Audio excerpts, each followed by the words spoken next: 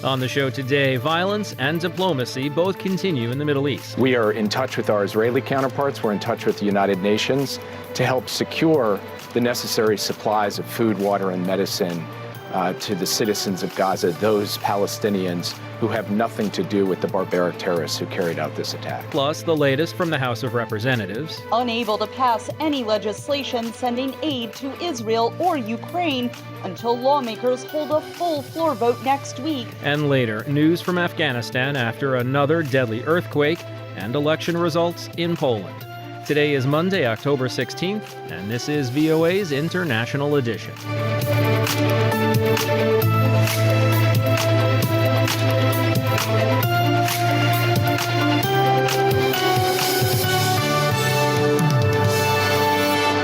From VOA headquarters in Washington, I'm Steve Karish.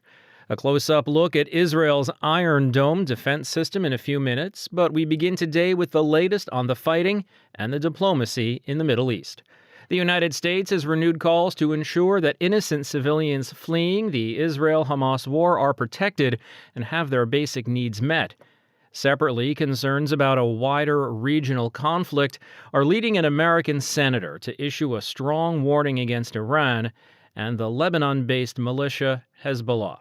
VOA's Veronica Balderas Iglesias has that story. The Israel Defense Forces have underscored their determination to destroy Hamas in its entirety, following the militant group's deadly incursion into Israel on October 7.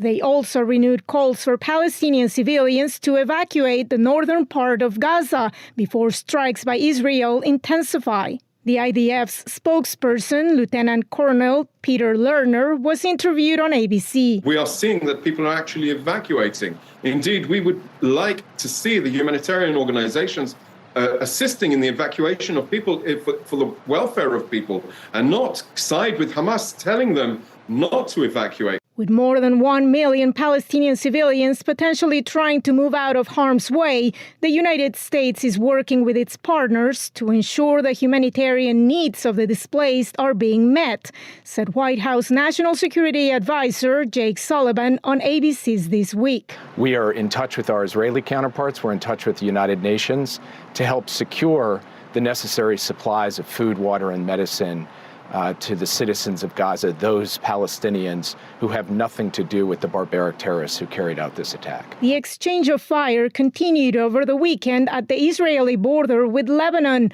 where the Iran-backed militia Hezbollah operates. Republican Lindsey Graham, who plans to visit the region in the coming days with a bipartisan group of U.S. senators, issued a strong warning against Tehran and its allies, intending to play a more active role in the conflict. If Hezbollah, which is a proxy of Iran, launches a massive attack on Israel, I will consider that a threat to the state of Israel, existential in nature.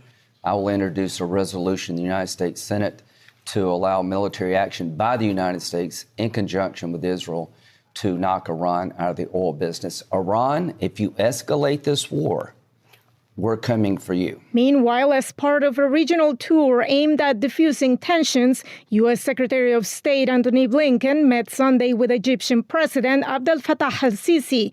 They both agreed on the importance of ensuring assistance to the Palestinian civilians fleeing the war, according to spokesperson Matthew Miller. Blinken is expected to travel again to Israel on Monday for further consultations.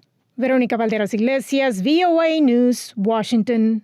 A little more on the diplomacy angle. U.S. Secretary of State Antony Blinken continued his diplomatic push across 7 nations in the Middle East, trying to stop the conflict from spreading, and he reached out to his Chinese counterpart.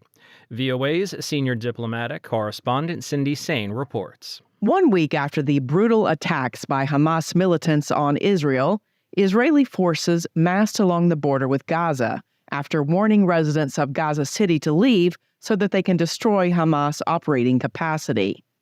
The United Nations and other international organizations warned that water is running out in Gaza and that asking some 1 million people to evacuate from northern Gaza in the middle of a war zone is dangerous and in some cases impossible. Amid the tensions, U.S. Secretary of State Antony Blinken visited the United Arab Emirates as part of a 7-country tour to try to stop the violence from spreading. Blinken toured Abu Dhabi's Abrahamic Family House, an interfaith complex that opened in February, housing a mosque, a church, and a synagogue. Blinken signed a tile on the wall with the words, "Light in the Darkness." Earlier in the day, Blinken held talks with his Saudi counterpart in Riyadh. He again stressed that there can be no more business as usual with Hamas after the atrocities committed against Israeli civilians. Hamas is not representative of the Palestinian people or their legitimate aspirations for the future. Hamas is a terrorist group. Its only agenda is to destroy the state of Israel and to murder Jews. And it's important that the entire world see it as such. The Saudi foreign minister said it is important to condemn the targeting of civilians in any form at any time by anyone. Prince Faisal bin Farhan, Saudi foreign minister. We need to work together to find a way out of this cycle of violence. This is something that we really, really need to focus on without a concerted effort to end this constant return to violence. It will always be the civilians that suffer first. It will always be civilians on both sides that end up paying the price. Iran's foreign minister, Hossein Amir Abdullahian, called on Israel Saturday to stop its attacks on Gaza, warning that the war might expand to other parts of the Middle East if Hezbollah joins the battle, and what would make Israel suffer what he called a huge earthquake. The State Department said Blinken also reached out to his Chinese counterpart, Wang Yi, on Saturday and had a 1-hour phone conversation, emphasizing that it is in everyone's interest to do everything possible to keep the conflict from spilling over into other countries. Cindy Sain, VOA News. And here are some other stories we're following from around the world. Poland's incumbent Law and Justice Party was narrowly ahead in Sunday's general election, exit polls showed, but the liberal opposition appears to have secured a majority, raising the possibility of an end to 8 years of nationalist rule. If the outcome is confirmed by official results, the vote would mark a massive turnaround for Warsaw. The search continued on Sunday for the 167 people still missing after a boat capsized on the Congo River in the northwestern Democratic Republic of Congo on Friday. At least 30 people are known to have drowned. And Taylor Swift is setting records again. Her Eras Tour movie has earned over $95 million in its opening weekend, making it the largest grossing concert film of all time, and it's only been in the theater since Thursday. Oh, look what you made me do. Look what you made me do. Look what you just made me do. Look what you just made me. Oh, look what you made me do. Look what you made me do. Missiles continue to fall on southern Israel as Israeli troops gather at the border for an anticipated incursion into Gaza. VOA's Celia Mendoza is there. I am Celia Mendoza reporting from Sderot, Israel, on the border with Gaza, where today I am witnessing the Iron Dome in action after missiles fired from Gaza to Israel were intercepted by the sophisticated system. Hamas has maintained the capability to launch these strikes even after the constant shelling by the Israel Defense Forces. The Israeli government has cut off access to Gaza of electricity, water, food, and gas, leaving the civilians in a dire situation, according to the United Nations. The UN is warning against the strategy implemented in Gaza by Israel. As I left Sderot, the sound of explosions continued and thousands of troops are gathering along the border with Gaza in an area that has been evacuated. I am Celia Mendoza from Sderot, Israel, for Voice of America. In Celia's report, we heard about the Iron Dome defense system in Israel, but what is it and how does it work? VOA's Rick Pantaleo spoke with missile defense expert Professor Dinshaw Mistry from the University of Cincinnati. So the Iron Dome is one layer of a multi-layer missile defense system, and it is the layer designed for the shortest range incoming rockets, a range of about 2 to 40 miles. And then there are other layers of missile defense, such as the David sling and the arrow, that defend against rockets coming in from greater ranges. So that's the short definition of the system. And what does it do? I understand that it has intercepted 90% of projectiles fired toward Israel since it was attacked by surprise by Hamas. That is right. It has a fairly good interception rate of 90%, and it's been used since about 2012. So Hamas fired rockets in 2012, 2014, 2018, 2021, and in each of those incidents, the Iron Dome intercepted over 90%. Who developed and constructed it? So it was originally developed by an Israeli company, the Rafael Air Defense System. And over the past few years, it's also been co-produced by Raytheon in Arizona. Why and how does the United States fund the Iron Dome? Well, the U.S. funds Iron Dome as part of the defense aid to Israel. And since 2012, we've given approximately $3 billion for the Iron Dome system. And has there been much debate regarding the U.S. support of it in Congress? Yeah, so Congress is fully supportive of the system, and in part because it is very effective in addressing the threat of incoming rockets. And if it's such a wonderful missile deterrent, why doesn't Ukraine have access to its use with its war with Russia? So this is a good question. Ukraine has requested it. Israel has held back on supplying this to Ukraine in part for political considerations, its relationship with Russia, but also because it does not want Russia to get a hold of that technology in case Russia captures it in any military operations in Ukraine. Since the U.S. plays a role in its development and construction, does the U.S. have access to this technology? Yes, the U.S. does have access. It does co-produce this. Raytheon co-produces it. And the U.S. Army has also purchased a few batteries of this missile defense system. And finally, Professor, what is this new iron beam system that's supposed to work in tandem with the Iron Dome? So the new iron beam is currently undergoing research and development. It should be operational within a year, and it is designed to intercept rockets at even shorter ranges than the Iron Dome. So, in fact, it would complement the Iron Dome. Thank you very much for taking my questions today, Professor Dinshaw Mistry, a professor in the Department of Political Science at the University of Cincinnati in Ohio. Thank you, Rick.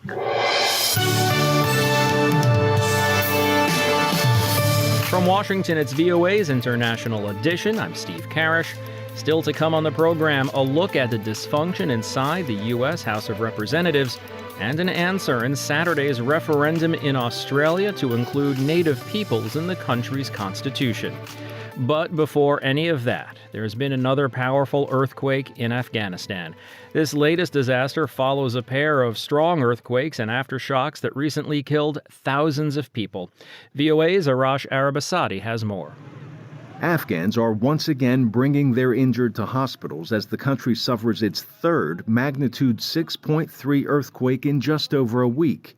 The U.S. Geological Survey says the quake's epicenter was about 34 kilometers outside the provincial capital, Herat. Authorities report a handful of people dead and at least 150 injured, according to the head of the emergency relief team, who cautioned that those numbers may rise as rescuers reach more affected areas. Some in Herat had already been sleeping in tents following last week's earthquakes that killed thousands and leveled buildings. They say they don't feel safe returning home. Herat resident Barat Ali speaking with Reuters.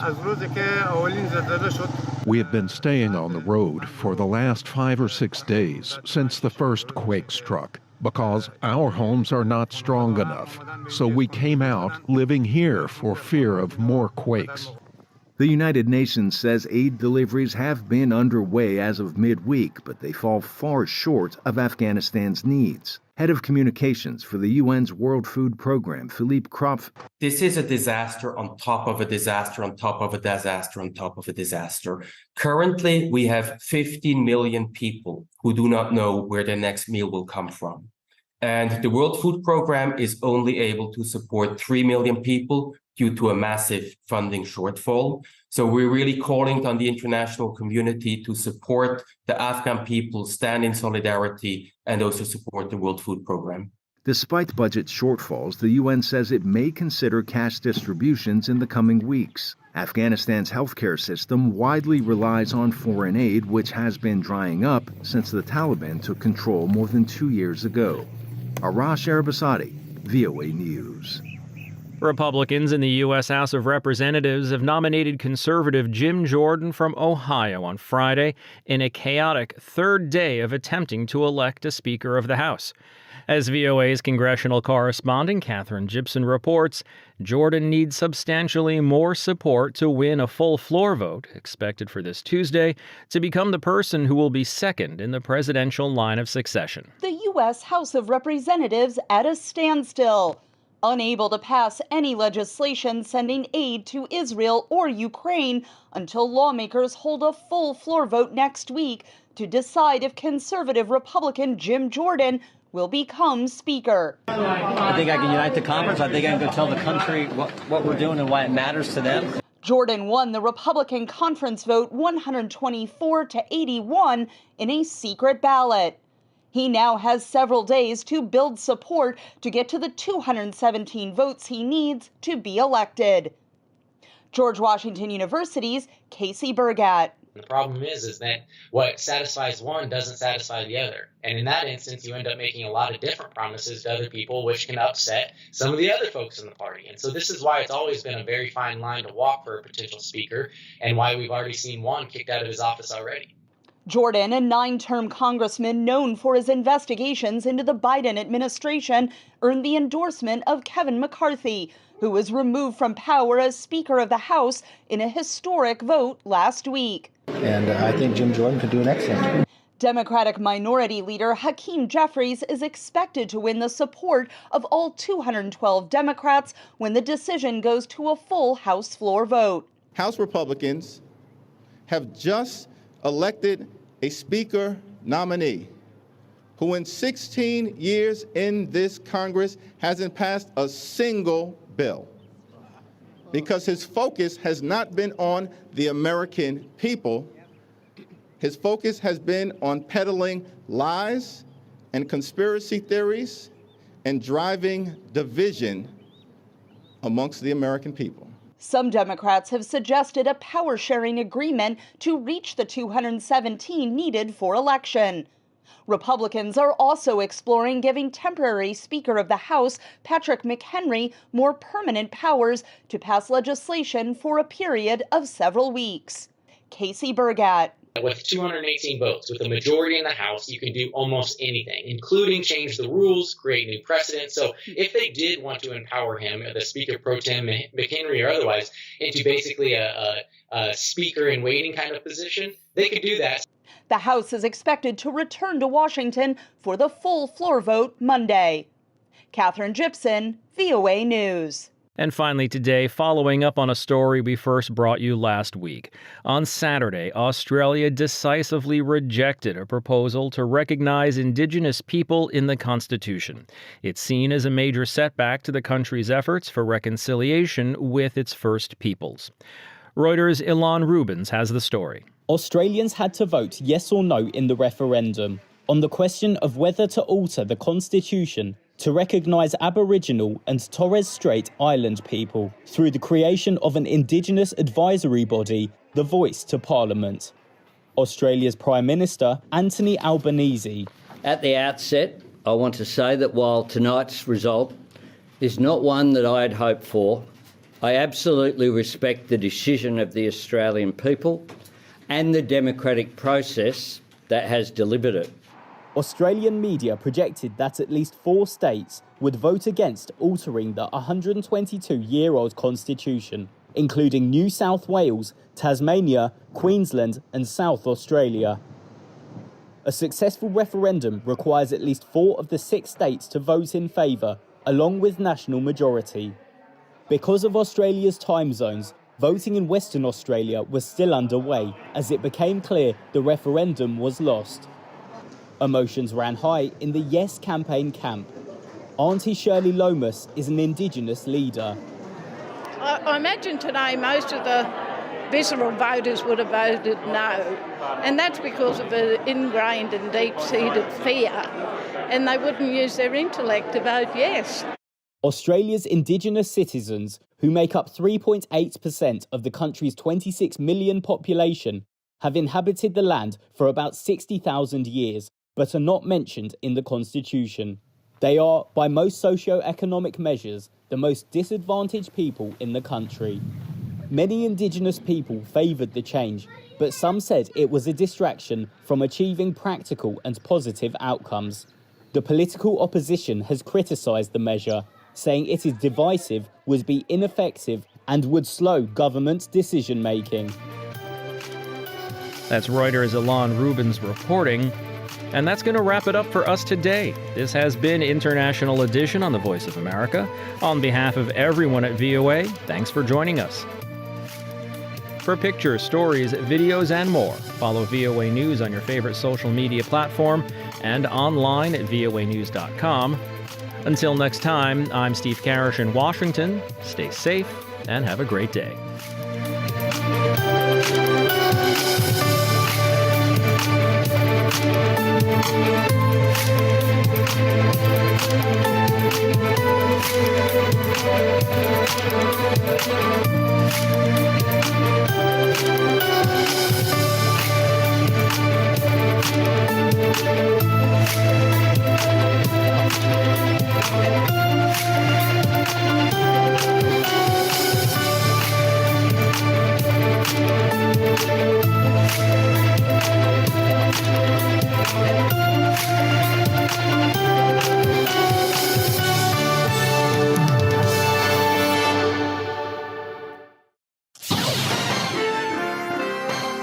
Next, an editorial reflecting the views of the United States government. The relationship with China is arguably the most consequential and the most complex of any that we have, said U.S. Secretary of State Antony Blinken during a conversation at Rice University in Houston, Texas. China, said Secretary Blinken, has the military, economic, and diplomatic means to pose a challenge to the current understanding of the rules of the road. We don't shy away from the notion that we're in an intense competition. And as Americans, there's nothing wrong, and in fact, in many ways, everything right with competition, as long as it's fair and as long as we are properly resourced to succeed in that competition. There are 2 foundations the Biden administration has put in place to deal with the challenges posed by China, Secretary Blinken said. It starts at home, because our strength at home goes directly to our ability to have a strong standing around the world and to deal with competition from other states. The investments that we've been able to make over the past 2.5 years, truly historic in nature. The Bipartisan Infrastructure Act, the CHIPS and Science Bill, the Inflation Reduction Act, which goes to 21st century climate technology and energy technology. This is a demonstration that America is determined to compete and America is determined to lead. The second foundation is to work with other countries to build what Secretary Blinken calls convergence. There's tremendous power in that convergence of approaches, because just take economic issues where we have differences with China. If it's only the United States that is opposing something that China's doing, well, that's significant, but we're 20% of world GDP. If we're aligned with European partners, with key partners in Asia, Japan, Korea, Australia, India, suddenly we're 50 or 60% of world GDP. And that is a weight that no country, including China, can ignore. There are also areas where the United States is directly contesting China's activities, and Secretary Blinken said, "We will do whatever we have to do." However, he stressed the United States and China do have overlapping interests where there is opportunity for cooperation, including climate change, global health, and non-proliferation. I don't think these things are in contradiction, said Secretary Blinken, but the common denominator is approaching each of them from a position of strength. That was an editorial reflecting the views of the United States government.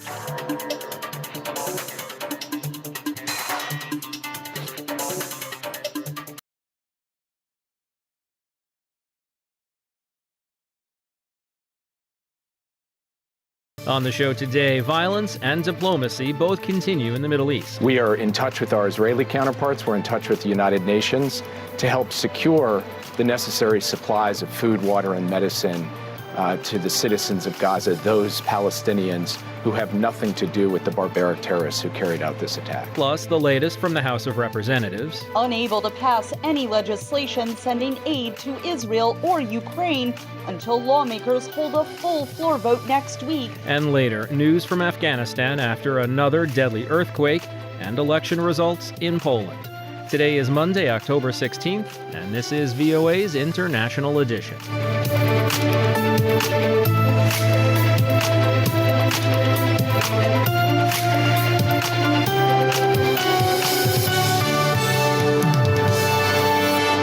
From VOA headquarters in Washington, I'm Steve Karish.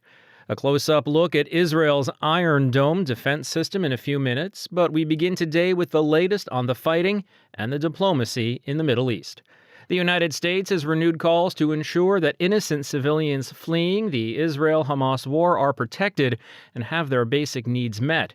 Separately, concerns about a wider regional conflict are leading an American senator to issue a strong warning against Iran and the Lebanon-based militia Hezbollah.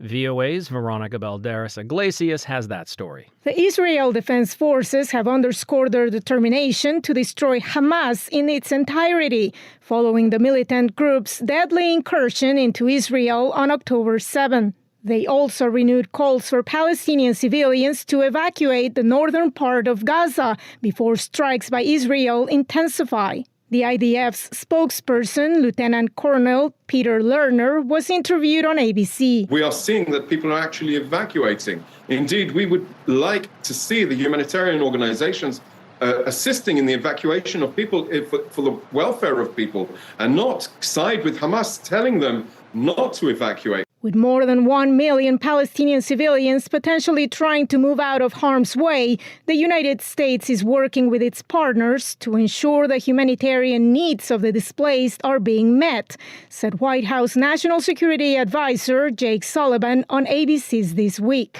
We are in touch with our Israeli counterparts. We're in touch with the United Nations to help secure the necessary supplies of food, water, and medicine to the citizens of Gaza, those Palestinians who have nothing to do with the barbaric terrorists who carried out this attack. The exchange of fire continued over the weekend at the Israeli border with Lebanon, where the Iran-backed militia Hezbollah operates. Republican Lindsey Graham, who plans to visit the region in the coming days with a bipartisan group of U.S. senators, issued a strong warning against Tehran and its allies, intending to play a more active role in the conflict. If Hezbollah, which is a proxy of Iran, launches a massive attack on Israel, I will consider that a threat to the state of Israel, existential in nature.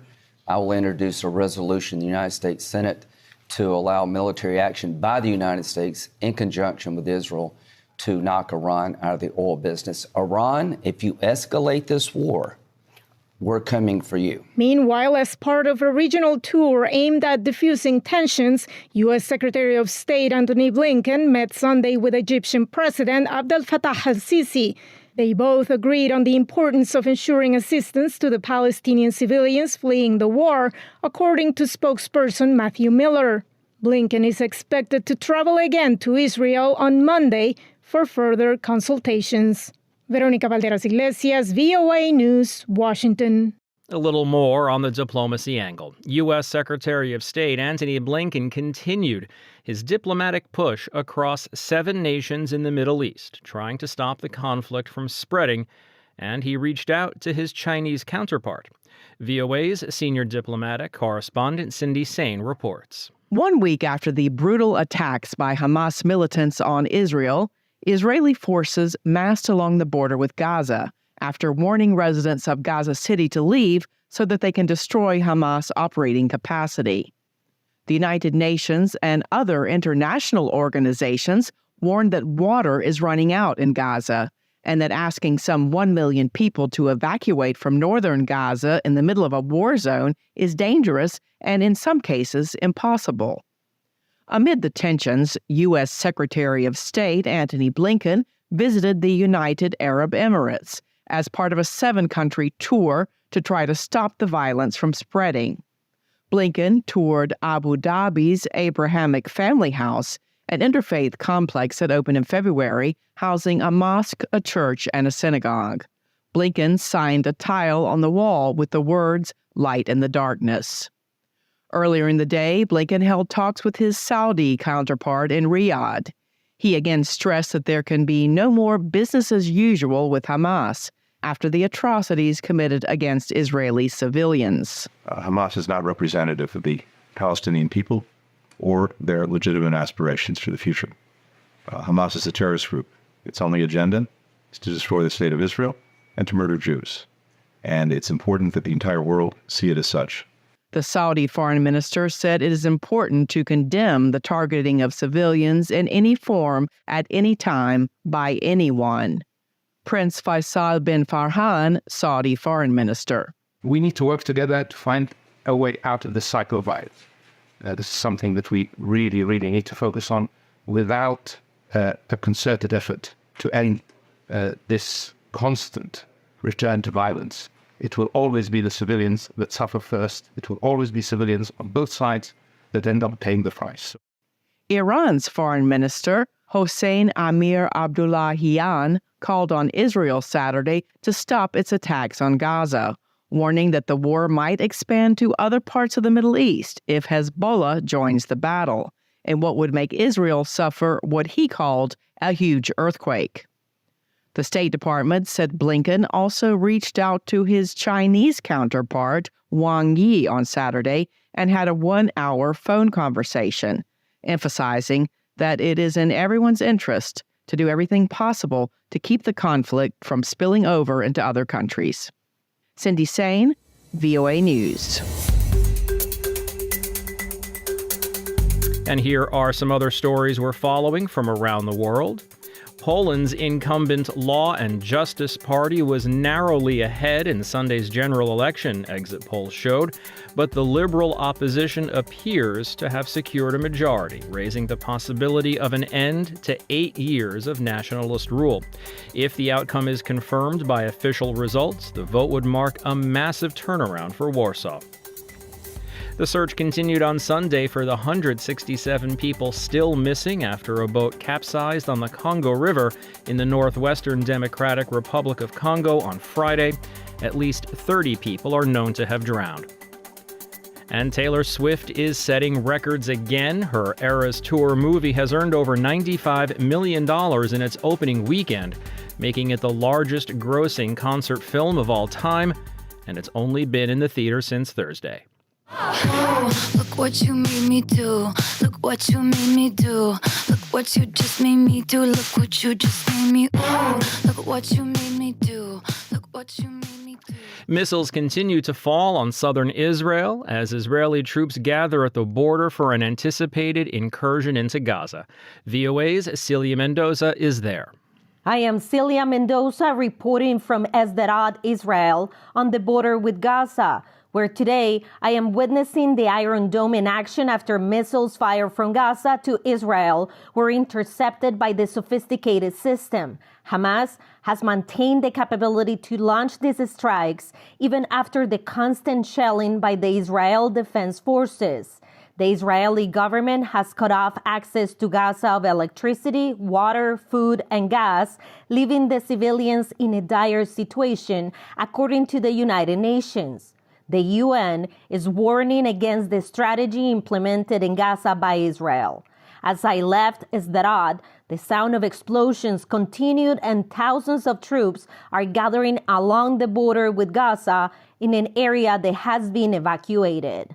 I am Celia Mendoza from Sderot, Israel, for Voice of America. In Celia's report, we heard about the Iron Dome defense system in Israel, but what is it and how does it work? VOA's Rick Pantaleo spoke with missile defense expert Professor Dinshaw Mistry from the University of Cincinnati. So the Iron Dome is one layer of a multi-layer missile defense system, and it is the layer designed for the shortest range incoming rockets, a range of about 2 to 40 miles. And then there are other layers of missile defense, such as the David Sling and the Arrow, that defend against rockets coming in from greater ranges. So that's the short definition of the system. And what does it do? I understand that it has intercepted 90% of projectiles fired toward Israel since it was attacked by surprise by Hamas. That is right. It has a fairly good interception rate of 90%, and it's been used since about 2012. So Hamas fired rockets in 2012, 2014, 2018, 2021, and in each of those incidents, the Iron Dome intercepted over 90%. Who developed and constructed it? So it was originally developed by an Israeli company, the Rafael Air Defense System. And over the past few years, it's also been co-produced by Raytheon in Arizona. Why and how does the United States fund the Iron Dome? Well, the U.S. funds Iron Dome as part of a defense aid to Israel. And since 2012, we've given approximately $3 billion for the Iron Dome system. And has there been much debate regarding the U.S. support of it in Congress? Yeah, so Congress is fully supportive of the system, and in part because it is very effective in addressing the threat of incoming rockets. And if it's such a wonderful missile deterrent, why doesn't Ukraine have access to its use with its war with Russia? So this is a good question. Ukraine has requested it. Israel has held back on supplying this to Ukraine in part for political considerations, its relationship with Russia, but also because it does not want Russia to get a hold of that technology in case Russia captures it in any military operations in Ukraine. Since the U.S. plays a role in its development and construction, does the U.S. have access to this technology? Yes, the U.S. does have access. It does co-produce this. Raytheon co-produces it. And the U.S. Army has also purchased a few batteries of this missile defense system. And finally, Professor, what is this new iron beam system that's supposed to work in tandem with the Iron Dome? So the new iron beam is currently undergoing research and development. It should be operational within a year, and it is designed to intercept rockets at even shorter ranges than the Iron Dome. So, in fact, it would complement the Iron Dome. Thank you very much for taking my questions today, Professor Dinshaw Mistry, a professor in the Department of Political Science at the University of Cincinnati in Ohio. Thank you, Rick.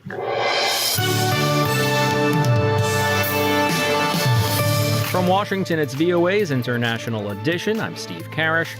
Still to come on the program, a look at the dysfunction inside the U.S. House of Representatives and an answer in Saturday's referendum in Australia to include Native peoples in the country's constitution. But before any of that, there's been another powerful earthquake in Afghanistan. This latest disaster follows a pair of strong earthquakes and aftershocks that recently killed thousands of people. VOA's Arash Arabasadi has more. Afghans are once again bringing their injured to hospitals as the country suffers its third magnitude 6.3 earthquake in just over a week. The U.S. Geological Survey says the quake's epicenter was about 34 kilometers outside the provincial capital, Herat. Authorities report a handful of people dead and at least 150 injured, according to the head of the emergency relief team, who cautioned that those numbers may rise as rescuers reach more affected areas. Some in Herat had already been sleeping in tents following last week's earthquakes that killed thousands and leveled buildings. They say they don't feel safe returning home. Herat resident Barat Ali speaking with Reuters. We have been staying on the road for the last 5 or 6 days since the first quake struck because our homes are not strong enough. So we came out living here for fear of more quakes. The United Nations says aid deliveries have been underway as of midweek, but they fall far short of Afghanistan's needs. Head of Communications for the UN's World Food Program, Philippe Kropf. This is a disaster on top of a disaster on top of a disaster on top of a disaster. Currently, we have 15 million people who do not know where their next meal will come from. And the World Food Program is only able to support 3 million people due to a massive funding shortfall. So we're really calling on the international community to support the Afghan people, stand in solidarity, and also support the World Food Program. Despite budget shortfalls, the UN says it may consider cash distributions in the coming weeks. Afghanistan's healthcare system widely relies on foreign aid, which has been drying up since the Taliban took control more than 2 years ago. Arash Arabasadi, VOA News. Republicans in the U.S. House of Representatives have nominated conservative Jim Jordan from Ohio on Friday in a chaotic third day of attempting to elect a Speaker of the House. As VOA's congressional correspondent Katherine Gibson reports, Jordan needs substantially more support to win a full floor vote, expected for this Tuesday, to become the person who will be second in the presidential line of succession. The U.S. House of Representatives at a standstill, unable to pass any legislation sending aid to Israel or Ukraine until lawmakers hold a full floor vote next week to decide if conservative Republican Jim Jordan will become Speaker. I think I can unite the conference. I think I can go tell the country what we're doing and why it matters to them. Jordan won the Republican conference vote 124-81 in a secret ballot. He now has several days to build support to get to the 217 votes he needs to be elected. George Washington University's Casey Burgat. The problem is that what satisfies one doesn't satisfy the other. And in that instance, you end up making a lot of different promises to other people, which can upset some of the other folks in the party. And so this is why it's always been a very fine line to walk for a potential speaker, and why we've already seen one kicked out of his office already. Jordan, a 9-term congressman known for his investigations into the Biden administration, earned the endorsement of Kevin McCarthy, who was removed from power as Speaker of the House in a historic vote last week. And I think Jim Jordan could do an excellent job. Democratic Minority Leader Hakeem Jeffries is expected to win the support of all 212 Democrats when the decision goes to a full House floor vote. House Republicans have just elected a Speaker nominee who in 16 years in this Congress hasn't passed a single bill, because his focus has not been on the American people. His focus has been on peddling lies and conspiracy theories and driving division amongst the American people. Some Democrats have suggested a power-sharing agreement to reach the 217 needed for election. Republicans are also exploring giving temporary Speaker of the House, Patrick McHenry, more permanent powers to pass legislation for a period of several weeks. Casey Burgat. With 218 votes, with a majority in the House, you can do almost anything, including change the rules, create new precedents. So if they did want to empower him, the Speaker pro tem, McHenry or otherwise, into basically a speaker in waiting kind of position, they could do that. The House is expected to return to Washington for the full floor vote Monday. Katherine Gibson, VOA News. And finally today, following up on a story we first brought you last week. On Saturday, Australia decisively rejected a proposal to recognize Indigenous people in the Constitution. It's seen as a major setback to the country's efforts for reconciliation with its First Peoples. Reuters' Ilan Rubens has the story. Australians had to vote yes or no in the referendum on the question of whether to alter the Constitution to recognise Aboriginal and Torres Strait Island people through the creation of an Indigenous advisory body, the Voice to Parliament. Australia's Prime Minister, Anthony Albanese. At the outset, I want to say that while tonight's result is not one that I had hoped for, I absolutely respect the decision of the Australian people and the democratic process that has delivered it. Australian media projected that at least 4 states would vote against altering the 122-year-old constitution, including New South Wales, Tasmania, Queensland and South Australia. A successful referendum requires at least 4 of the 6 states to vote in favour, along with national majority. Because of Australia's time zones, voting in Western Australia was still underway as it became clear the referendum was lost. Emotions ran high in the Yes campaign camp. Auntie Shirley Lomas is an Indigenous leader. I imagine today most of the visceral voters would have voted no, and that's because of the ingrained and deep-seated fear, and they wouldn't use their intellect to vote yes. Australia's Indigenous citizens, who make up 3.8% of the country's 26 million population, have inhabited the land for about 60,000 years, but are not mentioned in the Constitution. They are, by most socio-economic measures, the most disadvantaged people in the country. Many Indigenous people favoured the change, but some said it was a distraction from achieving practical and positive outcomes. The political opposition has criticised the measure, saying it is divisive, would be ineffective and would slow government decision-making. That's Reuters' Alon Rubens reporting. And that's going to wrap it up for us today. This has been International Edition on the Voice of America.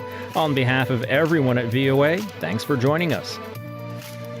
For pictures, stories, videos, and more, follow VOA News on your favorite social media platform and online at voanews.com. Until next time, I'm Steve Karish in Washington. Stay safe and have a great day.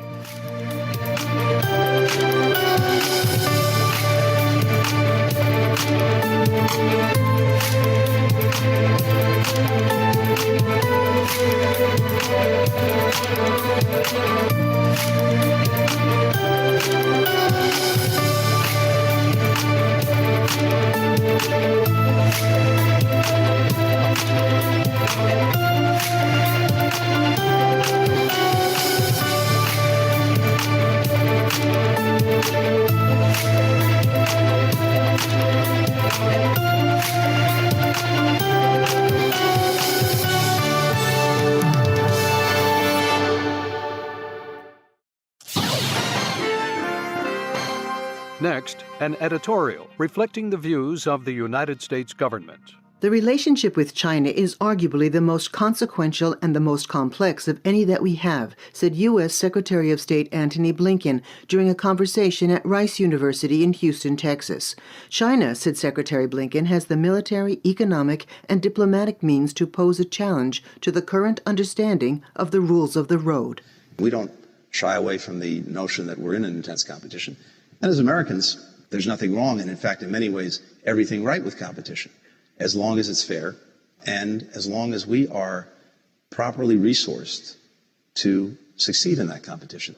There are 2 foundations the Biden administration has put in place to deal with the challenges posed by China, Secretary Blinken said. It starts at home, because our strength at home goes directly to our ability to have a strong standing around the world and to deal with competition from other states. The investments that we've been able to make over the past 2.5 years, truly historic in nature.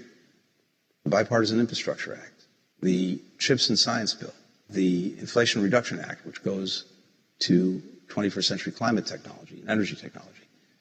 This is a demonstration that America is determined to compete and America is determined to lead. The second foundation is to work with other countries to build what Secretary Blinken calls convergence. There's tremendous power in that convergence of approaches, because just take economic issues where we have differences with China. If it's only the United States that is opposing something that China's doing, well, that's significant, but we're 20% of world GDP. If we're aligned with European partners, with key partners in Asia, Japan, Korea, Australia, India, suddenly we're 50 or 60% of world GDP. And that is a weight that no country, including China, can ignore. There are also areas where the United States is directly contesting China's activities, and Secretary Blinken said, "We will do whatever we have to do." However, he stressed the United States and China do have overlapping interests where there is opportunity for cooperation, including climate change, global health, and non-proliferation. "I don't think these things are in contradiction," said Secretary Blinken, "but the common denominator is approaching each of them from a position of strength." That was an editorial reflecting the views of the United States government.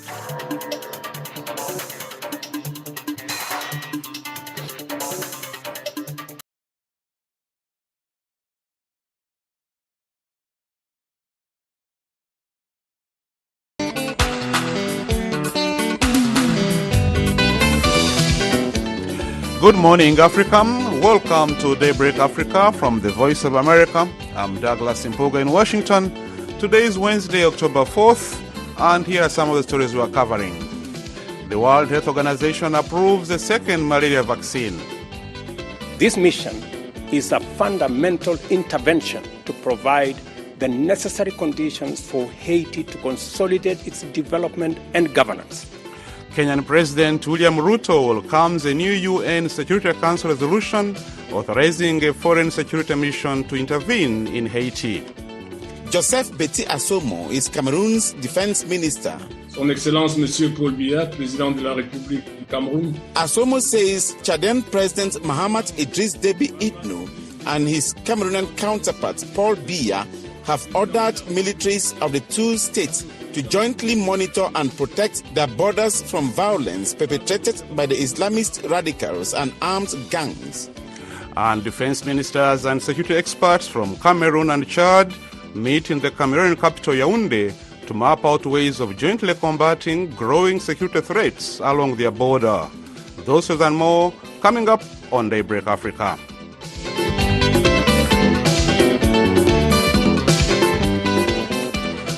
For the first time in U.S. history, lawmakers voted Tuesday to remove the Speaker of the U.S. House of Representatives from power.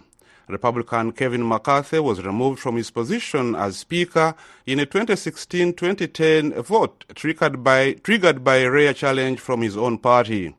Republican Representative Matt Gaetz filed a motion late Monday to force a vote on removing McCarthy, expressing frustration with his leadership after McCarthy failed to pass a government funding bill last week with conservative spending priorities.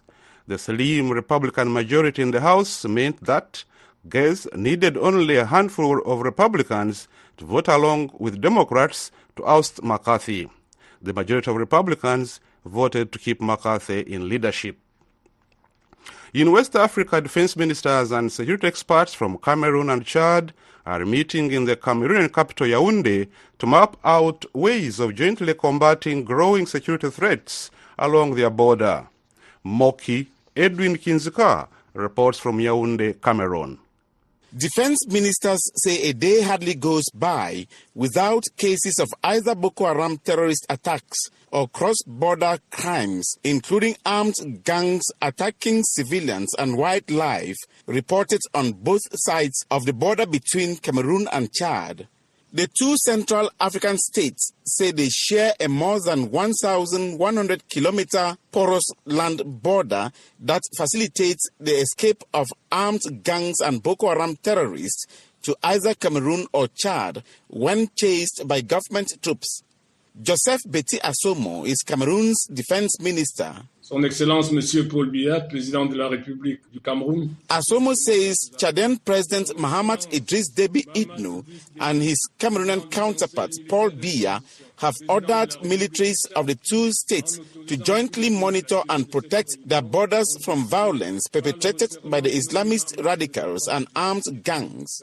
He says keeping Cameroon and Chad safe from rebels, terrorists and armed gangs is synonymous with contributing to stability in sub-Saharan Africa in particular and Africa in general. Asomo also said tens of thousands of Cameroonian citizens who fled bloody battles between fishers and herders in northern Cameroon last year are still in Chad.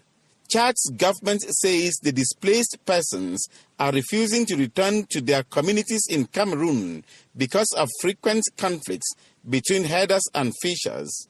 Defense ministers from the two countries say the slaughter of elephants in Cameroon, the Democratic Republic of Congo, South Sudan, and the Central African Republic by criminal groups such as the Lord's Resistance Army, the Sudanese Janjaweed militia, and Cameroonian and Chadian poaching gangs has been reduced. But the proliferation of weapons left behind by rebels continues to be a threat to wildlife and civilians in the two countries, the ministers say. The ministers say elephants are slaughtered for their ivory, which is in high demand on Asian black markets. Daoud Yahya Brahim is Chad's defense minister. Nos populations aux frontières sont quotidiennement victimes des menaces. He says Chad and Cameroon have to immediately stop high waves of kidnappings for ransom along their border and cattle theft, the slaughter of elephants and cross-border criminality that continues to be a threat to peace and makes living conditions very difficult for civilians who are living on less than $1 a day. He says socio-economic development along the Cameroon-Chad border has been highly compromised by rampant insecurity. Chad and Cameroon say civilians are currently held hostage by armed gangs, but did not say how many of the civilians are being deprived of their freedom. Joseph Vincent Tuda Ebude is a lecturer in international security and defense at the University of Yaoundé-Soua.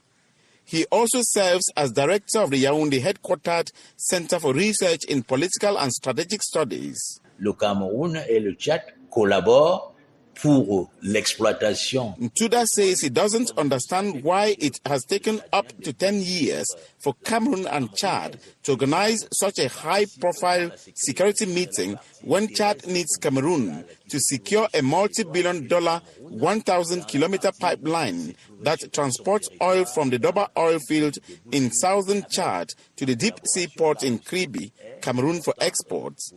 Tuda says the Cameroonian government also needs Chad to stop armed gangs, Boko Haram terrorists, militias, and rogue units of national armies from Chad, Sudan, and the Central African Republic from entering Cameroon.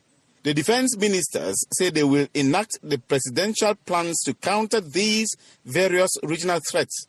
They did not say when they will begin military operations.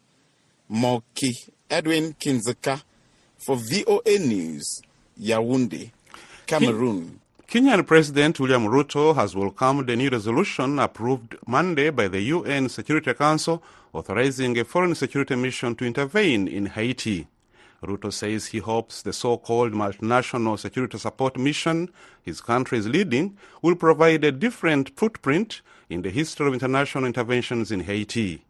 VOA Nairobi Bureau Chief Mariama Diallo has this story. In a taped speech shared with the media on Tuesday, Kenyan President William Ruto said he hopes the so-called multinational security support mission, which his country is leading, will make a difference in the lives of Haitians. I welcome the resolution as an overdue and critical instrument to define the multinational mission. This mission is a fundamental intervention to provide the necessary conditions for Haiti to consolidate its development and governance. Ruto said it is essential that resources as well as the operational scope available to the UN team be appropriately reinforced.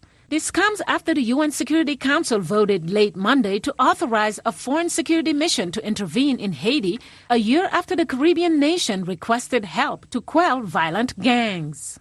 Kenya offered to lead the operation in Haiti 2 months ago, saying it's willing to deploy 1,000 of its police forces. On a recent visit to Kenya, U.S. Defense Secretary Lloyd Austin lauded the plan. And we intend to work with the United States Congress to provide up to $100 million in support.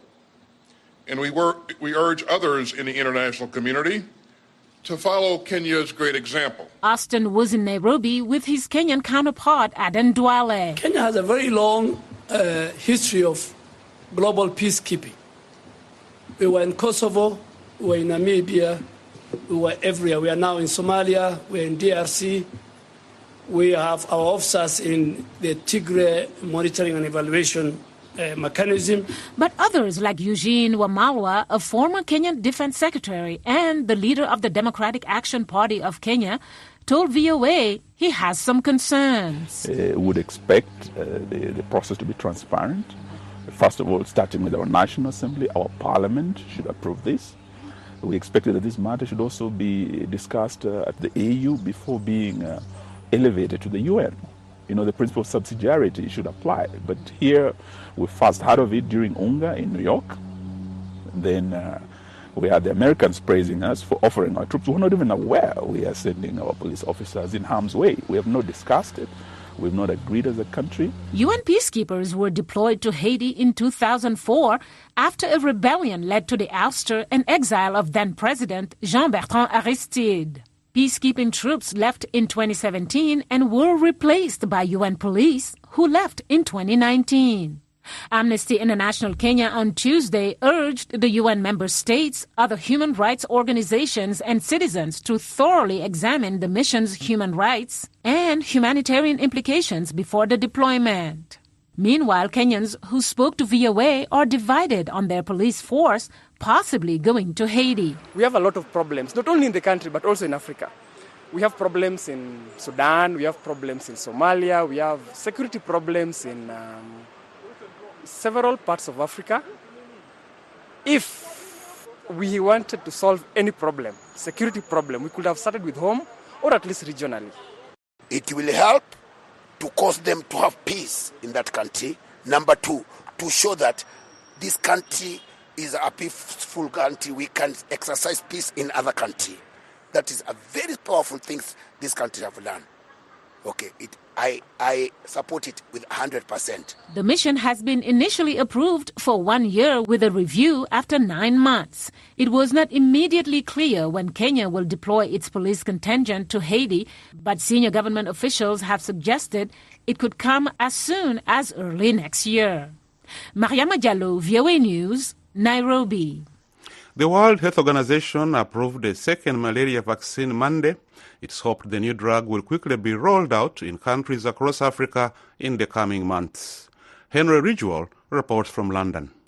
A new malaria vaccine known as R21 was developed by Britain's Oxford University, along with the Serum Institute of India. It is already in use in Ghana and Burkina Faso. The World Health Organization approved the drug Monday, paving the way for its wider rollout. Dr. Tedros Adhanom Ghebreyesus is Director General of the World Health Organization. Yes, with seasonal transmission, it reduced symptomatic cases of malaria by 75% in the 12 months following a 3-dose series of the vaccine.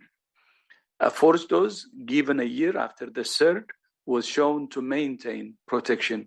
The WHO approved the first ever malaria vaccine in 2021, known as RTSS. As a malaria researcher, I used to dream of the day when we would have a safe and effective vaccine against malaria. Now we have two.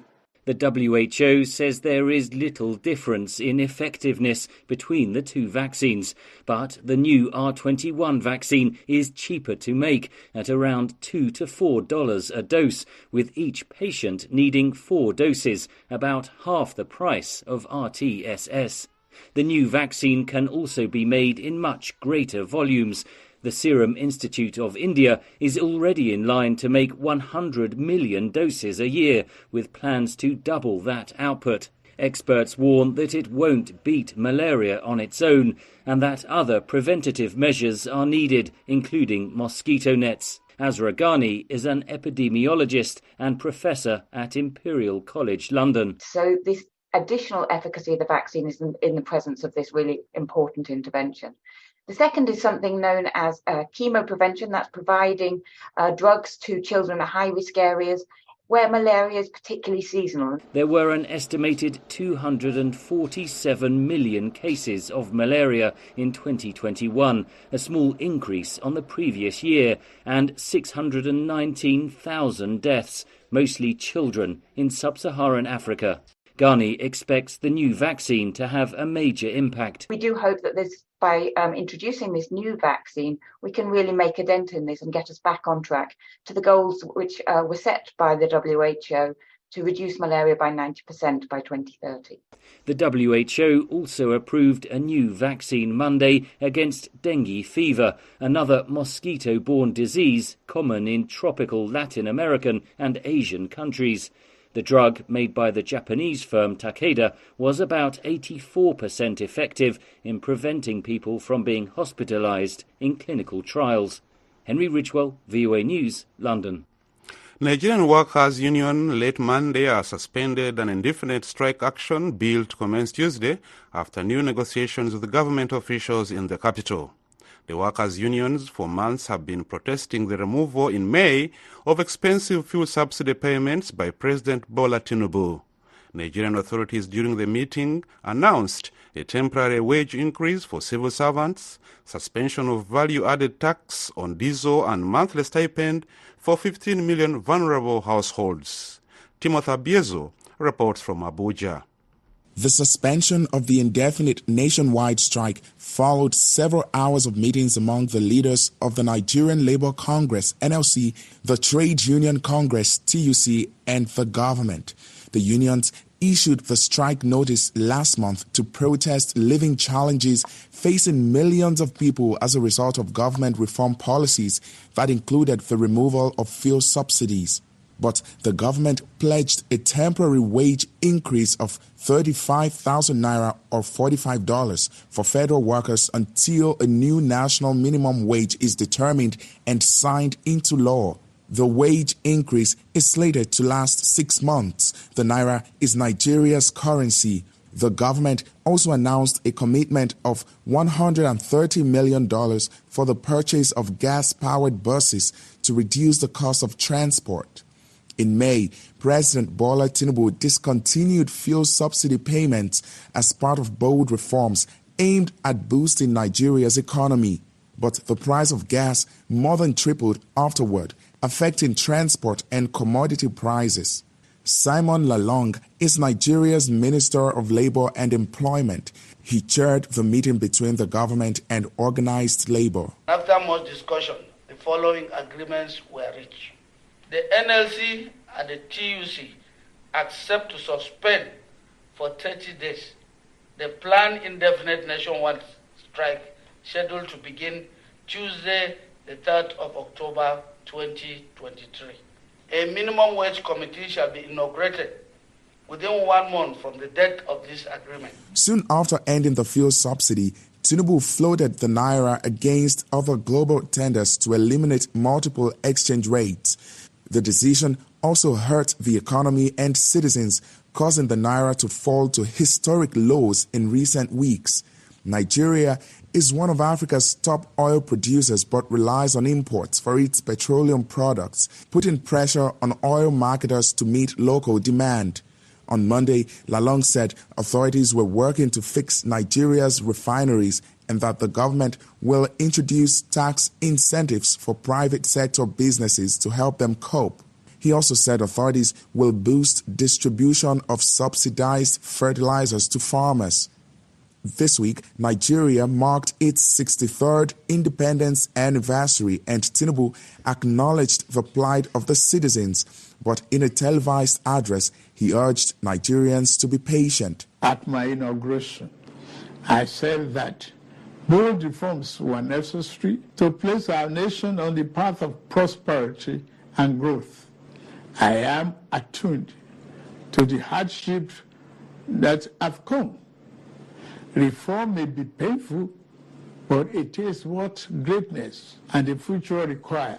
Samuel Danjuma is a civil servant. He says he expects to benefit from the wage award, but remains skeptical. Even the 35,000 naira that the federal government approved, when you go through it, you discover that they had to take that decision when they discovered that Labour and TUC were serious. Whether the federal government will keep to the promise or not, it is God that can see. If the economy will not be better, at that 35,000 naira that they will pay for the next 6 months, I want to assure you that it will still go, it will go nowhere. In August, workers' unions held massive street demonstrations over the issue, and in September held a 2-day warning strike. For now, many will be waiting to see if the government keeps its promise to ease the suffering of many Nigerians. Timothy Obiezu, VOA News, Abuja, Nigeria. You're listening to Daybreak Africa on the Voice of America. I'm Douglas Impoga in Washington. Today is Wednesday, October 4th. For more African news and features, visit our website at voafrica.com. Connect with us on all social media platforms. We are on Facebook, Twitter, and Instagram.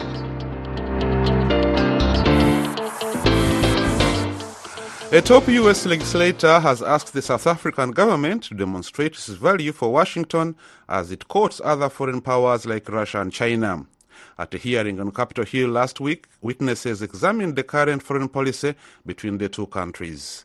VOA's Ignatius Arno has this report. South Africa's growing partnership with Russia and China, U.S. officials say, has its long-standing partner, the United States, unnerved about its future bilateral relationship. That prompted a congressional hearing at the U.S. Capitol, where witnesses gave accounts of how South Africa's foreign policy and that of the ruling party, the African National Congress, or the ANC, does not reflect the position of the South African people. John James is chair of the U.S. Foreign Affairs Subcommittee on Africa. South Africa has a choice in what partners to prioritize, but so too does the United States.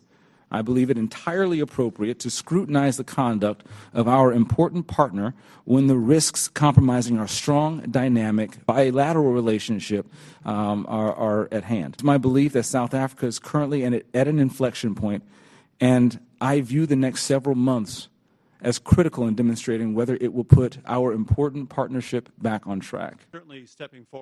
Anthony Carroll is an adjunct professor at the Johns Hopkins University School of Advanced International Studies in Washington. He said, despite the Southern African nation boasting of a very vibrant multi-party democracy with a robust civil society, it is becoming, quote, a failing state, end of quote. He cited its failure to deliver critical public services like electricity and deadly xenophobia as examples. But Carroll said the African Growth and Opportunity Act, known commonly as AGOA, should not be impacted. While I share the concerns of many about the direction of our relations with South Africa, I would oppose making it ineligible for AGOA. First, I do not believe that its embrace of Russia constitutes a direct threat to U.S. security. Second, goods exported to the United States provide critical jobs to South Africa and provide lower-priced goods for the U.S. consumers. Third, South Africa's removal from AGOA would only play into the hands of anti-U.S. elements within the ANC and the radical EFF party. Reddy Klabi, a South African journalist, cited a recent survey that shows an increasing dissatisfaction of South Africans with democracy. She said South Africa's democracy must not be left to collapse because, according to her, Russia has been successful in countries where democracy is, quote, flimsy, end of quote. She mentioned Madagascar, Sudan, and the Central African Republic. A strong economy keeps rogue nations out. We have seen Russia's aggressive return and re-engagement with the continent, and we must use the word return and re-engagement because it suggests that there was a time when Russia left Africa, which is not a message that it preaches. Chris Maroulen is International Chief Executive Officer at Good Governance Africa, a Johannesburg-based non-profit organization focused on promoting good governance in Africa. He told the committee that South Africa's neutral position in the Russia-Ukraine conflict is in sharp contrast to the country's constitutional aspirations. Many see strategic non-alignment as incongruent with our constitutional aspirations of human dignity, the achievements of equality, and the advancement of human rights and freedom. The expert said the US and South Africa have far more in common than with Russia, such as a free press and an independent judiciary. That, they argue, could offer a roadmap to improve relations between the two countries. Ignatius Ano, VOA News, Washington.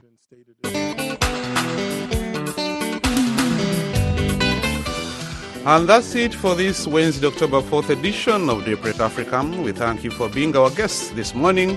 For more African news and features, visit our website at voafrica.com.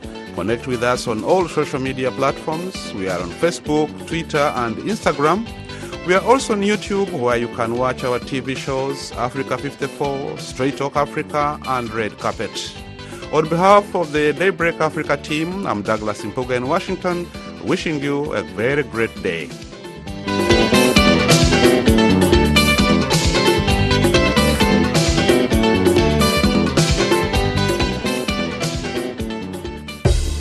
When a mother dies during childbirth, the future dies with her. That's according to a recent report by Bill and Melinda Gates Foundation. On the next edition of Our Voices, we take a closer look at the maternal and infant mortality rate and examine some initiatives that have been put in place to ensure the survival of mother and child. Join the conversation Wednesday. On the show today, President Joe Biden continues to push for aid to Ukraine. We're going to continue to certainly have those conversations with our partners and allies. But look, and I said this earlier, it does not help. It does not help what we see House Republicans doing. Plus, the UN approves a multinational force to go to Haiti. That many of our officers don't even understand. Don't even know French or Creole in terms of even communicating with the Haitians. It will be a problem. And later, more than 100,000 people have fled Nagorno-Karabakh. VOA is there, and things just got wild in the U.S. House of Representatives. Today is Tuesday, October 3rd, and this is VOA's International Edition.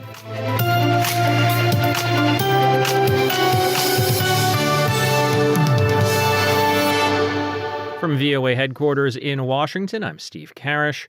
Kenya is ready to send security officers to Haiti as the UN approves a multinational force. We'll have that story in a moment. We begin today, though, with Ukraine. The White House is determined to continue supporting Kyiv despite what appears to be cracks in Congress and the NATO alliance. VOA's Anita Powell reports from the White House. Cracks are appearing in the wall of Western support for Ukraine as President Joe Biden beseeches congressional Republicans to grant the $24 billion he seeks to fortify Ukraine against Russia's invasion. Congress over the weekend passed a stopgap spending bill that keeps the U.S. government open for another 6 weeks. But that package did not include the Ukraine aid, leading Biden to appeal across the political aisle to legislators who have expressed concerns about accountability and exasperation that the war is still raging after more than 19 months. President Joe Biden. I hope my friends on the other side keep their word about support for Ukraine. They said they're going to support Ukraine in a separate vote. We cannot, under any circumstance, allow American support for Ukraine to be interrupted. I fully expect the Speaker to keep his commitment to secure the passage and support needed to help Ukraine as they defend themselves against aggression and brutality. On Monday, White House Press Secretary Karine Jean-Pierre told VOA that the administration remains determined amid this domestic pressure and concerns from the newly elected leader of NATO member Slovakia, who campaigned that he would not send a single bullet to Ukraine from the state stocks. Jean-Pierre. NATO alliance, it's the strongest that it's ever been because of what this president's leadership has been. We're going to continue to certainly have those conversations with our partners and allies. But look, and I said this earlier, it does not help. It does not help what we see House Republicans doing. Ukrainian President Volodymyr Zelensky, hosting European foreign ministers in Kyiv on Monday, said unity is crucial. Our victory explicitly depends on our cooperation.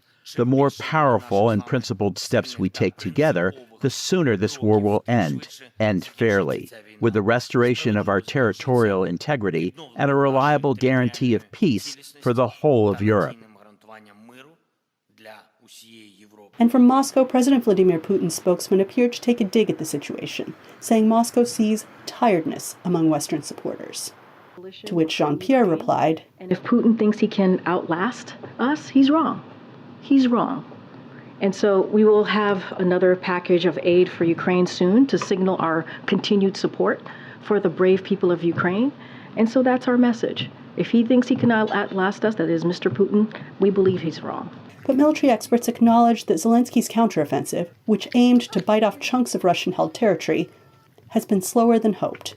Mark Kansian is a retired U.S. Marine colonel, now at the Center for Strategic and International Studies. The results have been disappointing, and a number of people are asking the question, how does this end? What is Ukraine's theory of victory? I think President Zelensky is going to have to articulate that in the next couple of months in order to rally his supporters. But the Ukrainian people remain determined. Over the weekend, the besieged capital held its first full marathon since the start of the invasion. 5,000 participants, many of them service members, some of them amputees, ran the 42-kilometer course to raise money for the nation's defense, step by painful step. Anita Powell, VOA News, the White House. And on Monday, in a show of support, some of Europe's top diplomats have gathered in Kyiv in a display of support for Ukraine's fight against Russia's invasion. AP correspondent Charles de Ledesma has that story. The foreign ministers from the EU's 27 member countries have converged on the Ukrainian capital for an unannounced informal meeting that officials say would review the bloc's support for Ukraine and discuss President Volodymyr Zelensky's proposed peace formula. The US, the EU and the UK have provided massive support to Ukraine, enabling it to stand up to the Kremlin's attack. But uncertainty has set in over how long Kyiv's allies will keep sending it billions of dollars. I'm Charles de Ledesma. Will the fighting within the Republican Party cost the Speaker of the House of Representatives his job? That story in a moment. Now, late Monday afternoon in New York, the UN Security Council voted to approve the deployment of a multinational security support mission in Haiti in an effort to bring peace and stability to the country. Meanwhile, the Kenyan government says that it's ready to send 1,000 members of its police force into Haiti to help tamp down gang violence. While some Kenyans say it's a good idea, others are expressing concerns. VOA's Nairobi bureau chief, Miriam Diallo, has the story. Kenyans are divided on the issue of sending 1,000 members of its police force to help quell gang violence in Haiti. There are countries much stronger than us who could have intervened who could have intervened first. Those criminal elements in Haiti, first of all, I think they don't need police. They need soldiers. I think that the Kenyan police force is a force that we have. We have faith in it. And there's no reason why we should doubt their capacity. The Kenyan government says Haiti's far-off location in the Caribbean isn't a deterrent. We decided we are going to go and help Haiti. Cabinet Secretary for Foreign and Diaspora Affairs Alfred Mutua recently announced Kenya is ready to lead the multinational police force. We've got other African nations that are coming on board. We've got other nations from all the world. They're saying if Kenya is leading it, we think there's going to be success. So they're coming on board. On a recent visit to Kenya, U.S. Defense Secretary Lloyd Austin lauded the plan. And we intend to work with the United States Congress to provide up to $100 million in support. And we urge others in the international community to follow Kenya's great example. Austin was in Nairobi with his Kenyan counterpart, Aden Duale. Kenya has a very long history of global peacekeeping. We were in Kosovo, we were in Namibia, we were everywhere. We are now in Somalia, we're in DRC. We have our officers in the Tigray monitoring and evaluation mechanism. But others, like former Kenyan Defense Secretary Eugene Wamalwa, disagree. First of all, what interest would we have to be in Haiti as a third world country that is over 12,000 kilometers away, that many of our officers don't even don't even know French or Creole in terms of even communicating with the Haitians? It would be a problem. And even in terms of training and preparation to engage in such a complex security situation, where there's urban warfare with guns. Vincent Kimosop is a Kenyan economist and policy analyst. It's unprecedented. We only get to hear about Haiti if it is not natural disasters, the issues of insecurity, political instability. But the people who are in Haiti have an African descent. And we have an Ubuntu philosophy in Africa. I am because you are, and because you are, I am. Yeah. So when you remove the political, eventually a decision to go help a neighbor who is struggling will be loaded within a broader conversation in the African context. Kimosap says he supports the administration's decision, but also believes the government should be more transparent and communicate more with the Kenyan public. Mariama Diallo, VOA News, Nairobi. And here are other stories we're following from around the world. Indonesian President Joko Widodo Monday inaugurated a $7.3 billion high-speed railway connecting the country's capital with the city of Bandung to the southeast. The project was backed by China and is part of China's Belt and Road Initiative. Two rights groups, Amnesty International and the Media Institute of Southern Africa, have released reports saying Zimbabwean President Emmerson Mnangagwa has failed to break with the past and isn't keeping his promise to allow freedom of the press and access to information. Zimbabwe's Minister of Information defends the government's actions. And Nigeria's biggest labor federations on Monday have agreed to suspend an indefinite strike that had been set to begin on Tuesday, this after last-minute talks with the government. Monday evening in Washington, Florida Republican Congressman Matt Gaetz took the first step in removing Kevin McCarthy, the Speaker of the House of Representatives, from his position. This is a rarely seen move and has the potential to turn politics as we know it on Capitol Hill on its head. For more on the situation, I'm joined by Catherine Gibson, VOA's congressional correspondent. So Republican Representative Matt Gaetz just filed a motion to vacate, which is a very rarely used procedural element in the U.S. House of Representatives that basically is like a no confidence vote in the Speaker of the House. Gaetz is basically saying that he wants to remove Speaker of the House Kevin McCarthy from his leadership position. Of course, if he gets enough votes to make that move, but he has started the process this evening, Monday evening in D.C. So this isn't actually a vote on McCarthy's job yet. This is a vote to have the vote for McCarthy's job. That's a great way of putting it. That is how we do it in the U.S. Congress. Lawmakers state their intention to do something. They file a motion, they file legislation, and then there's a time of consideration. So in this instance, they get about 2 days until they have to make the final vote on the motion to vacate the speakership. And believe me, that is going to be a very busy 2 days up on Capitol Hill when Gaetz will be rallying Republicans and trying to get some Democratic votes, because as we saw, the Republican Party up on Capitol Hill is so divided right now that really he probably could use the help of Democrats. Well, I'm glad you brought that up. What's the Democrats' role in all this? This is what we're seeing is the Republicans fighting with each other, and the Democrats really don't have a dog in the fight, so to speak. So what do they do? That's right. That's the most fascinating part of this whole thing as it develops. As you said, the Republican Party is at war with itself. That's why they needed Democrats to pass the continuing resolution last weekend to keep the government open and funded. And so now they're looking to get Democratic votes, and there's a lot of different trains of thought about what the Democrats should do.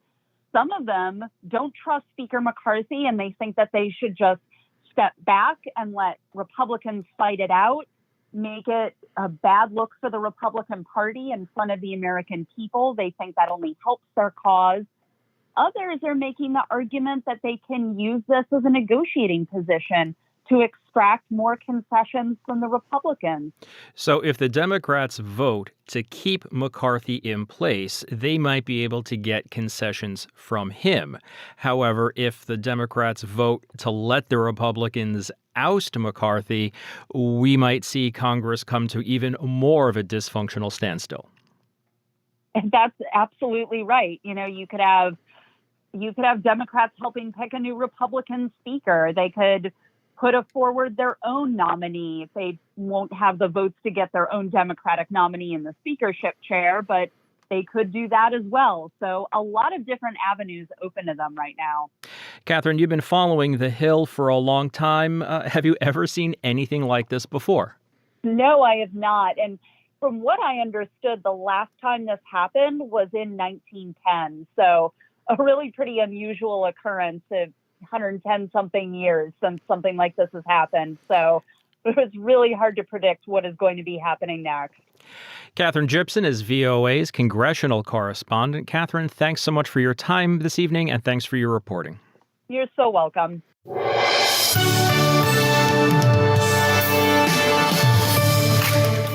From Washington, it's VOA's International Edition. I'm Steve Karish. We'll find out about the Nobel Prize for Medicine in a moment.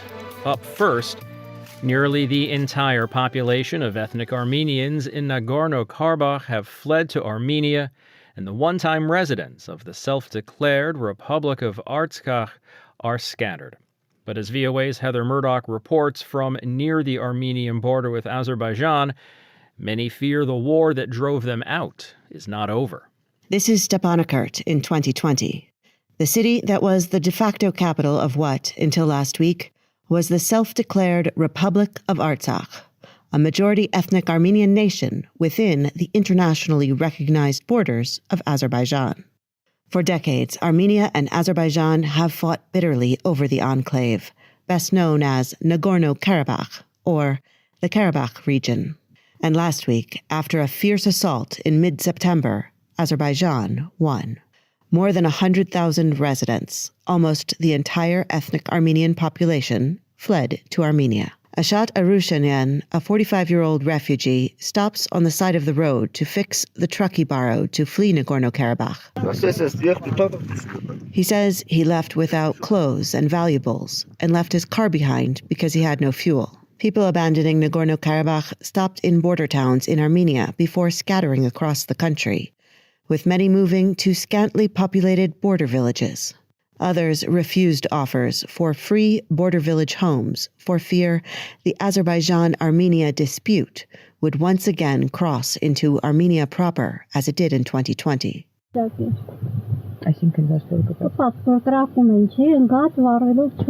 Aloyan, a resident of the Armenian border village Ishkhan Asr, says bombs crashed into town that year, burning fields and causing terrifying explosions.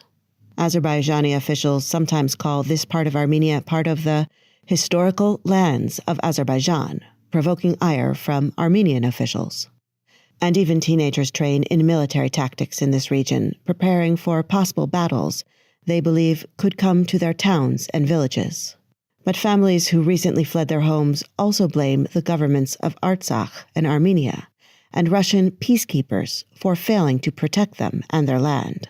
This is Naila Grigorian, a 56-year-old refugee who settled in a border village a few days ago. She says the men in her family fought for Artsakh before officials gave the land away without a fight. Left behind on the land, former residents say, is far more than property. They left behind their cultural heritage, the graves of their parents, and the dream of having their own country, one that never quite came true. Ervik Sargsyan, 21, is Naila Grigorian's daughter. She says she fled the place of her childhood, her bloodline, and the water of her homeland. Like other Armenian refugees we meet, she says she has no hope of returning to Nagorno-Karabakh. But she says she does hope future generations learn the brief history of Artsakh, a place, she adds, that will always call her back. Heather Murdoch, VOA News, Ishkhanasar and Kornidzor, Armenia. An American and a Hungarian scientist who jointly worked on the groundbreaking technology behind some of the most effective COVID vaccines have been awarded the 2023 Nobel Prize for Medicine. Henry Ridgewell reports. mRNA technology was crucial in developing the Moderna and Pfizer-BioNTech coronavirus vaccines. Hungarian-American scientist Katalin Karikó and her American colleague Drew Weissman began working on mRNA technology in the early 1990s at the University of Pennsylvania. The Nobel Prize Committee in Sweden said the discovery had helped defeat one of the greatest threats to human health in modern times. Rikard Sandberg is a member of the Nobel Prize in Medicine Committee. mRNA vaccines, together with other COVID-19 vaccines, have been administered over 13 billion times. Together, they have saved millions of lives, prevented severe COVID-19, reduced the overall disease burden, and enabled societies to open up again. mRNA, or messenger RNA, instructs cells to make proteins that match those found on the surface of pathogens like the coronavirus. The body sees these as invaders and makes antibodies and T cells to attack them, thus training it to deal with a real virus in the future. In 2005, Karikó and Weissman worked out a way to stop the immune system from attacking RNA made in the laboratory, previously seen as a major hurdle against its use. Karikó said Monday they made a good team. I was the RNA person and Drew was an immunologist, and we educated each other. And together, we learned each other and developed mRNA. Weissman said the future potential for mRNA was incredible. We've been thinking for years about everything that we could do with RNA, and now it's here. The coronavirus pandemic accelerated the development of mRNA technology, says scientist Paul Hunter. Now that it's been shown to work probably better than many, if not most, other vaccine types, I think is a big boost to it. And there are a substantial number of potential uses of this technology. It's hoped mRNA technology could one day be used to fight cancer. Gunilla Carlsson-Hedestam is chair of the Nobel Committee for Medicine. Vaccines that are targeted towards specific kinds of tumors, maybe even to specific individuals or personalized cancers. Karikó and Weissman share the prize of $1 million and will receive their medals at a ceremony in Stockholm later this year. Henry Ridgewell, VOA News, London.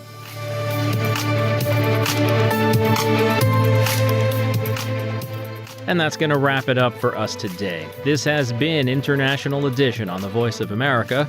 On behalf of everyone at VOA, thank you for joining us.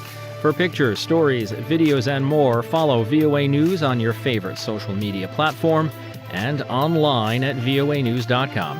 Until next time, I'm Steve Karish in Washington. Stay safe and have a great day.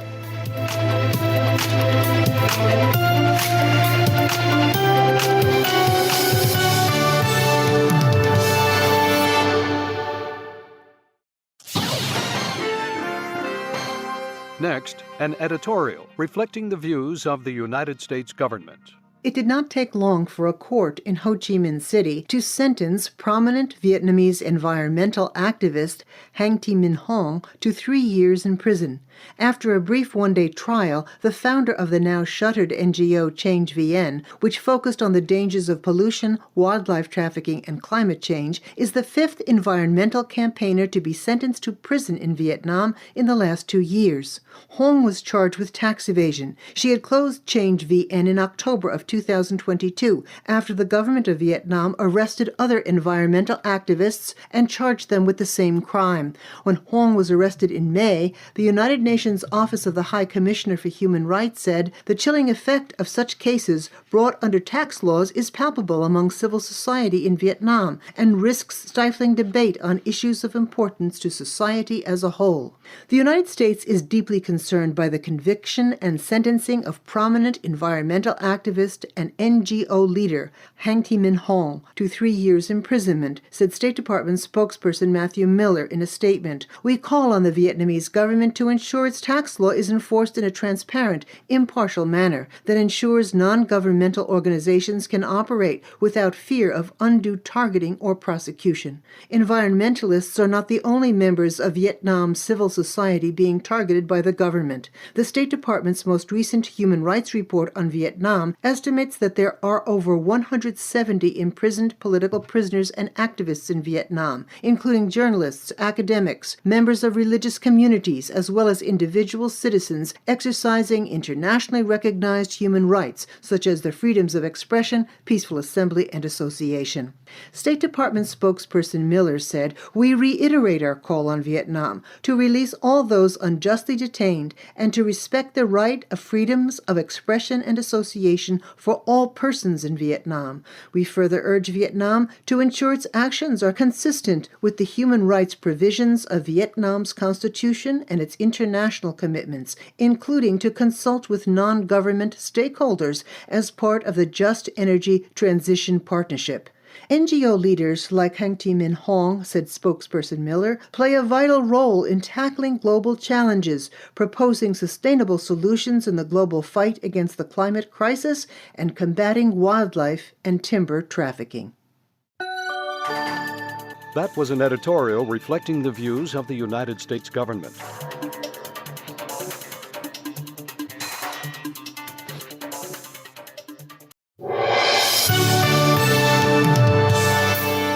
On the show today, Ukrainian President Volodymyr Zelensky visits the White House. Russia hopes once more to use winter as a weapon against the people of Ukraine.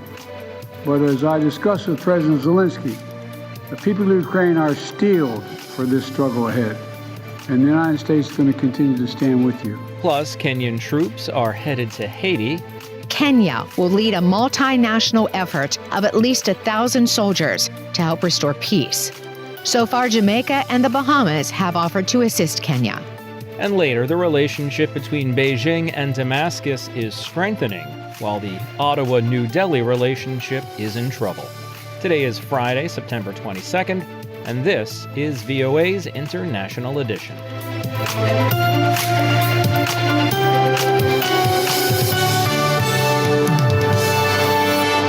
From VOA headquarters in Washington, I'm Steve Karish.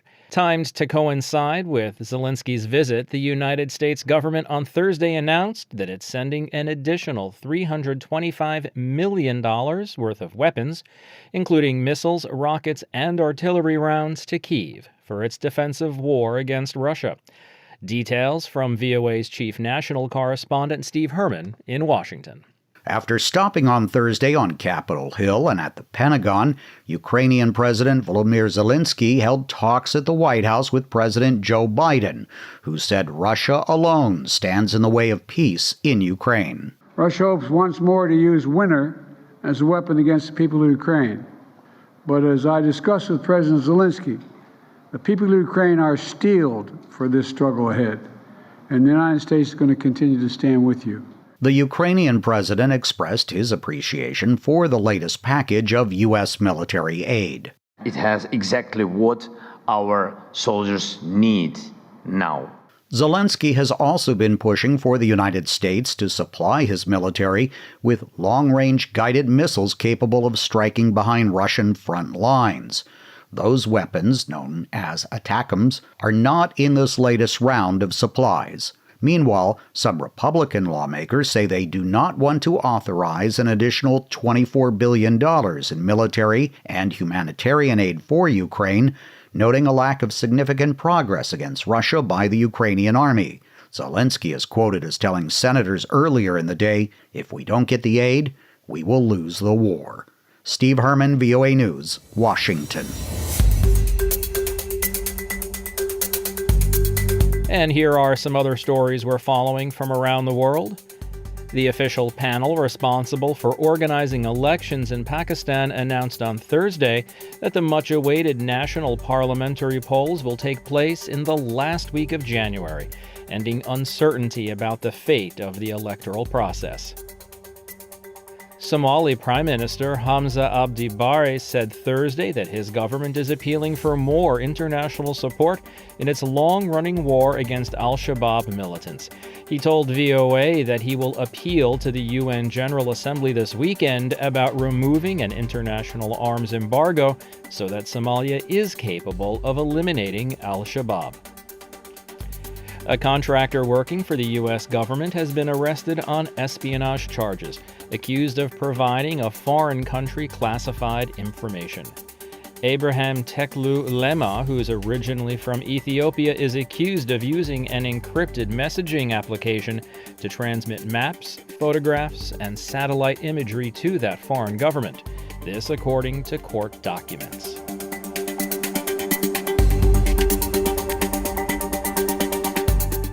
World leaders are hoping to soon send Kenyan troops to Haiti to quell gang violence there. Meeting on the sidelines of the UN General Assembly, Secretary of State Antony Blinken addressed the issue with Kenyan President William Ruto. But the idea makes some Haitians uneasy.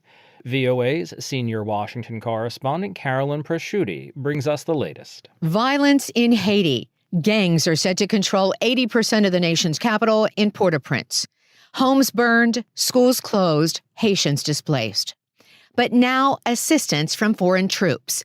Kenya will lead a multinational effort of at least 1,000 soldiers to help restore peace. So far, Jamaica and the Bahamas have offered to assist Kenya. Mr. President, so good to see you. Secretary of State Antony Blinken walks across the room to shake the hand of Kenyan President William Ruto Thursday at the United Nations, just a few hours before Ruto said this before the UN General Assembly. The cry of our brothers and sisters who were the first people to win their struggle for freedom from colonial tyranny has reached our ears and touched our hearts. Also at the UN, an advisory group to discuss the economic and social impact of the violence. This just 2 days after U.S. President Joe Biden addressed the UN General Assembly with these words. I call on the Security Council to authorize this mission now. The people of Haiti cannot wait much longer. But the idea of a UN multinational force worries some New York Haitians who remember the 2010 Nepalese UN force that brought cholera to their country. At a Creole restaurant in Manhattan, VOA spoke with Wesley Jean Simon. The gang violence is resonating in Haiti, and Haitians created it, so we need to fix it ourselves. And Rose Marilyn. The thing that's going on with the country, there's no safety, especially after the president got assassinated, so nobody really feels safe. Late Friday, Haitian Prime Minister Ariel Henry will address the United Nations General Assembly. At the same time, Haitians plan to protest his presence here in the city block that leads to the United Nations. The Security Council is expected to vote next week on sending the multinational force from Kenya to Haiti. Carolyn Prosciutti, VOA News at the United Nations.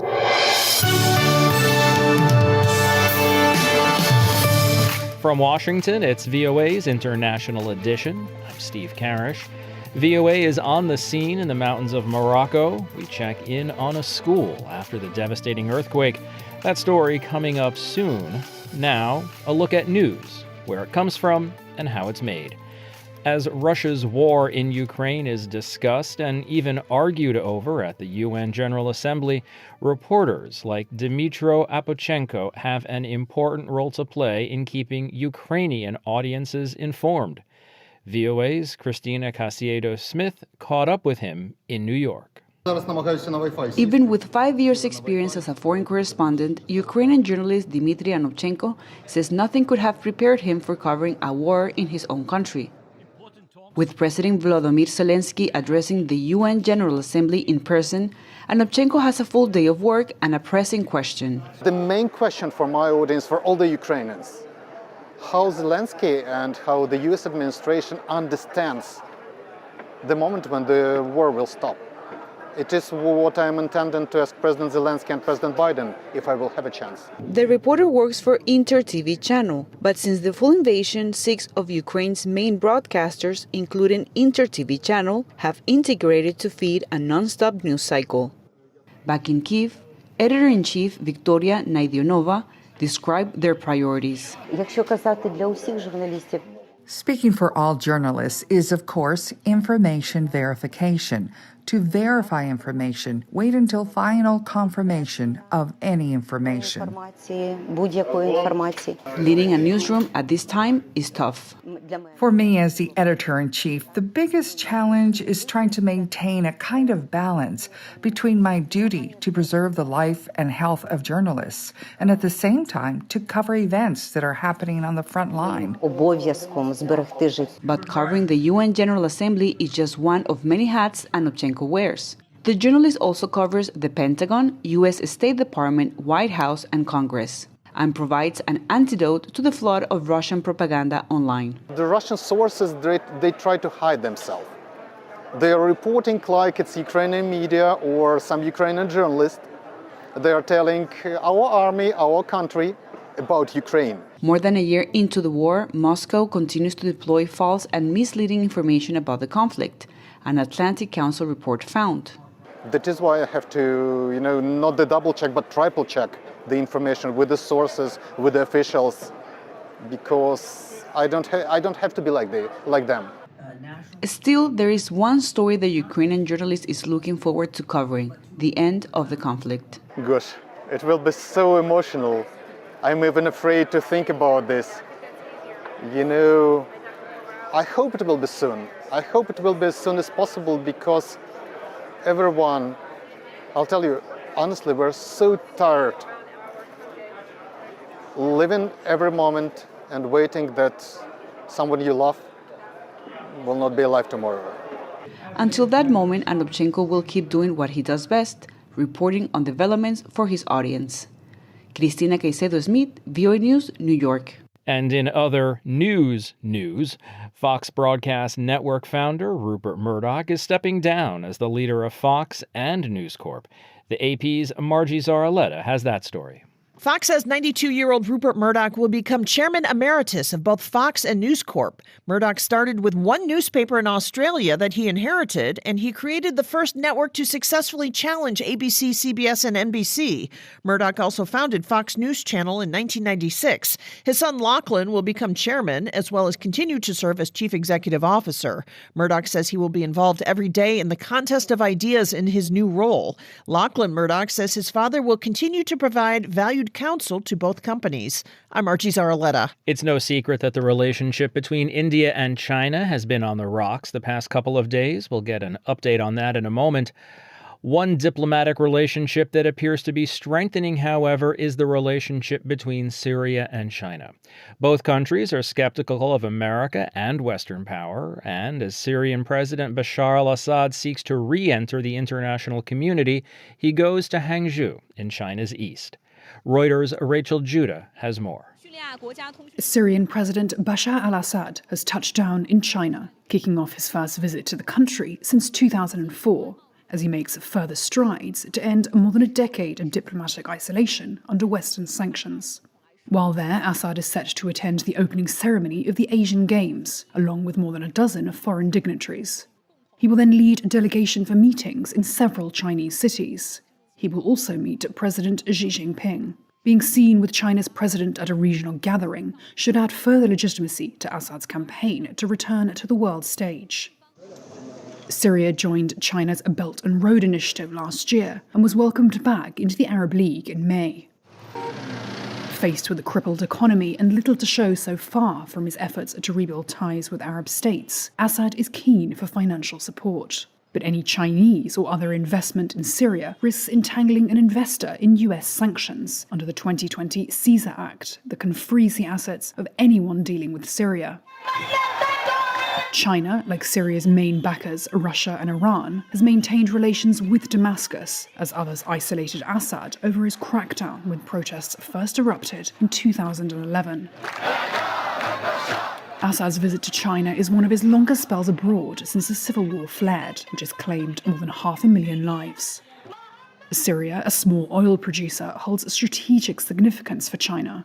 It lies between Iraq, a major oil supplier to China, and Turkey, the terminus of economic corridors stretching across Asia into Europe. But analysts doubt Chinese firms are considering returning to Syria, given its poor security and dire financial situation. Rachel Judah of Reuters with that story for us. And as I mentioned, the Canadian and Indian relationship is in peril. This after the Canadian Prime Minister, Justin Trudeau, accused the Indian government of assassinating a Canadian citizen on Canadian soil. He was someone the Indians had said was a terrorist. In the latest escalation, India has suspended visa services for Canadian citizens as the rift between the two countries deepens. AP correspondent Karen Chamas reports.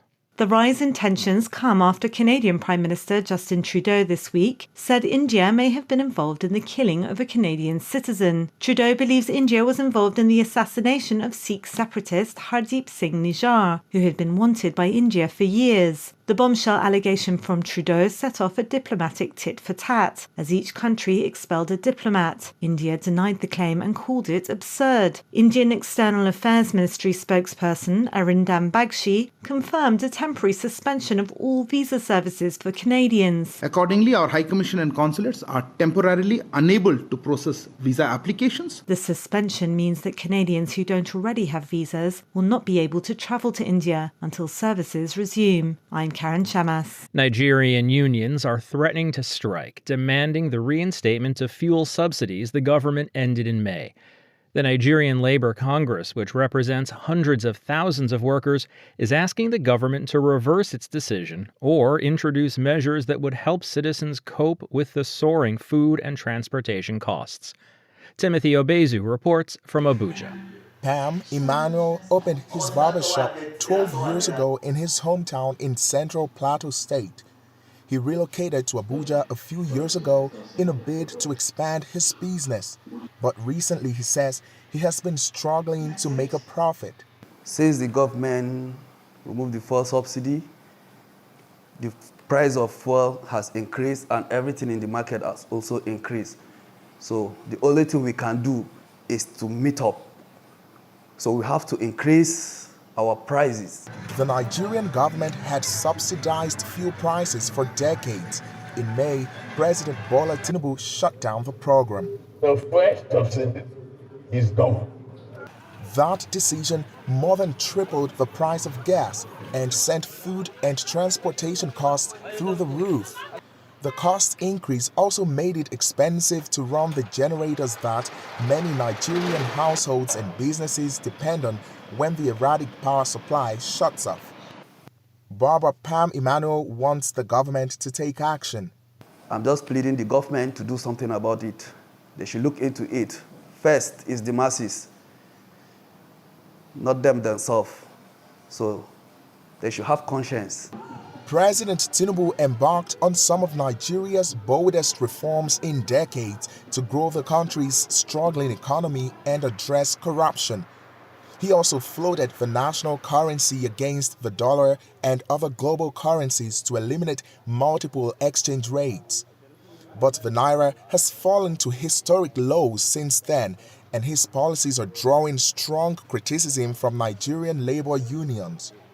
The Nigerian Labour Congress, NLC, which represents hundreds of thousands of workers, wants authorities to revert to the previous status quo, review salaries for its members, and introduce cheaper, gas-powered mass transport systems to reduce workers' transportation costs.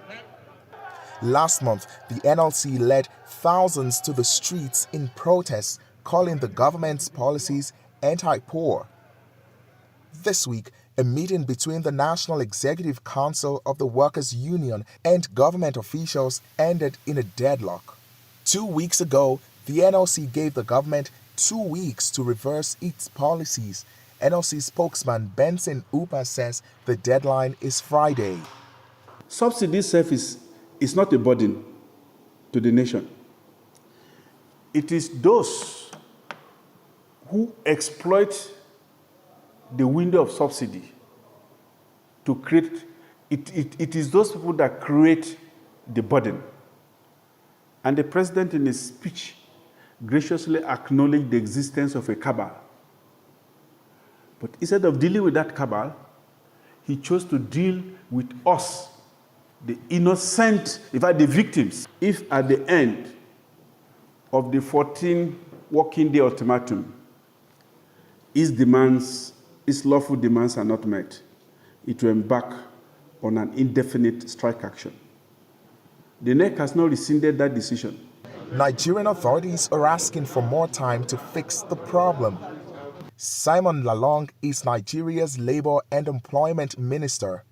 I must say that our meeting was very robust and we had a very, very fruitful meeting. But at the end of the day, many of those items that we left are still for consideration. The World Bank says Nigeria could save $5.1 billion this year from its economic reforms. At the same time, it warns that more than 7 million citizens could be pushed into poverty if the subsidy removal is not properly managed. Timothy Obiezu, VOA News, Abuja, Nigeria. And finally, today, children are returning to class in Morocco's Atlas Mountains, less than 2 weeks after a massive earthquake killed and injured thousands of people and razed whole villages. With about 600 area schools destroyed, many students will be studying in tents or in the nearest city, Marrakesh. Lisa Bryant reports from the town of Amizmiz. Less than 2 weeks ago, Atlas Primary School in Amizmiz was filled with children. Nearly 500 kids studied here. At least 8 died during the late-night earthquake as they slept in homes nearby. Lives and futures suddenly halted. Imad Moulay Othman's children studied here. His dad worked as a school janitor. Othman says he's hoping for a speedy solution for the kids to get back to studying.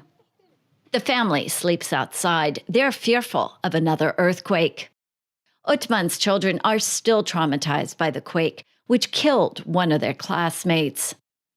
In this poor mountainous region, education can be a ticket to a better life.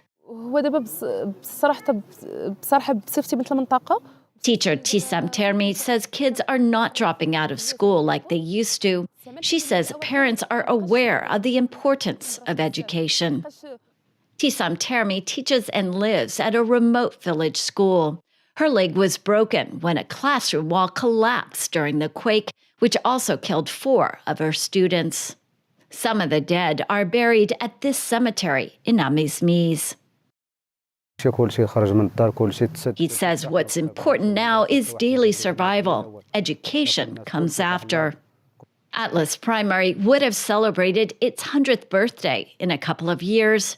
Now its pupils and the region face the difficult task of rebuilding and moving on. Lisa Bryant for VOA News, Amizmiz, Morocco. And that's going to wrap it up for us today. This has been International Edition on the Voice of America. On behalf of everyone at VOA, thanks for joining us. For pictures, stories, videos, and more, follow VOA News on your favorite social media platform and online at voanews.com. Until next time, I'm Steve Karish in Washington. Stay safe and have a great day.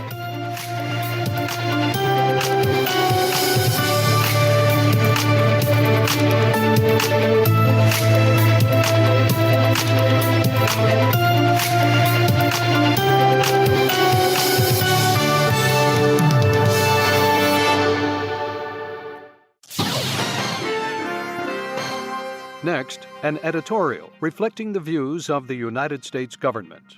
The fighting in Sudan continues to severely impact South Sudan's resources and humanitarian needs due to more than 250,000 returnees and refugees seeking refuge in border towns and internally displaced persons camps, said U.S. Ambassador Robert Wood, UN Alternative Representative for Special Political Affairs. An additional 26,000 South Sudanese displaced persons have fled violence and food insecurity in Ethiopia's refugee camps, further straining resources and food supply. The United States remains gravely concerned over the congestion and overcrowding in border towns such as Renk and internally displaced persons camps, as well as the lack of adequate shelter and medical aid for displaced persons. Ambassador Wood strongly urged the United Nations mission in South Sudan, the transitional government, and humanitarian partners to strengthen efforts to provide returnees and displaced persons sufficient shelter, food, medical, and relocation services. He also urged parties to continue to provide assistance and services to host communities and those displaced less recently to ensure a balanced approach that takes into account the needs of all groups. The United States remains disappointed with the lack of progress by the transitional government of South Sudan's implementation of the 2018 peace agreement and the 2022 roadmap, said Ambassador Wood. With only 15 months remaining until the December 2024 elections, it is not evident South Sudan will be prepared to hold elections under conditions consistent with President Kiir's commitments.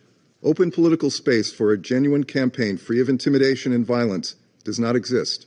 The transitional government has failed to detail the budget revenue it will dedicate to electoral administrative tasks, and needed legislation has not been passed.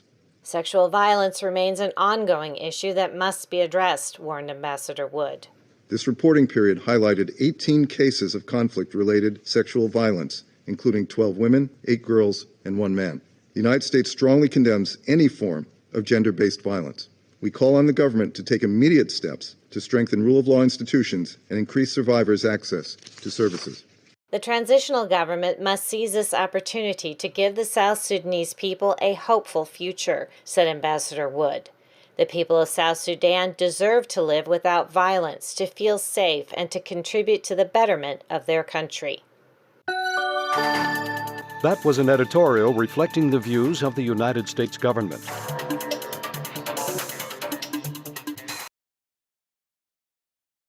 VOA1 The Hits. Welcome to Learning English, a daily 30-minute program from the Voice of America. I'm Dan Friedel. And I'm Katie Weaver. This program is aimed at English learners. So we speak slowly, and we use words and phrases especially written for people learning English.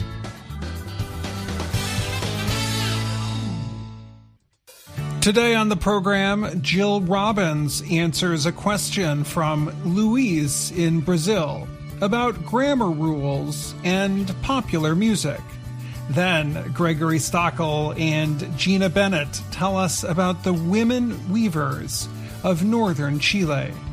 We close today's program with a story by O. Henry. But first, Dan Novak looks at traditional Ethiopian coffee shops in London. When Yared Marcos moved to London 25 years ago, he did not see any Ethiopian coffee shops. Now there are at least 12 around a city known for its tea drinkers. In Ethiopia, coffee is usually drank at the end of each meal. Drinking coffee is a communal activity for Marcos. When he first immigrated to London from Ethiopia 23 years ago, he did not understand the culture. They sell our coffee in Starbucks and other places, but they don't follow our traditions, said Marcos, who has owned Kaffa Coffee since 2004. The shop is now in an East London neighborhood. It holds coffee ceremonies every weekend in the summer. It also holds cultural events and fills special orders. Tourists will walk by and smell the coffee and come in asking questions, Marcos said. It makes people want to learn more about the culture. Among some of the most popular Ethiopian kinds of coffee are the flowery yirgacheffe, fruity limu, and nutty kochere. Marcos named Kaffa after the southwestern area in Ethiopia, where coffee beans are believed to have been discovered about 1,200 years ago. An old story says that an Ethiopian goat farmer once noticed his goats acting strangely one day after eating berries from a tree. He tried them himself and felt energized and awake. The farmer took the berries to a religious worker, a monk, who threw them in a fire, calling them the work of the devil. A strong smell was released, so the monks saved the burnt coffee, putting it in a container with hot water. When they drank the liquid, they realized it helped them stay awake during nightly prayers. Coffee contains a lot of caffeine, a substance that has the effect of keeping people awake and feeling energetic. Over the years, coffee making in Ethiopia has changed into ceremonies led by the women in households. The social value of the coffee ceremony is one of our biggest traditions, Marcos said. The London Coffee Festival started in 2011. It also provides a chance for coffee lovers to come together. Antene Mulu is one of the owners of the Ethiopian Coffee Company in central London. He said the festival has helped spread Ethiopian coffee to a new community. Mulu and his business partner Polly Hamilton opened their store in 2013. Like Kaffa Coffee, they import directly from Ethiopia, where beans are named for the area where they were grown. As Ethiopia's traditions spread outside the country, both Marcos and Mulu hope more people will be pushed to value their community over concerns about drinking caffeine in their coffee. I'm Dan Novak.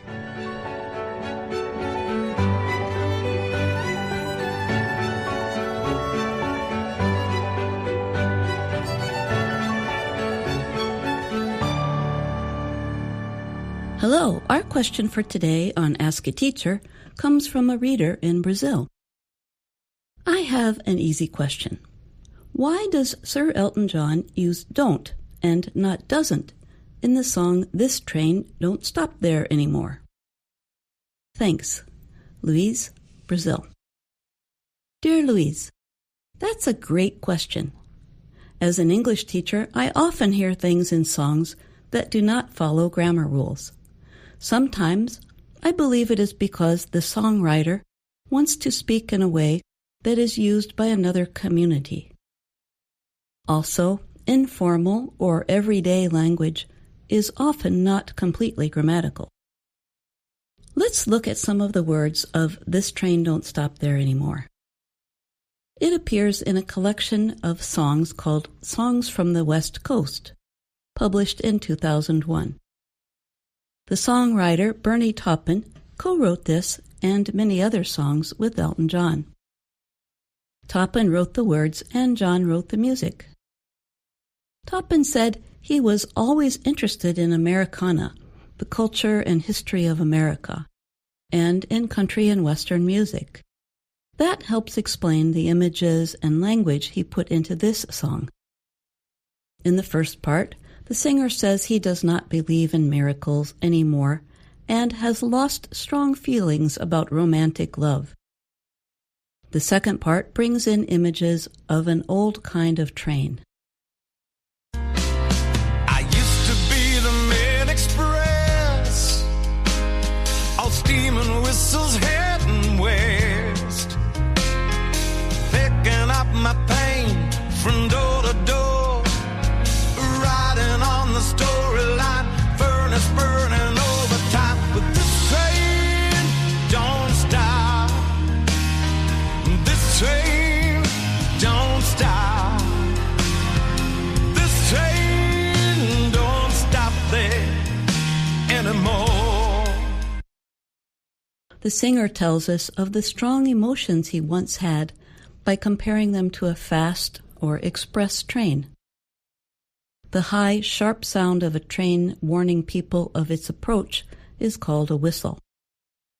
Old trains used to be powered by steam engines that let out whistles as they passed through towns.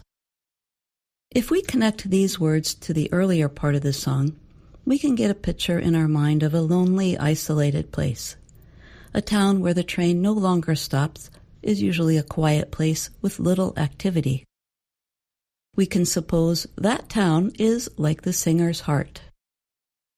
My understanding of the song is that the singer is saying he no longer wants to be in love because the feeling is too strong. Continuing the image of the train, he sings, It really means my engine's breaking down. What do you think, Luis? Would the song be just as good if Elton John sang, "That train doesn't stop there anymore"? Maybe it would not have the quality of informal language Tapan was hoping for. And that's Ask a Teacher for this week. Do you have a question for the teacher? Write to us at learningenglish@voanews.com. I'm Jill Robbins.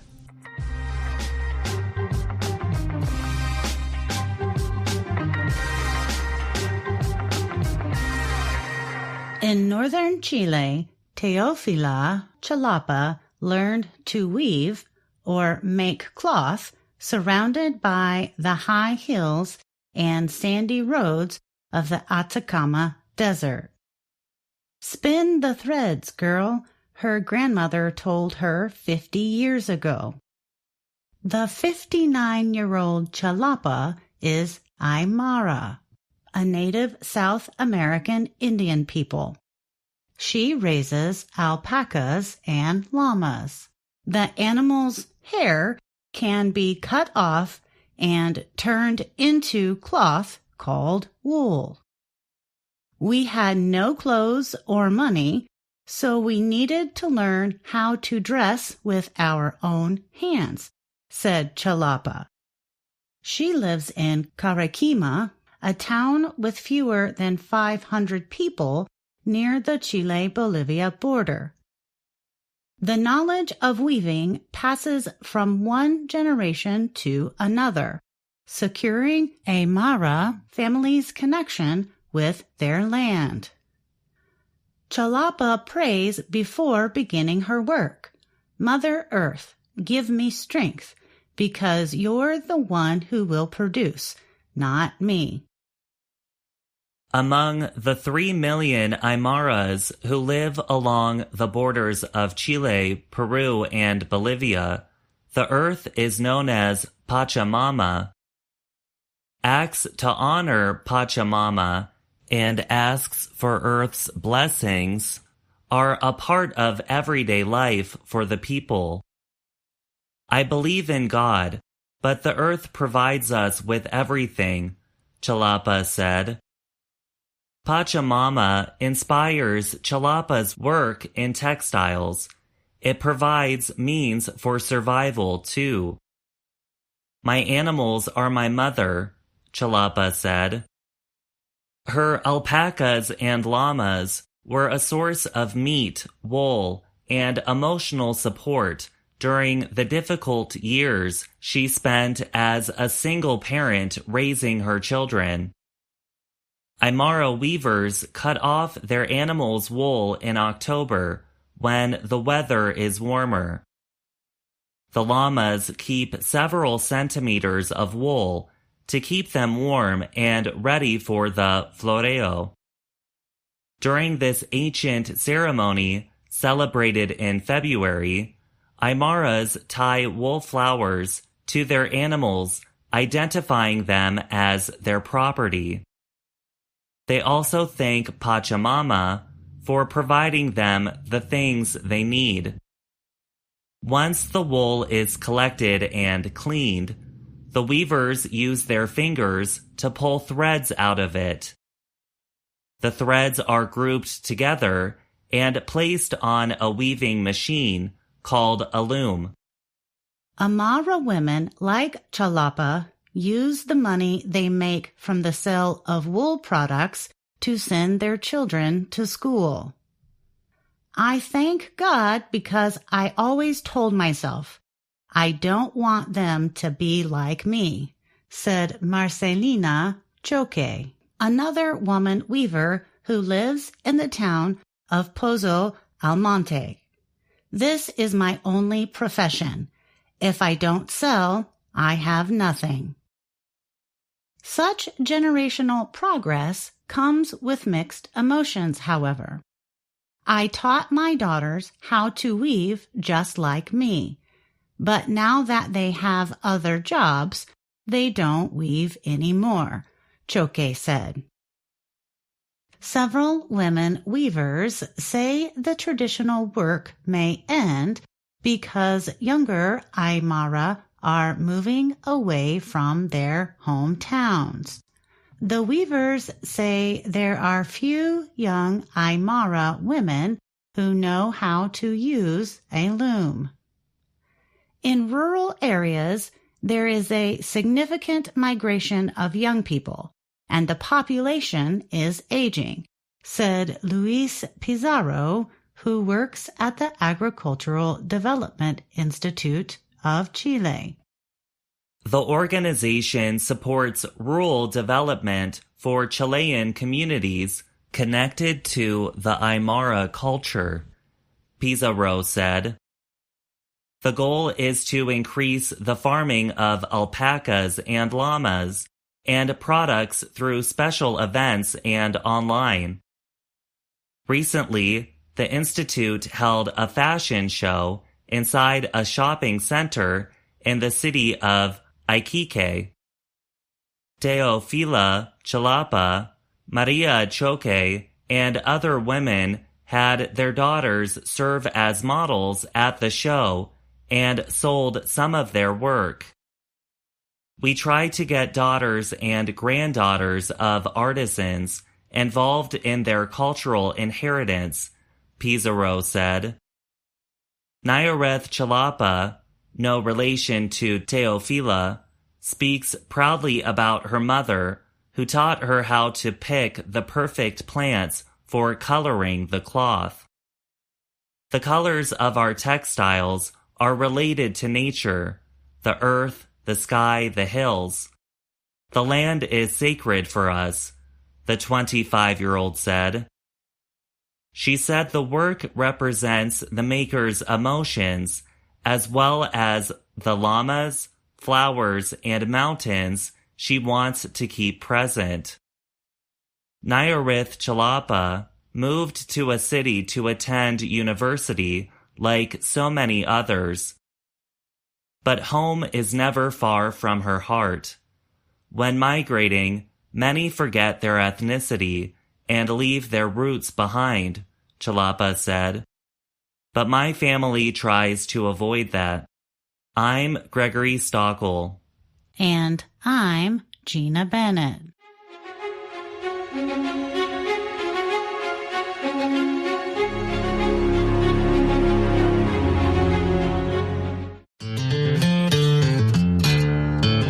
Hearts and crosses.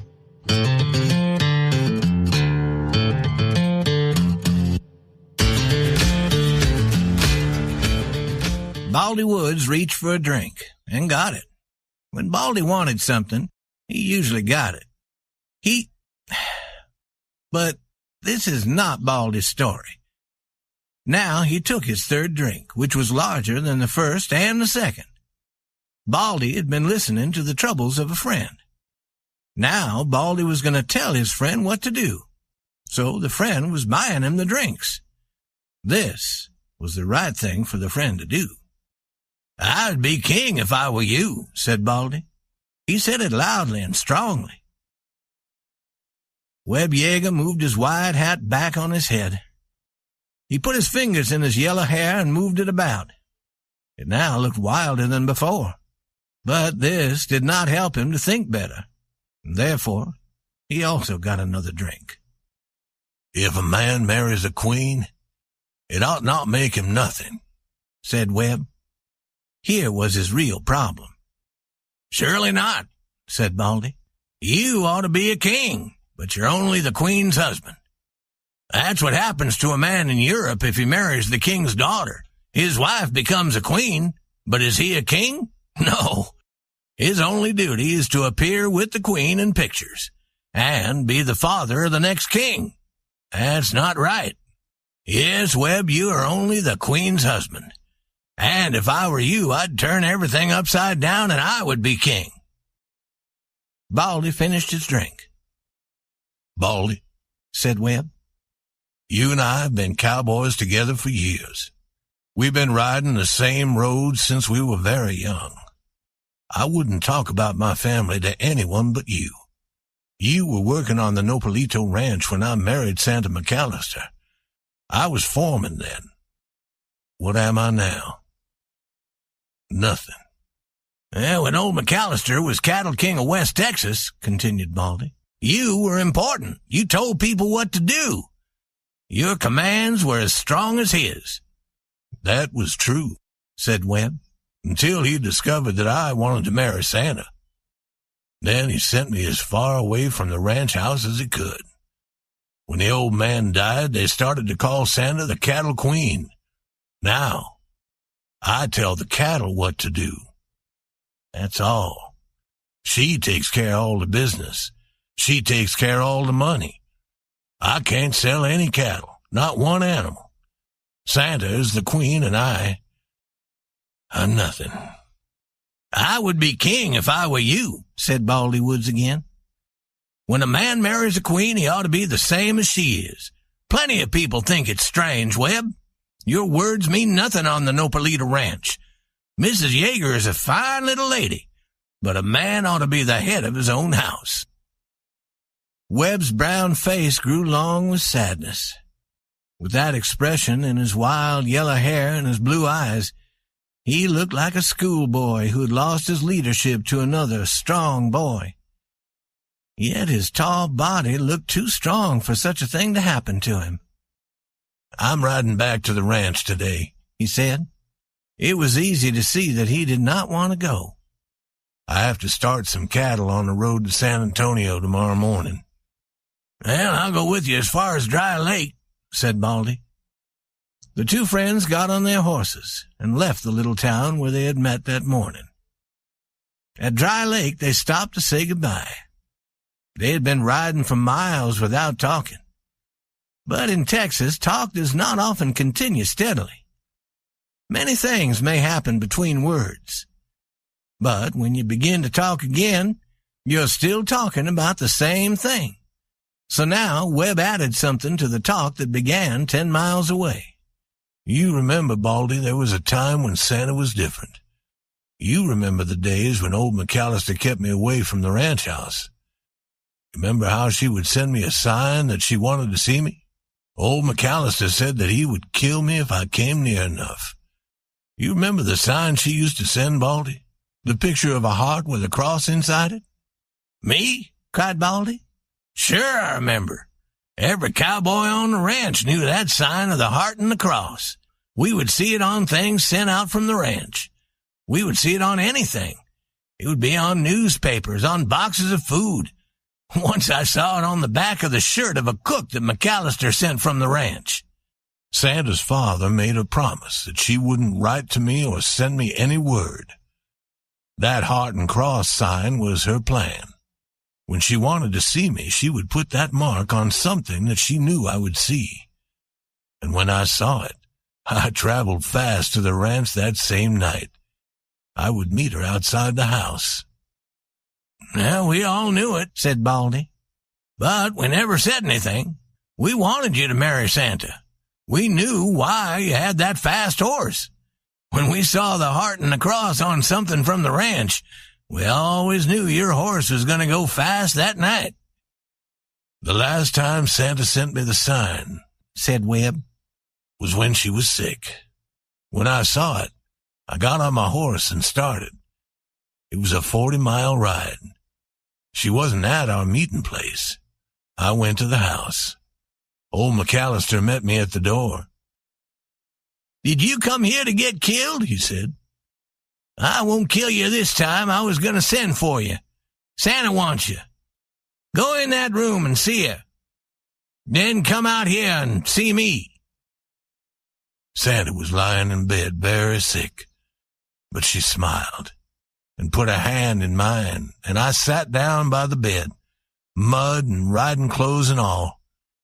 I could hear you coming for hours, Webb, she said. I was sure you would come. You saw the sign? I saw it, I said. It's our sign, she said. Hearts and crosses. To love and to suffer. That's what they mean. And old Dr. Musgrove was there. And Santa goes to sleep, and Dr. Musgrove touches her face, and he says to me, "You were good for her, but go away now. The little lady will be all right in the morning." Old McAllister was outside her room. "She's sleeping," I said. "Now you can start killing me. You have plenty of time. I haven't anything to fight with." Old McAllister laughs and says to me, "Killing the best foreman in West Texas is not good business. I don't know where I could get another good foreman. I don't want you in the family, but I can use you on the Nopalito if you stay away from the ranch house. You go up and sleep, and then we'll talk." The two men prepared to separate. They took each other's hand.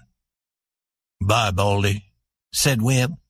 "I'm glad I saw you and had this talk." With a sudden rush, the two riders were on their way. Then Baldy pulled his horse to a stop and shouted. Webb turned. "If I were you," came Baldy's loud voice, "I would be king." At 8 the following morning, Bud Turner got off his horse at the Nopalito Ranch House. Bud was the cowboy who was taking the cattle to San Antonio. Mrs. Yeager was outside the house putting water on some flowers. In many ways, Santa was like her father, King McAllister. She was sure about everything. She was afraid of nothing. She was proud.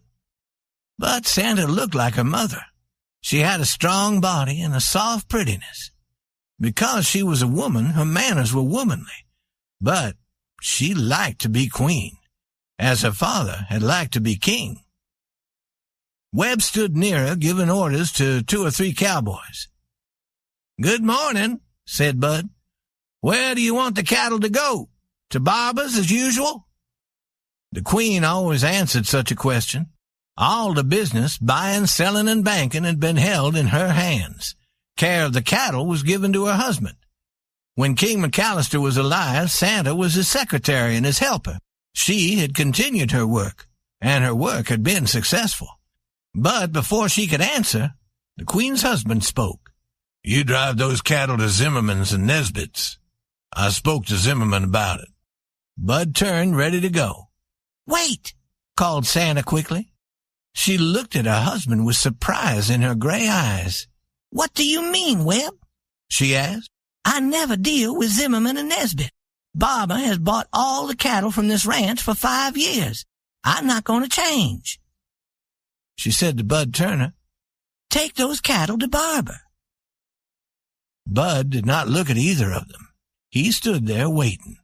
"I want those cattle to go to Zimmerman and Nesbitt," said Webb.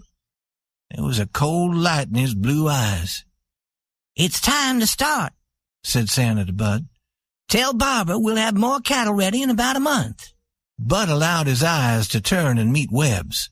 "You take those cattle," said Webb, "to Barber," said Santa quickly. "Let's say no more about it. What are you waiting for, Bud?" "Nothing," said Bud. But he did not hurry to move away, for man is man's friend, and he did not like what had happened. "You heard what she said," cried Webb. "We do what she commands." He took off his hat and made a wide movement with it, touching the floor. "Webb," said Santa, "what's wrong with you today?" "I'm acting like the Queen's fool," said Webb. "What can you expect? Let me tell you, I was a man before I married a cattle queen. What am I now? Something for the cowboys to laugh at. But I'm going to be a man again." Santa looked at him. "Be reasonable, Webb," she said quietly. "There's nothing wrong. You take care of the cattle, I take care of the business. You understand the cattle. I understand the business better than you do. I learned it from my father." "I don't like kings and queens," said Webb, "unless I'm one of them myself." "All right, it's your ranch. Barber gets the cattle." Webb's horse was tied near the house. He walked into the house and brought out the supplies he took on long rides. These he began to tie on his horse. Santa followed him. Her face had lost some of its color. Webb got on his horse. There was no expression on his face except a strange light burning in his eyes. "There's some cattle at the Hondo waterhole," he said. "They ought to be moved. Wild animals have killed 3 of them. I did not remember to tell Sims to do it. You tell him." Santa put a hand on the horse and looked her husband in the eye. "Are you going to leave me, Webb?" she asked quietly. "I'm going to be a man again," he answered. "I wish you success," she said with a sudden coldness. She turned and walked into the house. Webb Yeager went to the southeast as straight as he could ride. And when he came to the place where the sky and the earth seemed to meet, he was gone. Those at the Nopalito knew nothing more about him. Days passed, then weeks, then months, but Webb Yeager did not return.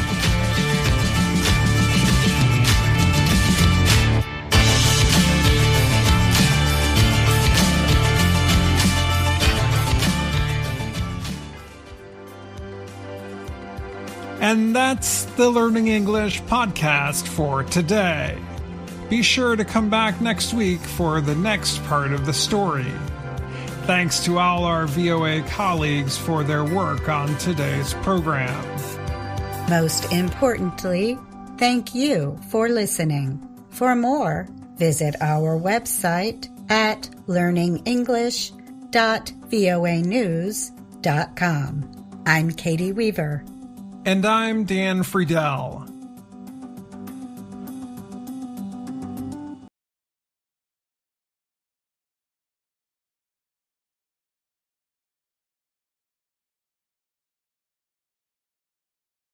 And this is VOA1, The Hits.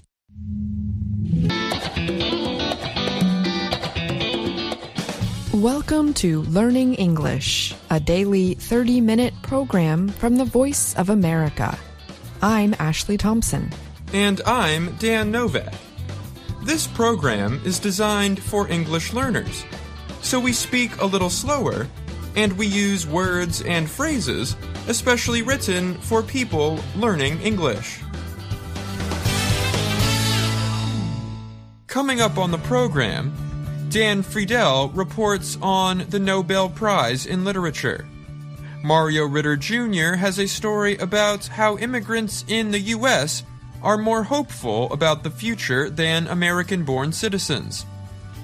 Brian Lynn reports on how many girls around the world are not using the internet. Next, Gina Bennett has a story on a project in Cuba that combines fishing and farming. Later, John Russell presents the Everyday Grammar lesson on grammar and uncertainty. But first, here is Dan Friedel. The Swedish Academy awarded this year's Nobel Prize in Literature to a Norwegian known for considering life's basic choices in his 40 years of work. 64-year-old Jan Fosse was first published in the 1980s and became well known in the 1990s.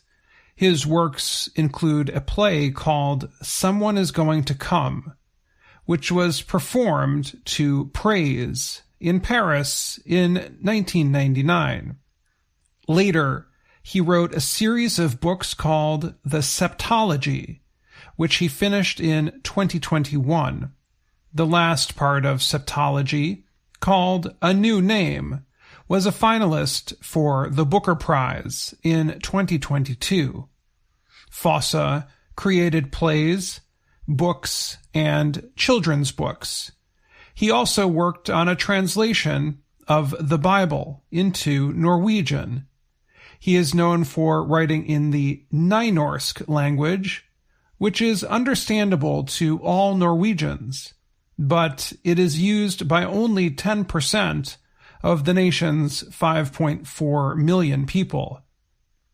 Swedish Academy member Anders Olsson said Fosse's work has had a universal impact. The Academy also called his work innovative and noted his ability to give voice to the unsayable. The group explained that his books discuss life's deepest feelings about things like life and death. Fosse said he had been thinking he might be awarded the prize for the last 10 years, but he was still surprised to get the phone call on Thursday. He told a Swedish broadcaster, "I've been part of the discussion for 10 years and have prepared myself for 10 years that it could happen." He told a Norwegian broadcaster he has no more prizes left to win. Everything will be downhill from now on. He noted that he started writing as a boy, and his first work came out 40 years ago. "I don't plan to compete with myself," he said. The writer added he will celebrate the prize calmly with his family. Fosse said 1969 Nobel Literature Prize winner Samuel Beckett of Ireland influenced his writing style. Beckett wrote the play Waiting for Godot. Guy Pusey is a teacher of Scandinavian Studies at the University of Edinburgh in Scotland. He called Fosse's writing sparse and said his simple expressions take on a lot deeper meaning. The Associated Press notes critics might call Fosse a safe choice for his highbrow writing only known to people in small literary circles. The Academy has been criticized for being too centered on men from Northern Europe and North America. That includes criticism from Annie Ernaux, last year's winner. Only 17 of 119 winners have been women. Recent winners who have been popular writers include Mario Vargas Llosa of Peru, Kazuo Ishiguro of Japan, and Alice Munro of Canada. The Academy got a lot of attention for choosing American musician Bob Dylan in 2016. Supporters say recent winners, including Dylan, show that the Nobel Committee is interested in writers who are both popular and praised by critics. Fosse's publisher says his work has been translated into 40 languages, and his plays have been produced over 1,000 times. And he is the fourth Norwegian to win the prize, but the first since 1928. I'm Dan Friedel.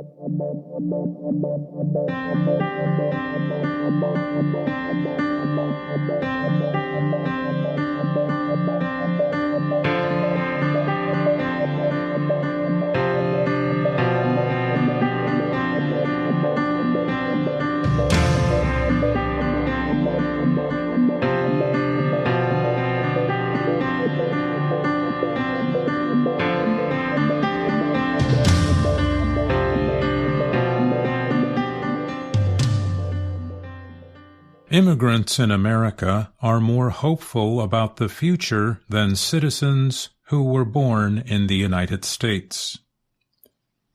That is what a recent opinion study of 3,358 immigrant adults found.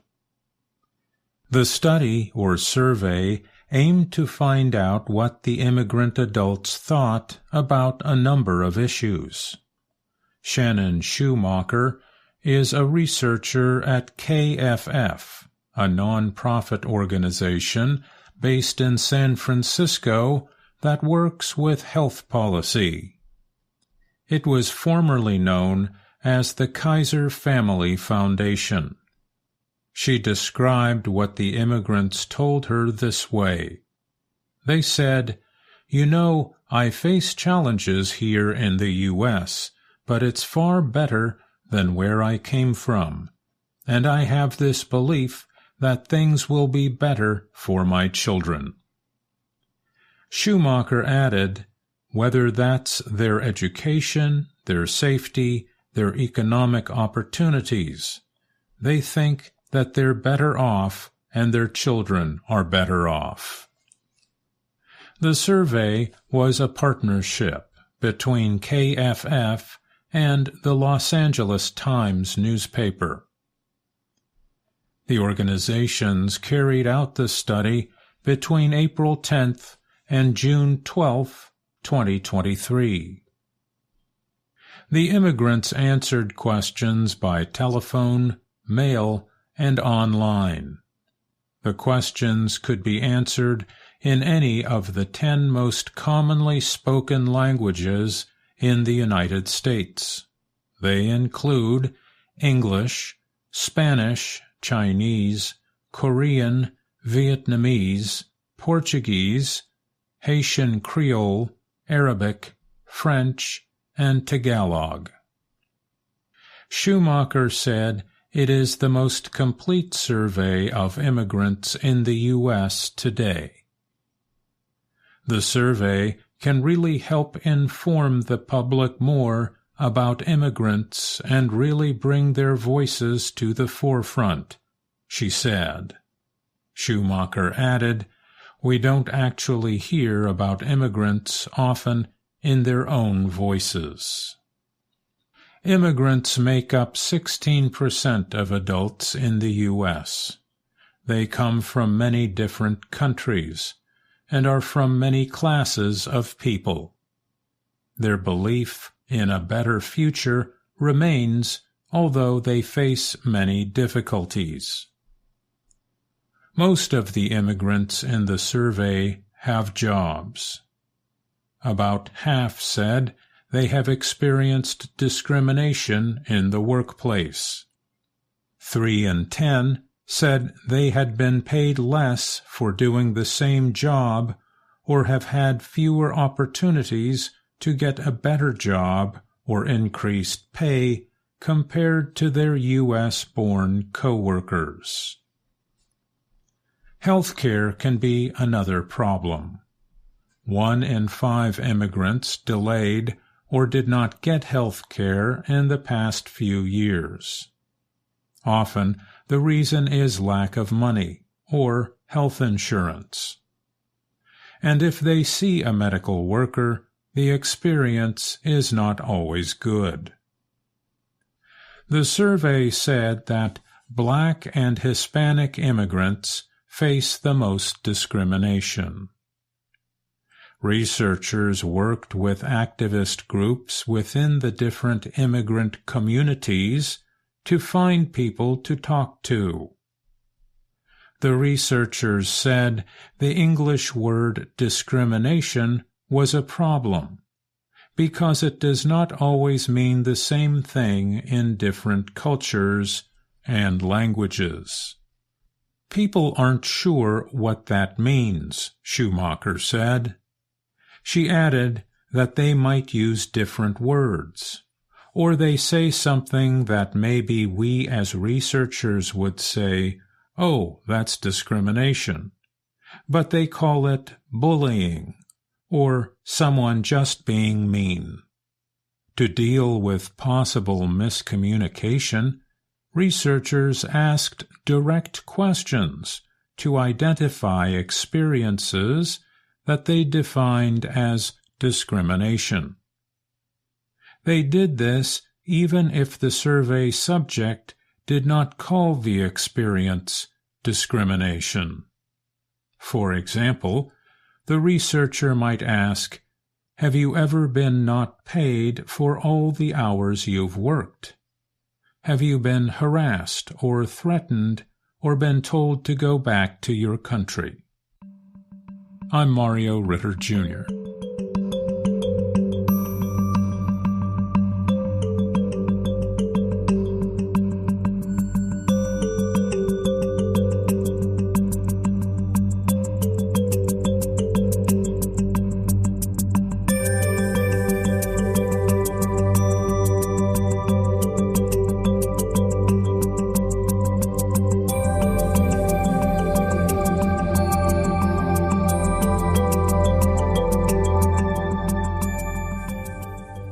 A new report suggests many girls across the world are not using the Internet because of online abuse, discrimination, or other issues.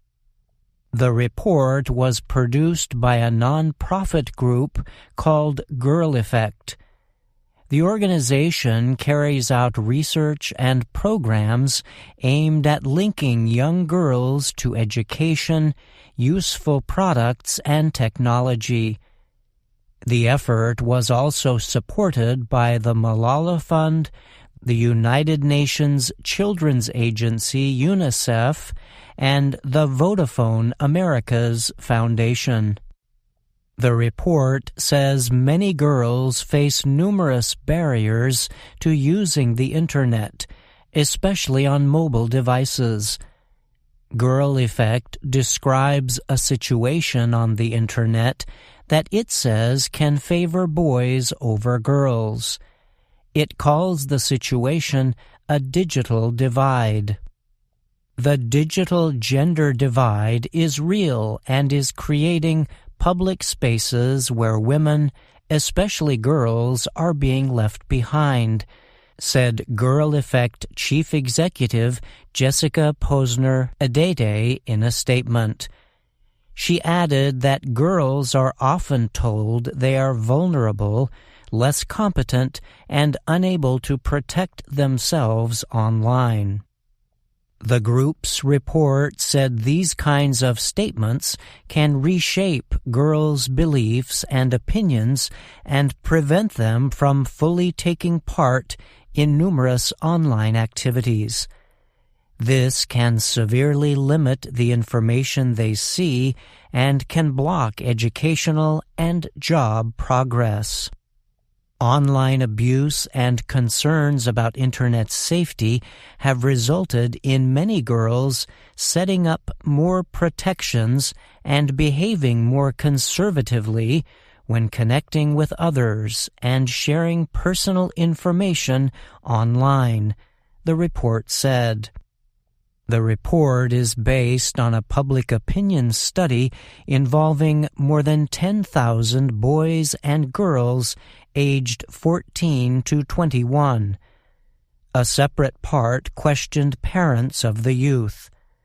Data was collected in 7 countries: Ethiopia, India, Jordan, Kenya, Nigeria, Rwanda, and Tanzania.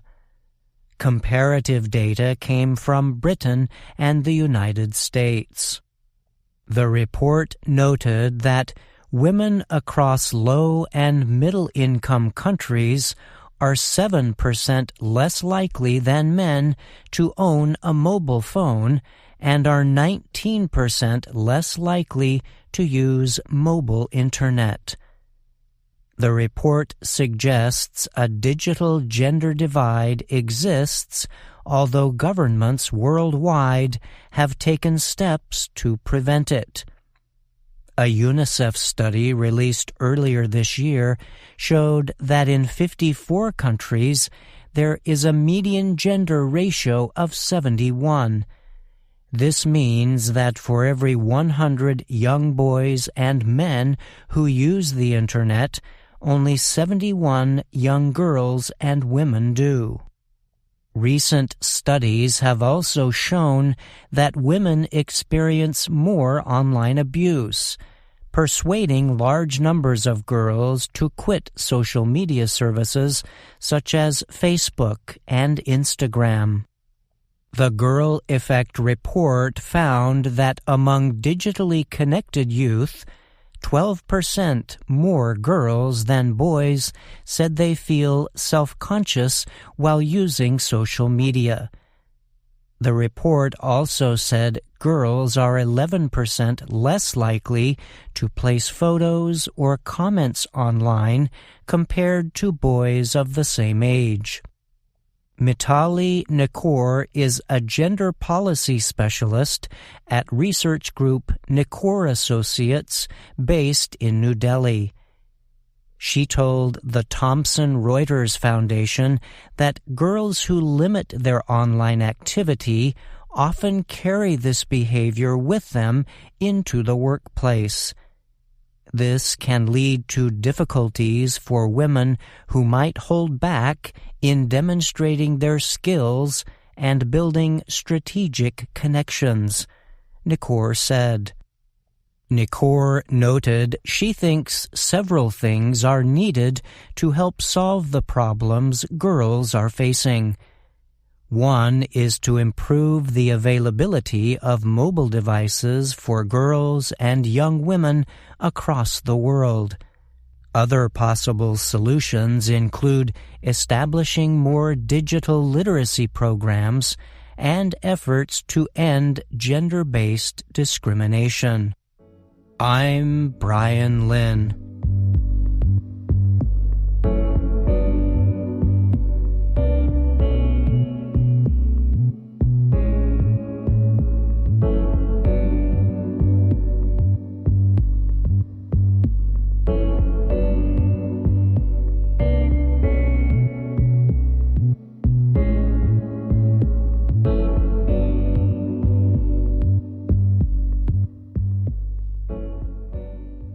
Cuba is undergoing economic crisis and shortages. This can make even simple efforts like fishing or farming complex. That is why 2 young Cuban businessmen decided to turn to aquaponics to get better results and increase the amount of food available on the island nation. Aquaponics is a practice that uses wastewater from fish farming to grow food plants in a soilless environment. It brings together fishing and farming in a way that is both efficient and environmentally friendly.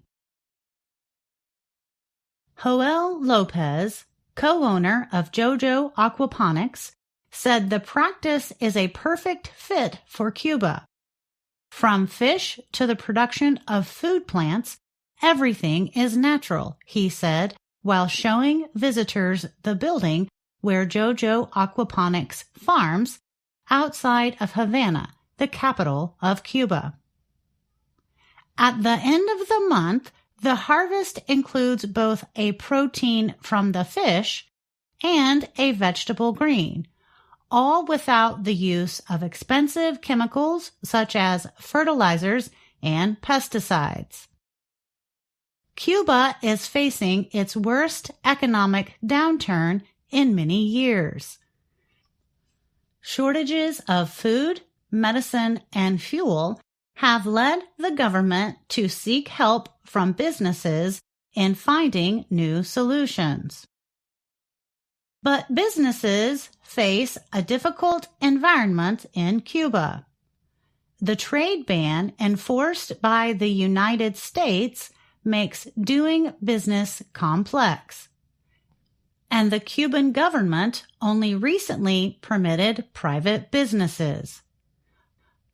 Jose Martinez is a co-owner of JoJo Aquaponics. He said aquaponics is costly and it has been difficult to raise money for the project. Martinez added that his business received some money from local government, though it was not enough. Even with the barriers, many Cubans increasingly believe private businesses will succeed in a country where the average person earns less than $20 a month. I'm Gina Bennett.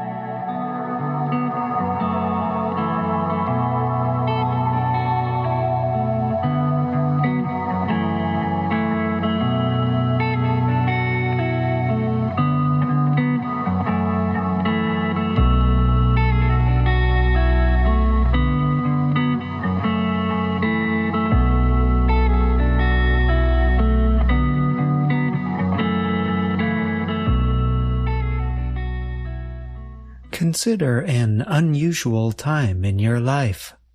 Perhaps your country was having a financial crisis or a political crisis. Perhaps one of your family members became sick. In other words, you were facing an uncertain situation. How do you talk about such situations? That question will be the subject of today's everyday grammar. You will learn about questions and answers. You will also learn about verbs and expressions used to talk about uncertainty. Let's start with some important terms and ideas. Uncertainty means that something is doubtful or unknown. And as the saying goes, life is full of uncertainties. We often ask friends, family, coworkers, or even strangers about their thoughts and expectations during uncertain times. There are two closely related questions we use in such situations. One involves will, and the other involves be going to. Although the questions have different wording, their meaning is the same. So, we have, what do you think will happen? What do you think is going to happen? The structures of these questions are complex. We have the question word, what, the helping verb, do, the subject, you, the verb, think, and then the future marker, either will or be going to, along with happen. We can also make our questions more exact by adding a noun or noun phrase after the word to near the end of the question. So you might ask, what do you think will happen to? What do you think is going to happen to? If your country has an uncertain financial situation, you might ask one of the following questions. What will happen to the economy? What is going to happen to the economy? If your brother becomes sick, you might ask a doctor one of these questions. What will happen to my brother? What is going to happen to my brother? These questions are open-ended. In other words, you are asking the person to give an answer that includes a lot of information. We have explored questions about uncertainty, but how do we give answers? Answers could involve expressions, some specific verbs and adverbs, as well as phrasal verbs. In terms of expressions, a person might say, I don't know. I have no clue. Verbs that we might use include hope, think, or doubt. Listen to these sentences. I hope the economy turns around quickly.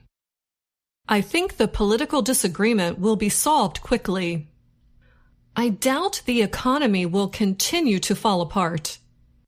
And in the case of adverbs, we might use likely or unlikely, as in the following sentences.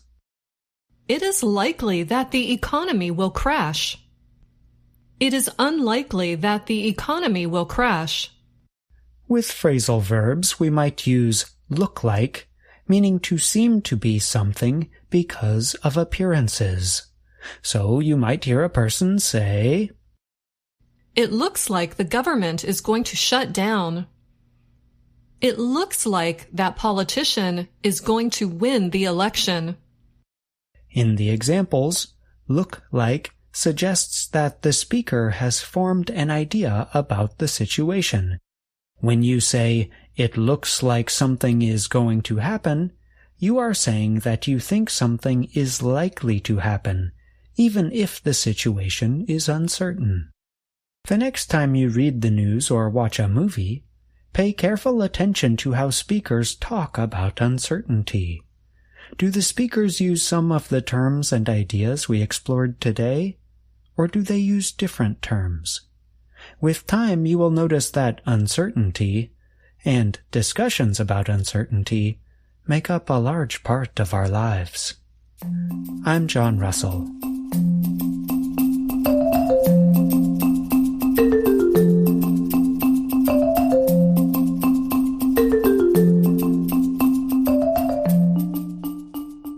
just heard this week's Everyday Grammar. John Russell joins us now to talk a little more about the lesson. Welcome, John. Hi, Dan. Thanks for having me on the show. So why did you choose uncertainty as the subject of today's lesson? I can give a general answer and a specific answer. The general answer is that uncertainty and discussions about uncertainty play a big part in our lives. We have all faced uncertain situations. We have all talked about uncertain situations with friends and family. Yeah, that's true. And what was the specific answer to the question? Well, last week there were uncertain times in the United States. As a result of a disagreement over financing, it looked like the government was going to shut down. I noticed that you used one of the phrasal verbs from today's lesson. Look like. That's right. The examples in the report gave it in the present. It looks like. But we can use it in the past as well. It looked like. And it looks like the disagreements will continue into next month, when government financing will again be the subject of a vote in Congress. That's right. And the outcome of the vote is uncertain. So much uncertainty.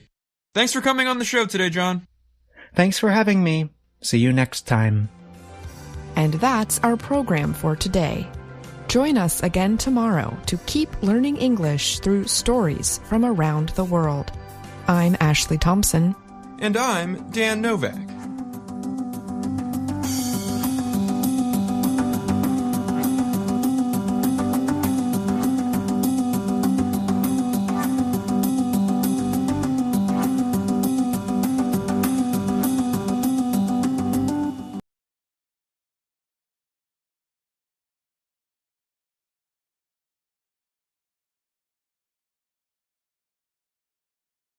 Movie theaters too. VOA1 The Hits.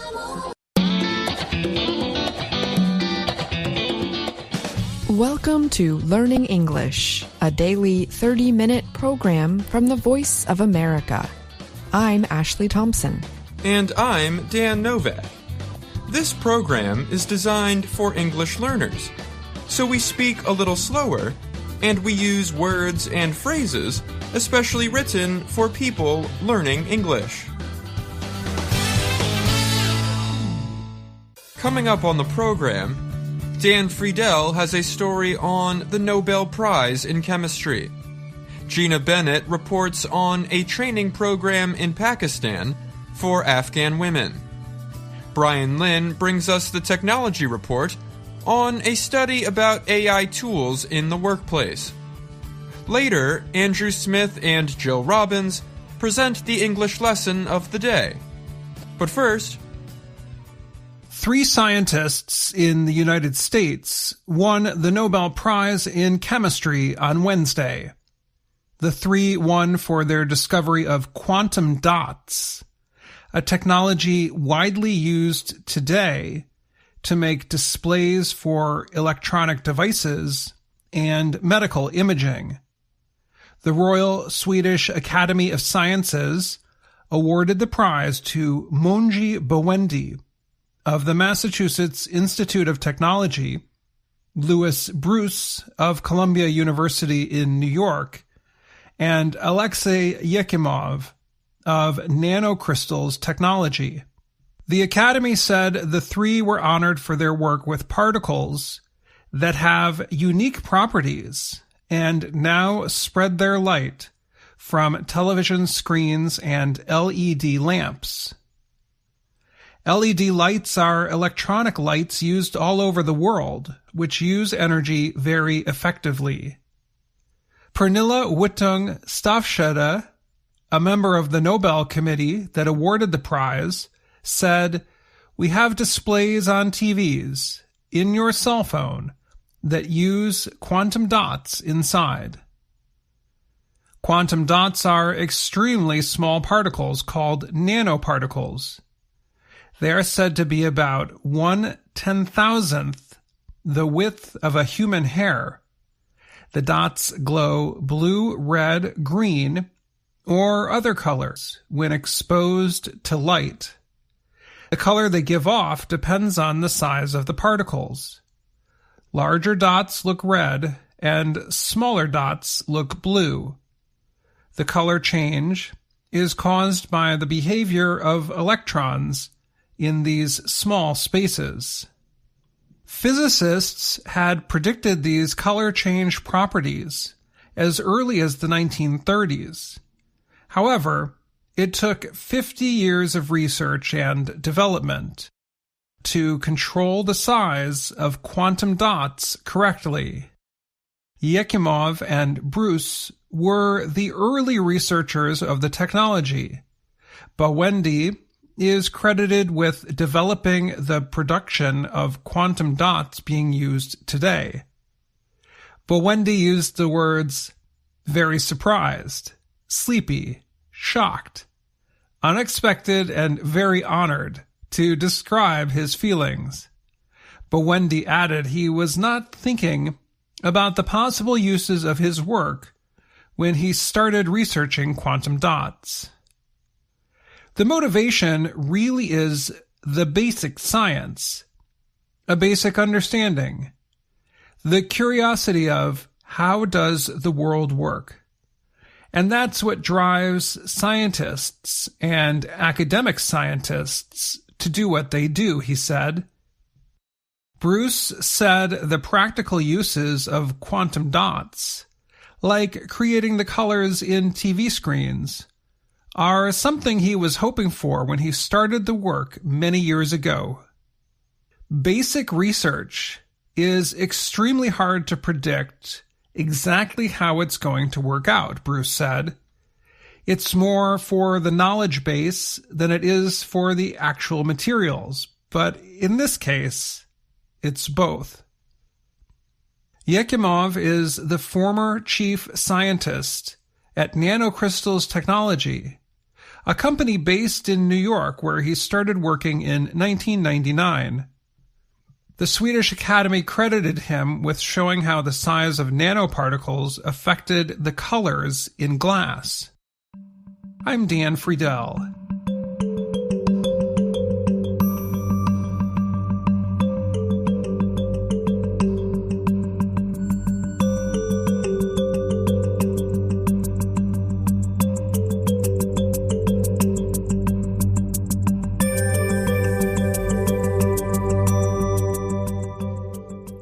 In a small building in Peshawar, Pakistan, a group of Afghan women watch a teacher show them how to use a sewing machine. The training program was established last year by Mara Bashir, who saw an increasing number of women coming from neighboring Afghanistan. Since the Taliban took over in 2021, women in Afghanistan have faced growing restrictions and an economic crisis. Bashir created the program to provide choices for women to support themselves. She teaches sewing, digital skills, and beauty treatments. And Bashir quickly found hundreds of women wanting to join the program. If we get assistance, I think we will be able to train between 250 and 500 students at one time, empowering women who can play an important role in the community, Bashir said. Officials say hundreds of thousands of Afghans have traveled to Pakistan since the Taliban took over in 2021. Even before then, 1.5 million registered refugees were in the country. This is one of the largest such populations in the world, the United Nations Refugee Agency says. More than 1 million others are estimated to live there unregistered.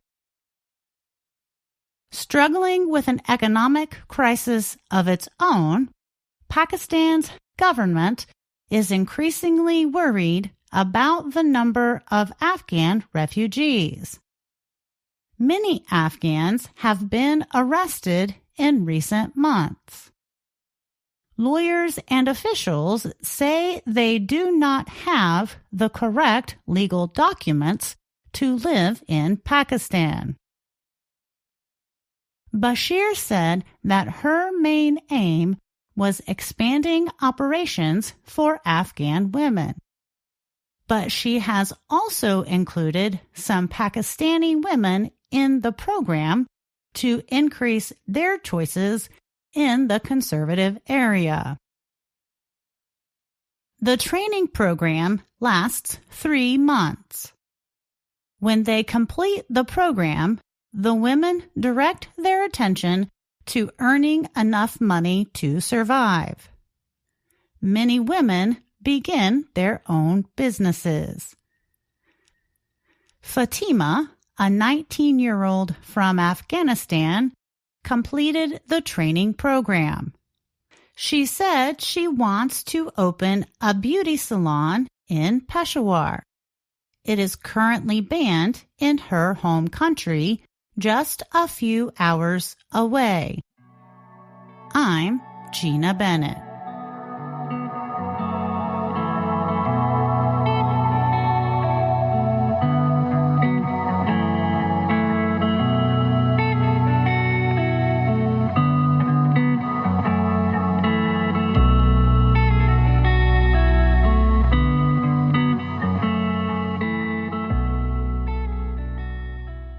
An experiment involving hundreds of office workers has found that artificial intelligence, AI, tools can greatly help but also hurt worker performance.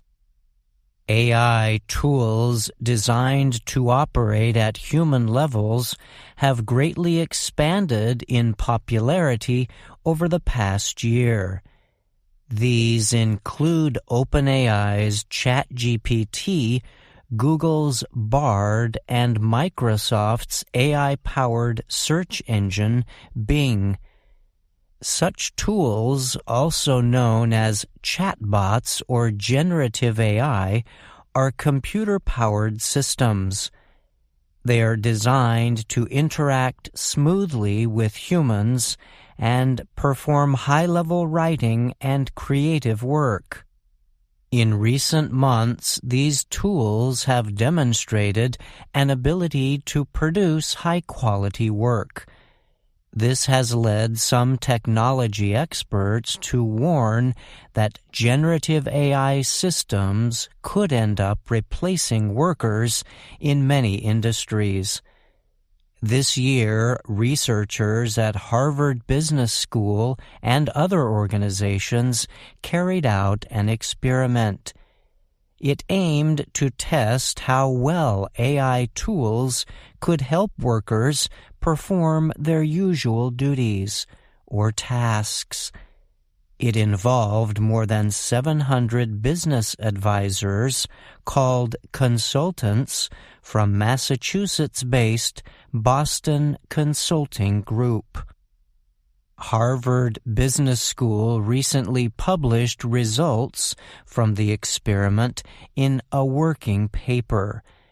The main findings suggest that AI tools like ChatGPT can greatly improve worker performance. For example, researchers found that, on average, workers who used OpenAI's latest ChatGPT-4 tool completed 12% more tasks than non-ChatGPT users. Tasks carried out with help from the AI technology were completed 25% faster, and the team found the quality of work performed by consultants using ChatGPT-4 increased about 40%. Work tasks used in the study covered 4 main areas: creativity, analytical thinking, writing and persuasiveness. The team gave examples of worker tasks in each of these areas. One example for creativity was propose at least 10 ideas for a new shoe targeting an underserved market or sport. For writing, consultants were asked to write a press release with marketing copy for a new product. To show persuasiveness, workers were told to write a letter to employees that explained why a particular product would beat competitors. Harvard Business School's Fabrizio Delacroix was the paper's lead writer. He told technology website VentureBeat he thinks the results were especially important because they showed that AI tools can help even highly educated, experienced workers. The fact that we could boost the performance of these highly paid, highly skilled consultants from top elite MBA institutions, I would say that's really impressive, Delacroix said. However, the paper also noted areas where the performance of consultants using ChatGPT-4 dropped. The researchers said this was especially true with tasks the AI tool was not good at completing. Of tasks the AI was good at, the experiment showed it significantly improved human performance, the paper said. But for tasks ChatGPT-4 was not right for, humans relied too much on the AI and were more likely to make mistakes. The researchers reported that consultants who used AI for tasks it was not well equipped for were 19% less likely to produce correct solutions compared to those without AI. The experiment also showed how consultants used the AI tool differently to improve their work. The researchers said some workers purposely divided the tasks, with some being completely carried out by the AI tool, and others the workers themselves carried out completely. Other workers chose to use AI for all tasks while continually interacting with the technology. The team suggests one of the biggest barriers to companies effectively using AI is not knowing which tasks can be completed best with the technology. Finding this out will require businesses to carry out thoughtful research and training efforts in order to find the right mix of AI and human-level work. I'm Brian Lynn.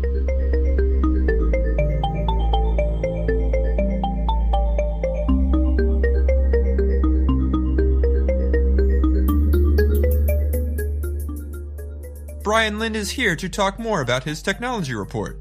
Thanks for being here again, Brian. Sure, Dan. Glad to be here. This week, you reported on an experiment that aimed to measure how AI tools can help workers with their jobs. What kinds of workers were involved in the research? So in this experiment, one of the first of its kind actually to study the effects of ChatGPT-style tools in the workplace, researchers centered on professional workers, and they were consultants involved in marketing activities. So their jobs require them to sometimes be very creative and come up with new product ideas on their own. And this was one of the areas where the researchers noted the AI tool performed quite well. And in what areas did the AI system struggle to produce human-quality results? So the researchers said there were certain areas where the AI tools did not perform very well. and these included tasks where the AI was asked to analyze specific problems a particular business was experiencing. So these tasks, which were more strategic in nature, were much harder for the AI to handle compared to creating, say, a list of ideas for a new product launch. So, did organizers of the experiment offer any suggestions for companies on how to improve the ways their employees use AI? Yes, one of the main suggestions was that businesses should fully research what specific tasks are best handled by ChatGPT-style tools, because they said this is the only way their workers will be able to effectively use the technology when they know the AI tool's exact capabilities across many different areas of the company. Got it. Thanks again for being here, Brian. You're welcome. Thank you, Dan.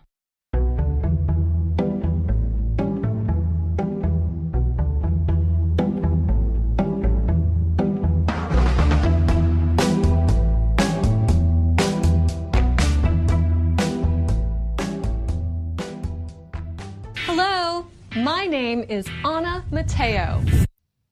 And my name is Jill Robbins. And I'm Andrew Smith. You're listening to the Learning English podcast. Welcome to the part of the show where we help you do more with our series, Let's Learn English. The series shows Anna Mateo in her work and life in Washington, D.C. In the lessons we have been watching lately, Anna has been trying new things at work. In Lesson 18, she tried reading the news. And the best word to describe that experience is challenging. Miss Weaver asked Anna to read the news without showing her feelings. Anna is very expressive, so that was difficult. I hope her boss gives her another opportunity in this lesson. Let's watch the beginning of Lesson 19, a lesson we call, When Do I Start? Anna is talking with her boss on the phone to explain why she is late coming to work. Hi there! Summer in Washington, D.C. is hot and sunny. I always ride the metro to work. Riding the metro is cool and fast. But today, it's closed. So I am walking to work.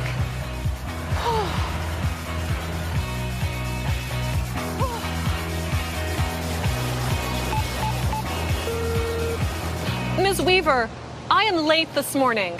The metro is closed, so I am walking to work. That's too bad. It's really hot today. Yes, it is. When you arrive, please come to my office.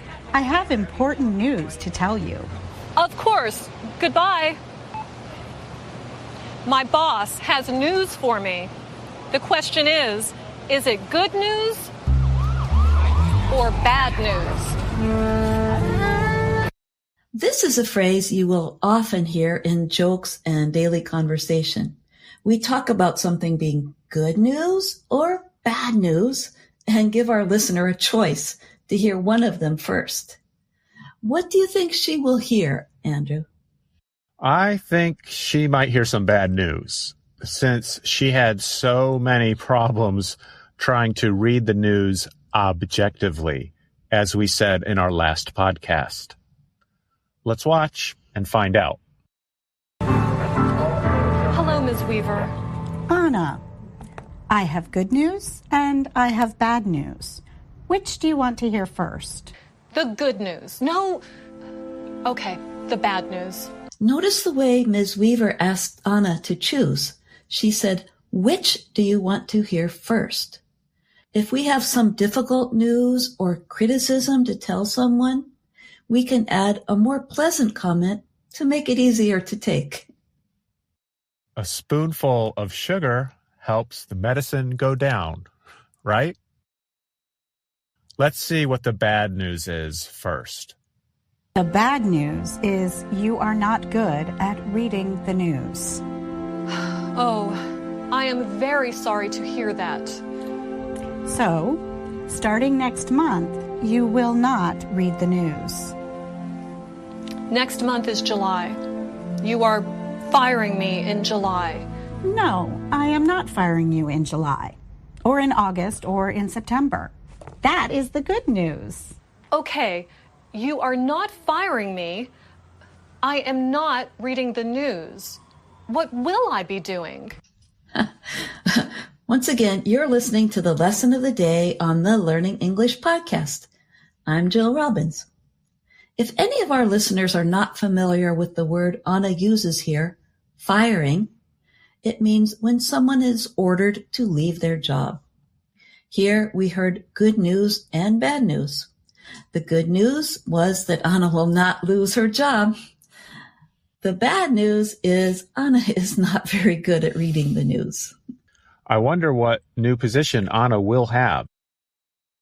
Did you notice how Anna summarized what Ms. Weaver says, or what she thinks she said? This is a skill we call summarizing.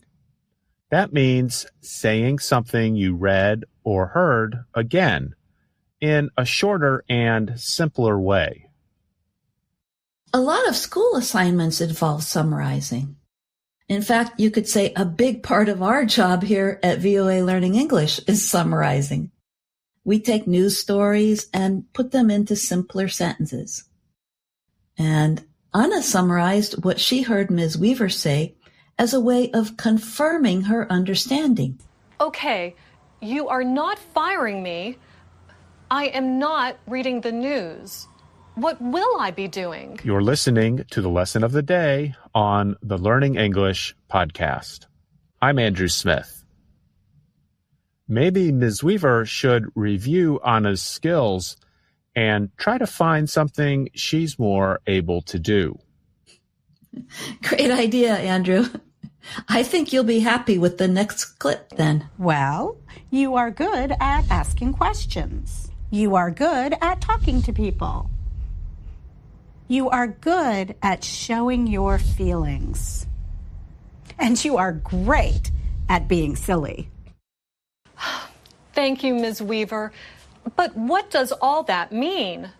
I have a new assignment for you. Your skills are perfect for a new show. A children's show. A children's show.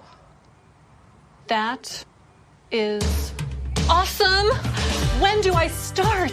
You start next month. Start thinking of ideas for the show. That sounds familiar. I think she has tons of ideas for the show, too. But you're right. Ms. Weaver helps Anna to see her strengths and gives her a new assignment. She doesn't want to spend a lot of time discussing them, so she summarizes them this way. Well, you are good at asking questions. You are good at talking to people. You are good at showing your feelings. And you are great at being silly. Jill, have you ever changed roles at a job? Yeah, lots of times. But I had one job where I started out with limited responsibilities, but gradually my supervisor saw that I had some skills in organizing projects, so I was given more responsibility. Skills like that can be learned through experience or by working with someone who is more experienced than you are. I think you might also have some talent, which is a quality you're born with. I've never thought about that talent in relation to career skills. How about you? What talents and skills do you think are most valuable in your job?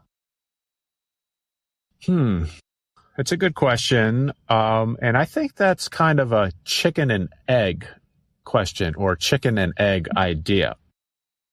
That means it's hard to say which one comes first. I think I've developed some of my natural talents, like being able to use my voice well, maybe being able to sing a few simple songs or something like that. And those skills can help with broadcasting. I think other skills like writing have come mostly from my education and working to improve them. I think you have great people skills too, like the soft skills we talked about in another podcast. I had to learn those skills myself because I was very shy when I was younger. Yes, those soft skills sometimes take some time to learn, just like other skills. Now, I think before we go today, we should give our listeners a good news, bad news joke. Are you sure? Most of those jokes are pretty dark. I mean, they deal with some serious issues like illness. That's true, but don't worry. I have a good one. Here's the joke. There's a troop of soldiers out in the middle of the desert. The captain gets his men together and says, I have good news and bad news. The bad news is we have run out of food and there is nothing to eat but sand. Oh, I know this one. The captain goes on to say, the good news is there's plenty of sand. Oh. So that's all for this lesson of the day on the Learning English podcast. I'm Jill Robbins. And I'm Andrew Smith. Be sure to follow us on YouTube, Facebook, and Instagram.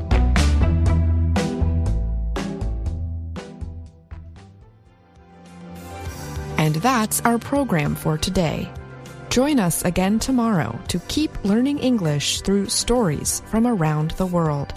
I'm Ashley Thompson. And I'm Dan Novak.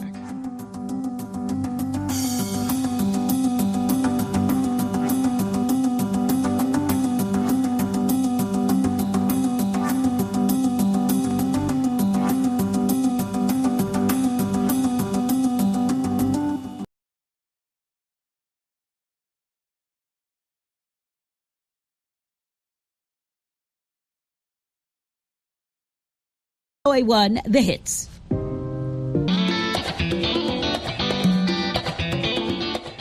Welcome to Learning English, a daily 30-minute program from the Voice of America. I'm Ashley Thompson. And I'm Dan Novak. This program is designed for English learners, so we speak a little slower, and we use words and phrases especially written for people learning English. Coming up on the program, Anna Matteo reports on a Vatican meeting on the future of the Catholic Church. Mario Ritter Jr. has a story on export restrictions causing food prices to rise around the world. Katie Weaver brings us the education report on how one rural American school system has been able to make gains in math. Later, Dan Friedel presents the English lesson of the day. But first, Pope Francis, on Wednesday, is opening a gathering of bishops and others to discuss the future of the Roman Catholic Church. Some of the discussions include subjects that have never been considered before. For the first time, women and non-clergy can vote alongside bishops in what is called a synod of bishops. The change reflects Francis's belief that the church is more about its people than its leaders. The gathering, called a synod, starts on October 4th and will end on the 29th. It will be followed by a second gathering next year. The second synod is expected to put forward detailed proposals for Francis to consider in a future document. The synod will have 365 voting members, including the Pope, and 54 women. Their numbers are chosen by national bishops' organizations and religious orders.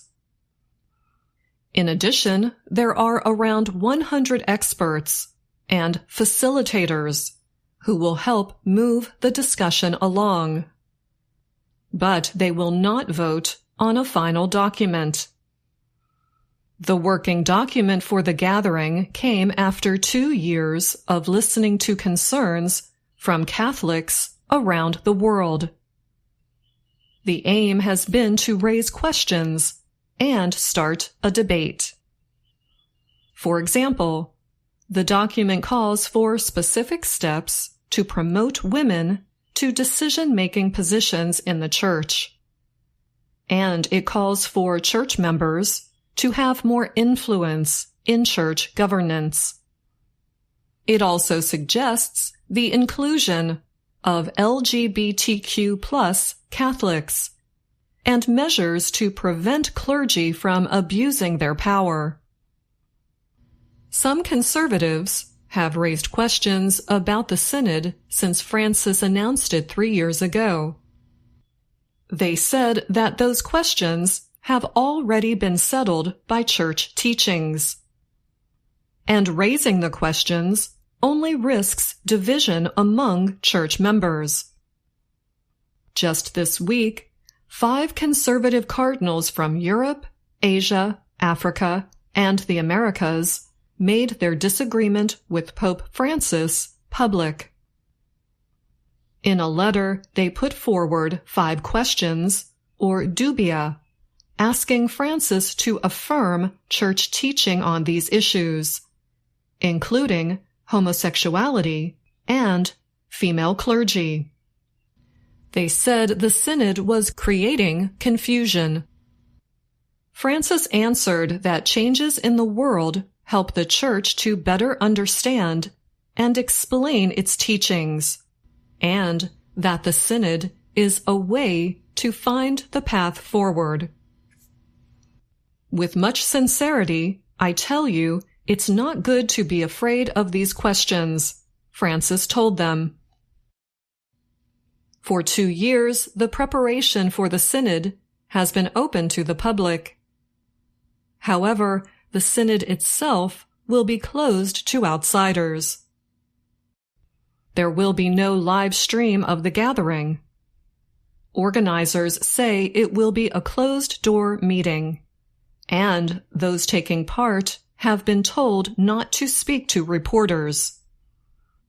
No daily briefings are planned, as in earlier synods, although 5 briefings are expected to take place over the time of the gathering. Francis has defended the measures. The Pope said he did not want political gossip leaking out with news of attendees arguing over disputed issues. This isn't a television show, he told reporters in August. I'm Anna Mateo.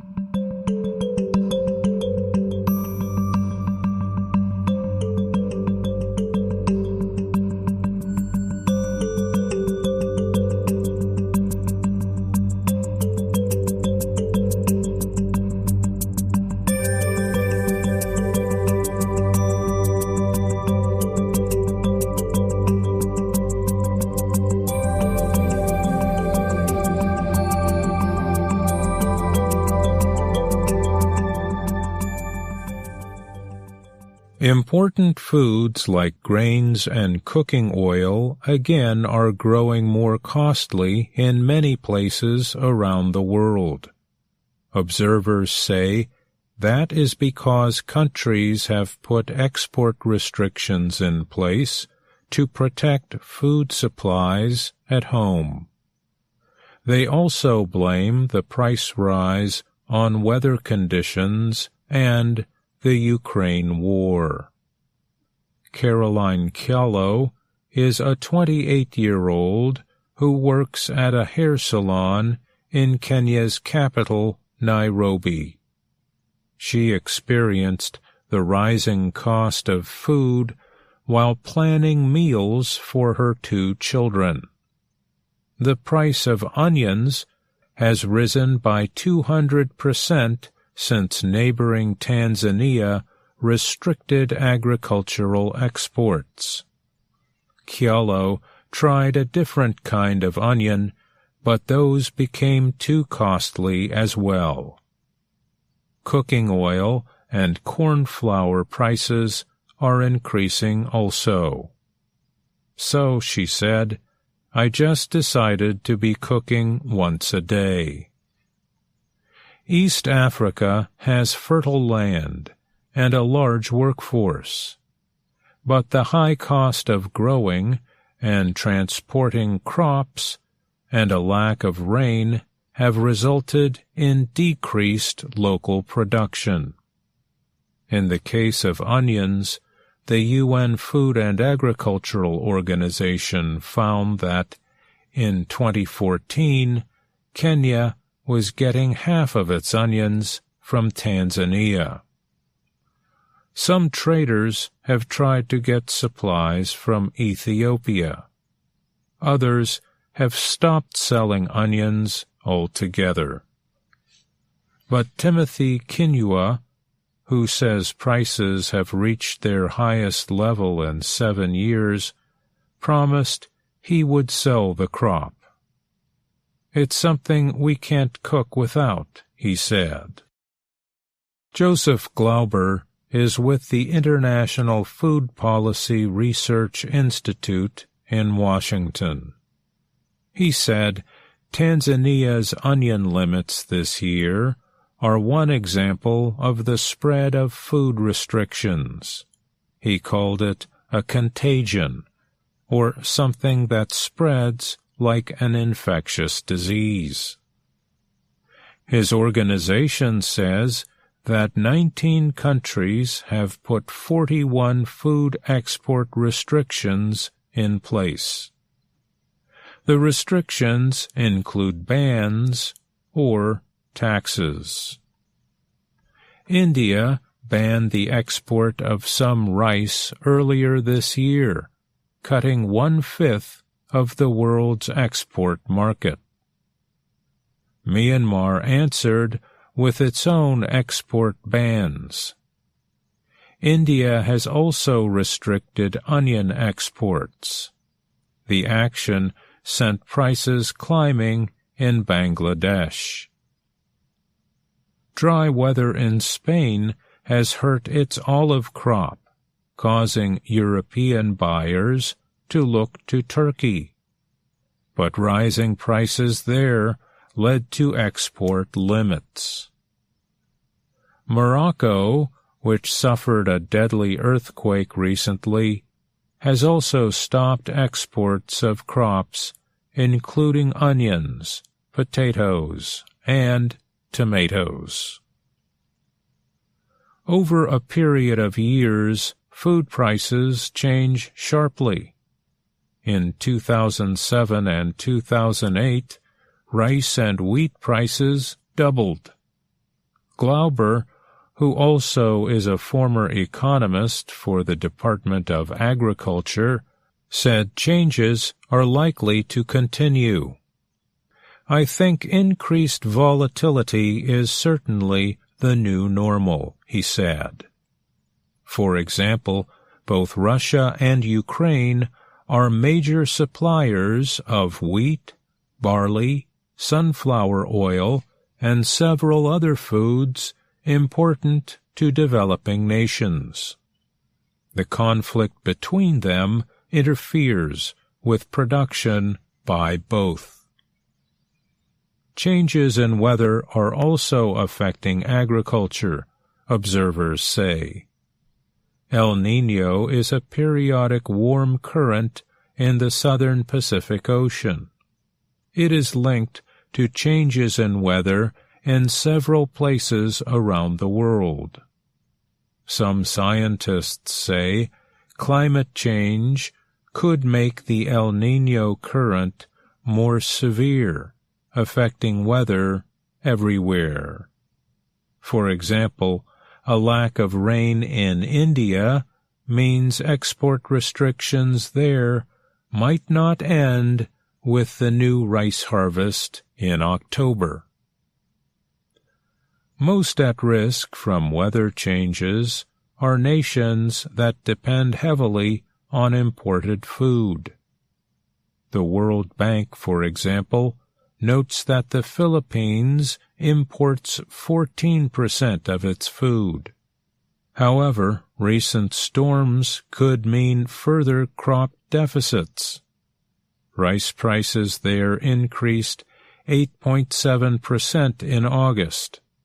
That is double the increase from the month before. I'm Mario Ritter Jr.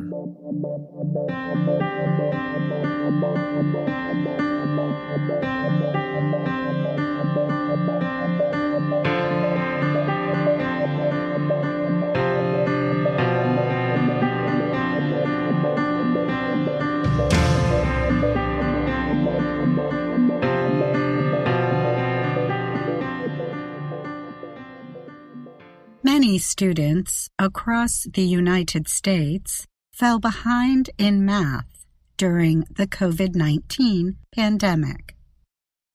Many educators are seeking ways to bring students back up to usual math levels.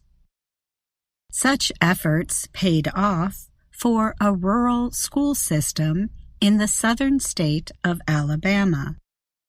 It has shown major improvement.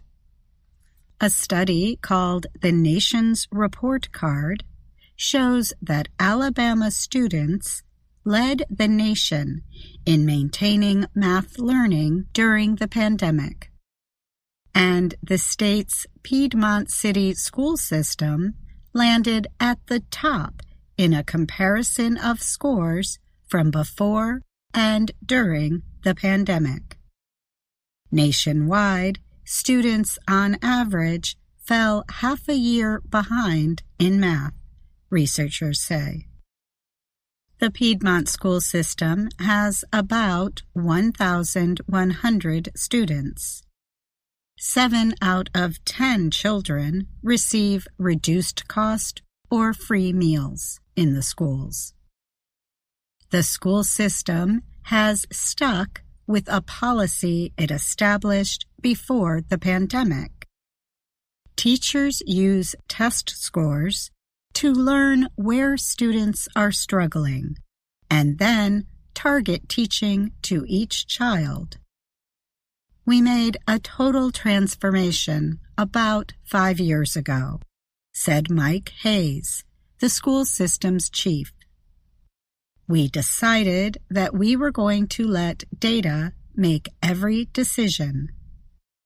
Targeted instruction for small groups of students has years of research and evidence to back it up, said Rebecca Dreyfus of the educational nonprofit TNTP.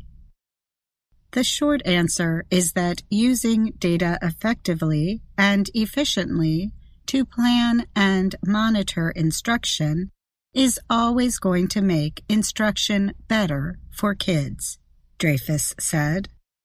Piedmont students were 35th in math skills for the state in 2017, when Hayes became the school system's leader. By spring 2022, Piedmont's students had moved to 12th position.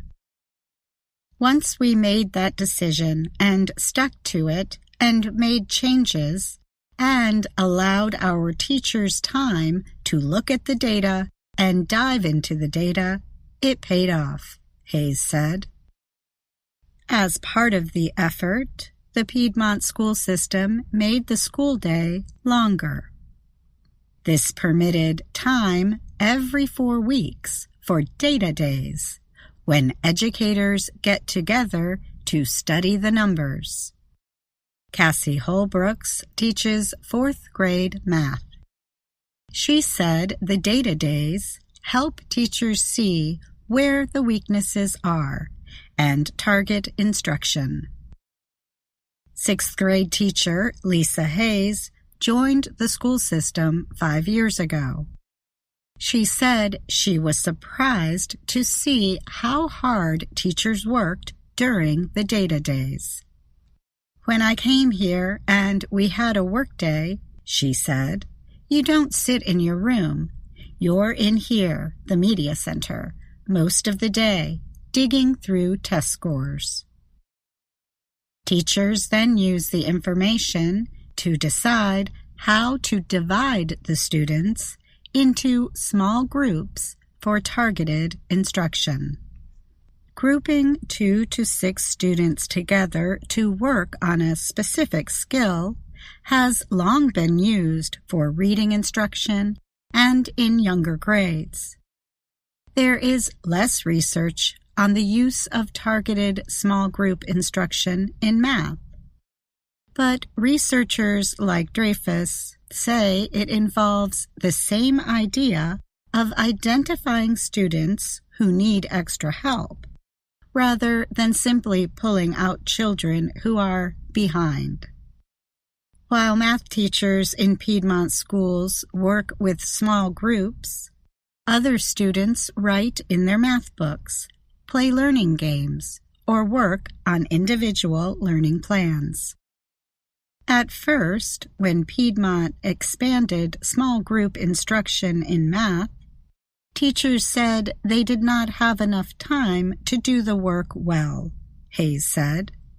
So the schools expanded math and English language study time to between 80 and 120 minutes each day.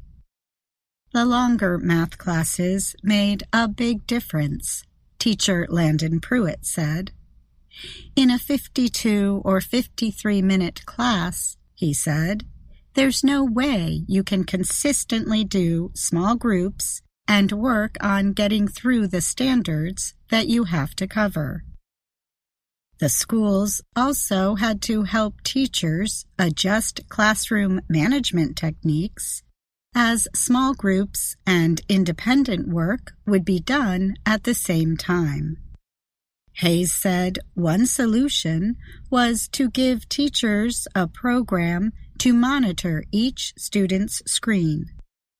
The district wants to make sure teachers have the support and resources to do the job well, he added.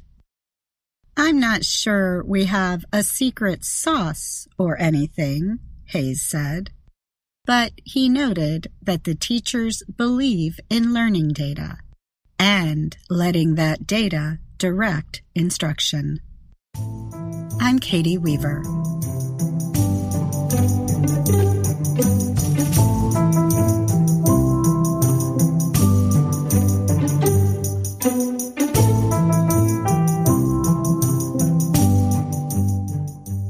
That was Katie Weaver with today's Education Report. Katie joins me now to talk more about the story.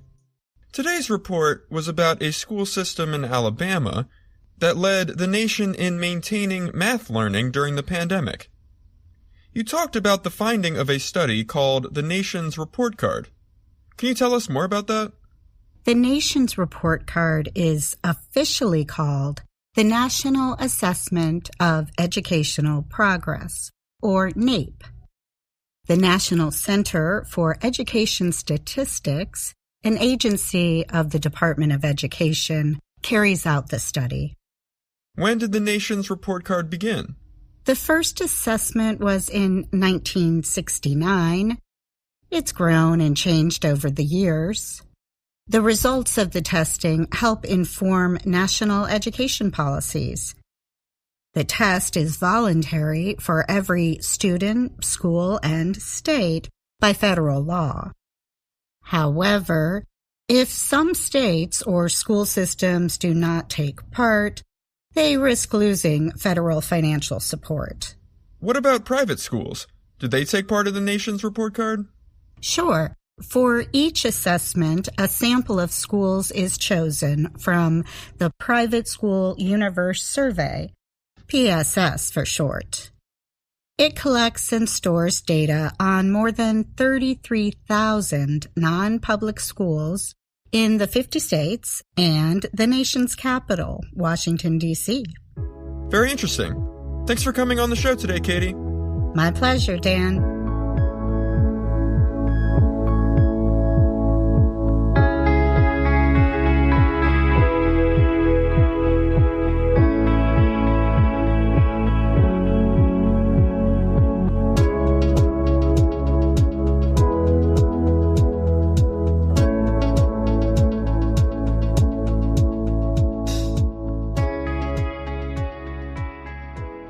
In this next report, John Russell tells us about a British artist who creates art on an unusual surface.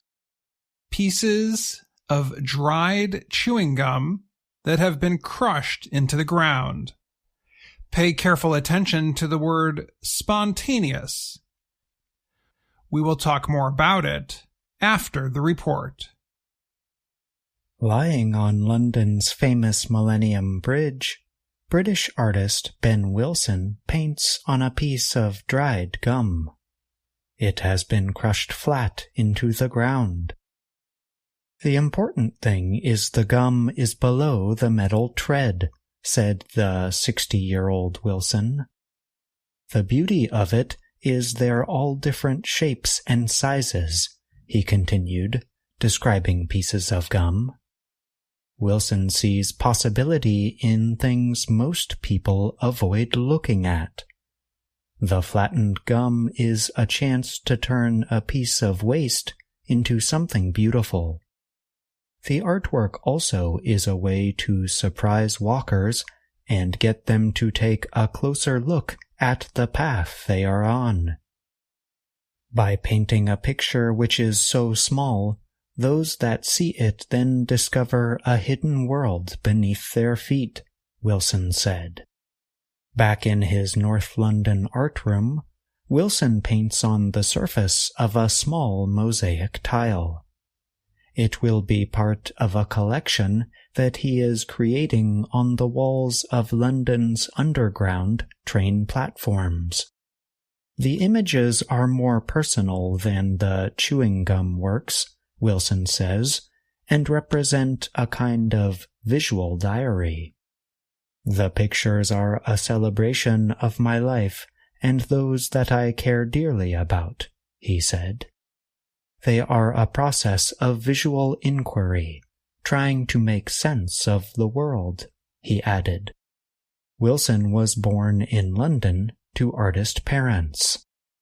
He remembers working with clay from the age of 3.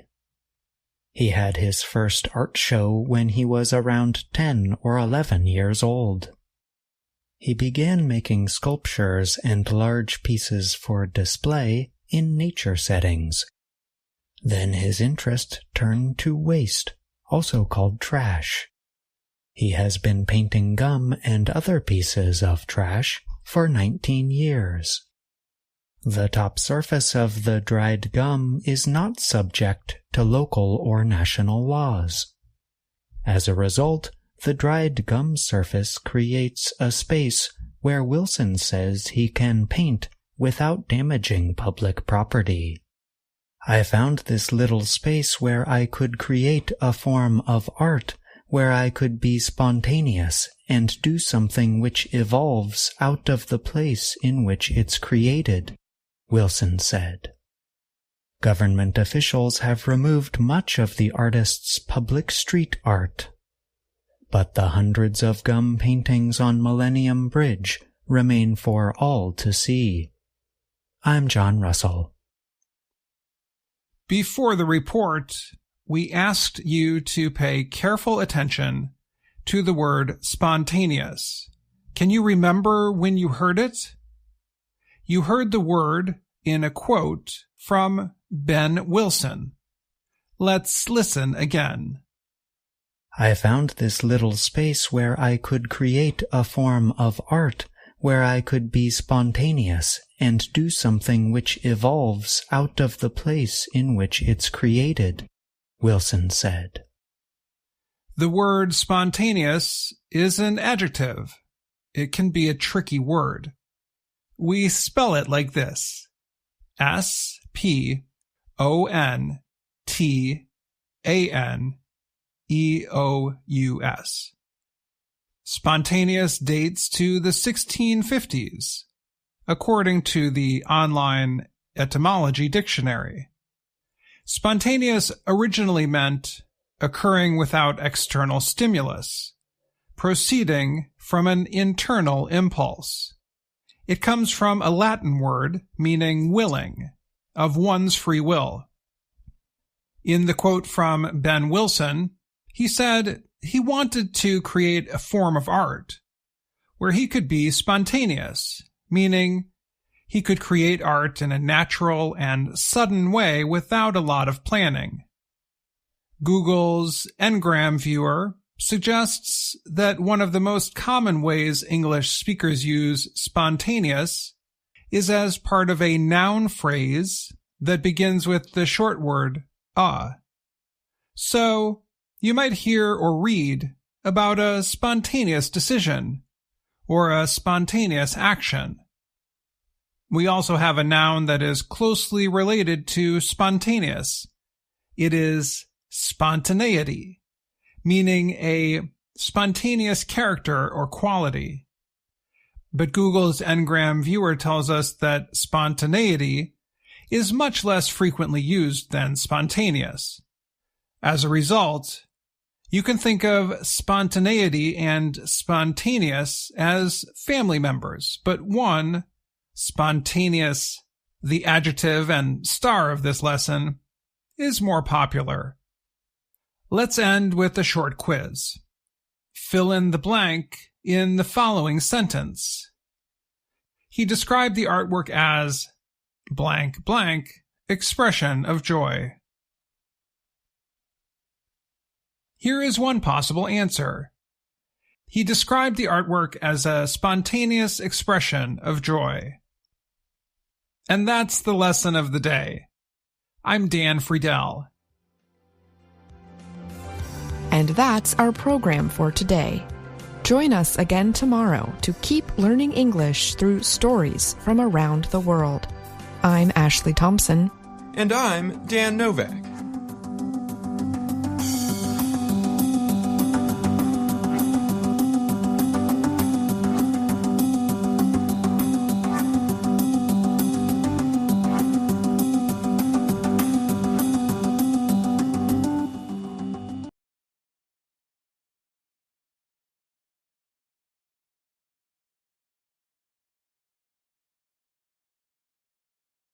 This is VOA One The Hits.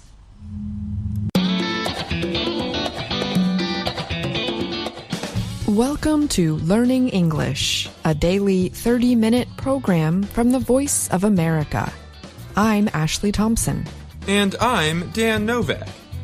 This program is designed for English learners, so we speak a little slower, and we use words and phrases especially written for people learning English. Coming up on the program, Katie Weaver has a story on Columbus Day and Indigenous Peoples Day in the United States. Mario Ritter Jr. reports on China's plans to increase the size of its space station. Brian Lynn brings us the science report on a NASA spacecraft launched to study a metal asteroid. Later, Andrew Smith and Jill Robbins present the English lesson of the day. But first, this Monday is Columbus Day in the United States. The U.S. government established Columbus Day as a national holiday in 1934 to honor the explorer Christopher Columbus. The day recognizes Columbus's arrival in the Americas in October 1492. Recently, critics have said that Columbus did not discover America since native people already lived there. His explorations helped open the way for a huge migration of Europeans to what they called the New World. This brought war, disease, and death to many native peoples. Some American states have since moved away from honoring Columbus and instead observe a day for Native American people.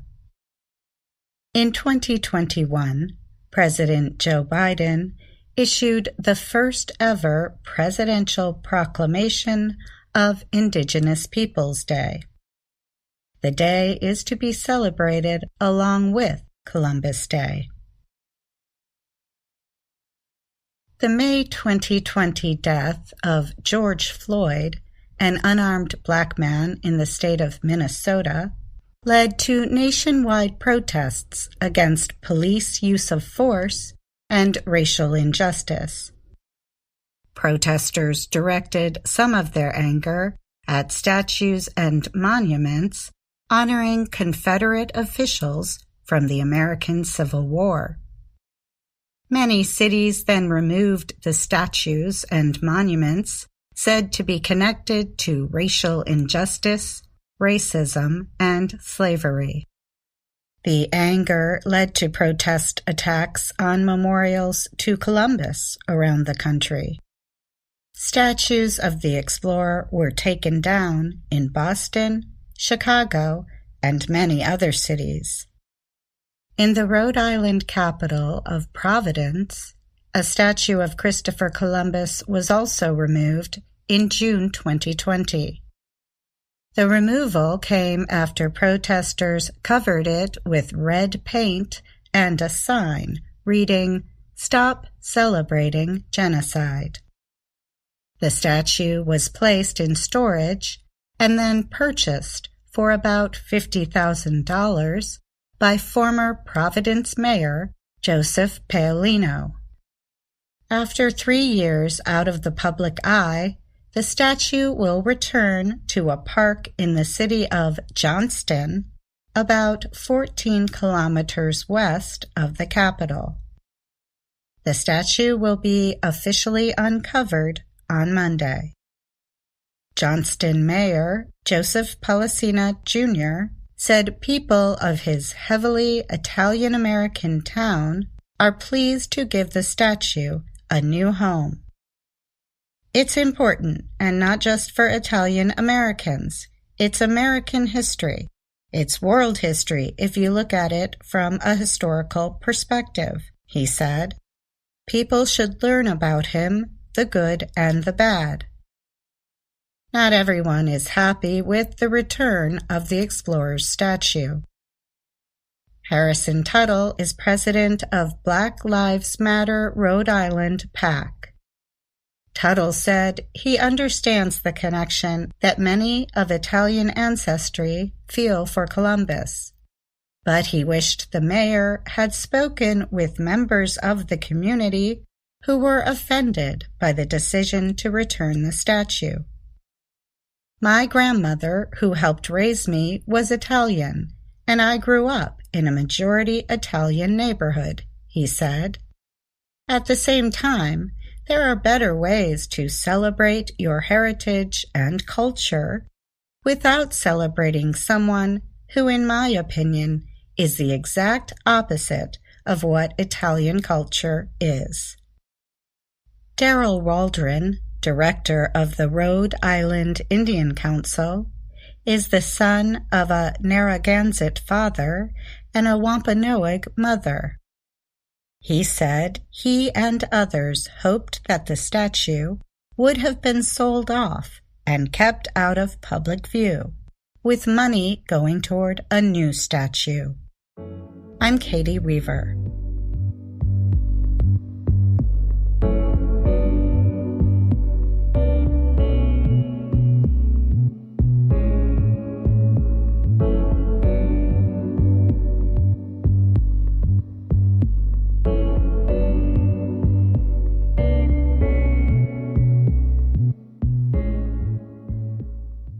China plans to increase the size of its space station in the coming years.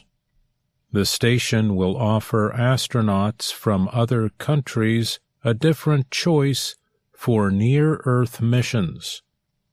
The International Space Station, ISS, led by NASA, is nearing the end of its service life.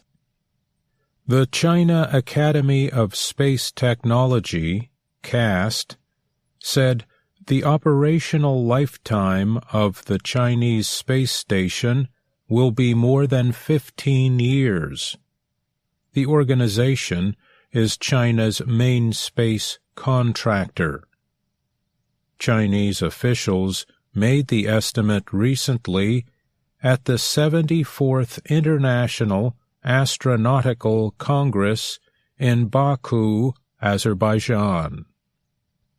The new operational lifetime would be more than the 10 years announced earlier.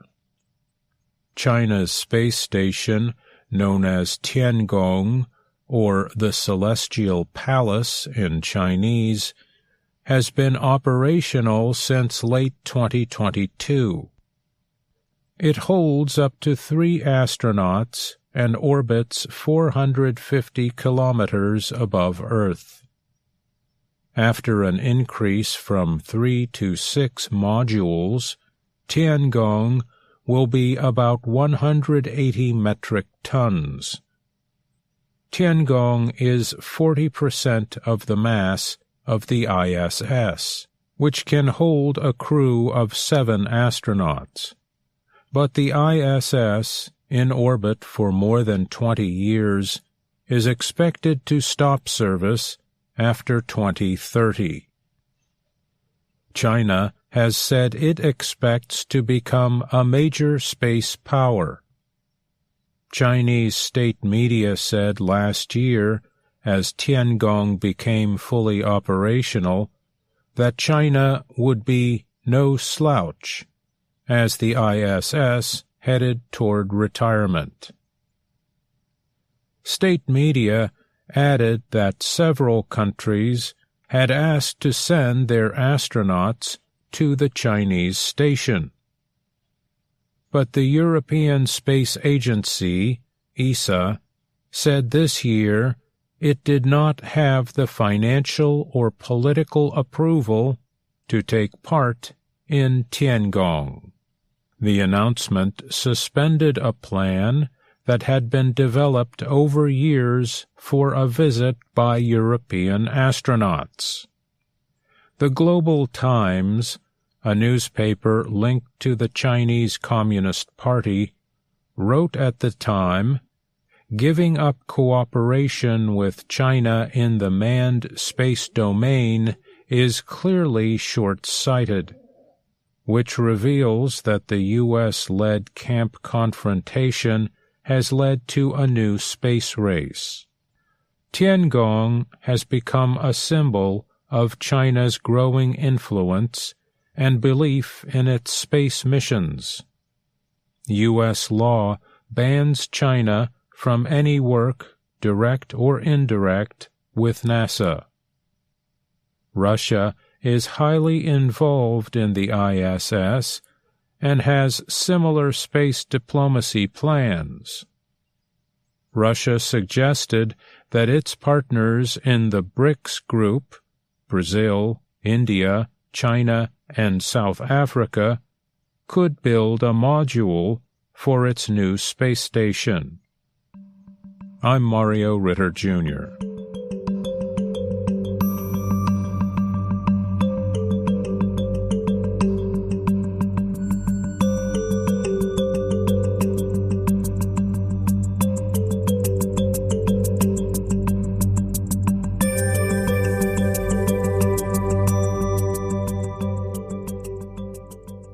The American Space Agency, NASA, is preparing to launch a spacecraft designed to observe an asteroid made mostly of metal.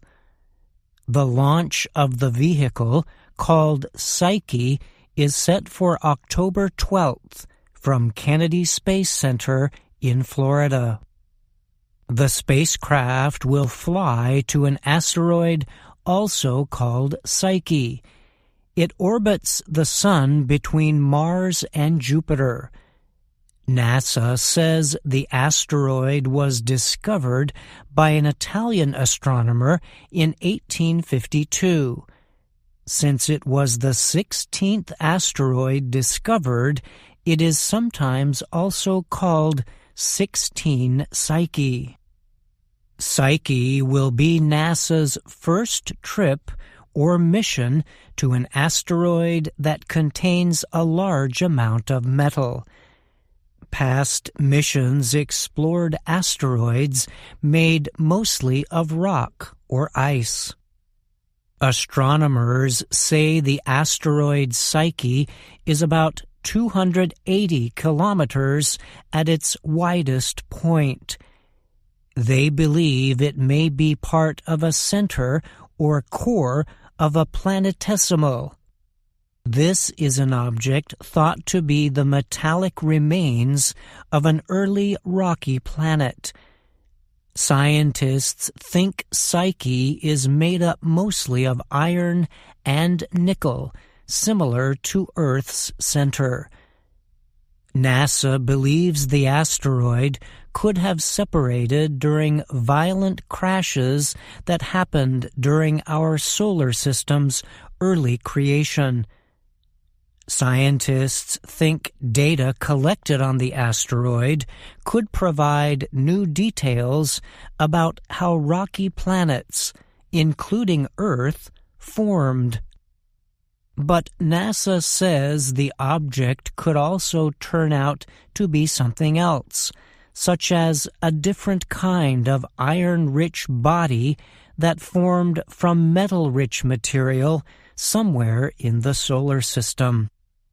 The space agency expects Psyche to travel about 3.6 billion kilometers over 6 years to reach the asteroid. If the spacecraft reaches its target as planned in August 2029, it will then start orbiting the object for at least 2 years. Once in orbit, the mission team will examine data gathered by several science instruments aboard the spacecraft. Psyche will take pictures, map the asteroid's surface, and collect data on what materials are contained in the object. NASA says once Psyche separates from its launch vehicle, it will use a different kind of propulsion system never tried in missions beyond the Moon. The system to be used is called solar electric propulsion. Large solar panels will be extended outward from the main part of the spacecraft to collect light from the sun. The panels then change or convert this sunlight into electricity that powers the spacecraft's thrusters. Psyche will depend on solar electric propulsion to reach its target. NASA describes the thrust as gentle but strong enough to push the spacecraft through its long trip. The spacecraft is also set to get a gravitational push when it passes by Mars in May 2026. NASA said experiments have shown that solar electric propulsion can be highly effective. Scientists estimate Psyche's thrusters could operate nearly non-stop for years without running out of fuel. In addition, NASA says Psyche will be carrying nearly 1,000 kilograms of propellant, xenon gas, in its tanks. Xenon is also used in automobile headlights and some televisions. Agency engineers have estimated the mission would need to burn through about 15 times that amount of propellant if the Psyche spacecraft used traditional chemical thrusters. Lindy Elkins-Tanton with Arizona State University is the lead investigator for the mission. She said NASA had always planned on having Psyche use an electric propulsion system. Without it, we wouldn't have the Psyche mission, Elkins-Tanton said. NASA says the Psyche mission also includes a technology demonstration involving a laser-based data communications system. This experiment is designed to test the ability of lasers to transmit data at increased rates beyond the moon. The technology to be tested in the demonstration is known as optical communications. It is meant to one day replace the radio communication systems long used by NASA to transmit data between Earth and space. NASA says a laser-based communication method will permit the agency to send and receive data faster and more effectively. I'm Brian Lynn.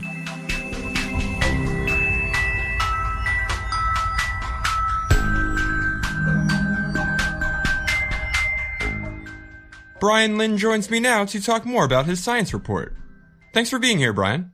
Of course, Dan. Glad to be here. In this week's report, you previewed an upcoming NASA mission that will send a spacecraft to study a metal asteroid. This is one of several NASA projects involving asteroids, right? Yes. In fact, just a few weeks ago, we reported on a NASA mission that returned the first samples collected from a distant asteroid in 2020. They were dropped in the Utah desert by the OSIRIS-REx spacecraft, and about 1 year ago, the DART spacecraft crashed into an asteroid in a planetary defense experiment. And another one, the agency's Lucy spacecraft, launched about 2 years ago. It aims to observe 8 different asteroids over a 12-year period. Why do you think NASA is so interested in studying asteroids right now? Well, it does certainly seem like NASA has been putting more resources into asteroid exploration. In the case of the DART mission, space officials said it was clearly a test of whether a spacecraft could change the path of an asteroid that might threaten Earth. And that experiment showed a spacecraft can do this, and NASA plans similar tests in the future. Thanks again for answering my questions, Brian. Sure, Dan. Thank you.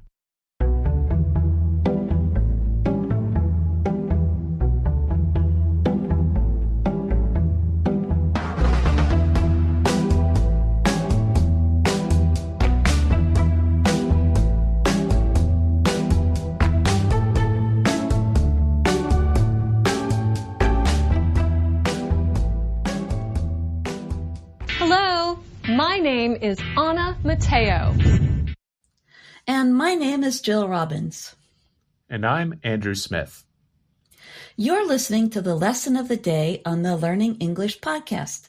Welcome to the part of the show where we help you do more with our series, Let's Learn English. This series shows Anna Mateo in her work and life in Washington, D.C.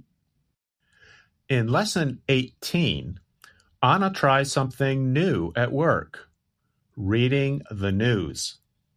Her boss, Miss Weaver, is coaching her on how a professional journalist should read.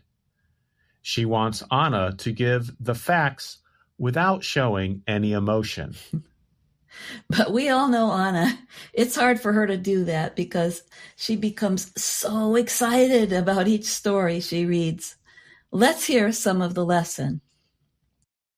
Hello from Washington, D.C. Today at work, I am reading the news for the first time. I am really nervous, but my boss, Ms. Weaver, is here to help me. Now, Anna, remember, when we read the news, we are always reading facts. We never show our feelings. Sure thing, Ms. Weaver. Great. Are you ready? Yes. Okay. Let's try the first story. Hello, and welcome to The News. A new book is very popular with children and families. This is it. It is about a lost duckling. The duck's mother cannot find him. Stop. Anna, when you say the words duck And Duckling, you look really sad. I do? Yes. Sad is a feeling. Sad is not a fact. Sorry. Let me try again. I see. Ms. Weaver is trying to teach Anna to read objectively. That means to tell the facts without adding your own feelings. Anna shows her feelings both in her face and in her voice. Andrew, you know, our listeners might think the opposite of the adjective objective is subjective. In some cases, that's true. But there's another word we use when we talk about reporting news. When someone presents the news in a way that makes it seem worse or more shocking than it really is, we call it sensationalist. Subjective means we show our personal feelings or opinions about something. When we do that with the news and make everything seem terrible, you would call it sensationalist. Now I see why Ms. Weaver wants Anna to read the news objectively. Yes, we've all seen what happens when the news is sensationalized. People get worried. So Anna gives it another try. Let's listen and see if she can do it better the next time. Okay, she's trying again. And go. Hello and welcome to The News. A new book is very popular with children and families. This is it. It is about a lost duckling. The duck's mother cannot find him, but a family gives him a home. Stop, Anna. You are doing it again. This story is very sad. Well, that didn't go so well. Did you notice that Anna changed the way she said one word, him? The second time she read it? Listen to that again. The duck's mother cannot find him. I think that's because she's feeling so strongly about the story. But we hear a shorter form of pronouns quite often in American English. One example of shorter forms is that phrase we use to encourage someone trying something new. Go get 'em. Here, M is a short form of them. But we never shorten me, it, or us because those words are already short. If I was in the studio with Anna, I'd tell her, go get 'em, when she tries reading the news again. Maybe she can get it right the third time. Let's find out if Miss Weaver gives her another chance on a different story. I have an idea. Let's read the second story. She's reading the second story. And go. Okay, let's try the first story. She's reading the second story.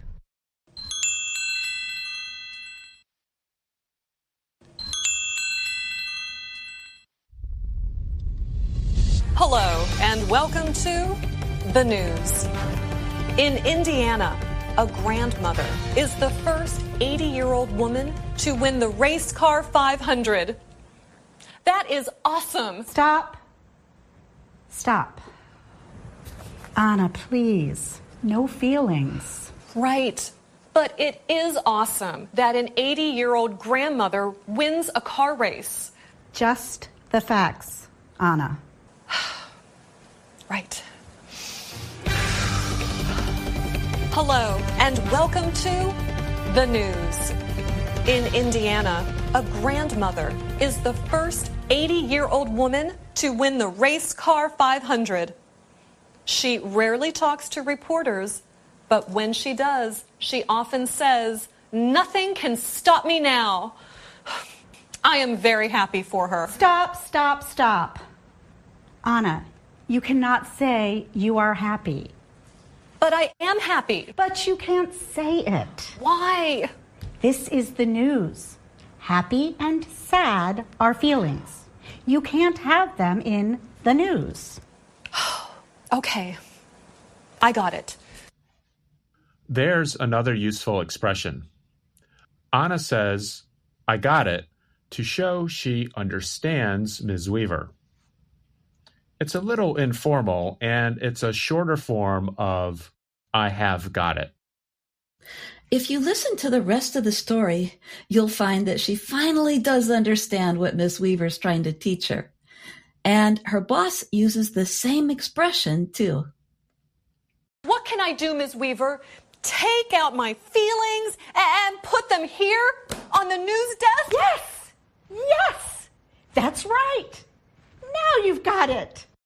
Once again, I'm Andrew Smith, and you're listening to the Lesson of the Day on the Learning English podcast.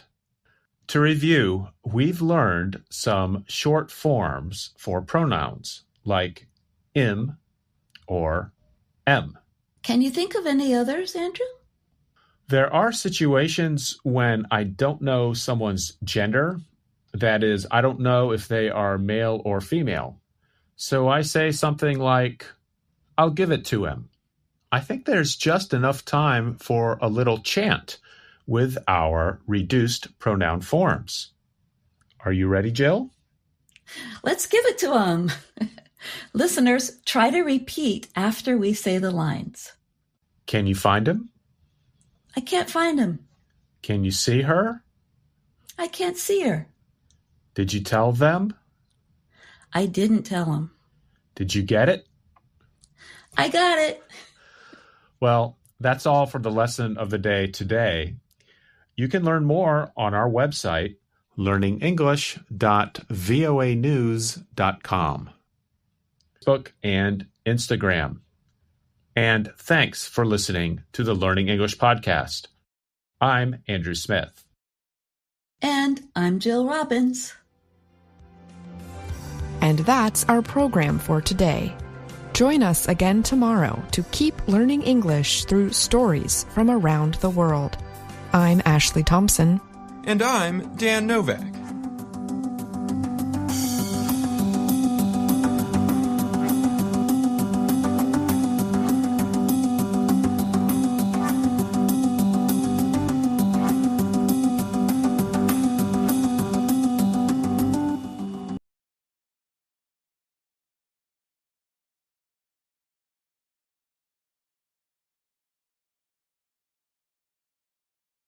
And this is VOA1, The Hits.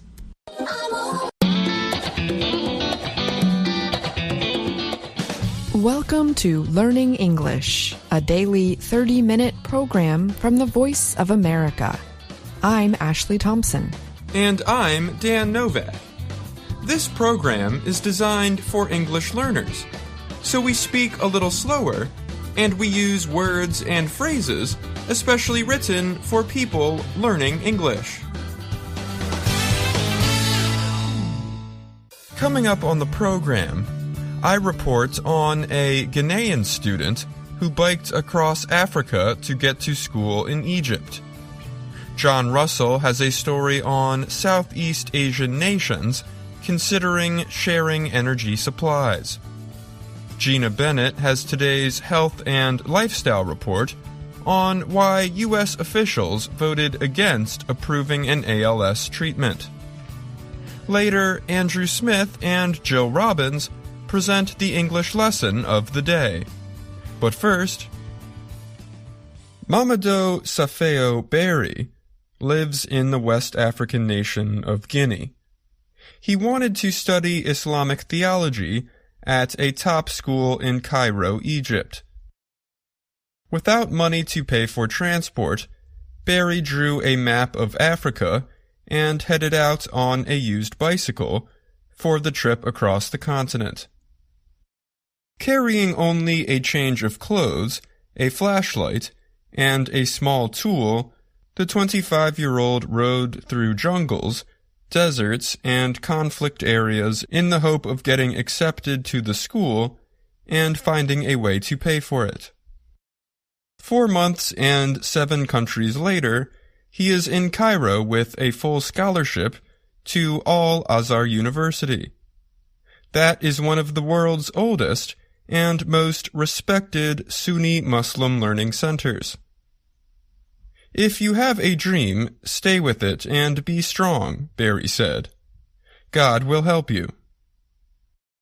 Thousands of West Africans, like Barry, take risky journeys across the Sahara Desert each year, searching for a better life. But many never make it. Nearly 500 people died or disappeared on West African migration routes last year, data from the International Organization for Migration shows. Barry decided the risk was worth the reward. I had to fight, Barry said last August in Chad. Barry rode about 100 kilometers each day. He rode through Mali, Burkina Faso, Togo, Benin, and Niger. He had to stop in N'Djamena, the Chadian capital, because of the ongoing conflict in Sudan. He said he had already been detained 3 times, twice in Burkina Faso and once in Togo.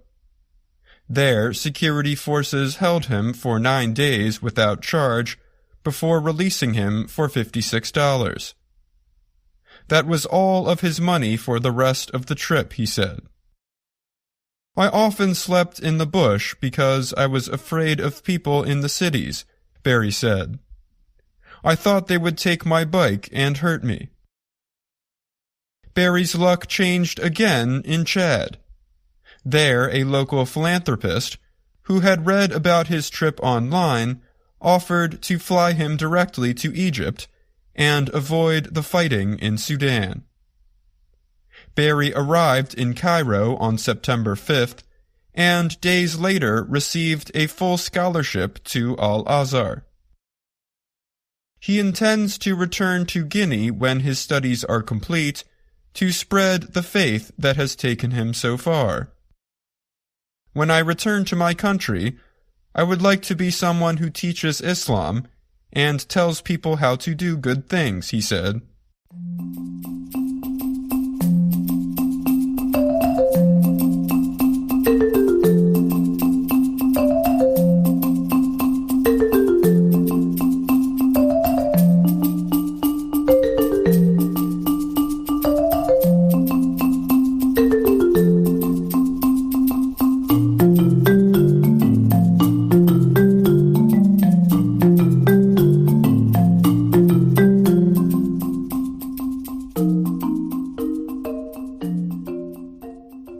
Southeast Asian nations are increasingly looking to share power as a result of concerns about climate change.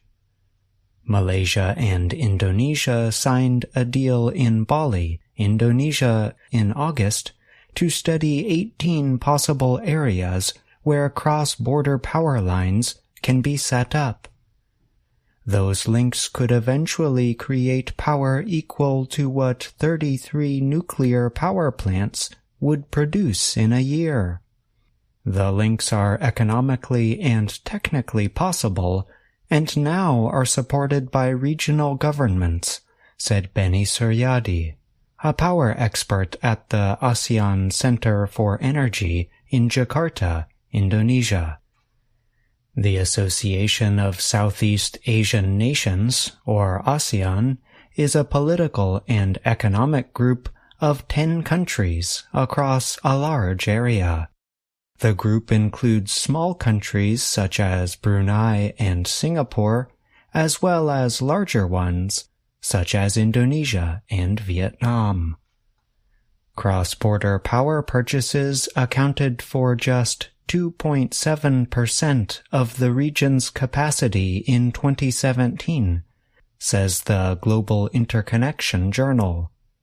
But those were between 2 countries, such as Thailand and Laos. Now, more countries are looking at power sharing as a way to move their economies away from coal and other fossil fuels.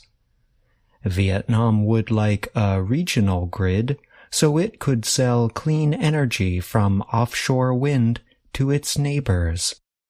And the Malaysian area of Sarawak is looking to sell its hydropower to neighboring Indonesia. The plan for a regional grid between the 10 ASEAN members was developed 20 years ago, but progress has been slowed by problems, including technical barriers and political mistrust. The region now recognizes it must move faster. Climate change could reduce the region's economic growth by more than a third by the middle of the century. A report presented at the 2021 UN Climate Conference in Glasgow, Scotland, says, "Demand for electricity is rising, and governments have realized the move away from fossil fuels requires an interconnected grid," Suryadi observed. "It has become a crucial need for every country," he said. In the past, countries in the region paid more attention to energy security. They used fossil fuels and often built more capacity than they needed. But renewable energy costs are falling, making hydroelectric, solar, and wind power more affordable. All ASEAN countries apart from the Philippines have promised to stop adding carbon to the atmosphere by 2050. So, arguments in favor of an interconnected grid appear to be winning. But issues remain. One of ASEAN's central policies is non-interference, which means members are less likely to do joint projects. Energy needs within a country sometimes conflict with the interests of an interconnected grid. Nadila Shani, another expert at the ASEAN Center for Energy, said that this creates a difficult position for some countries. The countries could sell clean energy to neighbors for the region to move away from fossil fuels, or they could use those resources to meet their own climate targets. The region's lack of a legal agreement for such things as setting submarine power cables is another difficult issue. Not all the technical problems have been solved. Voltages used by each country can differ, as do the capacities of their grids. Even countries whose grids cross borders, like Thailand, need to upgrade them, said Harold Link, president of Thailand's Association of Private Power Producers. You need a huge amount of electricity, and they want it green. And where do you get it from? For some countries, it is more difficult to make it green, Link said. I'm John Russell.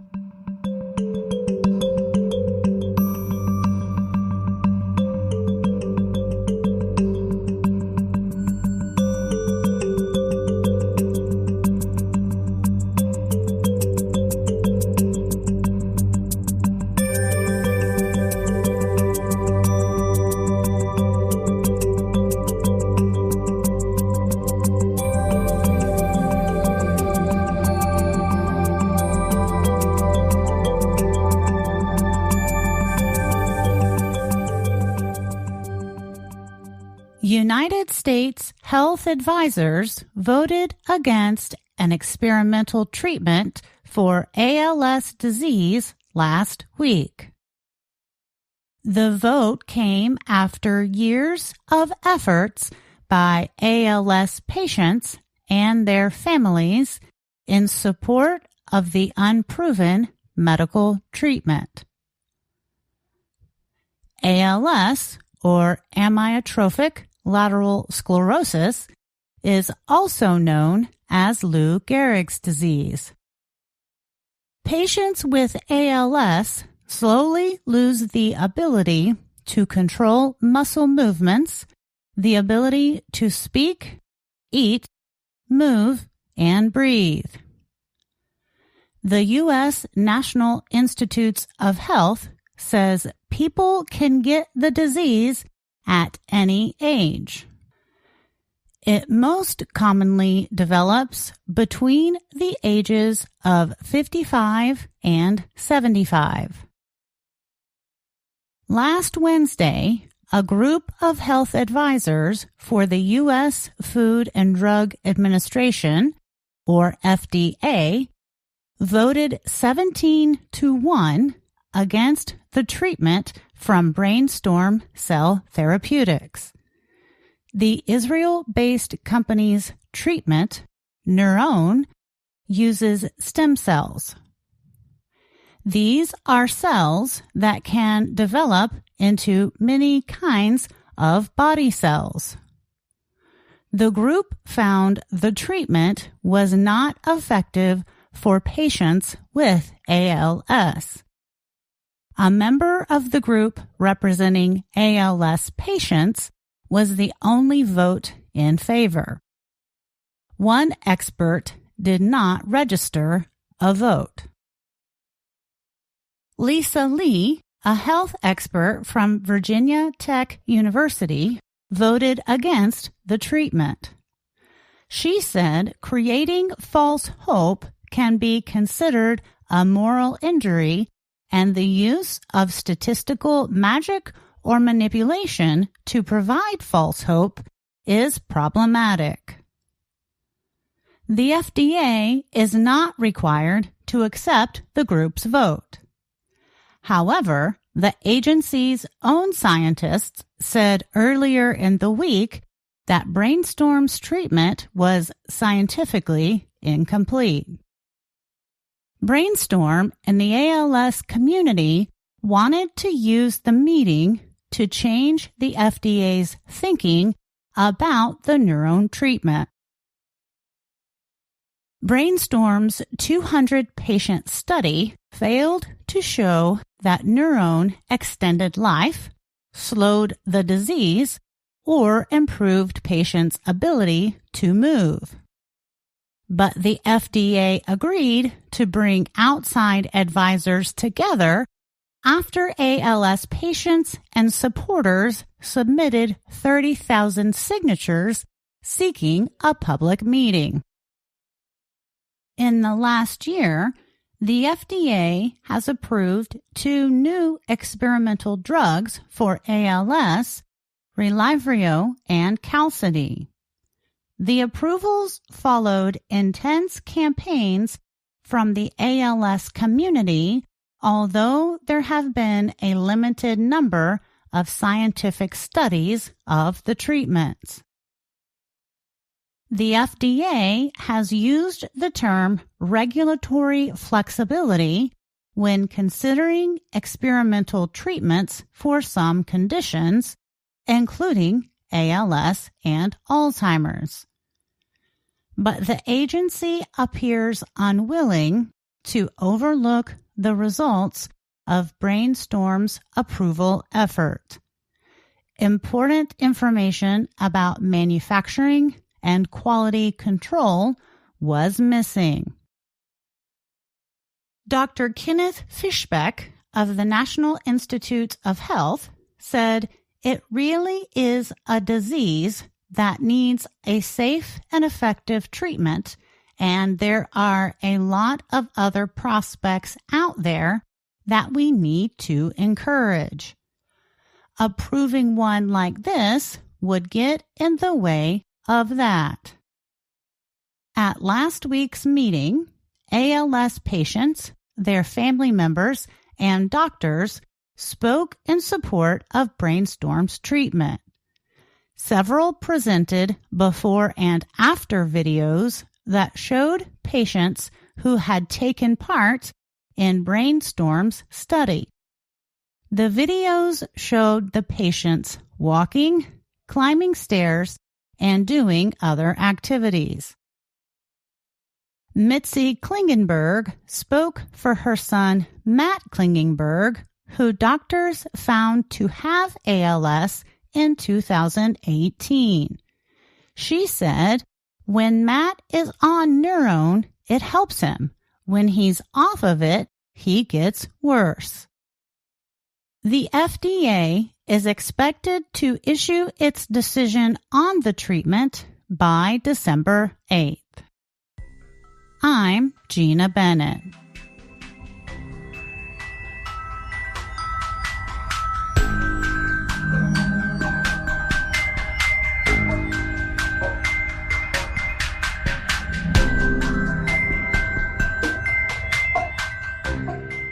Gina Bennett joins me now to talk more about today's health and lifestyle story. Welcome, Gina. Thanks, Dan. This is my first time to be on the podcast, so I'm really excited about it. Glad to have you on. Your story today is about an experimental treatment for ALS. The story says U.S. health advisors voted against this treatment. But this came after years of efforts by ALS patients and their families to support the treatment. That's right, Dan. The ALS community really supported this treatment. The community got 30,000 signatures to allow the public meeting for health advisors to consider the treatment. But the only advisor to vote yes was one representing ALS patients. Did the group say why they voted against the treatment? Yes, the article does talk about why the group voted against the treatment. Some scientists have said that a study using the treatment was scientifically incomplete. There was information about manufacturing and quality control missing from the study. Is there any good news we can take away from the story? Yes, even if the FDA vote doesn't turn out in favor of the ALS patients, the good news from the story is other intense campaigns from the community have caused the FDA to approve 2 other new experimental drugs for the disease in the past year. So there's some hope. Interesting. Thanks for answering my questions, Gina. Hope to have you back soon. You're welcome. It was a pleasure to be here.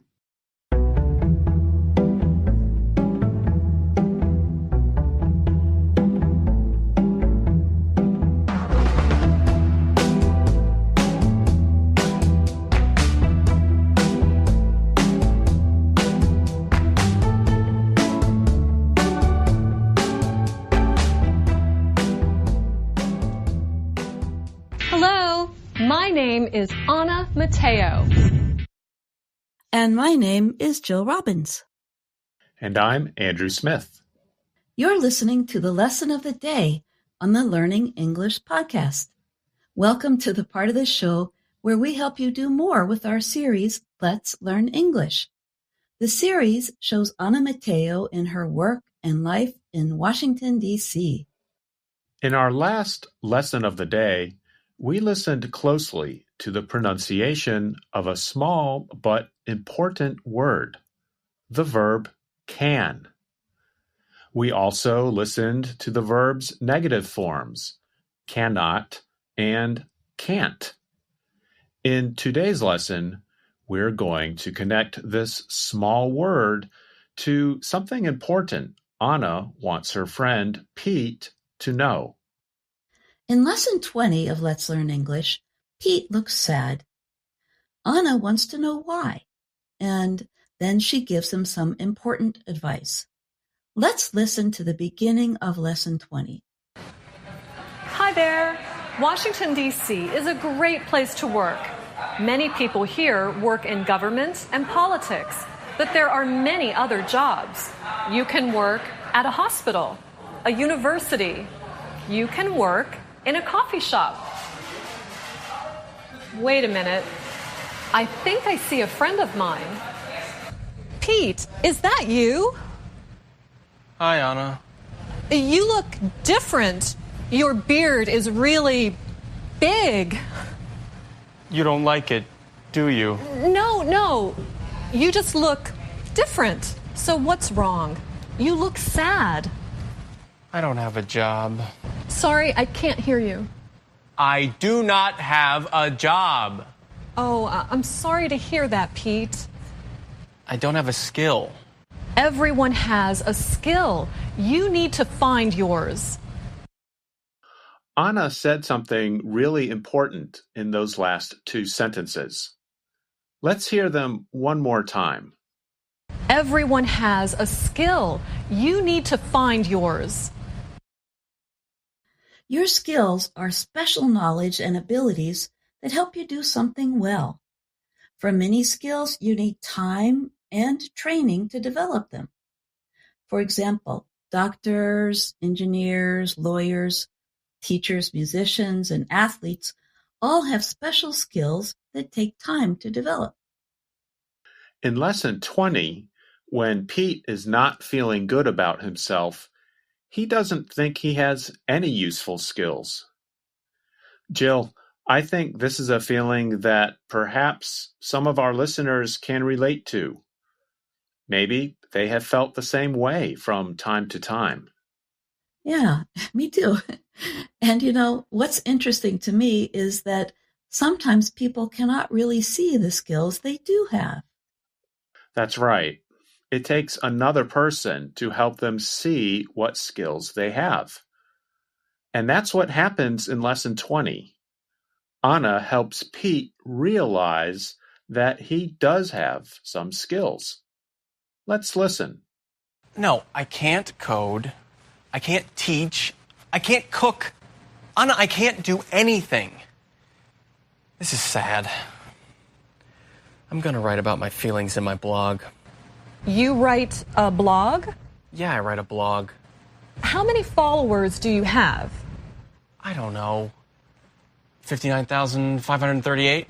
Pete, that's a lot of followers. You can make money writing. Writing is easy. Everyone can write. Not everyone can write well. You can be a writer. I can be a writer? I can be a writer. I can be a writer! Thanks, Anna! It can feel good to realize that you have a skill that is useful. But some skills are more obvious or easy to see than others. For example, an airline pilot has the obvious skill of knowing how to fly a plane. And we generally call these kinds of obvious skills hard skills. Other examples of hard skills are computer coding, engineering, painting, construction, automotive repair, and cooking. Hard skills are generally actions that you can see, or actions that produce a product like a new computer program. But there's another category of skills, and we call these soft skills.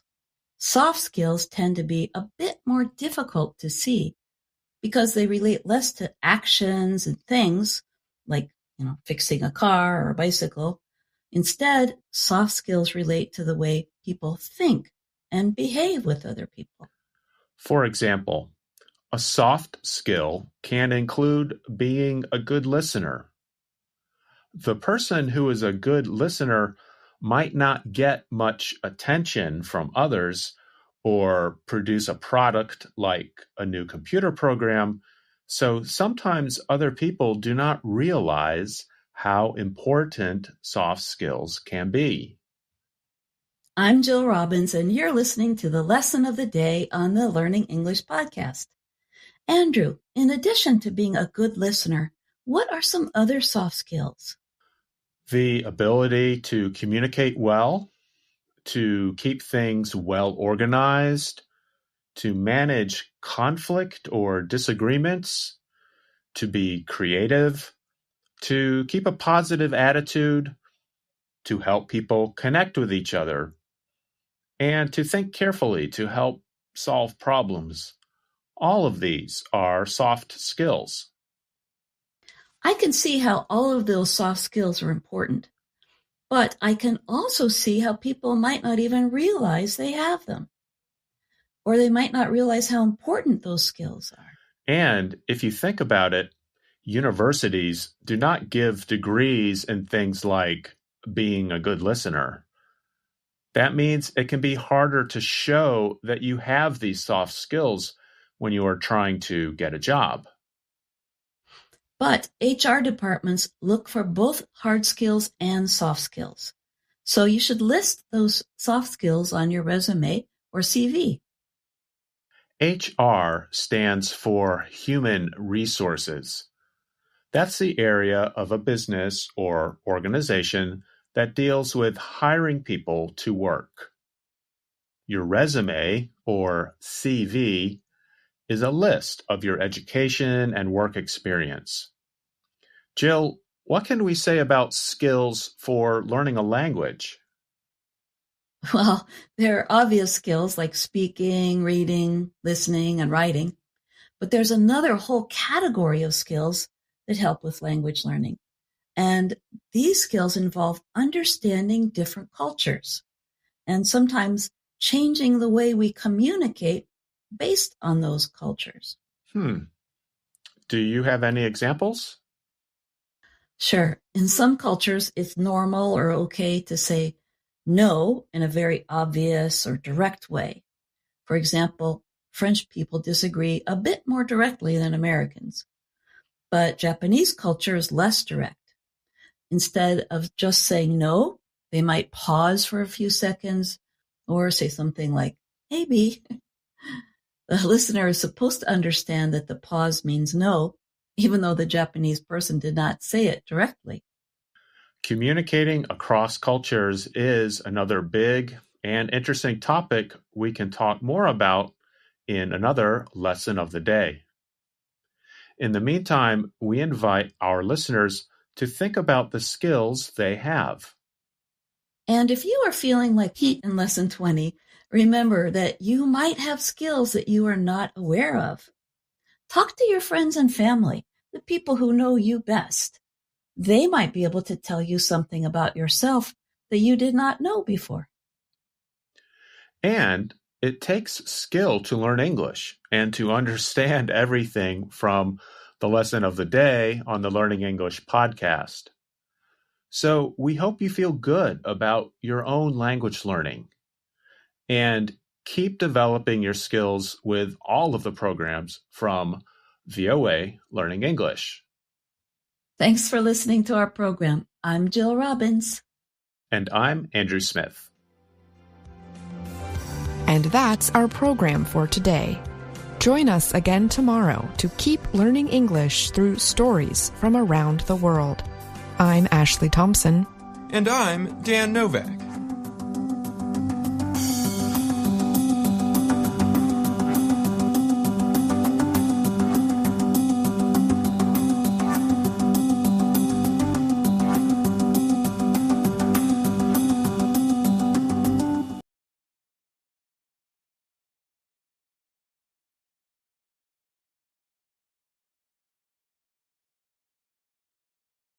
The hits.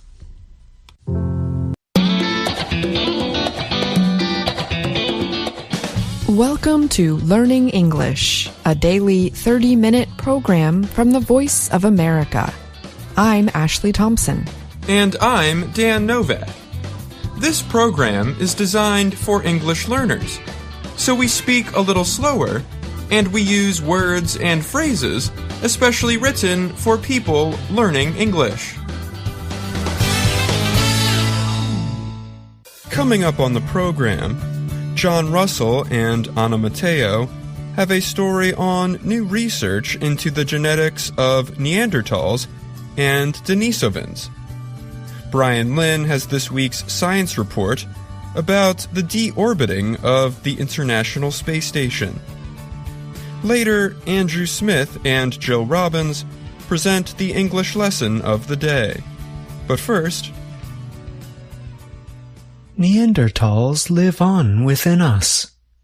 These ancient human relatives, and others, called Denisovans, once lived alongside our early Homo sapiens ancestors. The groups mixed and had children. As a result, some of the Neanderthals and Denisovans live on in our genes. And science is starting to show just how much that shapes us. Mary Prendergast, a Rice University archaeologist, said, "We're now carrying the genetic legacies and learning about what that means for our bodies and our health. In the past few months, researchers have linked Neanderthal DNA to a serious hand disease, the shape of people's noses, and other human traits. They even placed a gene carried by Neanderthals and Denisovans into mice to investigate its effects on biology. The researchers found that the gene gave the mice larger heads and an extra rib. Much of the human story remains a mystery, but Dr. Hugo Seberg of the Karolinska Institute in Sweden said new technologies and research are helping scientists begin to answer the questions: who are we? Where did we come from? And the answers point to a deep reality. We have far more in common with our ancient cousins than we ever thought. Until recently, the genetic legacy from ancient humans was invisible. But there has been a number of discoveries from ancient DNA, an area of study developed by Nobel Prize winner Svante Pääbo. He was first in creating a Neanderthal genome. Research shows some African populations have almost no Neanderthal DNA, while those from European or Asian backgrounds have up to 2%. Denisovan DNA is rarely found in most parts of the world, but makes up 4 to 6% of the DNA of people in Melanesia. This Pacific Ocean area extends from New Guinea to the Fiji Islands. That may not sound like much, but it adds up. Even though only 100,000 Neanderthals ever lived, half of the Neanderthal genome is still around, in small pieces scattered around modern humans, said Seberg, who works closely with Pääbo. It is also enough to affect us in very real ways. Scientists studying the subject say the DNA can be both helpful and harmful. For example, Neanderthal DNA has been linked to autoimmune diseases, like Graves' disease and rheumatoid arthritis. When Homo sapiens came out of Africa, they had no immunity to diseases in Europe and Asia. But Neanderthals and Denisovans, already living there, did. Chris Stringer is a human evolution researcher at the Natural History Museum in London. Stringer said that by mating with Neanderthals and Denisovans, Homo sapiens got a quick fix to our immune systems, which was good news 50,000 years ago. Stringer added, the result today is, for some people, that our immune systems are oversensitive, and sometimes they turn on themselves. In 2020, research by Seberg and Pääbo found that a major genetic risk factor for severe COVID-19 came from Neanderthals. We compared it to the Neanderthal genome, and it was a perfect match, Seberg said. The next year, they found a set of DNA variants along a single chromosome inherited from Neanderthals had the opposite effect, protecting people from severe COVID. Much less is known about our genetic legacy from Denisovans. Although some research has linked genes from them to fat processing and better performance at high altitudes. Manasa Raghavan, a human genetics expert at the University of Chicago, said Tibetans carry an amount of Denisovan DNA. She noted that the population continues to live and do well in low oxygen environments today. John Hawks of the University of Wisconsin-Madison said that human evolution was not about survival of the fittest and extinction. Instead, he suggested, it is about interaction and mixture. Researchers expect to learn more as the science continues to develop. Even when ancient bones are not available, scientists today can get DNA from soil where ancient humans once lived. And there are less explored places in the world where researchers hope to learn more. Seberg said biobanks that collect biological materials will likely be established in more countries. As researchers go deeper into humanity's genetic legacy, scientists expect to find even more evidence of how much we mixed with our ancient cousins and all they left us. Perhaps, Seberg said, we should not see them as so different. I'm John Russell. And I'm Anna Matteo.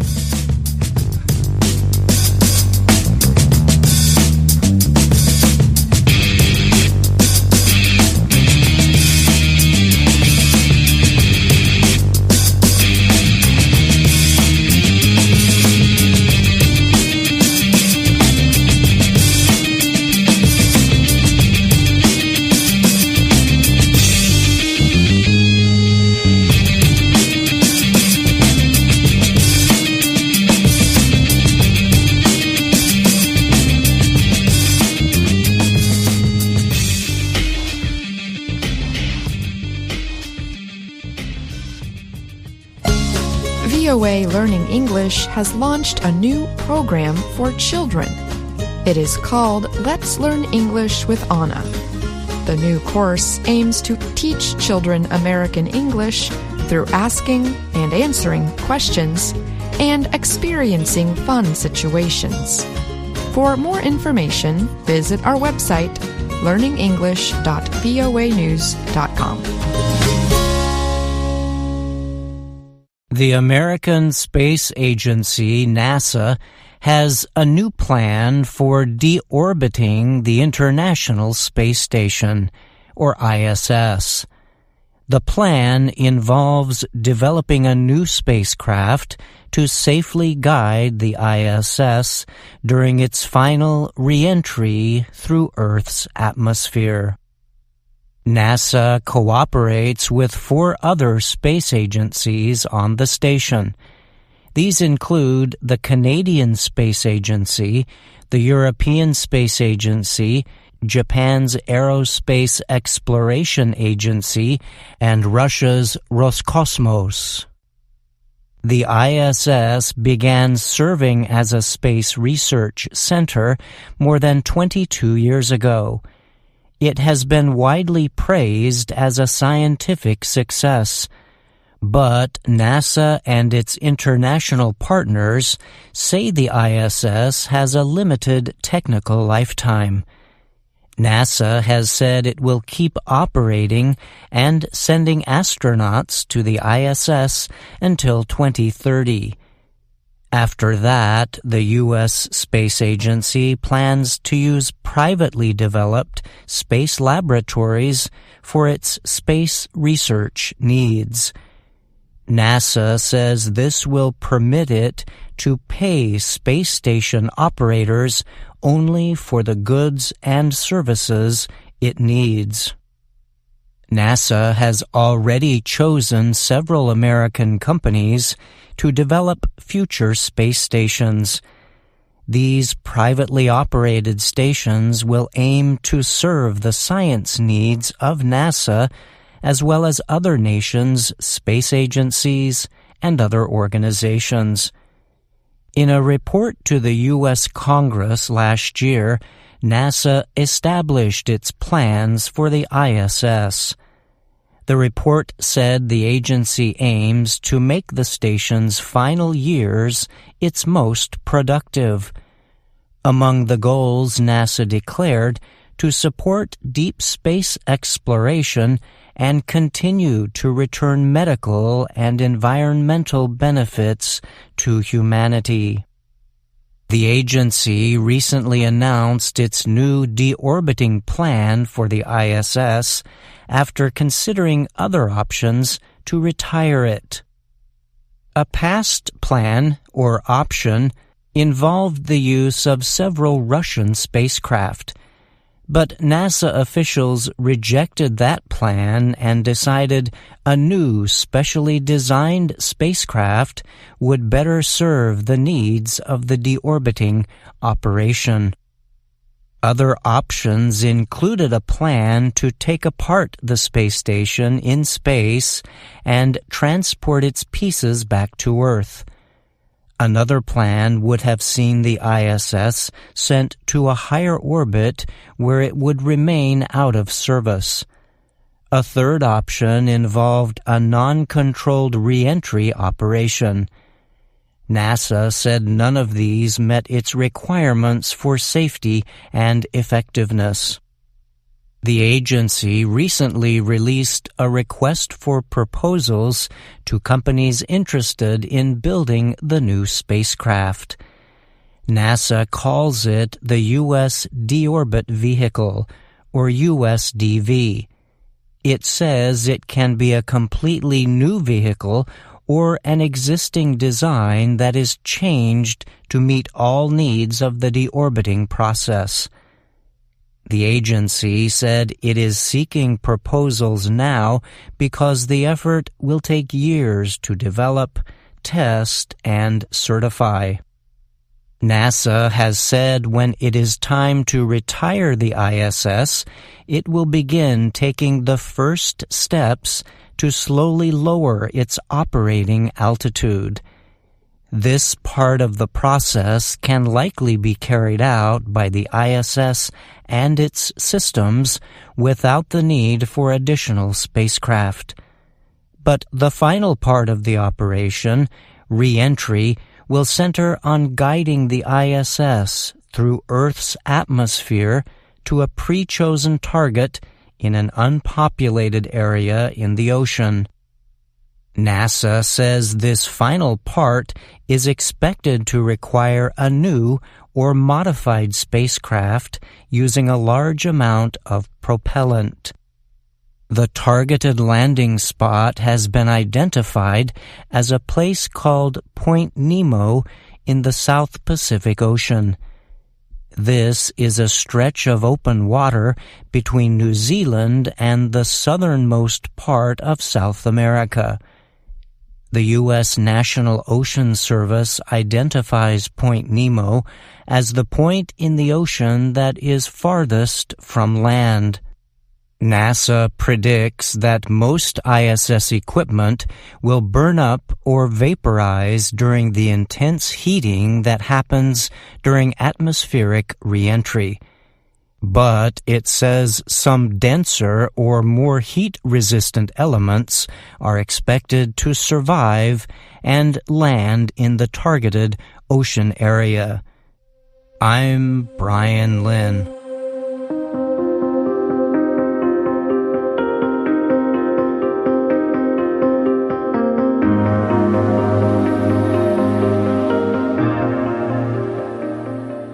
Brian Lynn joins me now to talk more about his science report. Thanks for being here, Brian. Sure, Dan. Glad to be here. In this week's report, you looked at a new plan NASA has for deorbiting the International Space Station. The space station is, of course, currently fully operational and seems to be busier than ever. So why does NASA think it is necessary to retire it? Yes, you're correct about the current status. And as noted in the report, NASA plans on still operating the Space Lab until 2030. But agency officials have said they knew when the space station was launched more than 22 years ago, it would not last forever. And there are technical systems that simply cannot be replaced at this point. And even if they could, a so-called remodel of the station would also not be possible in space. We know from the report that NASA has decided to turn over the development and operation of a new space station to private companies.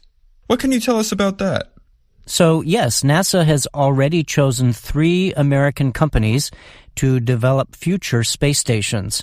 And agency officials have said the plan is to have multiple orbiting labs in the years to come. So the idea is that NASA itself would pay for use of these stations for its scientific research, along with space agencies from other countries and other organizations. And there are also expected to be more visits by non-astronauts to these future stations. And do we know when those new stations are expected to be completed? Well, at least one team working on a station it calls Starlab says it plans on it being fully operational as soon as 2027, so in plenty of time to replace the current one. Very interesting. Thanks again for being here, Brian. You're welcome. Thank you, Dan.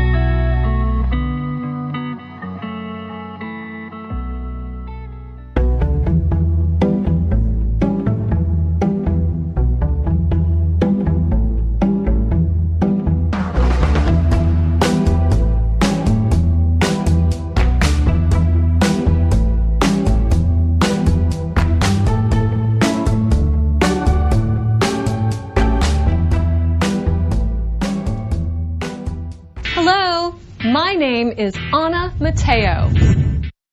And my name is Jill Robbins. And I'm Andrew Smith. You're listening to the Lesson of the Day on the Learning English podcast. Welcome to the part of the show where we help you do more with our series, Let's Learn English. This series shows Anna Mateo in her work and life in Washington, D.C.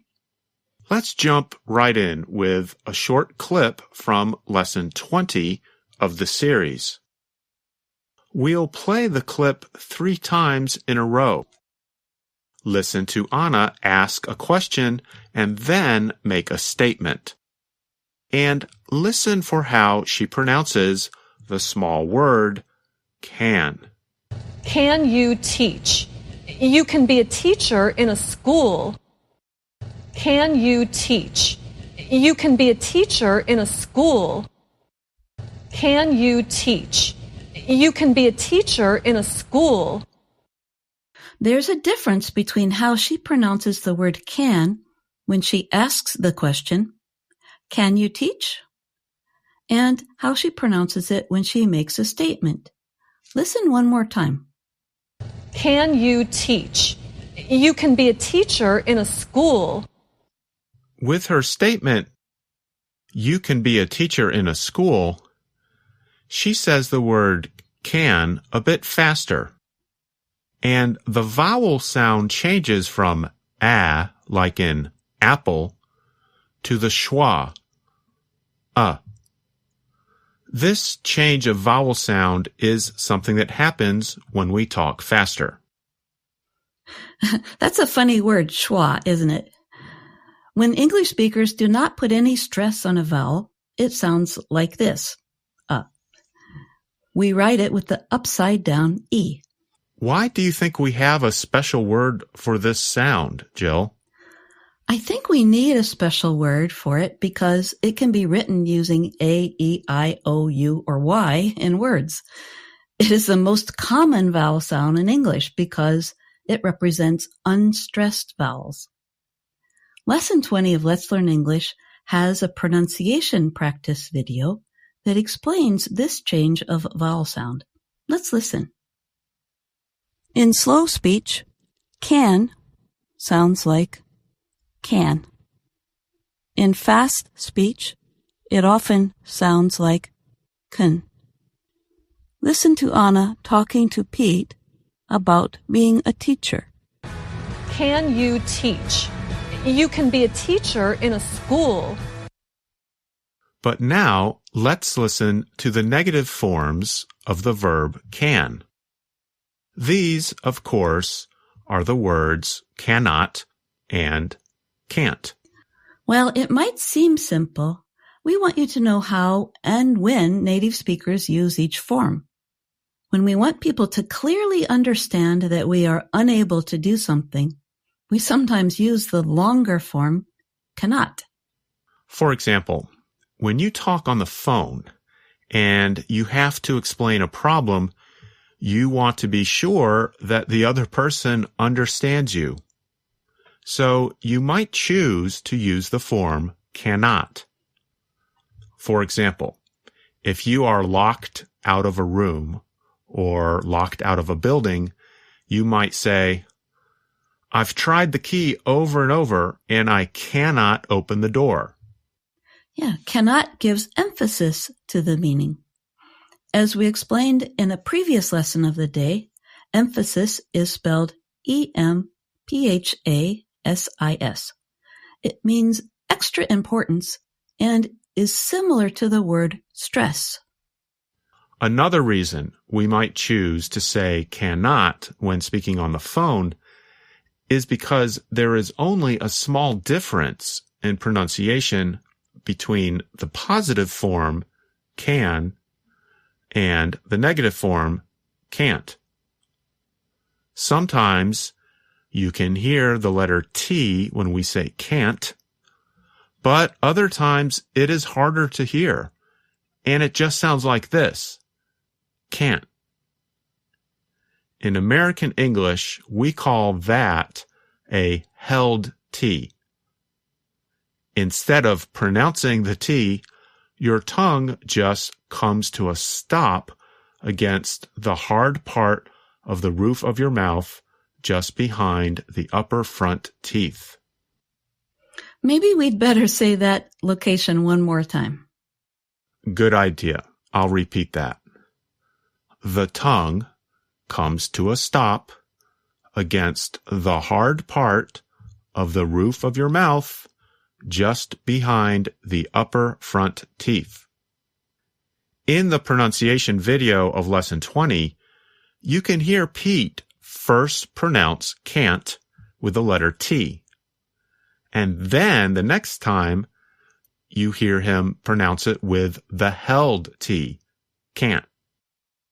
Let's listen. No, I can't code. I can't teach. I can't cook. Anna, I can't do anything.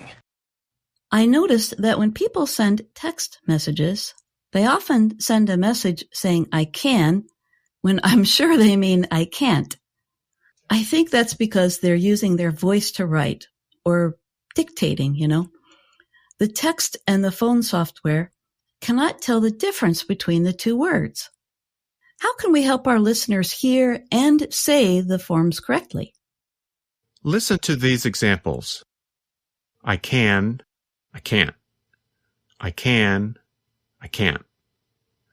When we say the positive form, we pronounce the letter N longer. The N sound, n, lasts longer than in the negative form. In fact, in the negative form, because the tongue and voice stop, there is almost no sound of the letter N. Can't. So again, listen to the difference. I can, I can't. I can, I can't.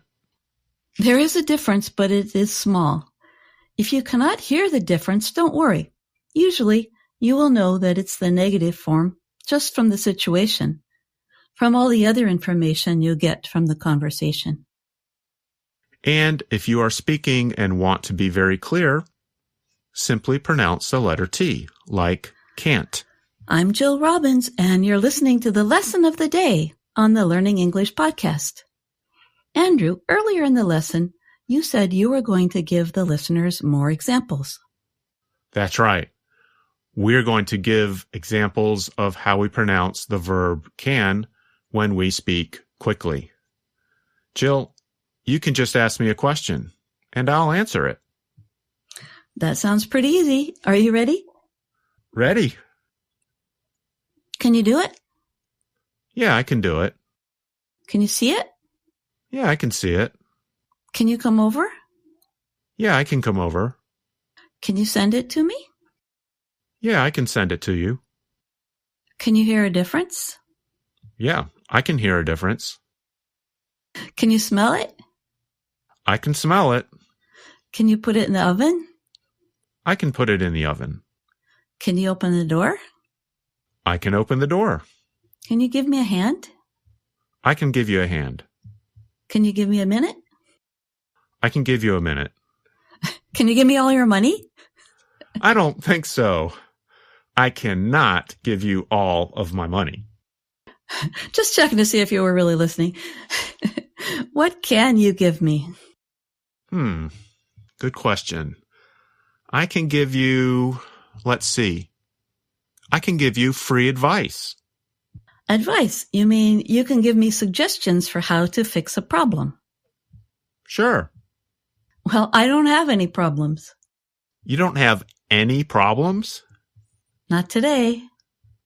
Well, lucky you. I think maybe you should give me advice. So, how about this? I can thank you for helping me and our listeners with the Learning English podcast. It's the high point of my day. But I can't believe we spent the whole lesson talking about this one little word. I can. Getting all the details of American pronunciation takes time, and people need lots of examples. And there's much more our listeners can learn from Lesson 20 of Let's Learn English. In our next lesson of the day, we'll talk about an important topic from Lesson 20, having skills and knowing how to use them. That is a great topic. I look forward to speaking with you about it. Until then, thanks for listening to the Lesson of the Day on the Learning English podcast. I'm Andrew Smith. And I'm Jill Robbins.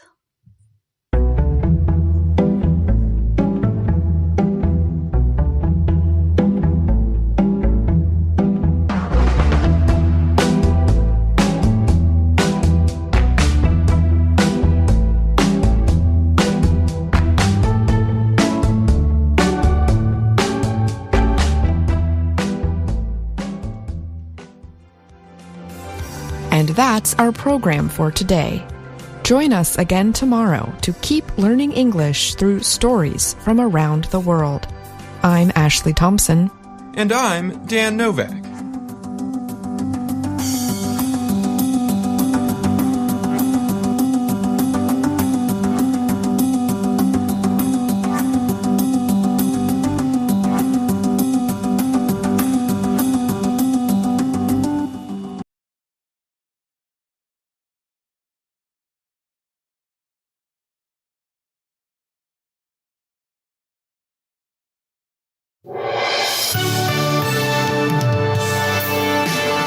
On the show today, Israel declares war on Hamas. Israel continued pounding targets in Gaza on Sunday in retaliation for a surprise incursion on its territory a day earlier by the militant group Hamas.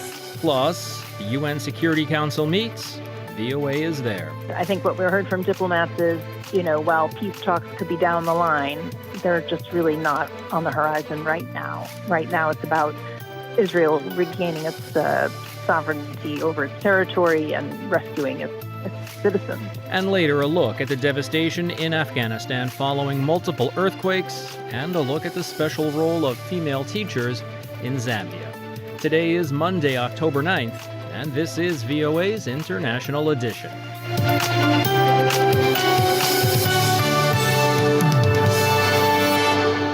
From VOA headquarters in Washington, I'm Steve Karish. On Saturday morning, Hamas launched a surprise attack on Israel, firing hundreds of missiles, invading villages and military bases, as well as murdering civilians and taking hostages. At least 700 Israelis have been killed, with thousands injured. Israel retaliated swiftly, attacking Hamas command centers in Gaza, as well as engaging with militants on the battlefield. Hundreds of Palestinians have also been killed, and a hospital and mosque were damaged by shelling. The UN Security Council met Sunday evening in New York to discuss the ongoing situation. We'll hear from VOA's UN correspondent in a few minutes. Up first, though, the reaction in Washington has also been swift. U.S. President Joe Biden has directed additional support for Israel following the surprise attack. Here's VOA's Veronica Balderas Iglesias with more on efforts to de-escalate tensions. As its cabinet confirmed a declaration of war, Israel continued pounding targets in Gaza on Sunday in retaliation for a surprise incursion on its territory a day earlier by the militant group Hamas. The U.S. Embassy in Israel warned American citizens that the situation continues to be unpredictable. But Washington continues its efforts to de-escalate it, said Secretary of State Antony Blinken during an appearance on ABC's This Week show. I was on the phone with the Israeli president, the foreign minister. The entire government has been engaged throughout the region and well beyond, both to build support for Israel and to make sure that every country was using whatever means it has, whatever influence it has, to pull Hamas back, and also to make sure that we don't see conflict erupt in other areas. Already, more than 20,000 people have sought shelter in schools run by the UN Agency for Palestinian Refugees. Meanwhile, relatives of Israeli civilians allegedly being held hostage by Hamas visited police stations to provide DNA samples that could aid the investigations. Washington has also been working on verifying reports that Americans are among those killed or are being held hostage by Hamas. U.S. Secretary Antony Blinken. Any American anywhere who's being detained or held hostage, that is going to be a priority for this government, for this administration. Details on how the surprise attack on Israel was conducted are still slow in coming. But Republican presidential candidate and former UN ambassador Nikki Haley said the U.S. can't afford not to pay close attention even in the middle of its own political challenges. America needs to wake up. We need to put this negativity and division behind us, and we need to focus on national security for ourselves and for our friends. Republican Representative Matt Gaetz, who recently succeeded at ousting House Speaker Kevin McCarthy, appeared on NBC's Meet the Press. He expressed optimism that the subsequent congressional political vacuum that some worry could delay aid packages for Israel will be filled in the near future. I think we're actually going to come together quite soon. I think we've got two great choices. For its part, the White House announced that President Joe Biden has directed additional support for Israel and will remain in close contact with the Israeli government. Veronica Balderas Iglesias, VOA News, Washington. The Israeli army said it was working Sunday to clear out Hamas fighters who remained in the country a day after their surprise attack on Israel. VOA's Steve Miller spoke with Libby Weiss. She's a major in reserve and spokesperson for the Israel Defense Forces. The world woke up to the news of the Hamas attack on Saturday morning. You're there in Israel. What was it like as the events were unfolding? It was truly a nightmare. I don't know that there is another way to describe what the entire country saw and what the entire country was experiencing. I mean, this is the worst massacre of Israeli civilians in Israel's history. And to watch Hamas terrorists invade the country, truly butcher men, women, children, the elderly on the streets of Israel, see them drag civilians into the Gaza Strip, the hostage situations that were taking place in Israeli communities along the southern border yesterday and that have continued to today. It's truly horrific. It's a nightmare for us on an individual level and certainly as a nation. You describe this nightmare situation, the horrific visuals that have been playing out on television screens and video screens throughout the world. What is, I guess, a day and a half later, what are people, experiencing and expressing in the streets throughout Israel? There's incredible devastation on one hand, of course, of the magnitude of the loss. And they're also within the military, there's a focus at this stage on really securing the southern border with Gaza, making sure that Israeli civilian communities are protected. The military has now started evacuating civilians living along the border with the Gaza Strip to remove them from the danger that's taking place. And looking down the road, really the focus will be on making sure that Hamas does not have the military capabilities of doing this again. And I think that we all understand that that is an absolutely necessary step and something that in any country would be the expectation of the military at this stage. You're a major in the reserves, and Prime Minister Netanyahu said that reservists would be called up. So how is that taking place? Well, it's already started. So reservists have been called in.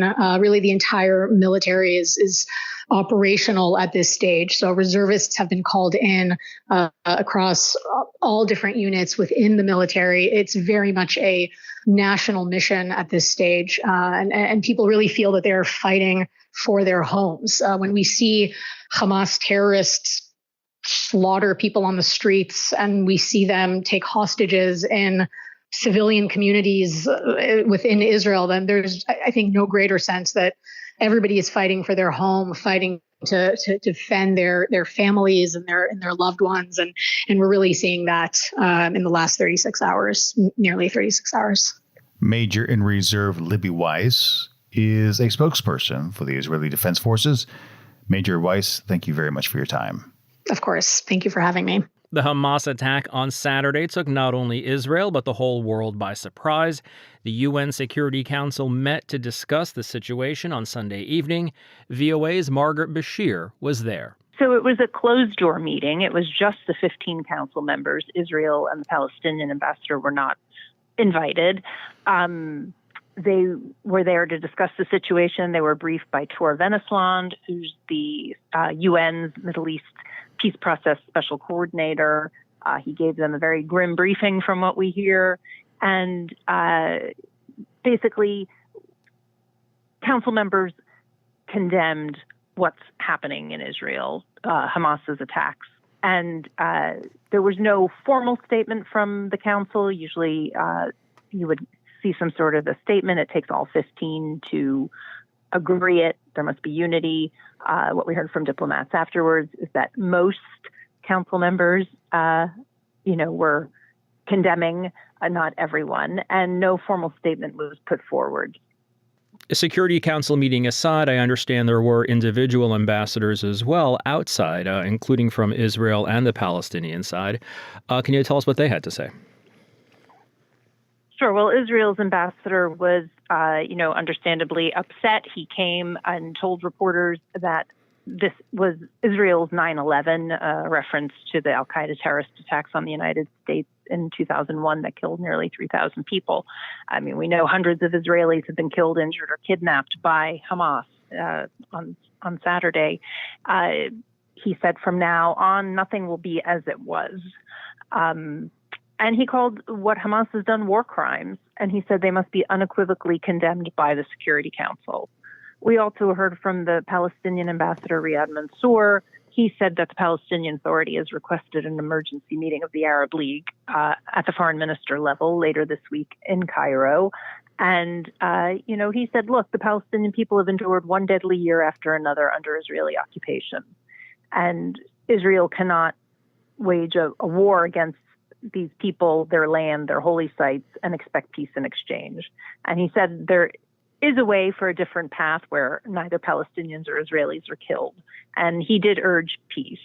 But I think what we heard from diplomats is, while peace talks could be down the line, they're just really not on the horizon right now. Right now, it's about Israel regaining its sovereignty over its territory and rescuing its citizens. Now, Margaret, I know it's a busy day at the UN. I know the Security Council meeting wasn't public. What's next? Will there be more public meetings? Will the General Assembly discuss this? Are there plans for more discussions or possibly some action as we go forward? Well, I think all of those are possible. We just have to see where it's a fluid situation. We just have to see where the situation goes on the ground, where the UN and the UN Security Council can be useful if they pronounce on it. It's only useful if it makes a good difference, right? So they need to see what they can do. But honestly, the Security Council is a bit limited in its tools at the moment. And, the Secretary General has called for restraint, for calm, for release of the hostages. So has Mr. Venneslan, his Middle East envoy. But until parties are ready to hear that, I think we're going to see a continuation of the ground war. I think Prime Minister Netanyahu said this weekend that it would be a long war. VOA's Margaret Bashir is at the United Nations in New York. Margaret, thank you for your reporting on this. Sure, thanks for having me. And here's more stories we're following from around the world. A delegation of U.S. lawmakers led by Senate Majority Leader Chuck Schumer arrived in China on Saturday. It's the first congressional visit to the country since 2019. The trip comes amid sharp deterioration in relations between the two countries and as Chinese and U.S. officials try to lay the groundwork for a possible meeting between Presidents Joe Biden and Xi Jinping in November. On Sunday, President Recep Tayyip Erdogan of Turkey inaugurated the first church built with government backing in the overwhelmingly Muslim country's 100-year history as a post-Ottoman state. Previously, Erdogan drew condemnation for converting ancient churches into mosques and making Islamic conservatism into a leading social force. And South Sudan's government on Friday admitted to having censored the media and removing articles it deemed to incite hatred after a UN-backed inquiry detailed pervasive restrictions on free press in the troubled country.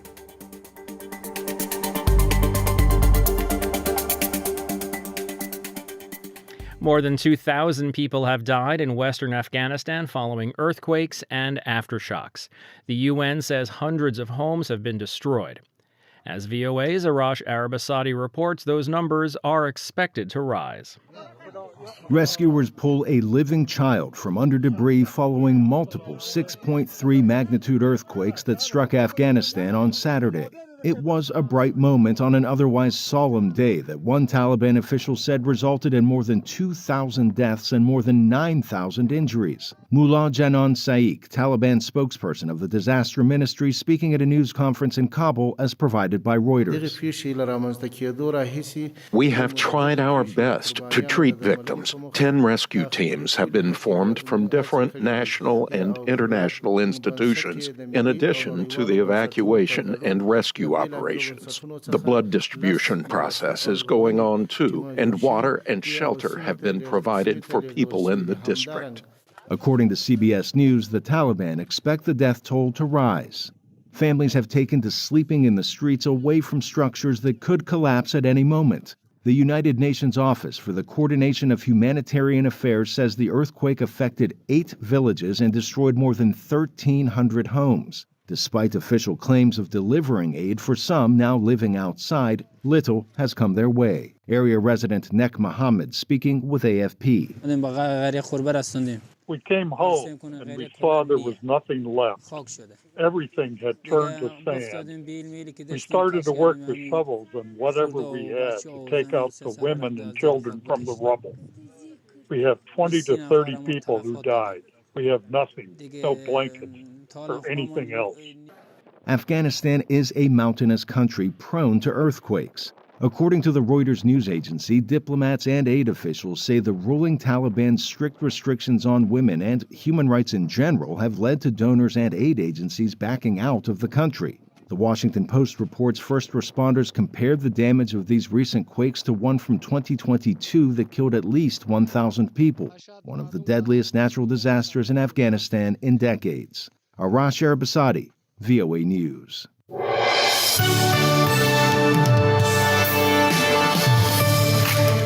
From Washington, it's VOA's International Edition. I'm Steve Karish.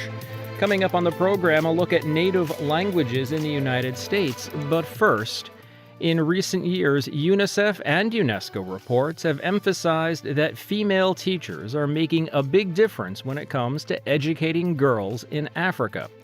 VOA visited Lusaka, Zambia, to see the impact they're having there. Kathy Short filed this story. Josephine Mwaba has been a teacher for 22 years. She teaches biology at Lusaka's Kablonga Girls Secondary School. Mwaba says her students love learning, but the young girls here face challenges.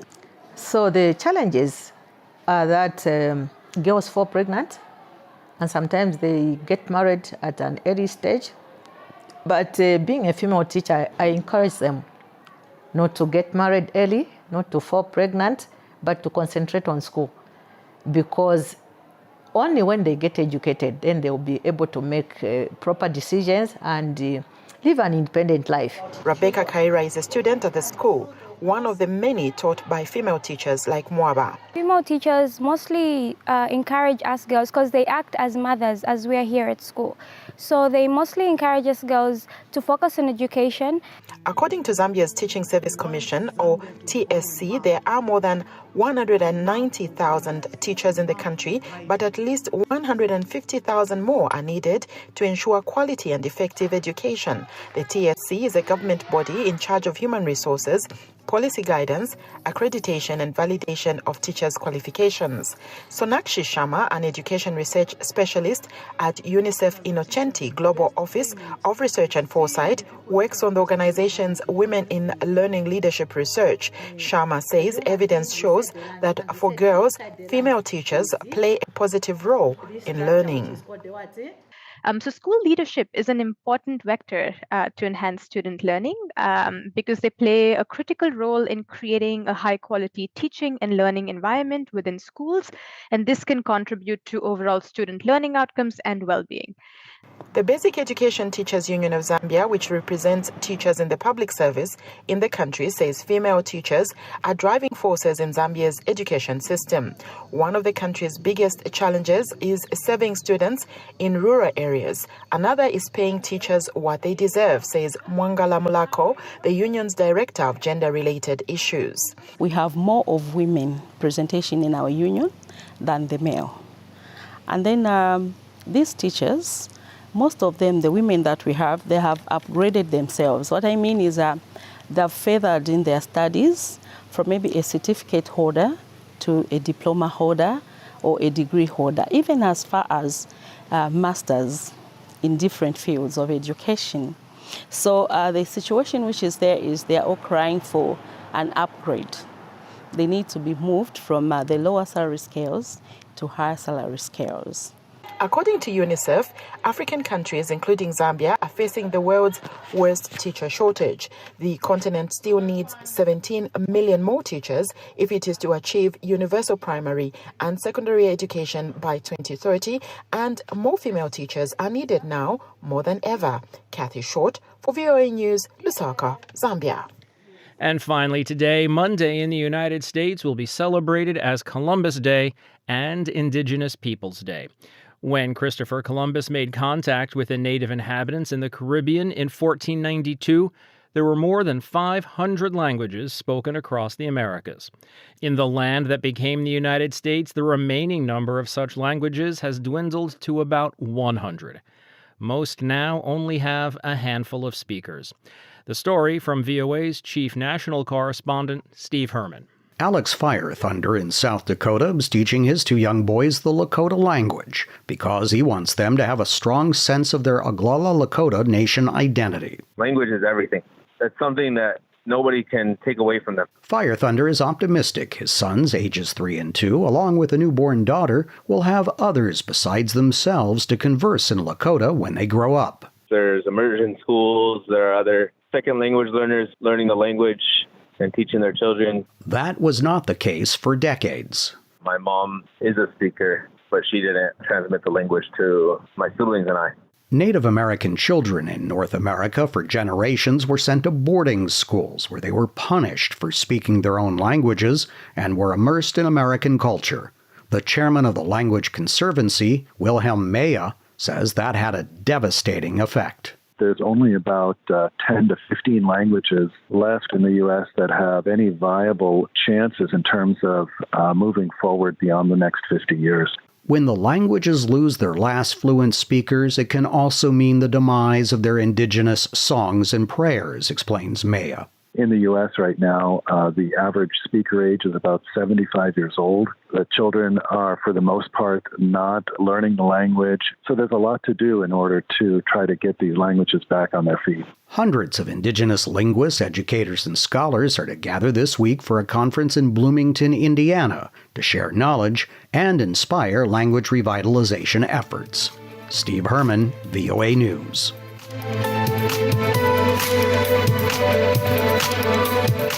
And that's going to wrap it up for us today. This has been International Edition on the Voice of America. On behalf of everyone at VOA, thanks for joining us. For pictures, stories, videos, and more, follow VOA News on your favorite social media platform and online at voanews.com. Until next time, I'm Steve Karish in Washington. Stay safe and have a great day.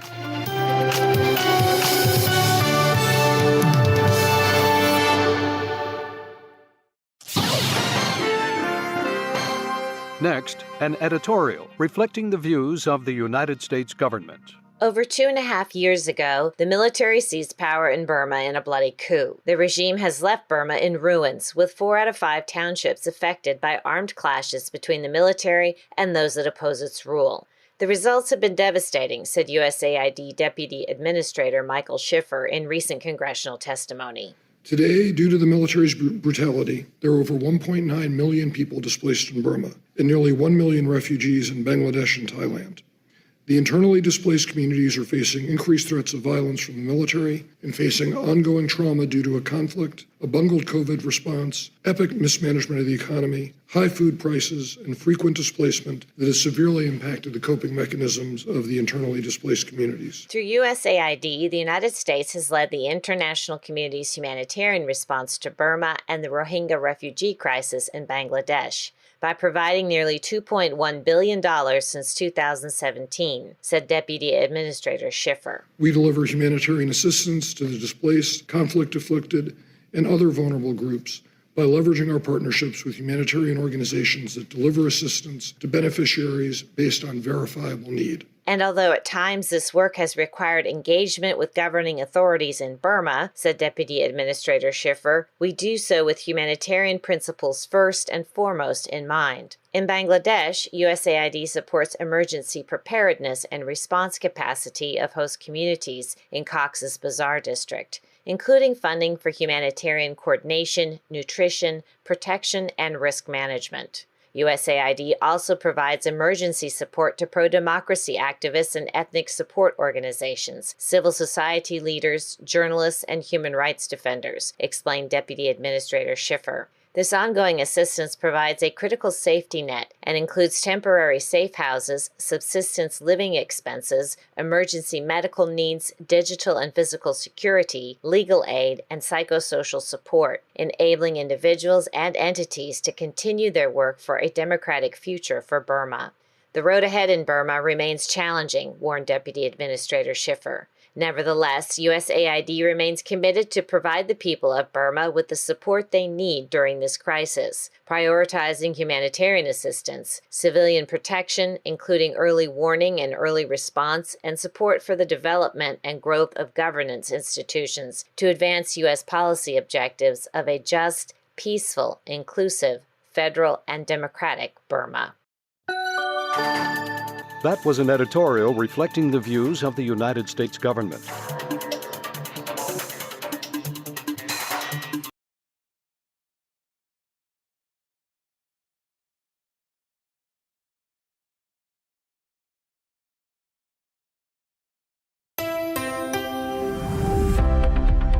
Ukraine expresses solidarity for Israel following deadly weekend attacks. Ukrainians understand very precisely what's happening in Israel and how Israeli people feel at this point. Plus, with Congress in turmoil, U.S. aid for Ukraine is still in limbo. I think the drip-by-drip approach that we've used has been very damaging. It has drawn out the war. It has caused greater loss of life. It has given the Russians time to build these massive defenses in the south that they have built. And later in the program, the growing humanitarian crisis in Ukraine worsening by the day as Russia ramps up its assaults on civilian targets. Today is Monday, October 9th. From the Voice of America, this is Flashpoint Ukraine.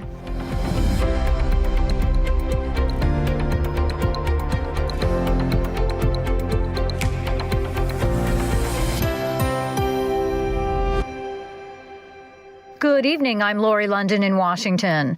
Ukraine's capital, Kyiv, flashed Israel's national flag on advertising boards on Sunday, signaling support after a surprise Hamas attack on Israel that was unraveling into full-scale violence in the region. This as Ukraine itself saw another weekend of Russian bombardment in a number of regions. I talked to Anna Chernikova in Kyiv for an update on all of it. Russian forces continue shelling of the Ukrainian cities, and over the weekend we have reports from Zaporizhia, Odessa and Kherson region, with most of the shelling happening there. What's important to mention that Russian forces used Onyx missiles to attack Odessa. Onyx missiles were previously used once as well, but these missiles normally are not used for on-land attacks. From Odessa, we know about 4 victims and the heat at the recreation facility, as well as damages of the grain storage in private buildings. In the Zaporizhia region, 5 private buildings were damaged, with 1 local resident killed and 2 injured. In the Zaporizhia region, Russian forces used cluster munitions to launch their attack over the weekend. And Kherson region, again, was under the fire. We know about 11 people injured, including a 9-month-old baby and a medical worker of the Red Cross. On Sunday morning, during the morning service, one of the cathedrals in Kherson was under Russian attack as well. There are damages of the cathedral facilities and 2 people were reported injured. This is one of the big cathedrals in the city. And with all of this happening, and now a lot of the media attention has been turning to Israel with what has been happening there with the Hamas attack over the weekend. At the same time, I understand that Ukraine is keeping a close eye on this. President Zelensky has shown his support for Israel. He spoke to Israeli Prime Minister Benjamin Netanyahu. I understand there may be, Ukrainian officials seem to think there may be some connection to the Hamas terrorists in Russia. This is actually true, and this was discussed here in Ukraine a lot, that Ukraine definitely sees Russian role in this recent escalation of war in Israel. And what's important, what the main aim, according to Ukrainian experts and Ukrainian politics, is basically Russia is trying to turn world's attention away from Ukraine. A similar opinion actually was also expressed by President of Poland and in the recent report by the Institute for the Study of War, as well as there are also talks about Russian military support of Hamas and Iranian support as well. But again, this we cannot discuss. It was no official reports on that at this point. However, Ukrainian Ministry of Defense reports that Russia handed over to Hamas trophy weapons captured during hostilities here in Ukraine, which were manufactured in the US and EU. And according to the Ukrainian Ministry of Defense, Russia plans to launch a disinformation campaign to accuse the Ukrainian military of selling these Western weapons to the terrorist organization. And this is something that was discussed today. We can also say that for Ukraine, this escalation in Israel has a very important angle because a lot of Ukrainians are living in Israel and a lot of Ukrainians were going to Israel when full-scale invasion happened. So basically, they are refugees to Israel. And at this point, there are reports of at least 2 Ukrainians killed during this latest escalation in Israel. And I understand there are billboards and flags. Actually, on Sunday in Kyiv, particularly, all electronic billboards were representing support to Israel with Israeli flags on it. And this was in a cooperation with local authorities. So Kyiv is definitely showing its support to the people of Israel. Ukrainians understand very precisely what's happening in Israel and how Israeli people feel at this point. So we'll see what the next day will bring us. Anna Chernikova reporting for VOA from Kyiv. Congress's failure to include aid for Ukraine in a recent continuing resolution to fund the U.S. government has raised concern about future support for Ukraine's ability to defend itself from Russia's invasion. Now, with aid also promised to Israel following the deadly weekend attacks by Hamas militants, will that further complicate efforts to support Ukraine? I spoke with Ambassador Kurt Volker, a distinguished fellow at the Center for European Policy Analysis. He served as U.S. Special Representative for Ukraine negotiations from 2017 through 2019 and as the former U.S. Ambassador to NATO. A lot of concern over future funding for Ukraine from Democrats, from the Republican, from European allies, given that the continuing resolution on September 30th that kept the U.S. government open left out aid for Ukraine. It was literally the reason that it was being held up by a small group of Republicans in Congress. Now, we know the bill was only temporary, so the debate will be back up again in a couple of weeks. And it seems that there's a lot of uncertainty as to what happens if we don't provide funding for Ukraine. What happens to our relationship with our allies? What happens to Ukraine? What happens with our own national security? What is your perspective on this? I think everyone is obviously watching this, but even in all the things that you just listed, there are a number of positive things. First off, I think it was helpful to pass a clean continuing resolution and take Ukraine aid out of that, because the overall issues on the budget are very controversial. And also the way that this was passed, which was overruling the far-right minority in the Republican Party, which then caused this rebellion against McCarthy. All of those things were happening on their own, independent of aid to Ukraine. And I think that's useful because now we're going to have a situation where they come back to pass a regular budget, even if it's another continuing resolution. They're going to have to choose a new speaker. That will probably result in a change of this rule that only one member is required to file a motion to vacate. And as a result of all that, I think then you can come back to voting on Ukraine aid, and it has a better chance of passing as a standalone item. And you have to remember as well that in both the Senate and the House, you have vast majorities in both parties that support aid to Ukraine. The trick is getting it to the floor. Without a House Speaker, there won't be a vote. That's right. And I think they will get a speaker. Their first votes to do so will be tomorrow, but it's probably not going to go in one round. They're probably going to have a lot of negotiation over this. But I think there will be a speaker eventually. It will be a Republican. It will somehow adjust the rules that led to this crisis to begin with. I don't think they're going to tee it up so that this could happen all over again. But some of the hardliners are saying that they don't want money going to Ukraine, period. Not just, they want it to go to the U.S. border security. They're just sort of digging in. Going to be able to overcome that. And what happens if we don't support Ukraine? You're absolutely right that there are some people with that view. And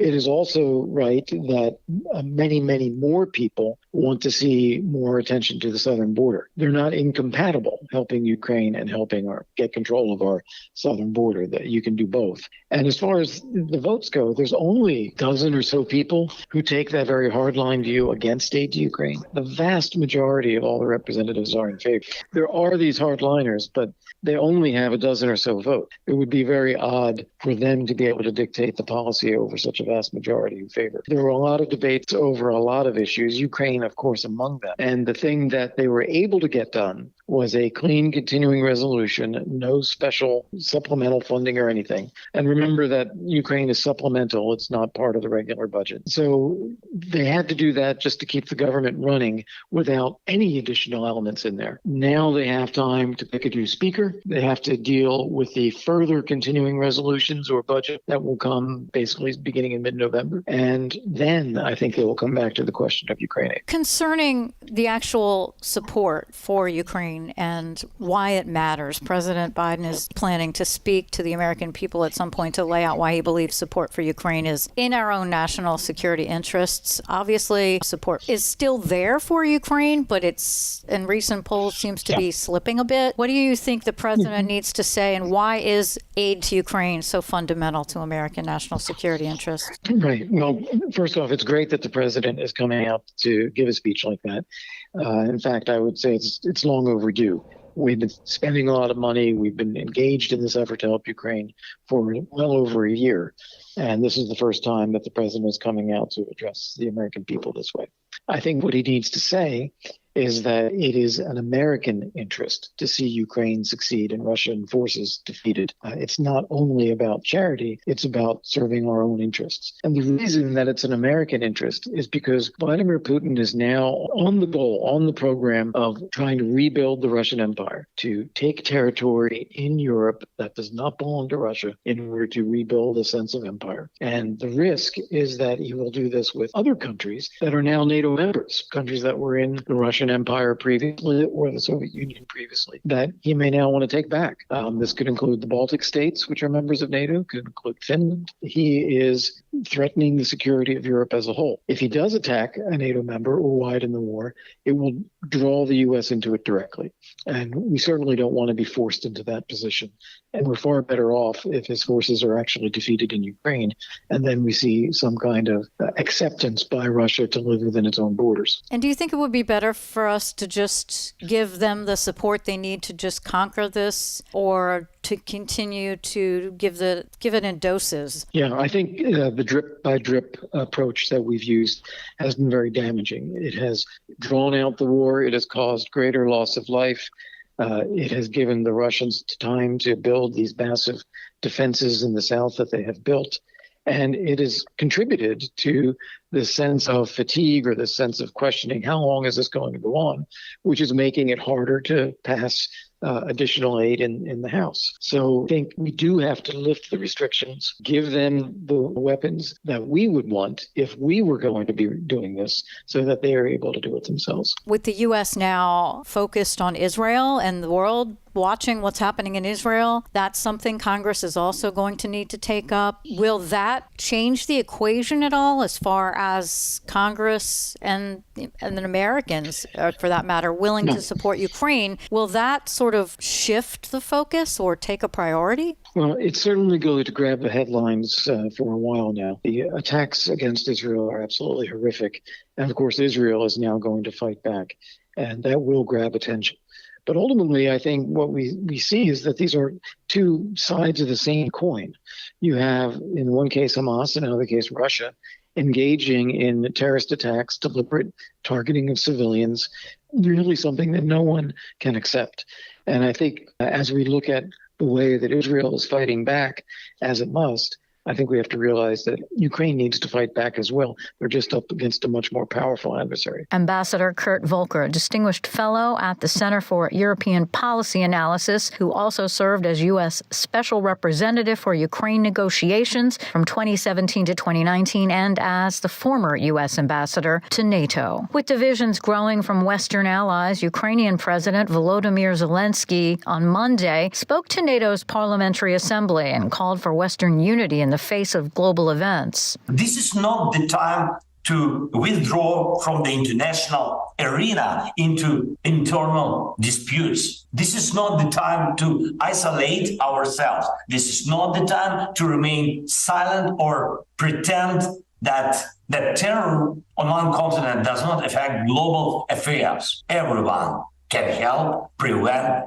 the chasm between the world and peace from widening. He also expressed gratitude for the defense support allies have provided, while stressing the need to continue for the sake of all. And I thank all of you who are working with us to implement the peace formula. All areas of our cooperation lead to one thing: to ensure that the UN Charter is fully effective in protecting Ukraine and our entire Europe from terror and aggression. Ladies and gentlemen, I urge your states and parliaments to be even more active for the sake of global unity. Let everyone who sponsors terror feel the power of our rest.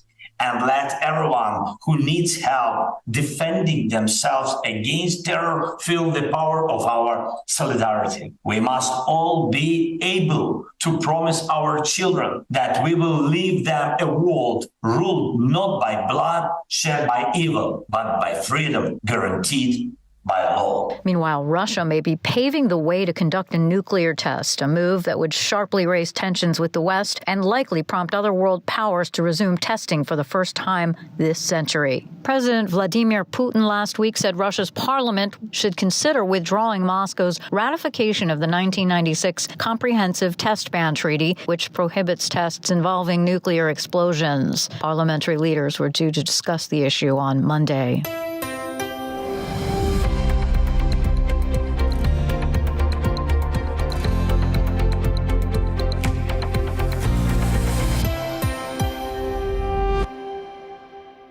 You're listening to VOA's Flashpoint Ukraine. I'm Lori London. Russia's government said on Friday it had lifted a ban on pipeline diesel exports via ports, removing the bulk of restrictions installed on September 21st. Francis Maguire with Reuters reports. Russia lifted a ban on pipeline diesel exports through ports on Friday. It removes the majority of restrictions put in place last month in a bid to tackle shortages and stem rising prices. The move will force markets to take notice as Russia is the world's top seaborne exporter of diesel.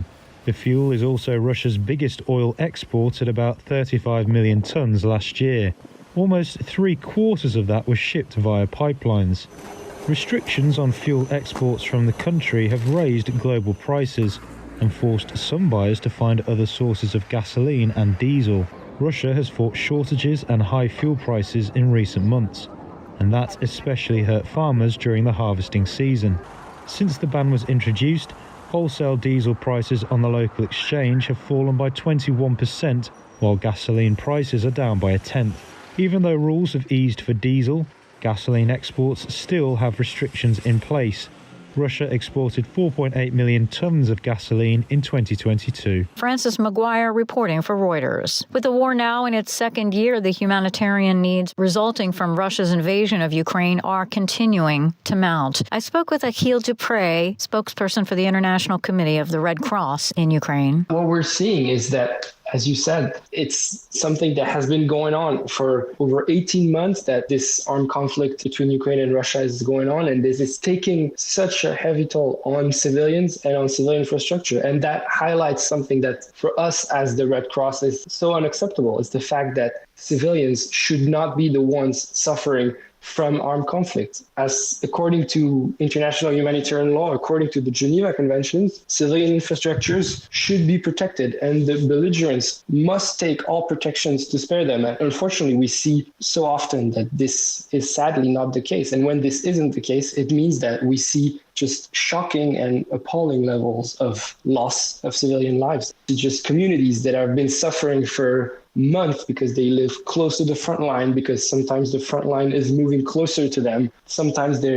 are from remote communities where it's really difficult for a humanitarian organization to access them, and they're the ones suffering the most. And so it's just very shocking and appalling, really. You're saying it's really difficult the way they're living and the infrastructure. Can you be specific about how they are living? Are they living in bomb shelters? What about the homes and schools and all that? So the thing that we have to understand is that these communities living very close to the front line, sometimes they have seen literally their villages become the front line. So they have had to live sometimes for weeks underground in shelter. Even when their village isn't stricto sensu the front line itself, it means that they're seeing aerial strikes that are going above their heads. Obviously, this takes a toll also on their mental health, on their psychological well-being. So the way they're living is that a lot of these communities, if you're so close to the front line, most people who were in a position to leave, they have left. So this means that the ones that are remaining are typically some of the most vulnerable. For example, the elderly or people with disabilities or children. So they're living in very, very dire conditions. And it's so important that humanitarian organizations like the International Committee of the Red Cross, or also our partners of the Ukrainian Red Cross, are able to go in these communities regularly and bring them the essentials, really: water, food, hygiene products. And also now the temperatures are getting quite cold already in Ukraine, but it's going to get much worse in the winter. So all these communities, they're already preparing for the winter. They're repairing their houses when they have been damaged. They have to redo insulation of their houses. So all of these things that need to be done before it gets too cold. So they're really living in very dire conditions. And so you guys are actually going into these communities and bringing emergency assistance to the people living in the conflict zones or are displaced? Are we talking about food, medical? Are you providing housing? How does that all work as far as helping these people find a way to survive through all of this? So for us, our main focus is on bringing humanitarian relief to people who are close to the front line, because they're the ones that are the most vulnerable and the most affected. What we bring them can be drinking water when they need it. Also, one very important thing is that we come to these communities and we bring repair materials that we donate to these communities so that they can repair, for example, their windows that have been shattered, or they can repair the roofs that have been destroyed. So all these things that make it so that they can keep on living as normal a life as possible in these circumstances. We are also going to these communities to help the local authorities because the local authorities are always operating. So we're supporting, for example, the medical infrastructure, the health facilities. We're giving them war-wounded kids to treat injuries from missile strikes, this sort of thing. So we are really helping people directly so that they can sustain a living, but also we're helping the authorities around them that are doing everything possible for life to continue in these terribly difficult circumstances. How many staffers do you have on the ground in Ukraine? For us, for the International Committee of the Red Cross, our humanitarian response in Ukraine is our largest operation globally. We have a workforce of around 800 staff, a bit under that, across the country. So that means that we have staff that goes very regularly to all the communities that need humanitarian assistance all across the country. The front line is extremely long, so we have several offices with colleagues going into the communities. Sometimes it's hard to reach communities because the roads are very difficult. So we are working also hand in hand with our partners from the Ukrainian Red Cross, and they have thousands of volunteers across the country. And they're also helping us tremendously in reaching the people that need us to reach them. Sounds like the needs are extremely intense for food and drinking water. And you mentioned mental health. Obviously, this has taken a serious toll on the mental health of the people of Ukraine. You guys are also addressing that issue, aren't you? Absolutely. In Ukraine, as in any other country that is affected by armed conflict, of course, you see first the visible scars, the people that are injured, the physical injury. What people often don't see is the mental health toll that it takes on regular people, including children. All right. Well, we thank you so much for taking the time to talk to us about all of these important aspects of this ongoing war that continues to devastate the people of Ukraine. Thanks for giving me the opportunity. It's always a pleasure to speak to you, Laura. Akhil Dupre, spokesperson for the International Committee of the Red Cross in Ukraine. Thank you so much for speaking with us. The head of the UN Refugee Agency, meanwhile, said Monday the organization was facing one of the most difficult moments in its more than 70-year history, with some 110 million people displaced around the world and a major funding shortfall. Given this backdrop, I'm extremely worried about the underfunding of UNHCR and, broadly speaking, humanitarian operations.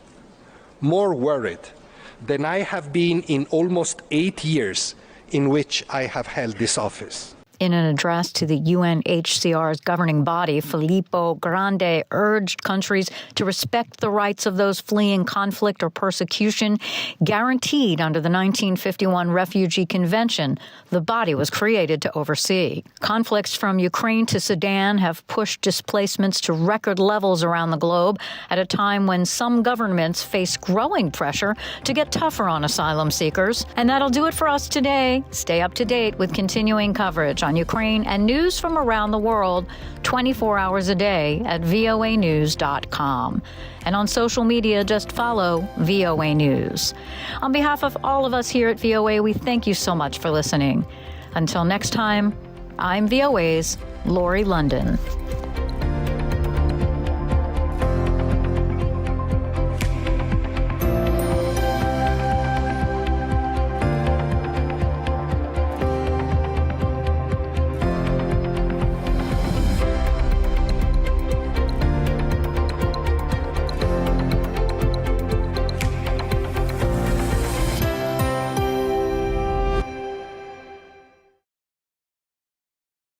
This is the voice of America. Washington, D.C.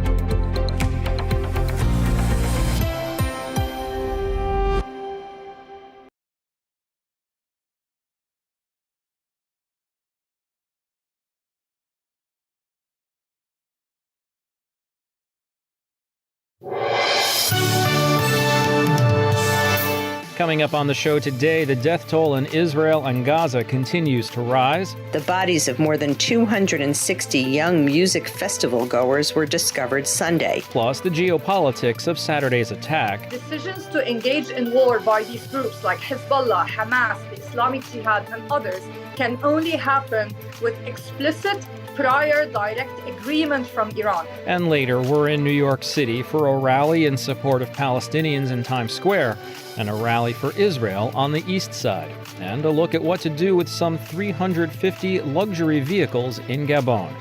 Today is Tuesday, October 10th, and this is VOA's International Edition.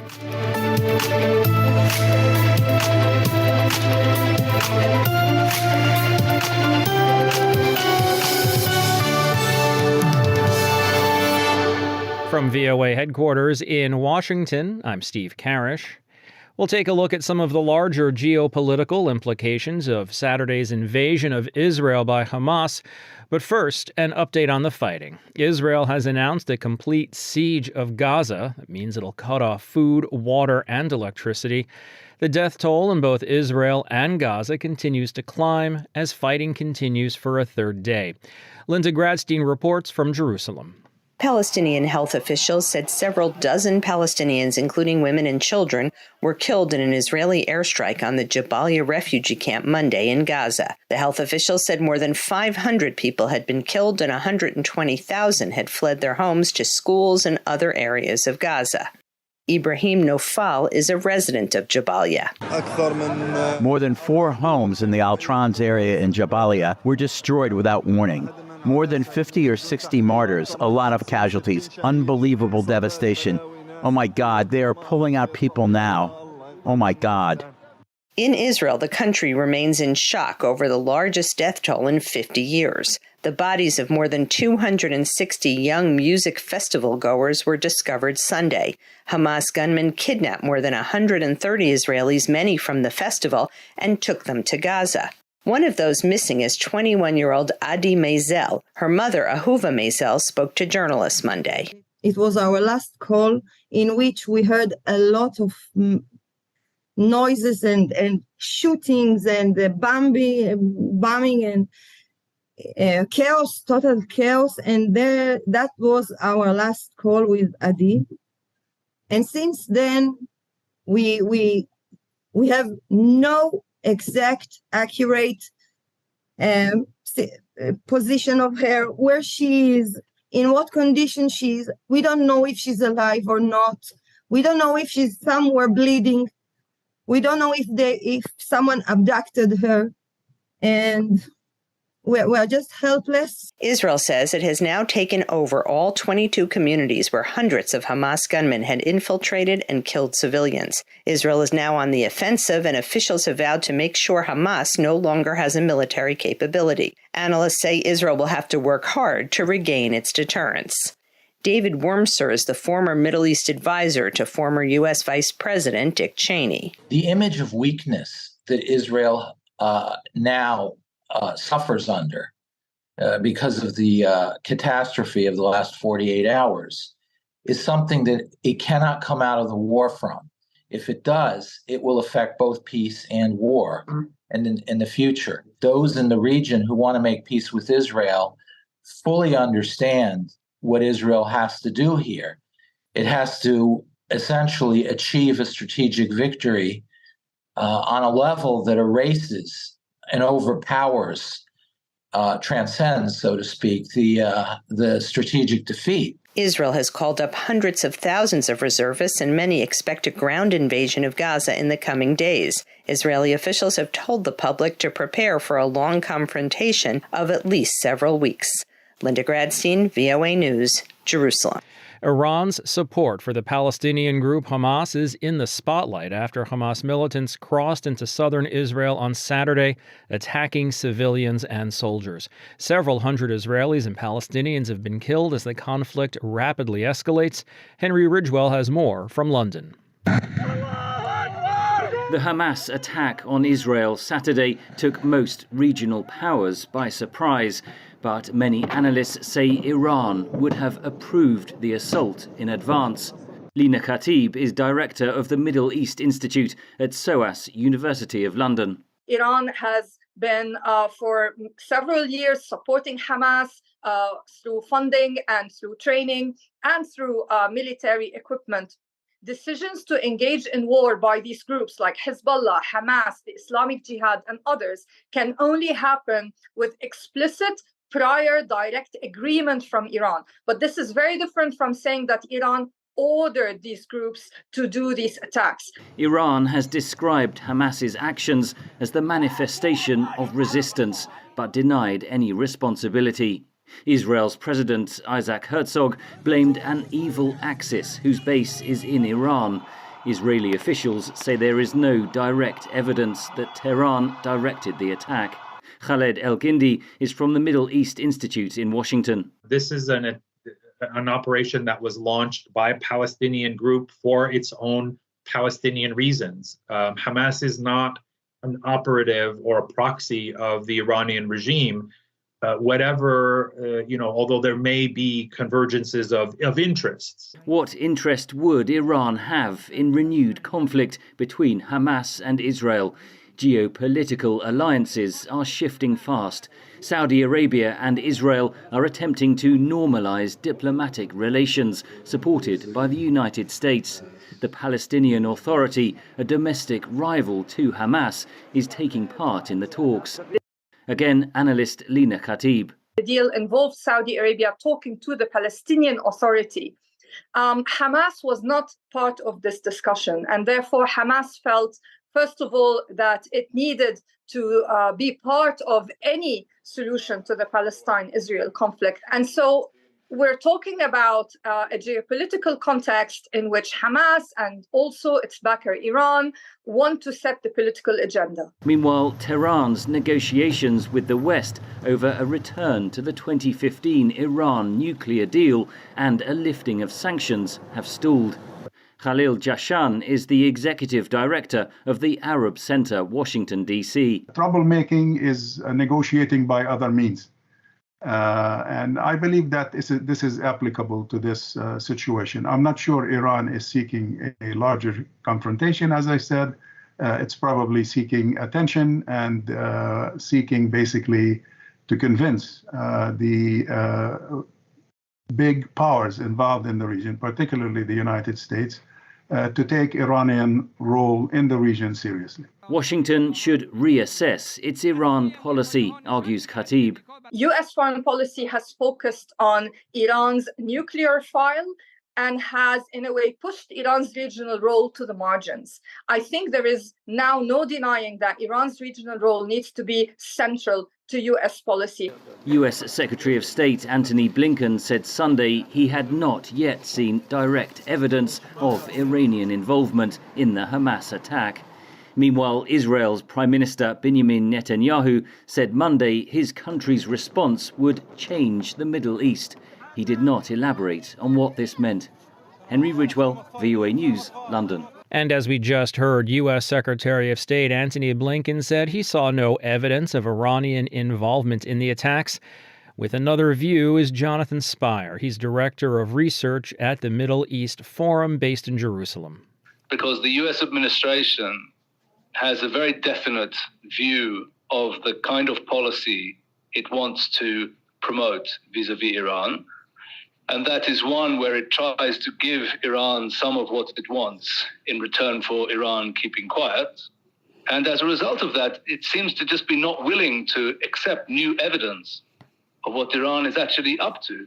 And this is the only explanation I can find for the latest statements by Secretary Blinken, because, you know, it is not a secret that Hamas's military capabilities are absolutely dependent on Iranian support. They don't have any capacity without the Iranian support. So why that is not being admitted by America, I think it relates to the broader policy regarding Iran, which the United States wishes to pursue and which it is not willing to abandon, even in the face of very strong evidence that the policy is not producing good results.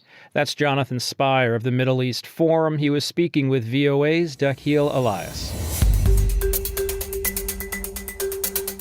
And here are some more stories we're following from around the world. Longtime environmental lawyer and anti-vaccine activist Robert F. Kennedy Jr. said on Monday he will run for president as an independent and not as a Democrat. It adds a wrinkle to a 2024 race headed towards a likely rematch between President Joe Biden and former President Donald Trump. Security concerns have been raised in Liberia following the deaths of at least 2 people in pre-election violence. Political watchers say campaign messaging has deepened political divides, and they're calling on the national police to be more proactive during the presidential and legislative elections set for Tuesday. And U.S. Senate Majority Leader Chuck Schumer said on Monday that he was grateful for a strengthened statement from China condemning the killing and kidnapping of Israeli and foreign civilians by Hamas, issued during a bipartisan congressional visit to Beijing that included a lengthy meeting with President Xi Jinping.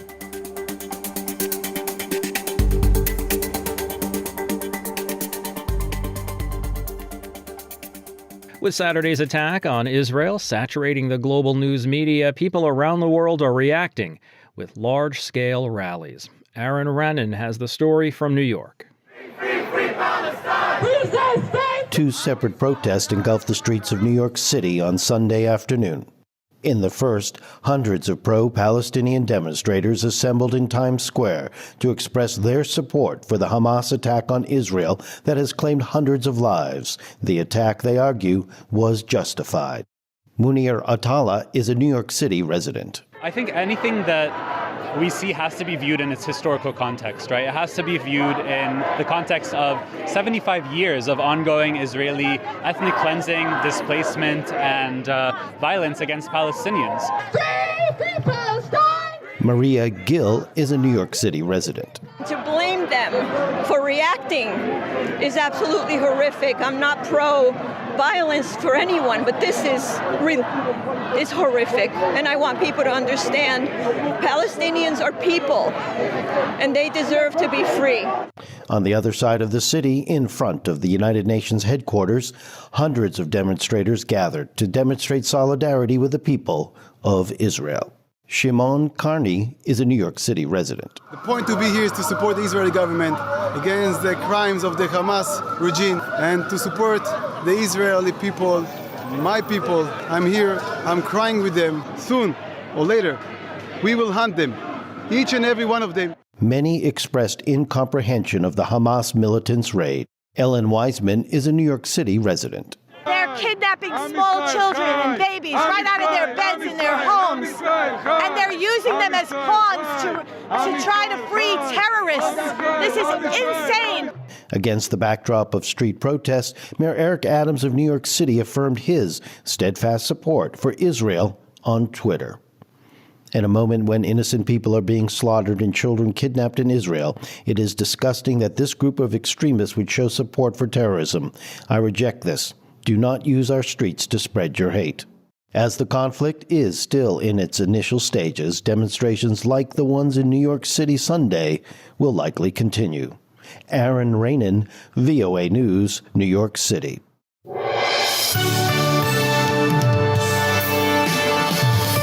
From Washington, it's VOA's International Edition. I'm Steve Karish. There's a plan for some pretty hefty wealth redistribution in Africa. We'll hear about that a little later in the program. Up first, though, some news from Washington. President Joe Biden was interviewed as part of an investigation into his handling of classified documents by special counsel Robert Hur, the White House counsel's office reported on Monday. U.S. Attorney General Merrick Garland in January named Hur as special counsel to probe the improper storage of classified documents at Biden's Delaware home and at an office set up for Biden after his 2009 to 2017 vice presidency. A wider-ranging inquiry into handling of classified documents has also been directed at Biden's main Republican potential rival in the 2024 elections. That's former President Donald Trump, who has been indicted in his case. And now VOA's Kim Lewis has the latest from Afghanistan, where an estimated 4,500 people were killed in earthquakes over the past few days. Saturday's magnitude 6.3 quake hit a densely populated area in Afghanistan's western province Herat and was followed by strong aftershocks. That's Mullah Jan and Sayek, spokesman for the Ministry of Disaster Management. The quake also trapped hundreds, and people have been digging with bare hands and shovels to pull victims, both dead and alive, from under the rubble. The U.S. Geological Survey said the quake's epicenter was about 40 kilometers northwest of the city of Herat, the provincial capital. Kim Lewis, VOA News. In opening the UNHCR's annual refugee conference, the United Nations High Commissioner for Refugees warned that aid fatigue is growing at a time when a record number of people are fleeing conflict, persecution, human rights violations, climate change, and grinding poverty. Lisa Schlein reports for VOA from Geneva. United Nations High Commissioner for Refugees Filippo Grandi says the Hamas attacks against Israeli civilians and Israel's response in the past few days will cause more suffering for civilians on both sides and increase instability in the region. He describes the violence as another dangerous piece in a growing mosaic of crises. At the start of the UNHCR Refugee Conference Monday, he noted it is mainly conflict that has driven forced displacement to a record 110 million people, the highest in decades. As conflicts grow, he warns, so does disrespect for international humanitarian law. During a visit to Egypt, South Sudan, and Chad this summer, he says he met refugees fleeing the devastating conflict in Sudan who spoke of the destruction, death, torture, and rape they left behind. They recounted how they had to run from the brutal violence that erupted without warning on the 15th of April. Their lives upended as suddenly as were those of the Ukrainians the year before and of many Ukrainians now, facing every day the death and destruction resulting from the Russian invasion. Grandi says these stories are those of all 110 million people around the world who have been forced from their homes by conflict, violence, and persecution. He says the global situation is dire and getting worse. He notes violence continues in many places, such as in the Democratic Republic of Congo, where nearly 1.5 million people have been displaced this year alone. The High Commissioner says he's extremely worried that underfunding hampers UNHCR's operations. For example, he notes the $1 billion plan to help refugees from Sudan was just 25% funded. He adds this is only one of many humanitarian operations that are short of cash this year, and we're forced to make drastic cuts in food rations, protection needs, and other services. Lisa Schlein for VOA News, Geneva. Gabon's military-appointed government says it will invest about $11.6 million and distribute close to 350 luxury vehicles said to be part of ill-gotten wealth recovered from the family and friends of ousted President Ali Bongo since the military junta took power about 6 weeks ago. The government says the money will be used to provide public social amenities such as water, electricity, and education. Moki Edwin Kinzeka reports from neighboring Cameroon. Gabon's military junta says the government appointed by transitional president General Brice Clotaire Oligui Nguema has begun consultations to determine how best to use the items recovered from state functionaries and business executives under the rule of ousted President Ali Ben Bongo. Raymond Dong-Sima is Gabon's prime minister. Sima says Nguema instructed him to meet with all government ministers before investing ill-gotten wealth recovered by the military junta since it seized power on August 30. He says Nguema has launched an irreversible battle against impunity and corruption, and the military junta's government wants to recover all ill-gotten wealth. Sima said on Gabon State TV on Monday that the junta has recovered about $11.6 million and close to 350 luxury vehicles over the past 45 days. Nguema told Gabon's state TV that he has issued guidelines on how to distribute the recovered vehicles. Nguema says the 344 vehicles his government recovered from current and past senior state functionaries and partners of former President Ali Bongo should be distributed to government institutions, especially schools, universities, hospitals, and water and electricity companies that need them to improve the conditions of citizens. Joseph Marie Efodo is a lecturer in political science at the University of Yaoundé. He says Nguema does not want to be seen as someone who betrayed the public in Gabon, which appears to support the August 30 coup. Before the coup, the Bongo family ruled Gabon for 56 years. C'est la question de que faisons-nous maintenant? He says Nguema is carrying out historic changes less than 45 days after he seized power to prove to the international community that the military junta he leads saved Gabon from a long iron-fisted rule that impoverished civilians of the oil-producing nation. By doing so, he says Nguema expects the international community to lift sanctions imposed to press for a return to civilian rule in Gabon. Gabon's opposition and civil society groups say the government also needs to investigate real estate empires and huge amounts of money hidden in foreign banks by the Bongo family and their close aides.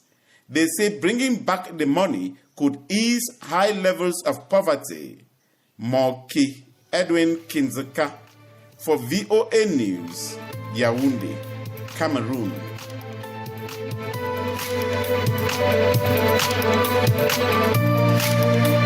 And that's going to wrap it up for us today. This has been International Edition on the Voice of America.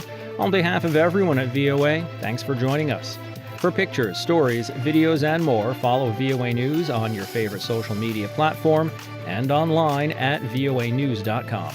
Until next time, I'm Steve Karish in Washington. Stay safe and have a great day.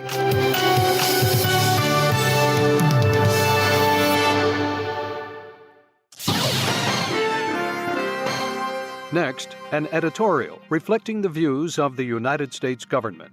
During a recent conversation at Rice University, Secretary of State Antony Blinken emphasized the world is at an inflection point. We have the end of an era, the post-Cold War era. We have an intense competition that's underway to actually shape what comes next. One of the competitors is Russia and Putin's Russia.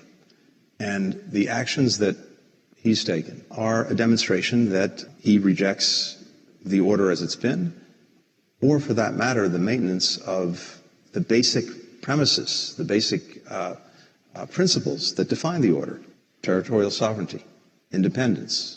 Secretary Blinken said in the face of Russia's full-blown invasion of Ukraine, people understand if Putin is allowed to act with impunity, then the message to would-be aggressors anywhere and everywhere is we can get away with it too, and that's an invitation to a world of conflict. Putin, Secretary Blinken said, is operating under an illusion. His objective is to outlast, and he believes that he can outlast the Ukrainians, he can outlast all of those supporting Ukraine. But he's already made a profound miscalculation, and that has played out in a way that's been historically detrimental to Russia and its interests, because I think he believed from the outset that no one was going to stand up to the aggression. Not only are the Ukrainian people and the United States proving Putin wrong, so are the dozens of countries around the world that are assisting Ukraine with humanitarian, economic, and military aid. Often in these situations, Americans get a little bit frustrated because it seems like we're carrying so much of the load. We are, but in terms of burden sharing, in this particular instance, the rest of the world is doing a remarkable job. In fact, the assistance being provided by other countries exceeds the assistance that the United States has provided, as significant as that's been. The fundamental problem is Putin's belief he can outlast, said Secretary Blinken. But on the part of those standing up to Putin, Mr. Blinken declared, there remains a tremendous determination to see this through, not only to make sure that Ukrainians come out on the right side, but that all the rest of us do too, because if we let this go, then we're opening a world of hurt for many years to come. That was an editorial reflecting the views of the United States government.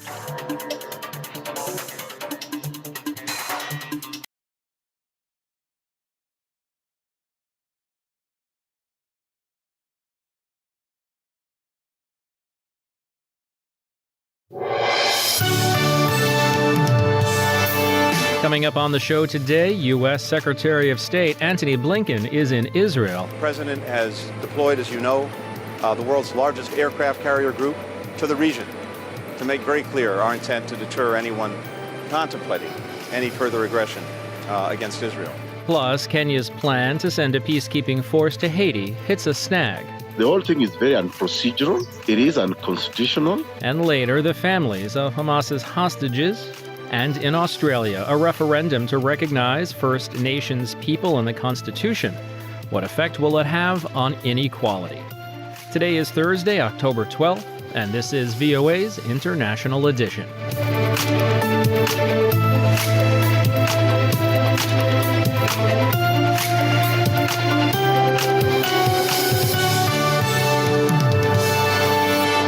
From VOA headquarters in Washington, I'm Steve Karish. We're on the ground amidst the devastation in Israel in a moment. First, though, Secretary of State Blinken is in Israel. He's there to send a strong message of solidarity and support as the country responds to cross-border attacks by Hamas, the bloodiest in Israel's 75-year history. Blinken is expected to meet with senior Israeli officials to inquire what else Israel needs as it seeks to free hostages held by Hamas, regain control of its border with Gaza, and to destroy Hamas's operational capacity. VOA's senior diplomatic correspondent Cindy Sain has the story. Residents of Kibbutz Masada in northern Israel took refuge in a shelter after a warning siren sounded twice. The Israeli army said it suspected an aerial infiltration from Lebanon into northern Israel, although it later said it had not identified any aerial intrusions from the north.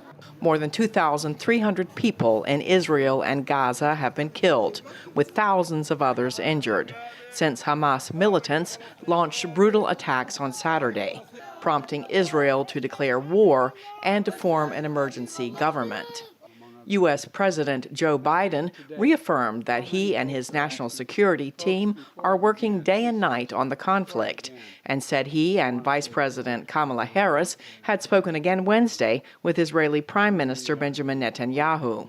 And this moment, we have to be crystal clear. There is no justification for terrorism, no excuse, and the type of terrorism that was exhibited here is just beyond the pale, beyond the pale. As I said yesterday, my commitment to Israel's security and the safety of the Jewish people is unshakable. Biden dispatched his top diplomat, Secretary of State Antony Blinken, to Israel as a sign of solidarity. Before departing to the conflict region, Blinken had this to say to any country that might try to take advantage of the situation. The president has deployed, as you know, the world's largest aircraft carrier group to the region to make very clear our intent to deter anyone contemplating any further aggression against Israel. Blinken said that the U.S. is also focused on its own citizens, that 22 Americans have died, and that number could go up. The White House said 17 Americans were still missing, and the administration had no information on their condition. At the United Nations in New York, Secretary General Antonio Guterres said he is in constant contact with leaders in the Middle East and is worried about a spillover of the conflict in the region. I am concerned about the recent exchange of fire along the Blue Line and recent reported attacks from southern Lebanon.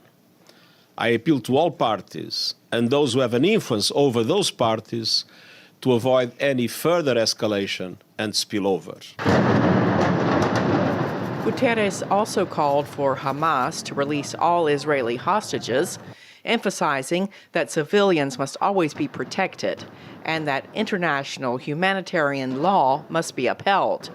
He said that about 220,000 Palestinians are now sheltered in 92 UN facilities across Gaza, and that UN premises and hospitals, schools, and clinics must never be targeted. Later Wednesday at the White House, Biden joined a roundtable with Jewish community leaders to express his condolences and his unwavering support for Israel following the Hamas terror attacks. Cindy Sain, VOA News. In addition to the ongoing diplomacy, VOA's Pentagon correspondent Carla Babb is reporting that an A-10 squadron of fighter planes has arrived in the Middle East from Arizona, and another squadron from Georgia that is already in the region will be staying longer than previously planned. The diplomatic responses and pledges of support are but one part of this multidimensional conflict. An important part to be sure, but one that often misses the day-to-day realities for the people who live in the area now ravaged by war. The death toll in the Israel-Hamas conflict continues to soar, with more than 2,300 people killed in Israel and Gaza, as bombs pummel Gaza and rockets still target Israel. And as VOA's Jan Boyschat reports, the battles appear to be escalating. Right now, the Iron Dome here in southern Israel is hitting some missiles that were shot from Gaza. We can listen to the sound. It's very, very loud, and we can see it crossing the sky. I'm in Ashkelon right now, and the city is absolutely empty. Today, 2 rockets hit this city as the death toll on both sides of this conflict rises. About 7 kilometers from Gaza, ambulances stand by as bombs crash in and out. We can also hear gunfire, and Israeli soldiers are on edge. Some say Hamas will continue ground assaults. Bombs pound the Gaza Strip day and night, where 2 million civilians live. They have no way out, and people we spoke to today inside Gaza say humanitarian aid is not getting in. In the West Bank, Palestinian men from Gaza say they can also not go home because the war began while they were working outside the Gaza Strip. Some say when Hamas attacked Israel on Saturday, they knew it would be a disaster for their families. Now, in less than a week, more than 2,300 people are dead. Thousands more are injured. Hundreds are held hostage or missing, and the war continues to escalate. Jan Boyschat, VOA News, Ashkelon, Israel, and the West Bank. Families of Israeli hostages are desperately seeking answers regarding the safety of their loved ones. As Israel continues to pound the Gaza Strip, Heather Murdoch, VOA regional correspondent and Istanbul bureau chief, was on the ground outside of Jerusalem when she spoke with Kim Lewis about the desperate situation of civilians. For civilians in where I'm standing right now, the Israeli side, a lot of the southern Israel has been evacuated, and people who are still there are living mostly inside, sometimes underground if they can, and quite afraid and quite tense. I mean, there is just near constant battle. We just came from a bit further south, closer to Gaza, and there was fire from both sides that, I mean, we were there for an hour and it pretty much didn't stop. A lot of the fire from the Gaza Strip coming into Israel is caught by the Israeli Iron Dome, their famous air defense system, but not all of it. There were rockets that landed in a nearby city, Ashkelon, today, and the death toll continues to rise to more than 1,000 on both sides. So civilians are basically afraid and so angry. I've covered a lot of wars. I've been covering wars for 14 years now, and I have never been in a war where civilians were so angry at the civilians on the other side and using language of annihilation for their enemy. What are people saying about the hostage situation? The situation of hostages, Israeli hostages in Gaza has changed a bit today because there were about 150 known hostages or believed to be hostages yesterday. Now some of the people that were believed to be hostages are now confirmed dead. There was a man we spoke to yesterday whose niece was missing from a kibbutz right next to the border with Gaza, and She went missing, and her friend and neighbor was taken hostage and later was set free for no reason. And so they assumed the niece was with them, but actually they found her body when they uncovered many other Israeli bodies and the bodies of Hamas fighters in the kibbutz today. The hostages that are believed to still be in Gaza and still be hostages are still missing with very little information. And, every day, the prospect of getting out alive is worse, and the prospect of getting out untraumatized, of course, is not even a possibility at this point. There's also a lot of anger and fear of that. But I also don't want to forget that the people inside of Gaza, the civilians there, and we spoke to some of those today too, while they're not hostages in the traditional sense, they are literally trapped inside the area. And while the Israeli government says to the civilians, you should leave, this is what you should do, there's nowhere to go. There's no border that's open. So they are also trapped in this terrible situation as well. Yes, and also President Biden confirmed that U.S. citizens are among the hostages captured by Hamas. What is reaction on the ground to the U.S. hostages? Well, from the Israeli side, when they talk about the hostages and the so many nationals from so many countries being among them, it in some ways boosts the claim of righteousness. Both sides in this war feel like they are in the moral right. And when something like this happens, then not just to Israelis, but people all over the world have been taken hostage, it stands as proof that these actions were terror and not military. However, this is, a really unfortunate part of this war in that the civilians aren't really fighting the war. And they really, I spoke to a bunch of men from Gaza today, and they really wish that hadn't happened. Why do they have to do things that are just anger and destroy the conscience of people all over the world? It's actually, a horrific act for people on both sides. That was Heather Murdoch, VOA's regional correspondent and Istanbul bureau chief. She spoke with VOA's Kim Lewis. And here are some other stories we're following from around the world. Award-winning Indian author Arundhati Roy is facing prosecution after giving a speech 13 years ago, disputing the idea that Kashmir is an integral part of India. The decision has faced disapproval from proponents of free speech and those opposing the current administration of Prime Minister Narendra Modi, which has drawn criticism for its record on free speech. Leaders in Chad are pleading for help as the Central African nation is struggling to meet the humanitarian needs of 2 million foreign and displaced people seeking refuge there, many of them women and children fleeing violence and increasing hardship in neighboring Sudan. And Republicans in the House of Representatives Wednesday nominated Steve Scalise for Speaker of the House, a role formerly held by Kevin McCarthy, who was ousted last week.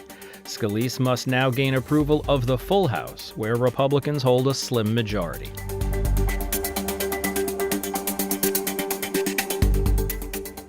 An update on a story we've been following here on International Edition. A Nairobi court this week temporarily suspended a Kenyan government plan to deploy 1,000 police officers to Haiti.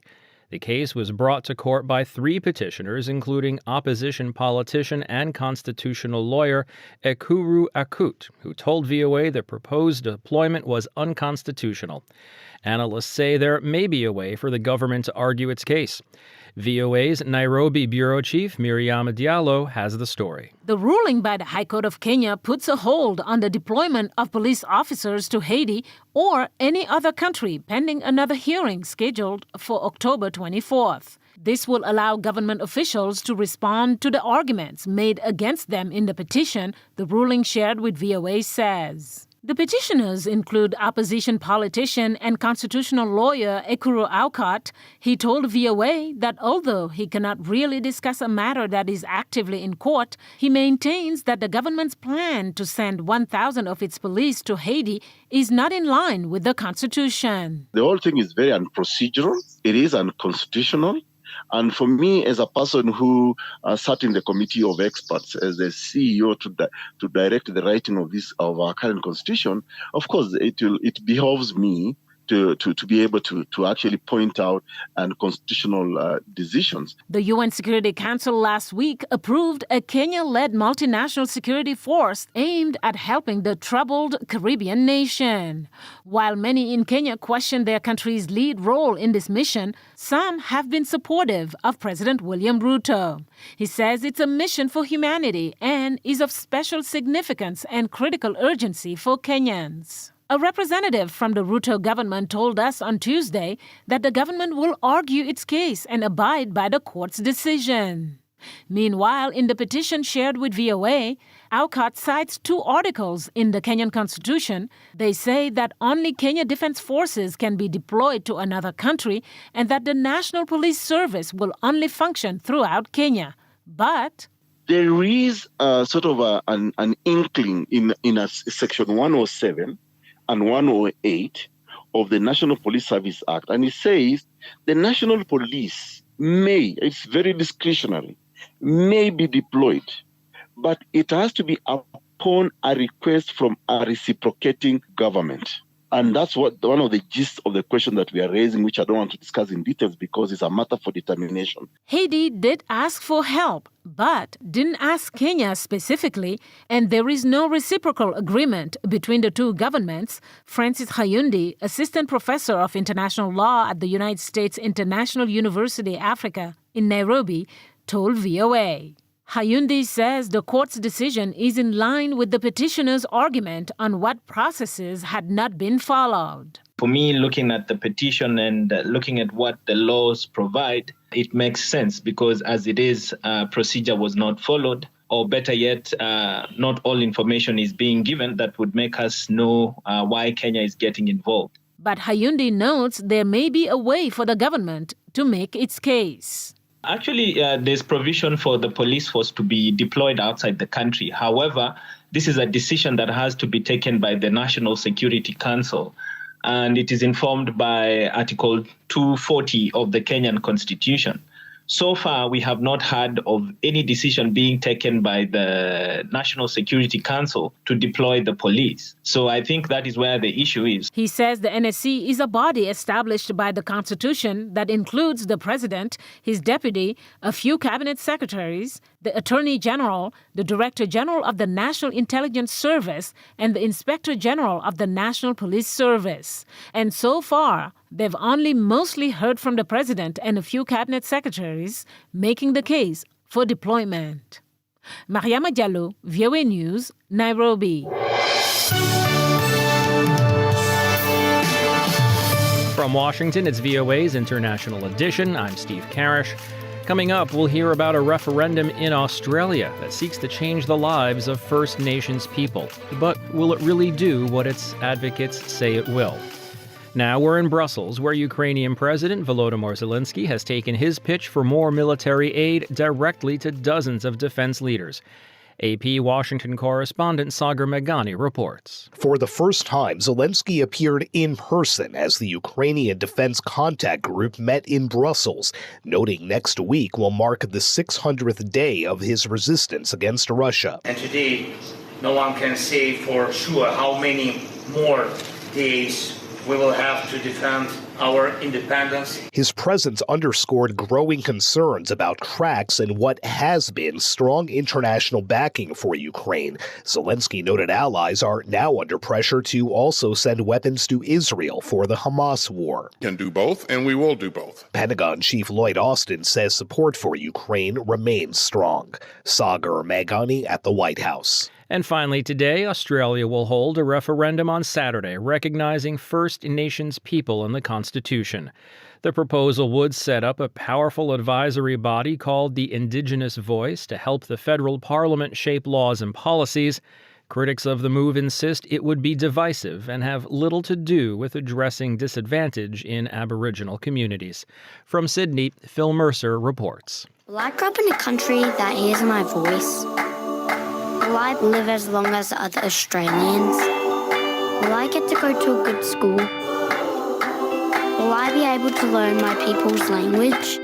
Australia's constitution doesn't recognise its original inhabitants. Supporters of reform want to change the nation's founding document to set up the Aboriginal and Torres Strait Islander voice. It would be a committee of First Nations Australians that would advise federal parliament to help to shape the laws and policies that affect disadvantaged communities. Indigenous people comprise just over 3% of the Australian population, but they suffer disproportionately high rates of ill health, poverty, unemployment and imprisonment, despite decades of policies costing many billions of dollars. On average, First Nations Australians live 8 years less than other groups. Some campaigners believe previous policies have been based on paternalism rather than partnership. Prime Minister Anthony Albanese says the voice would make a positive and practical difference to the lives of Australia's original inhabitants. However, the Yes campaign that Albanese has championed is behind in the opinion polls. But the Prime Minister told local media that he was confident of victory. It is certainly winnable. This is the right thing to do. This is consistent with the Australian principle of a fair go. Not all agree. I'll be voting no, because this will not unite us. This will divide us. The No campaign is comprised of a broad range of dissenters.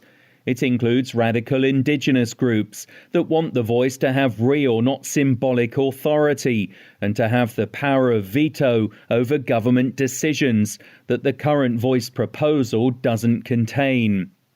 Other critics insist the proposal could create delays and dysfunction within government, while criticising the absence of specific details about the size, role and function of the advisory panel. Some opponents say that by enshrining a permanent Aboriginal presence in the heart of government, there's a presumption Indigenous people will always be disadvantaged and need special treatment. Voting in Australia is compulsory. About 17 million people are registered to vote. Only 8 out of 44 referendums have been passed since 1901. The last referendum was held in November 1999. When Australians rejected the plan to sever their constitutional ties to the British monarchy and become a republic. Phil Mercer, VOA News, Sydney. And that's going to wrap it up for us today. This has been International Edition on the Voice of America. On behalf of everyone at VOA, thanks for joining us. For pictures, stories, videos, and more, follow VOA News on your favorite social media platform and online at voanews.com. Until next time, I'm Steve Karish in Washington. Stay safe and have a great day.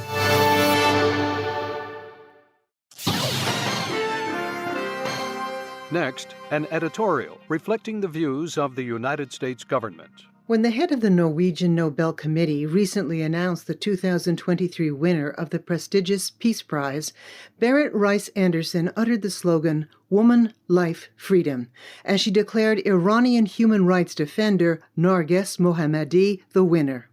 That slogan rang throughout the nationwide protests following the tragic death of Mahsa Amini in the custody of Iran's morality police in September 2022. Narges Mohammadi has stood up to the Iranian regime for decades, fighting for those principles on behalf of Iranian women and men, including religious minorities and political prisoners. And she has paid a heavy price. First arrested in 1998, Ms. Mohammadi has been repeatedly imprisoned. Currently, she is serving a lengthy sentence in Tehran's notorious Evin prison. In a statement, President Joe Biden congratulated Narges Mohammadi and spoke of her unshakable courage. She has endured repeated arrests, persecution, and torture at the hands of the Iranian regime, yet Ms. Mohammadi's advocacy and determination have only grown stronger, he said.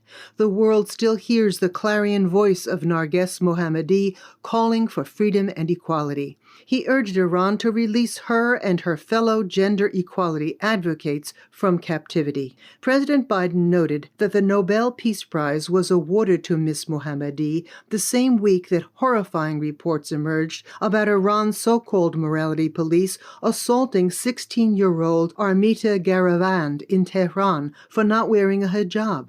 The people of Iran refuse to be silenced or intimidated as they fight for a free and democratic future for their nation, and their peaceful movement, Woman, Life, Freedom, demanding respect for their human rights, has brought hope to the people of the world, he said. President Biden pointed out that the United States is leading a diplomatic initiative at the United Nations to highlight and promote accountability for the Iranian regime's abuses. The U.S. has also deployed anti-censorship tools to make it easier for Iranians to access the Internet and has sanctioned more than 100 Iranian individuals and entities responsible for supporting the regime's oppression. The United States, President Biden declared, will continue to stand with Ms. Mohammadi, with the brave people of Iran, and with all those around the world who are working with resilience and resolve to make our world more equal and more free. That was an editorial reflecting the views of the United States government.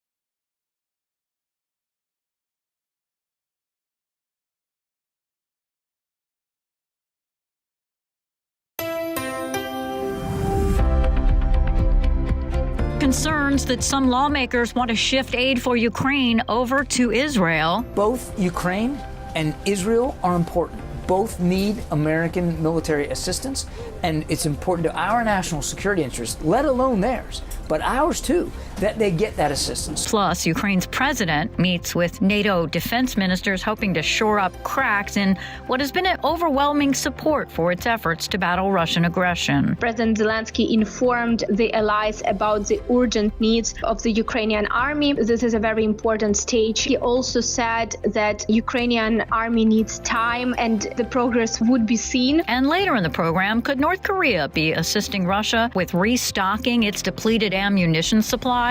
Today is Wednesday, October 11th. From the Voice of America, this is Flashpoint Ukraine. Good evening. I'm Lori London in Washington. Ukrainian President Volodymyr Zelensky brought his appeal for military aid in the form of air defense, artillery, and ammunition to NATO headquarters in Brussels, where he attended talks Wednesday with NATO defense ministers. For details, I spoke with Anna Chernikova in Kyiv. So, Anna, Ukrainian President Volodymyr Zelensky still on the move, still doing his best to drum up support where there seem to be some growing concerns about cracks in what has been staunch international backing for Kyiv in its war against Russia's invasion, worries that Ukrainian forces, haven't made measurable progress in the counteroffensive, now winter closing in. He made a surprise visit to Belgium, Brussels, Wednesday. What can you tell us about what you're hearing about that? Well, yes, exactly. He is in Brussels with an announced visit. This is the first time he's participating in the Ramstein meeting offline. Previously, he was participating only online. Also, he will be at the meeting of the defense ministers of NATO countries and also Ukraine NATO Council. And he already met with the Prime Minister of Belgium. He already met with the head of Pentagon, Lloyd Austin. And at the meeting with Volodymyr Zelensky, Mr. Austin assured him that the United States will continue to supply Ukraine with weapons. And also we've heard the announcement about the new package of military aid to Kyiv. President Zelensky's office reported that President Zelensky thanked the U.S. for the new military aid package, and also President Zelensky informed the allies about the urgent needs of the Ukrainian army. As you mentioned, winter is coming, and of course, this is a very important stage in this war between Ukraine and Russia.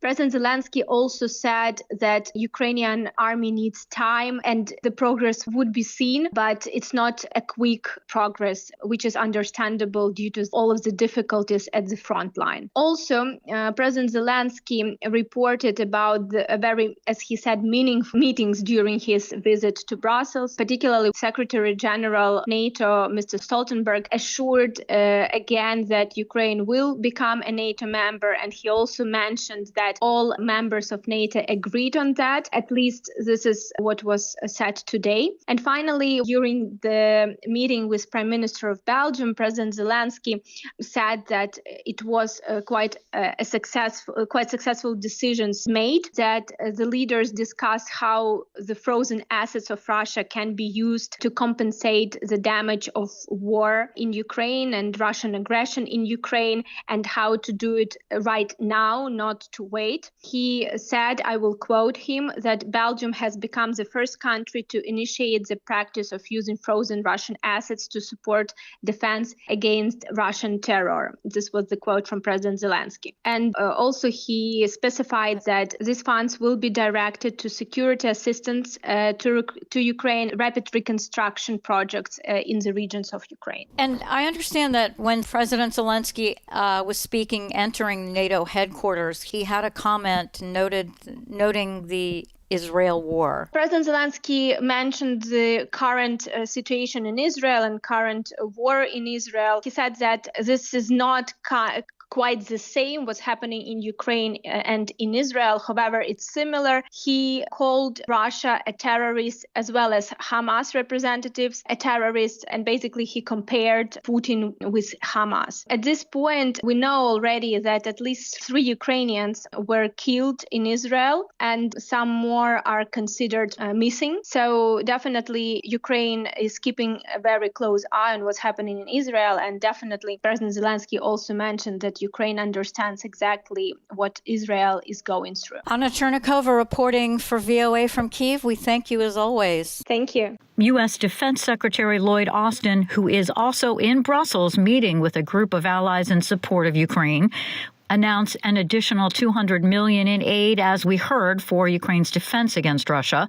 My colleague Steve Karish spoke with VOA Pentagon correspondent Carla Babb, who is traveling with the defense secretary. They are planning to show Ukraine that the United States and all of Ukraine's Western allies are still very much committed to supporting Ukraine for as long as this takes. And this is going to be hard to do because as Secretary Austin is heading to Brussels, there is still not any additional funding that has been passed through Congress because Congress is still waiting to get a Speaker of the House so that they can continue to pass bills. I think that the Pentagon is hedging on the fact that there is still about $5 billion left that the United States has authorized to give Ukraine, and they are going to be providing some more of that funding at the Ukraine Defense Contact Group. Secretary Austin was speaking to reporters, and he confirmed that there would be another U.S. aid package that was announced. I had been speaking earlier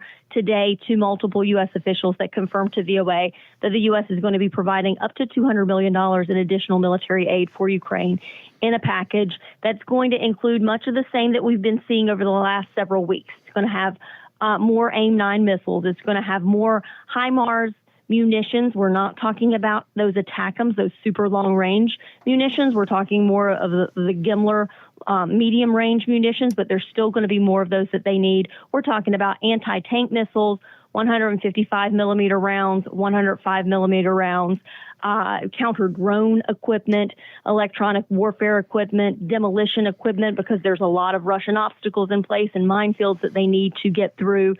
They've made some gains over the past weeks, but there's still a lot more to go. And so a lot of this package is going to be much of the same because that's what Ukraine needs, especially in these last few weeks before winter sets in.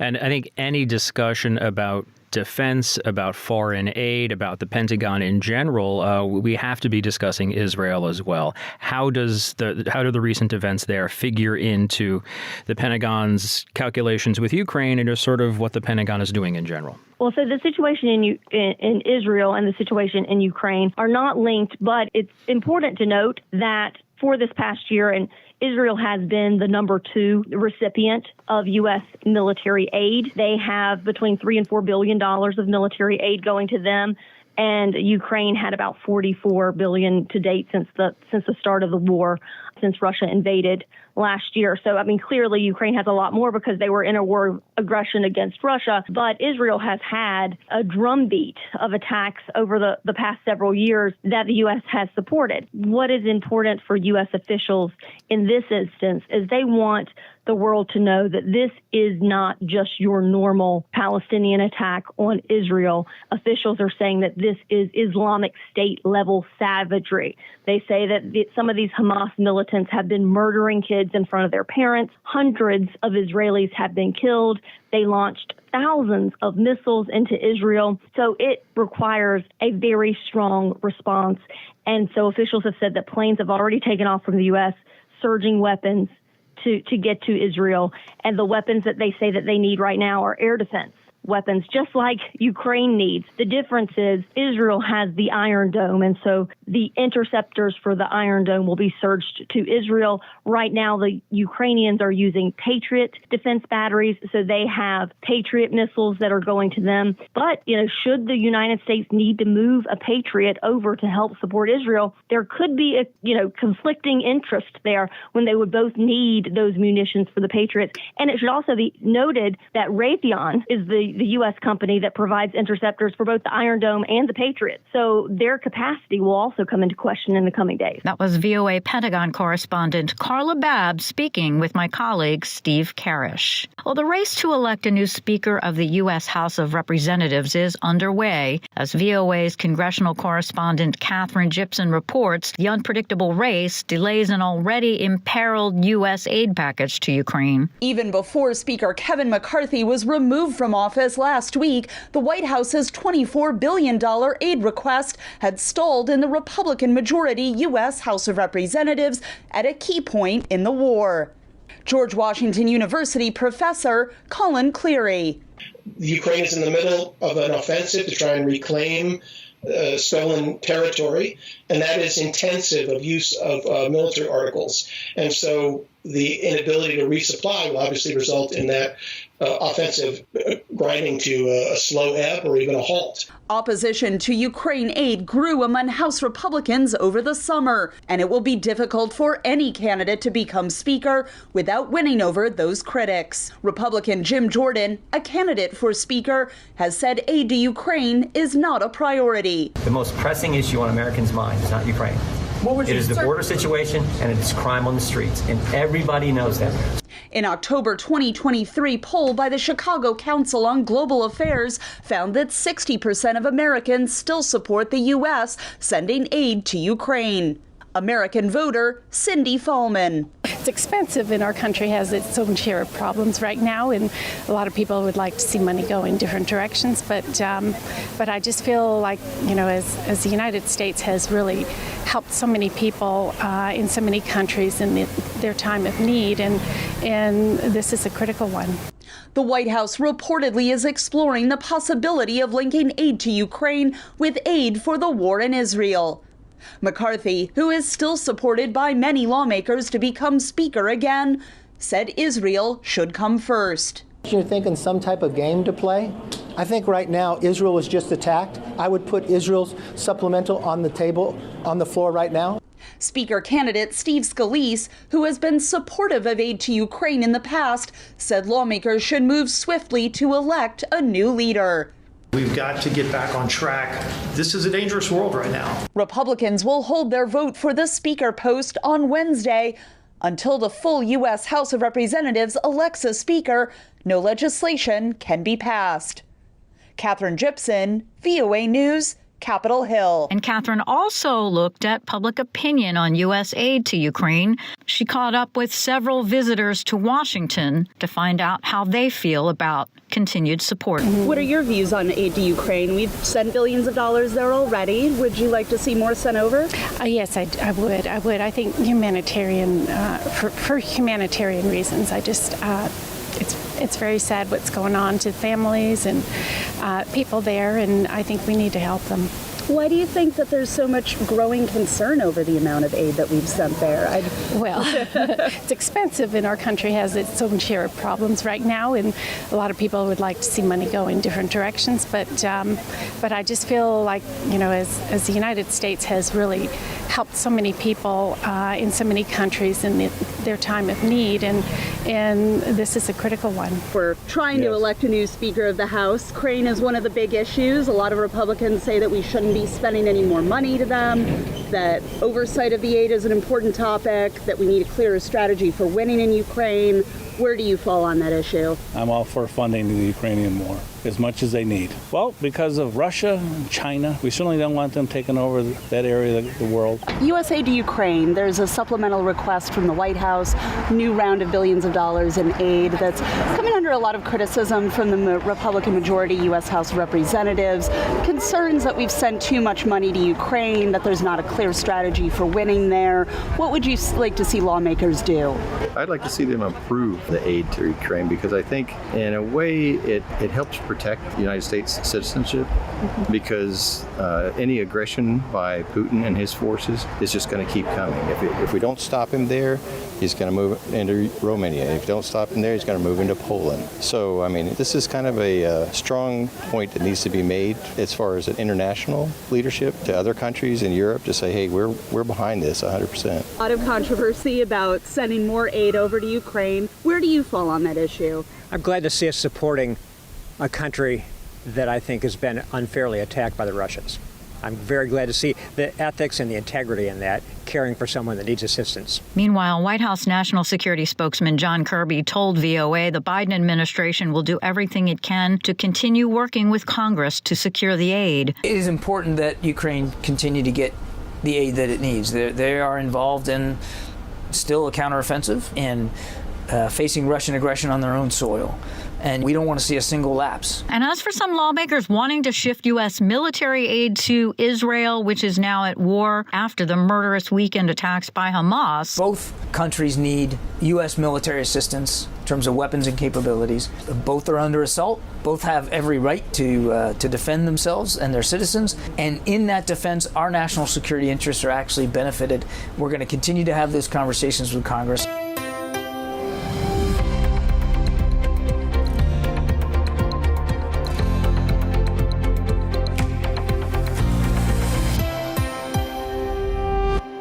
You're listening to VOA's Flashpoint Ukraine. I'm Lori London. Recent satellite photos show a sharp increase in rail traffic along the North Korea-Russia border, which, according to a U.S. think tank, could indicate the North is supplying depleted munitions to Russia. The assessment came from a website run by the Center for Strategic and International Studies. VOA's Kim Lewis spoke with Alexis Dudden, professor of history at the University of Connecticut, to gain some insight into this report. They're really pretty stark. It appears that there are 73 freight cars which cross the border from North Korea into Russia, very small land border there, on October 5th. They're covered, so CSIS, the organization, rightly states that they cannot be sure what's under the covers, and yet, all probability suggests that they are the ammunitions that were widely suggested at the September 13th summit between Kim Jong-un and Vladimir Putin. I think important to understand is that throughout its history, the development of munitions in North Korea has been on Soviet-era standards, because those were the models used to develop the munitions. And so, above all, Russia needs, ammunition and supplies that fit its already existing equipment. So if, in fact, those 73 cars are carrying Russia's needed weaponry, then that would be logical. Other than that, nobody really knows. U.S. and South Korean officials have warned that North Korea and Russia would face consequences if they went ahead with the reported weapons transfer deal in violation with the UN Security Council resolution that bans all weapons trade involving North Korea. So has there been any reaction yet? Well, I think Pyongyang, and maybe less so Moscow, they have very different world outlooks, but Pyongyang is all about regime survival. And the entirety of state sovereignty is embodied in the Kim family. And at this juncture, the United States, our sole policy would appear, you can't do that. No, I don't mean for that to sound as critical as it is, but there's nothing other than sort of repeated, well, you can't do that. And that's not a policy. So we either engage, which is my preference, and really get at it, or we do something horrible, such as a preemptive action, which some suggest is the right course of action. However, that has cataclysmic consequences, and I don't think anybody wants that.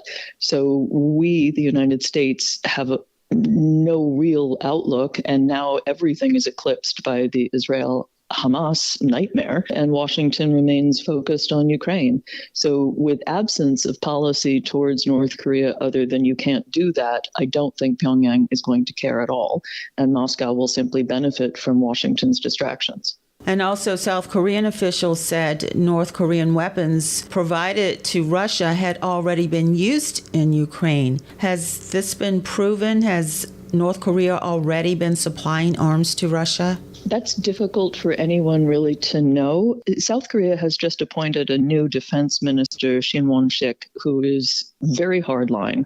And in recent days, he is calling for South Korea to take definitive kinetic measures against North Korea. So whether that is all talk remains to be seen. In terms of North Korea's already having supplied the Russian military, I think about a year ago, forgive me, I'm not quite sure, there were some satellite images of ships going through the Sea of Okhotsk, going the sort of long way around to resupply Russian troops in Ukraine at Crimea. Whether or not those weapons came from North Korea, I think is something that remains to be seen. Certainly, if there's new ship traffic through what is international waters north of Japan and around, we'll find out. And in this way, it sort of parallels. We know that last week the United States resupplied Ukraine with seized weapons that were made in Iran en route to Russia. And it's kind of who's giving bullets to which side and where do they come from, I think is, for after the conflict taking apart for historians. At the moment, clearly both sides are upping the ante. Alexis Dudden, professor of history at the University of Connecticut, speaking with my colleague, Kim Lewis. Analysts say Azerbaijan's capture of the Nagorno-Karabakh enclave from ethnic Armenians is the latest success of an alliance between Turkey and Azerbaijan. But that alliance, observers say, is challenging Russia's grip on the Caucasus as Moscow is distracted by its full-scale invasion of Ukraine. Dorian Jones looks at the situation from Istanbul. Azerbaijani forces' capture of the disputed Nagorno-Karabakh enclave from ethnic Armenians came after 3 decades of on-off conflict. Turkey's training of Azerbaijani forces using Turkish-made drones proved decisive, as did Moscow's failure to intervene in support of its Armenian ally. Zao Gazimov is a professor of history and a specialist on Russia at Bonn University. Russia became more vulnerable in its internal politics and in its exterior strategies, also in the Caucasus, in Central Asia, in the Middle East, and that creates new spaces and new possibilities also for other regional powers in partly to regain their positions, partly to become new leverages of influence. Decades of simmering tensions between Armenia and Azerbaijan over Nagorno-Karabakh, experts say, allowed Moscow to exert influence over the region by playing both sides against each other. The defeat of the Armenian-backed forces is a significant loss for Moscow. Caucasus specialist Galia Lindenstrauss in Tel Aviv. It will influence, at least in the short term, its ability to act or to have clout with these two states, with Azerbaijan and Armenia. But I believe that in the long run, Russia does see this area as strategic importance, does see it as its backyard, will not allow too much independence on the side of Armenia and Azerbaijan. But any attempt by Moscow to reassert its dominance in the Caucasus will face competition as Ankara continues to deepen ties with Baku. Turkey is now militarily committed to defend Azerbaijan in the event of any attack. Mesut Jarshan is a presidential advisor at Istanbul's Yeditepe University. Turkey aimed to be establishing peace and stability in Caucasus. You look at here, Russia is here. They invaded just in a short time in Georgia. And then we see what's happening in the Crimea and also in the Ukraine. With Turkey beset by economic woes, deepening ties with energy-rich Azerbaijan is a key goal. Turkey also wants to turn the Caucasus into an alternative energy export route for Central Asian countries. And and break Russia's tight grip on energy distribution. Observers say Ankara and Moscow have a long history of diffusing their disputes by using economic issues to find common ground. Onur Ishchi is a Russian affairs expert at Istanbul's Kara-Has University.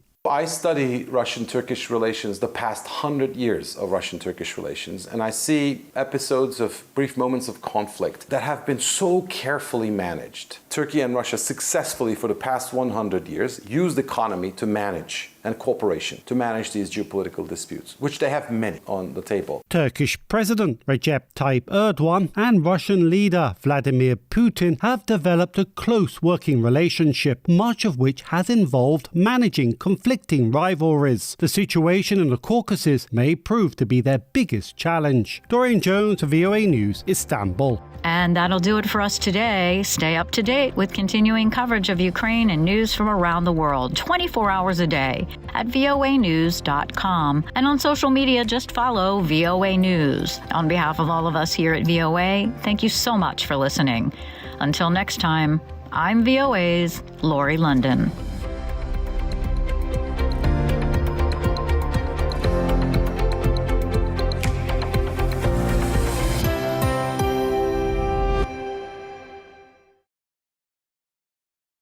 This is the voice of America. Washington, D.C.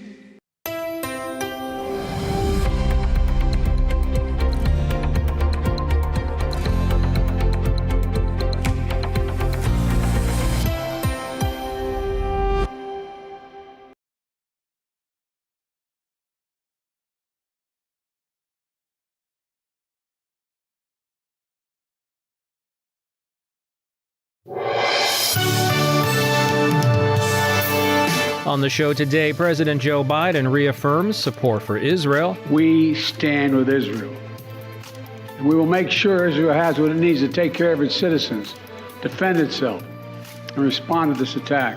Plus, the U.S. Secretary of Defense is headed to Brussels for the meeting of the Ukraine Defense Contact Group with news of a U.S. aid package for Kyiv. So they are planning to show Ukraine that the United States and all of Ukraine's Western allies are still very much committed to supporting Ukraine for as long as it takes. And later Tuesday was Election Day in Liberia, and a closer look at China's Belt and Road Initiative in Africa. Today is Wednesday, October 11th, and this is VOA's International Edition.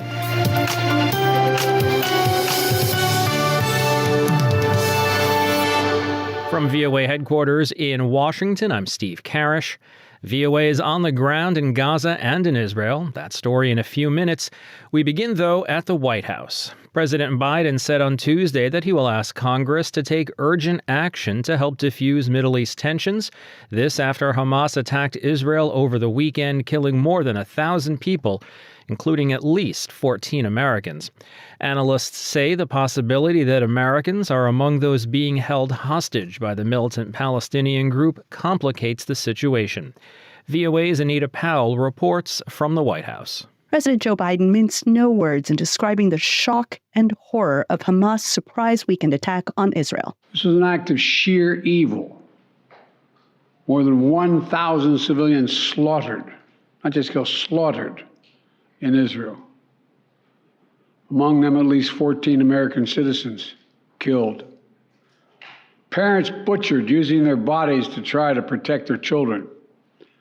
Stomach-turning reports of babies being killed. Entire families slain. And he clarified Washington's stance on Israel's counteroffensive. We stand with Israel. And we will make sure Israel has what it needs to take care of its citizens, defend itself, and respond to this attack. There's no justification for terrorism. There's no excuse. To that end, he said the U.S. has sent a strike carrier group to the region, and he says he'll ask Congress, once a new House Speaker is elected, to take urgent action to fund the national security requirements of our critical partners. Analysts say the carnage has touched a raw nerve at the White House, which illuminated itself in Israel's color over the tragedy. Daniel Byman is a senior fellow with the Transnational Threats Project at the Center for Strategic and International Studies. There may be Americans captured by a terrorist group, and that's got to be a priority of any American president. And the second issue is coming to terms with the death of Americans in a terrorist attack in Israel. Add to that all the complexities of a very difficult regional situation. And it involves not only Israel and Hamas, but the possibility of Hezbollah and Iranian involvement. So President Biden is trying to wrestle with all these. VOA asked the White House whether Biden asked Prime Minister Benjamin Netanyahu to exercise restraint in his military response. John Kirby is Director of Strategic Communications for the National Security Council. And nobody wants to see innocent life taken. And there, as I said, there's been too much of it. One of the great things about our relationship with Israel is that we're two vibrant democracies, and we mutually believe in things like the respect for innocent life and the rule of law. And we're always stronger together, our two countries, when we show that to the world, that we do respect innocent life and that we do respect the not only the rule of law, but the law of war. U.S. adversaries were quick to point blame. Russia's President Vladimir Putin said, "Unfortunately, we can see a sharp deterioration of the situation in the Middle East. I think that many will agree with me that this is a clear example of the failure of the policy of the United States in the Middle East, which tried to monopolize the resolution of the conflict, but, unfortunately, was not concerned with finding compromises acceptable to both sides." Kirby said conflict in Israel won't take Washington's eye off other threats, wherever they are. Any nation who might think that somehow the United States is going to get distracted should think again. We are a large enough, big enough, powerful enough country, economically viable enough. In fact, the economy is incredibly strong right now, that we can look after our national security interests and those of our allies and partners anywhere around the world. Nor, Biden said, will he walk away from Israel. Anita Powell, VOA News, the White House. An update from the Pentagon coming shortly. Now, though, as Israel continues its retaliation against Hamas in the Gaza Strip, the surrounding areas have been evacuated, and the families of at least 150 hostages inside Gaza are growing increasingly terrified.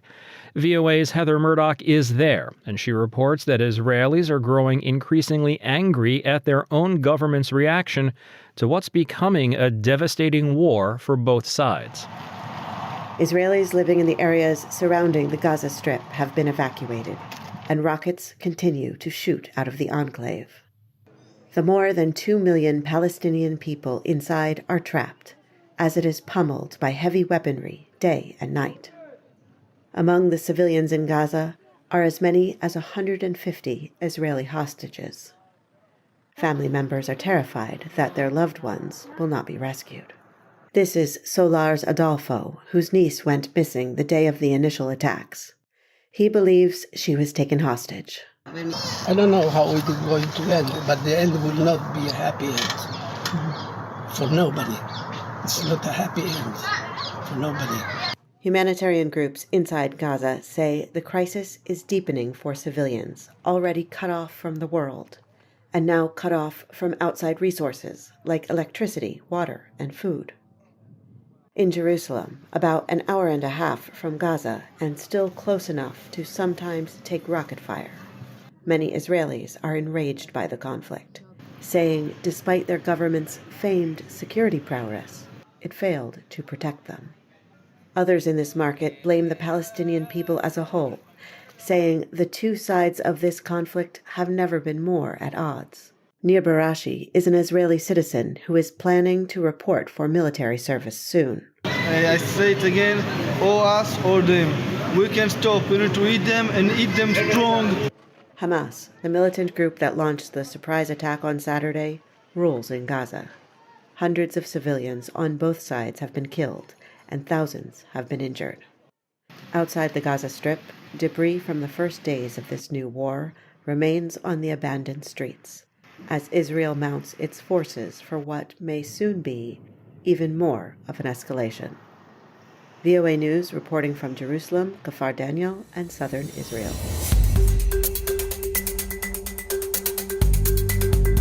And here are some other stories we're following from around the world. Russia failed on Tuesday in its controversial bid to reclaim its seat on the UN Human Rights Council after it was suspended by the General Assembly in April of 2022 following its invasion of Ukraine. Leading economists gathered in Marrakesh on Tuesday for the International Monetary Fund's annual conference. Their message was clear: the world economy is beginning to slump as fissures between East and West widen. IMF chief economist Pierre-Olivier Gourinchas said, "The global economy is limping, not sprinting." The IMF predicts that global economic growth will slow in 2024 to 2.9%. from this year's 3%. And authorities in Malawi have started distributing free corn and money to more than 4 million people facing food shortages, largely because of the impact of Cyclone Freddy, which washed away thousands of acres of crops in March.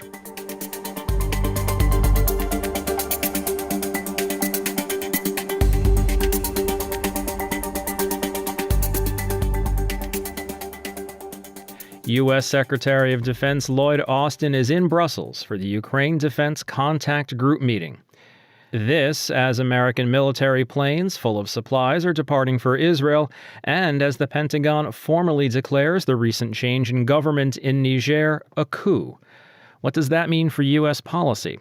I'm joined by VOA's Pentagon correspondent, Carla Babb. So they are planning to show Ukraine that the United States and all of Ukraine's Western allies are still very much committed to supporting Ukraine for as long as it takes. And this is going to be hard to do because as Secretary Austin is heading to Brussels, there is still not any additional funding that has been passed through Congress because Congress is still waiting to get a Speaker of the House so that they can continue to pass bills.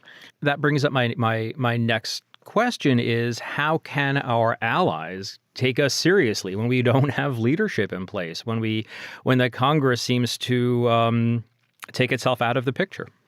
Well, I think that the Pentagon is hedging on the fact that there is still about $5 billion left that the United States has authorized to give Ukraine, and they are going to be providing some more of that funding at the Ukraine Defense Contact Group. Secretary Austin was speaking to reporters today, and he confirmed that there would be another U.S. aid package that was announced. I had been speaking earlier today to multiple U.S. officials that confirmed to VOA that the U.S. is going to be providing up to $200 million in additional military aid for Ukraine. And I think any discussion about defense, about foreign aid, about the Pentagon in general, we have to be discussing Israel as well. How do the recent events there figure into the Pentagon's calculations with Ukraine and just sort of what the Pentagon is doing in general? Well, so the situation in Israel and the situation in Ukraine are not linked. What is important for U.S. officials in this instance is they want the world to know that this is not just your normal Palestinian attack on Israel. Officials are saying that this is Islamic State level savagery. They say that some of these Hamas militants have been murdering kids in front of their parents. Hundreds of Israelis have been killed. They launched thousands of missiles into Israel. So it requires a very strong response. And so officials have said that planes have already taken off from the U.S., surging weapons to get to Israel. Carla, changing gears completely. Today, the Pentagon declared what happened in Niger about 6 weeks ago officially as a military coup. Can you tell us what that means for Pentagon policy going forward? So at the moment, there's not much of a change for Pentagon policy in Niger. As officials explained to reporters today, the normal steps that the United States would make if it was going to designate a country a coup, they already started implementing those over the past several weeks. As you know, as we've discussed on this program, the United States has not been conducting any training of their Nigerian counterparts. They've not been conducting any counterterror operations with their Nigerian counterparts. So for now, U.S. forces are going to remain in country. And I asked today to get specifically how many U.S. forces are there, and there are still about 1,000 U.S. forces in country.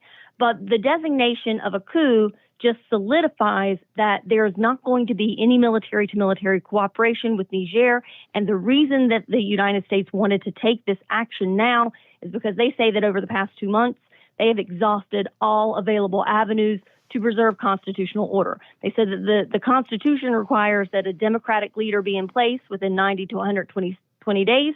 And they said that it's become very apparent that these new military leaders have no inkling and no desire to follow the constitutional order. In fact, that they told U.S. officials that they want to repeal the Constitution and create a new one. So that was kind of the breaking point for the United States, and that is why today the U.S. has designated this military takeover a coup. Carla Babb is VOA's Pentagon correspondent. Carla, thanks for your reporting. Thanks for your time today. Thanks for having me. From Washington, it's VOA's International Edition. I'm Steve Karish. China's Belt and Road Initiative has brought much-needed infrastructure to many places in Africa, and it has also brought crushing debt. We'll get that story from Nairobi in a few minutes. Now, we're off to the other side of the continent. Liberians went to the polls on Tuesday to choose their next legislators, senators, and president. Many showed up to exercise their right to vote despite delays and some procedural problems, as Sananu Tord reports from Monrovia. Thousands of voters queue up at polling stations in Liberia's capital to select a president, senators, and legislators in the country's fourth national election since the end of the Civil War in 2003. Campaigning for the election has been marred by political violence, leaving many injured and at least 2 people dead. However, one observer says the initial processes on election day have been peaceful. Abdullahi Masayimbe Bangura is the observer group leader for the G7+ organization of conflict-affected countries. Voting started here on time, so we hope it will continue that way. We've been to 4 stations, as I said, and all of the places we've been has been very peaceful, and the voters have been very orderly. But there were exceptions. At the Monrovia Open Standard Church School Polling Center, tempers fled as voters argued with polling officers. The voters said a directive prohibiting the use of mobile phones in polling stations had not been communicated to them. Obedzonde is a frustrated voter. Sending text message to people will not solve the problem because there are other people, there are other Liberians that cannot read. It's not everybody that is educated. So why can you send text message to people? Why can you do a publicity that other people who are not educated to learn that just we did that just all bring from there? At the FMCA school polling station in Monrovia, about 1,000 people stood in long queues for more than 6 hours after voting commenced. Despite the long wait, voters say they are eager to make their voices heard through the ballots. I want to vote. I'm feeling tired now, but I won't go home. I'm going to vote because Liberia is all we have, and we need to vote and make the right decision. The Electoral Commission says it will make sure all voters cast their ballots, even if it means keeping polling centers open past closing time. David Brown-Lansana is chair of the Electoral Commission. We will still run the process. They just need to ensure that they are in the queue before the official voting time ends, which is at 6 o'clock, and all of those who are in the queue will get the chance to exercise their franchise. About 2.5 million Liberians are registered to vote in Tuesday's elections. Liberia's National Elections Commission has urged voters to remain calm after voting and wait for official results to prevent disturbances. Sananu Tord, VOA News, Monrovia, Liberia. It was revealed Tuesday in his New York fraud trial that former President Donald Trump acknowledged in a document that the size of his Trump Tower penthouse was a lot less than he later claimed. The AP's Julie Walker has that story. Evidence shown at Donald Trump's New York civil fraud trial shows that he signed a 1994 document giving the true size of his Trump Tower penthouse at just under 11,000 square feet. It was listed later as 30,000 square feet on his financial statements that were given to banks, insurers, and others to make deals and secure loans. The evidence appeared in an email attachment shown during testimony from Alan Weisselberg, the former finance chief of Trump's company. The state attorney general's lawsuit alleges that Weisselberg engineered Trump's financial statements to meet his demands that they show increases in his net worth despite appraisals to the contrary. Trump denies any wrongdoing. Julie Walker, New York. And finally, today, some 150 countries, many of them in Africa, have signed on to China's 10-year-old Belt and Road Initiative, also known as the BRI. And while the multi-billion-dollar global infrastructure project has helped bring roads, rails, and infrastructure, it has also left some countries saddled with debt. VOA's Nairobi Bureau Chief Miriam Diallo takes a look at the impact the initiative has had in Africa, including its many benefits and criticisms. The standard gauge railway, which debuted in Kenya 6 years ago, was hailed by Kenyan officials as one of the biggest and most successful projects since the nation's independence in the 1960s. Travel time from Mombasa to Nairobi used to be up to 10 hours. Now, it only takes about 5 to 6 hours. You are a businessman, you're going for an interview, saves your time. Kenya borrowed some $5 billion from China to build railway lines connecting the port city of Mombasa to Nairobi and Nairobi to Naivasha. This is part of Chinese leader Xi Jinping's Belt and Road Initiative, or the BRI. It's a global infrastructure, trade, and telecommunications project that includes the goal of connecting Kenya to Uganda, Rwanda, and South Sudan. Vincent Kimosop is a Kenyan economist and consultant with Sovereign Insight in Nairobi. The good side, one is that it's a framework for transportation of goods, transportation of cargo. But Kimosop wishes some things were done differently for the railway, also called SGR. I wish those who were responsible for negotiating the SGR would have actually looked at the repayment. It's a massive investment project. To have repayments be done in less than 20 or 30 years, that was quite ambitious.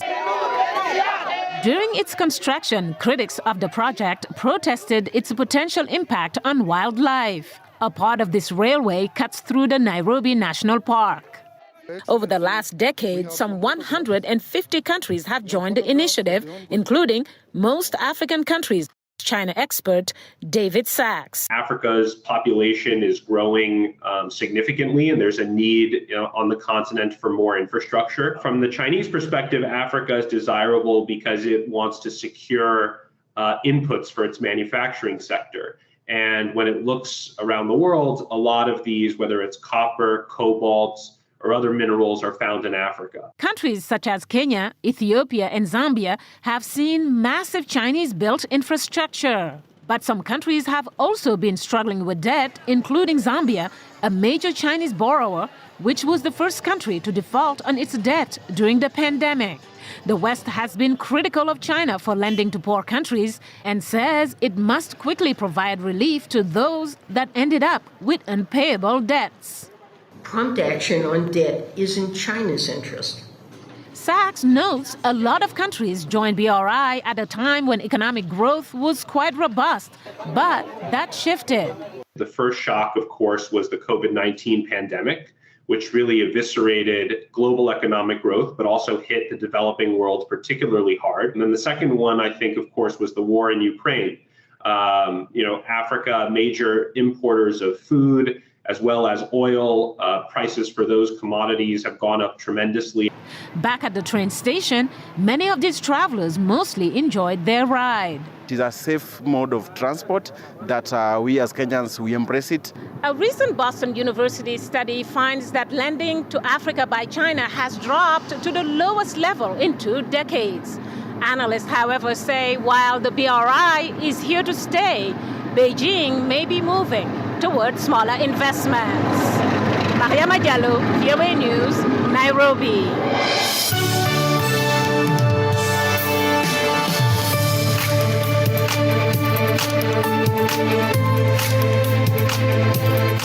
And that's going to wrap it up for us today. This has been International Edition on the Voice of America. For pictures, stories, videos, and more, follow VOA News on your favorite social media platform and online at voanews.com. Until next time, I'm Steve Karish in Washington. Stay safe and have a great day.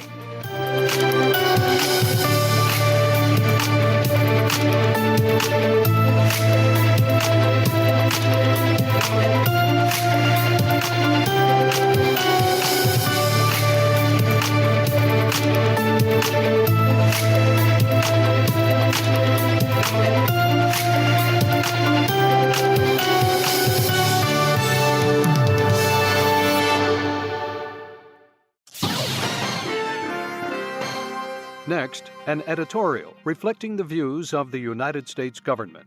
There have been inflection points throughout history, noted Secretary of State Antony Blinken at the University of Texas at Austin. We had an inflection point after World War II. We had another one at the end of the Cold War. And we believe we're in one of those right now, he said. You have a reemerging great power competition that is primarily engaged in shaping what the future looks like. We've hit the end of the post-Cold War era, and now there's a competition on to shape what comes next. And at the same time, we have extraordinary transnational challenges, issues that are affecting people in every corner of our globe, including here in the United States, whether it's food security, whether it's climate, whether it's the way all of these emerging technologies are being used, whether it's mass migration. And none of us, not even the United States, can effectively deal with these challenges alone, noted Secretary Blinken. There's a premium on American engagement and American leadership because in the absence of us doing that, one of two things.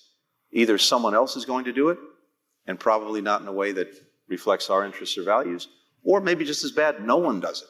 And then you have a vacuum that's likely to be filled by bad things before it's filled by good things. There's also a premium on finding new ways to cooperate with other countries toward a common purpose, said Secretary Blinken. And here, it's my profound conviction that no country on earth has a greater ability to mobilize others in positive collective action than the United States. And finally, said Secretary Blinken, we've made historic investments over the last few years to put us in a stronger position not only to do well by people at home, but also to compete effectively in the world. And if you have a strong foundation at home, it does wonders for your standing and your strength around the world. That's what we're seeing play out every single day around the world. That was an editorial reflecting the views of the United States government.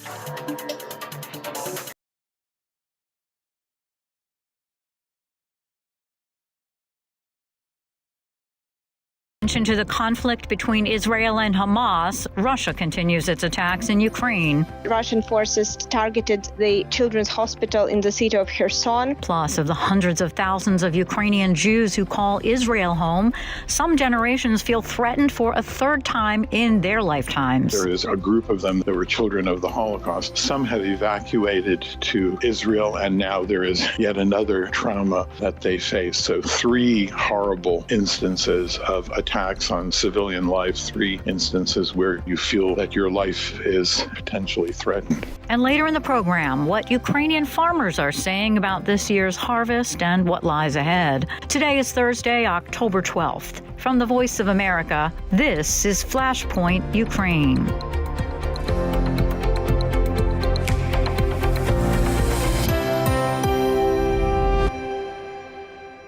Good evening. I'm Lori London in Washington. A Russian official said Thursday that debris from a downed Ukrainian drone killed 3 people in the Belgorod region of Russia, while Moscow continued to pummel Ukraine with fresh missile strikes. I spoke with Anna Chernikova in Kyiv for the latest. As President Zelensky reported just recently during his latest meeting with Ukrainian top military officials, there are 2 main front lines, and the most intensive front lines in Ukraine. It's in the south and in the east. In terms of the south front line, it was another overnight drone attack that mainly targeted the south area. Particularly, Russian forces used 33 drones to attack Ukraine over the night, and Ukrainian air defense shot down 28 of them.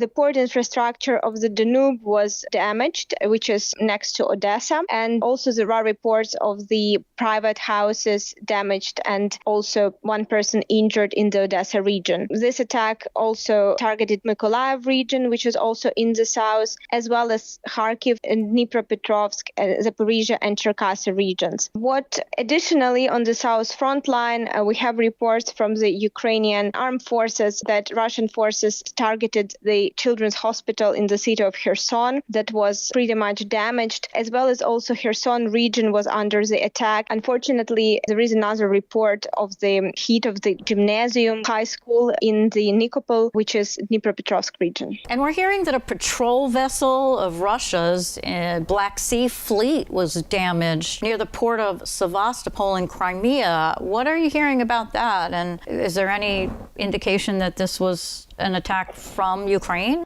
We are hearing here in Ukraine confirmation from the Ukrainian Navy that the battleship of the Russian Navy, which is called Pavel Derzhavin, was damaged in the Black Sea near occupied Sevastopol, which is in Crimea. However, Ukrainian officials do not provide any additional details, and they do not confirm that this is something that was organized and implemented by Ukraine. And lastly, I wanted to ask you about something that we're hearing about Ukrainian intelligence predicting a battle for electricity in the near future, heading into winter. What can you tell us about what exactly that means? Actually, as we discussed previously already, that Ukraine is getting ready for this, for winter and for this upcoming heating season.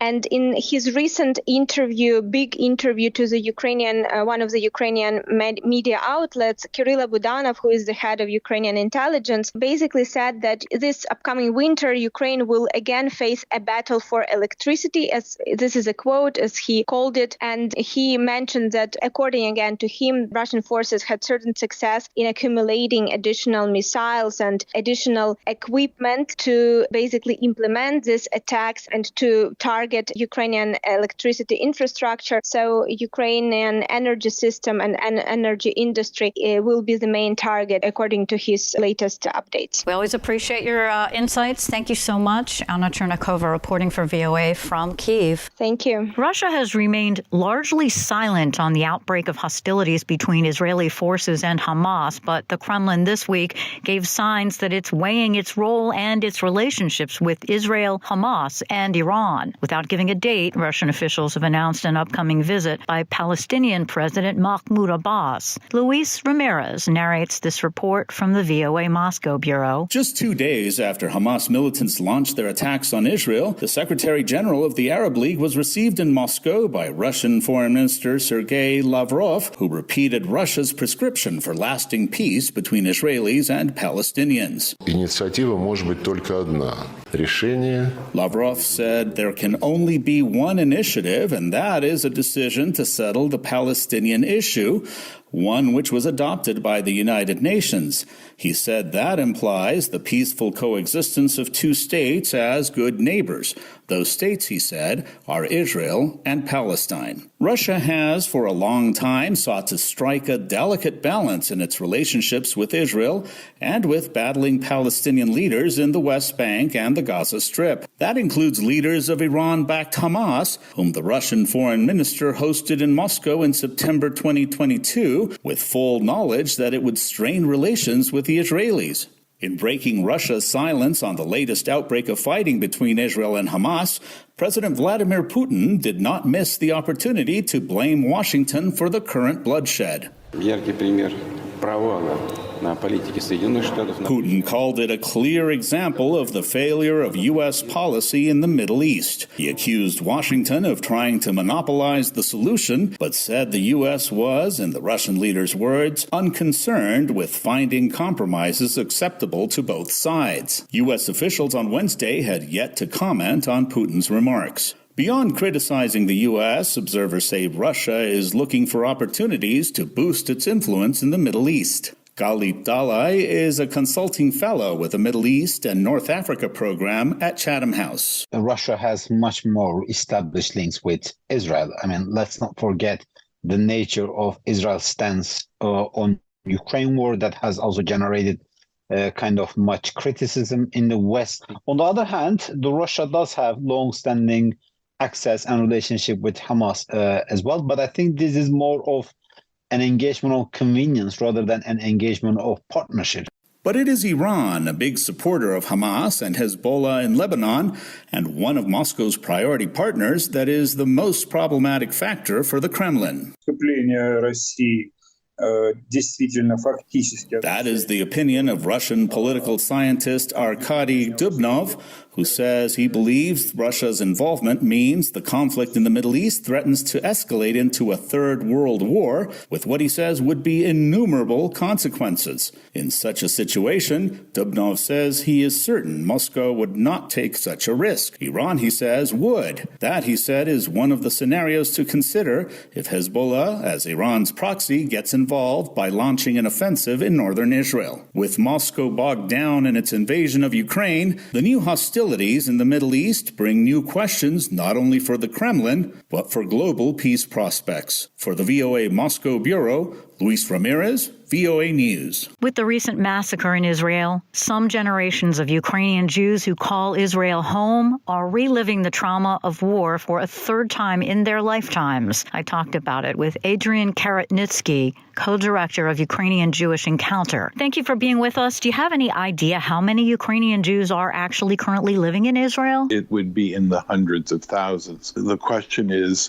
of what generation are they? Because those who came before the fall of the Soviet Union and early after the fall of the Soviet Union would be primarily considered, it would be Russian-speaking and would have basically been filled with the colonial imperial narrative that existed during the Soviet period and predated by the Russian Empire. And only in the last 30 years, have Ukrainians rebuilt their own narrative and revived very extensive use of universal education in Ukrainian and so on. So the first generations and waves of hundreds and hundreds of thousands of Jewish immigrants who came to Israel and are a very important part of that society, they mainly came from, or most of them came from Ukraine, but they did not come with, I would say, a Ukrainian consciousness. There is an identification and ties with their cities and with their regions, but I don't think they had a distinctive Ukrainian identity. But then tens of thousands of Ukrainians have come since then, since the proclamation of Ukrainian independence, and those generations come with a different consciousness, a much more, I would say, Ukrainian Jewish identity, which is, I think, now a part of the fabric of Israeli life.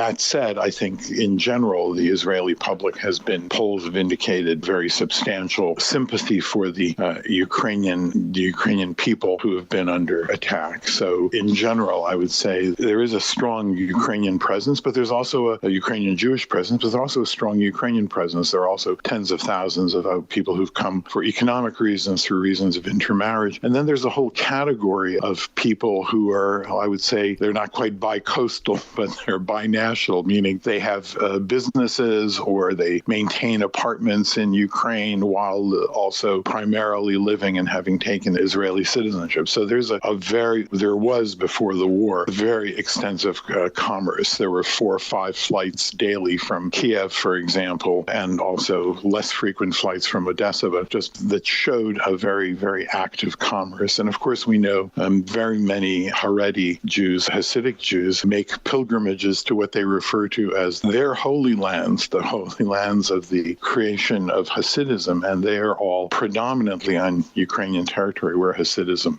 initially arose. And of course, Uman, a pilgrimage where even at wartime, nearly 30,000 Hasidic Jews came to Uman this September to take part in, religious observances and to make their annual pilgrimages there. And I'm sure that those that are living there or frequently part-time living there have to be somewhat re-traumatized given the war that's happening through Russia's invasion of Ukraine and now what's happening in Israel.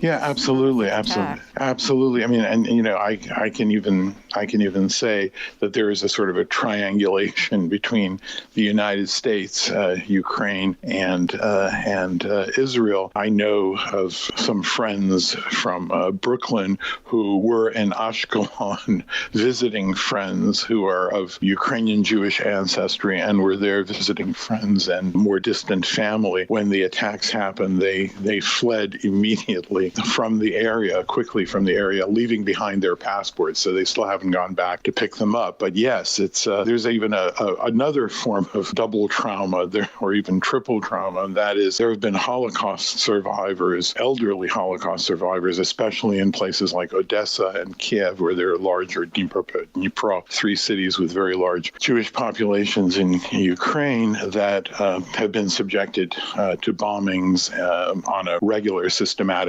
basis. And these are people who were children. There is a group of them that were children of the Holocaust. Some have evacuated to Israel, and now there is yet another trauma that they face. So 3 horrible instances of attacks on civilian life, 3 instances where you feel that your life is at issue and potentially threatened. Adrian Karatnitsky, co-director of Ukrainian Jewish Encounter. We appreciate your time. The United States announced Wednesday it's providing Ukraine with up to $200 million in a new military aid package as the Biden administration tries to temper concerns that the growing needs from Ukraine and now Israel could spread the U.S. too thin. VOA Pentagon correspondent Carla Babb has details.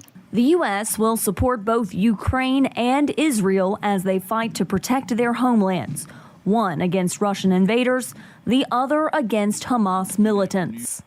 Secretary of Defense Lloyd Austin. Absolutely, we can do both, and we will do both. We're going to do what's necessary to help our allies and partners, and we're going to also do what's necessary to make sure that we maintain the capability to protect our interests and defend our country. As Ukrainian President Volodymyr Zelensky joined the Ukraine Defense Contact Group in Brussels, U.S. Defense Secretary Lloyd Austin listed more than $1 billion in new support from member nations, including another Patriot air defense system and 10 more Leopard 2 tanks from Germany. Austin also said the U.S. would help lead the coalition that is working to provide Ukraine with F-16s. This will take months, as we've said before, so earliest is next spring when we can begin to see an initial capability.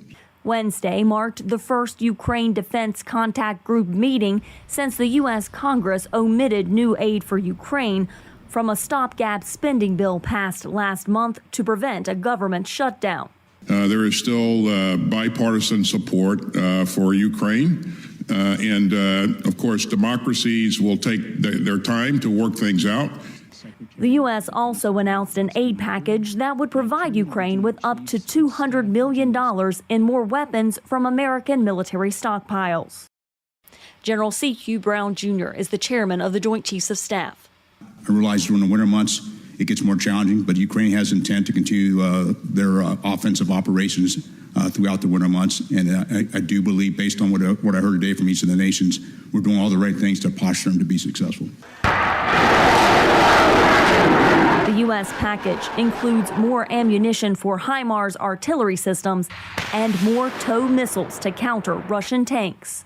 Carla Babb, VOA News, the Pentagon. And for analysis on the growing concerns over future aid for Ukraine, I spoke with Doug Kleen, policy analyst for Razum Ukraine in Washington, D.C. There is a lot of consternation about what is going to happen with Ukraine. We've been supporting them since Russia's invasion. What do you think is going to happen and what we're going to see here with funding for Ukraine? I think that one thing that's important to keep in mind for the context around U.S. support for Ukraine is that by and large, polls show the American people are inclined to support Ukraine, but they are persuadable.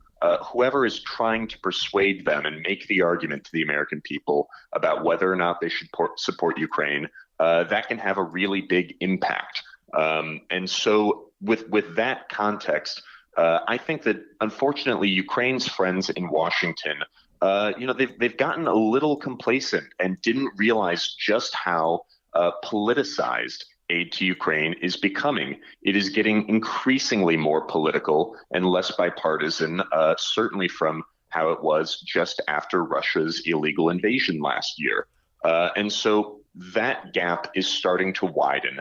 And as the 2024 election heats up, it's only going to get wider, and it's going to get more politically toxic, I think, for Republicans who are being pulled, really, and having this internal political fight with the more quasi-isolationist wing of the Republican Party, the MAGA people.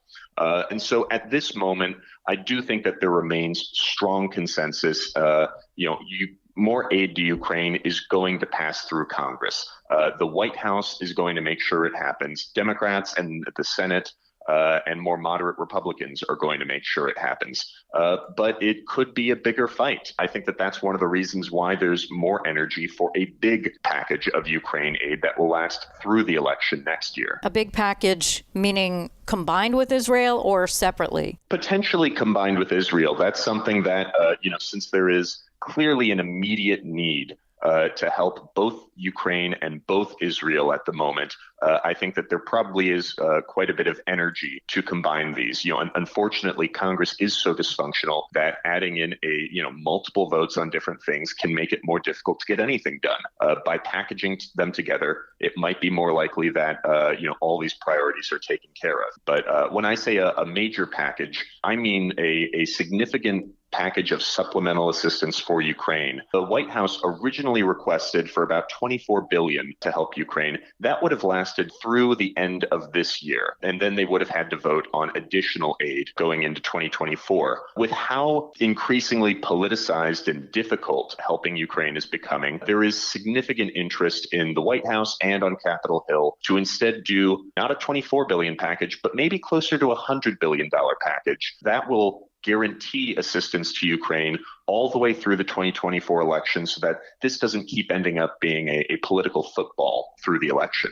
So with Israel in the equation, do you think that makes it even more difficult? I think that at this moment, these twin national security crises of the need to help Israel, to help an ally, and the need to help Ukraine as it's going into the winter and trying to make some more progress in its still, somewhat successful counteroffensive. I think that the fact that both of these crises are happening at once, it will make it more likely that aid for both happens, that it is able to get through Congress. At the same time, these are new pressures that the administration and Congress are having to deal with.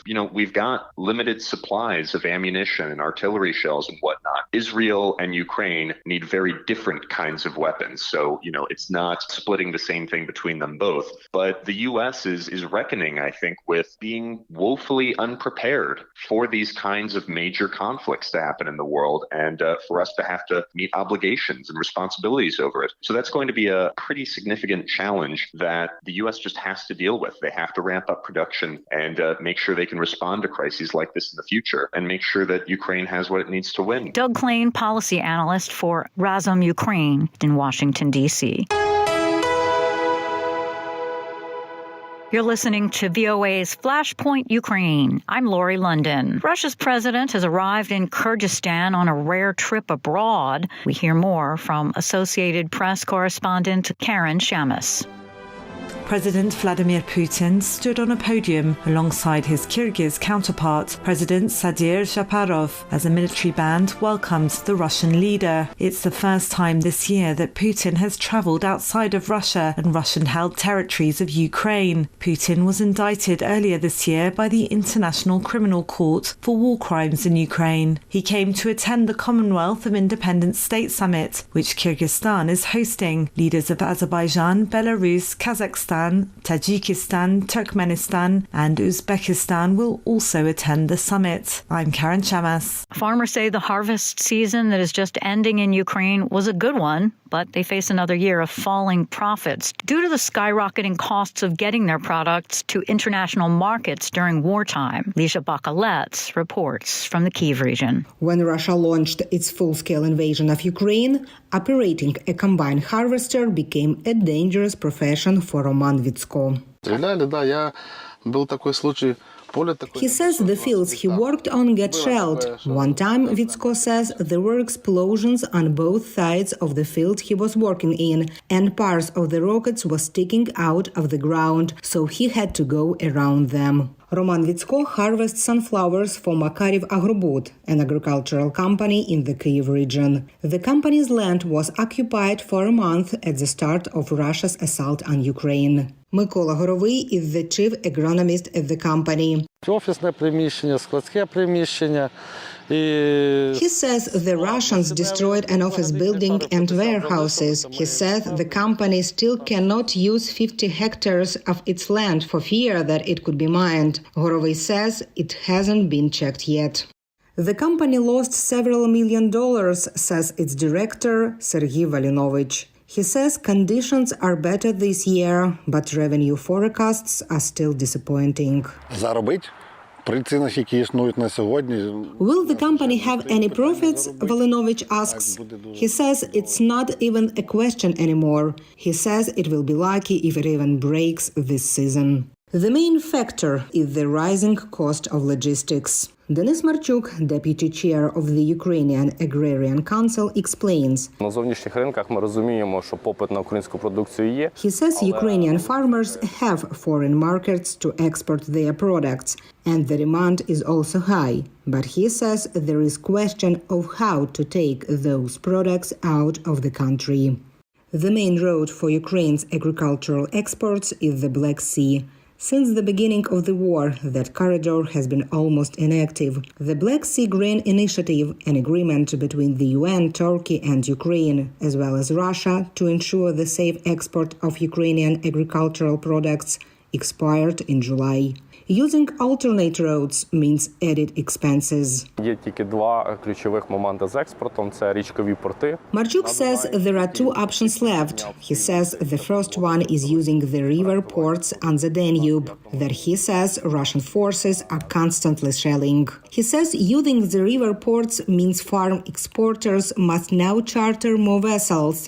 And he says now they must also use roads and railways to route their products through European Union countries. Ukraine is working with its Western partners to develop a humanitarian corridor in the Black Sea from Odessa through Bulgaria and Romania, and some ships have already used it. The project raises hope that Ukrainian farmers will see better profits. Lesia Bakalets, VOA News, Kyiv. And that'll do it for us today. Stay up to date with continuing coverage on Ukraine and news from around the world 24 hours a day at voanews.com. And on social media, just follow VOA News. On behalf of all of us here at VOA, we thank you so much for listening. Until next time, I'm VOA's Lori London.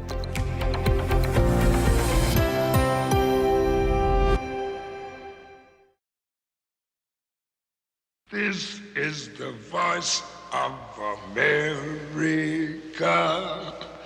Washington, D.C.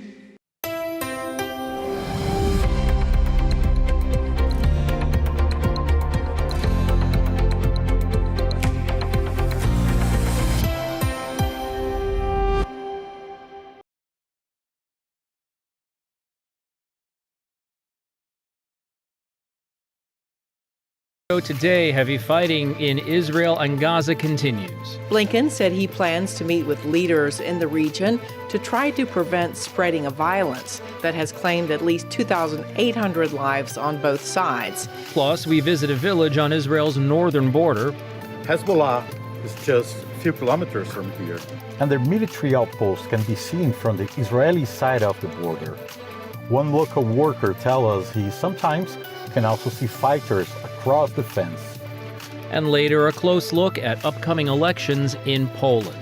Today is Friday, October 13th, and this is VOA's International Edition.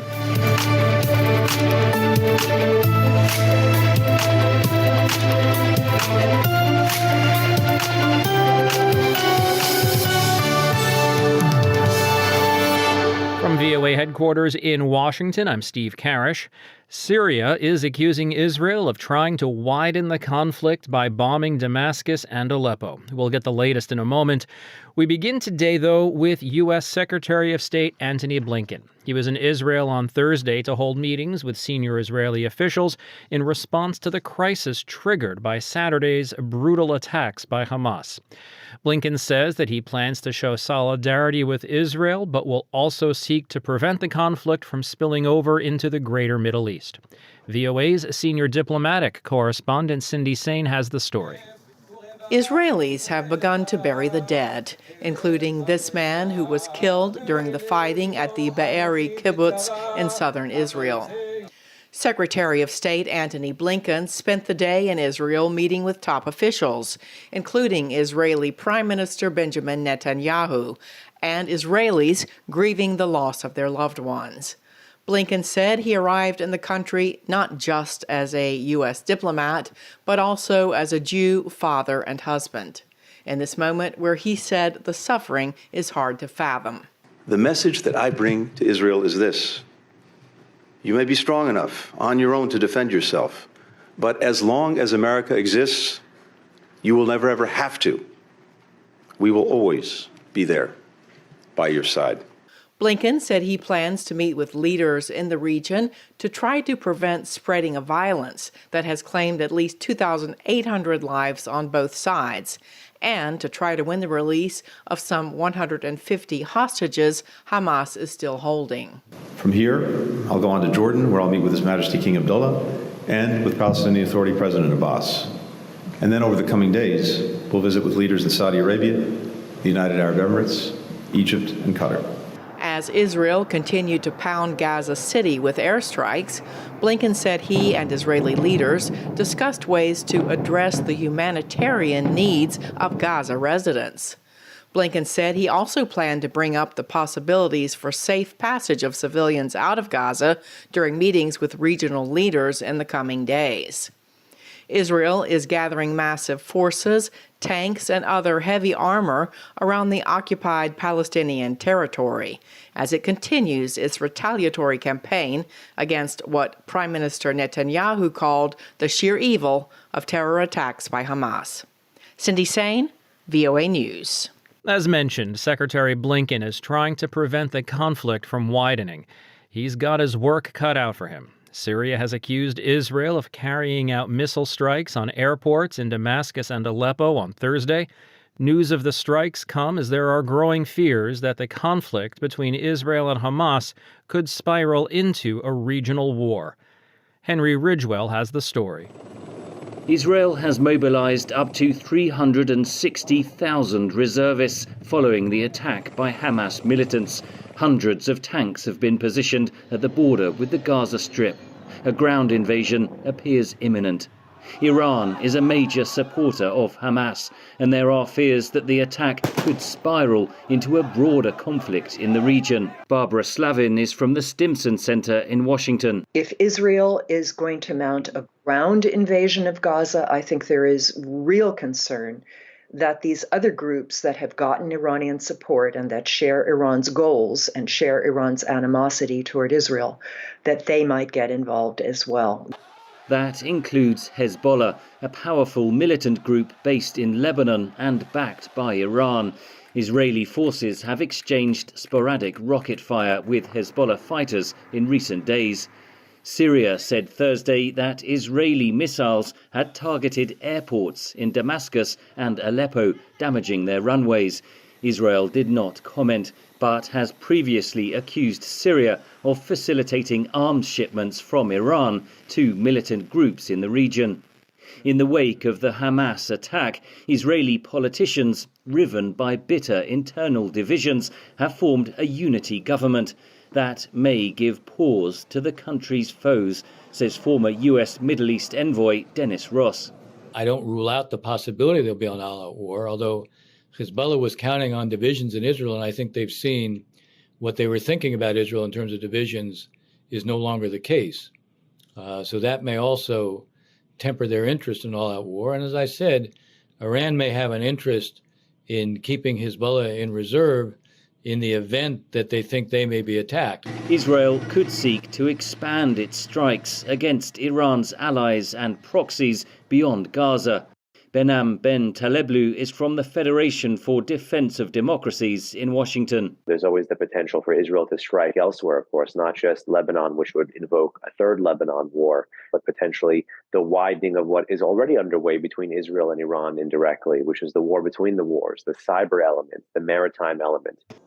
But Israel is unlikely to attack Iran directly, says analyst Lina Khatib. Because this would already stretch resources that this war have shown to be stretched in Israel at the level of intelligence, for example. Meanwhile, the United States has sent an aircraft carrier fleet to the region. President Joe Biden said it was a warning to Iran that they should, in his words, be careful. Henry Ridgwell, VOA News, London.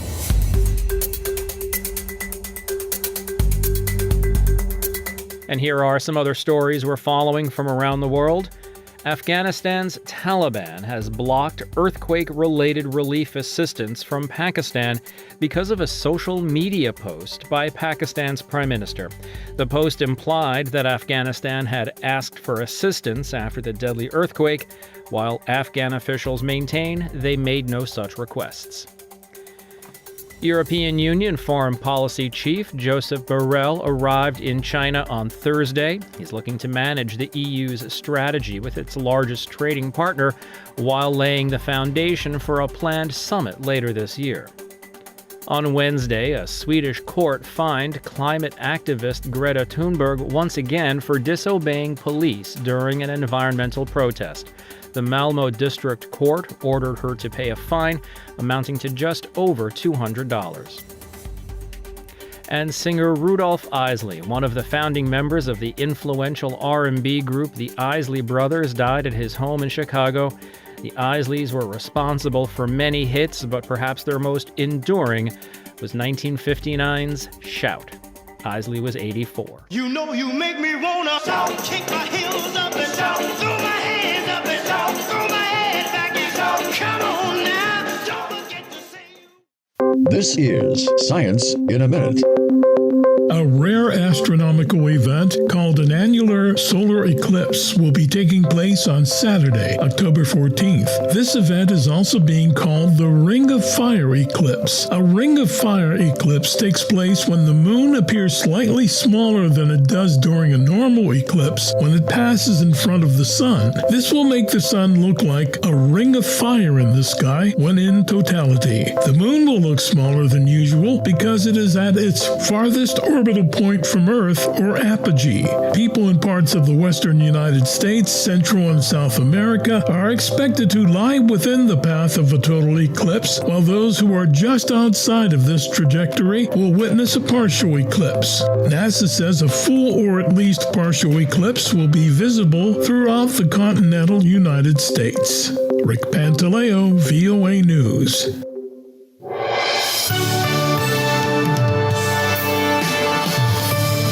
From Washington, it's VOA's International Edition. I'm Steve Karish.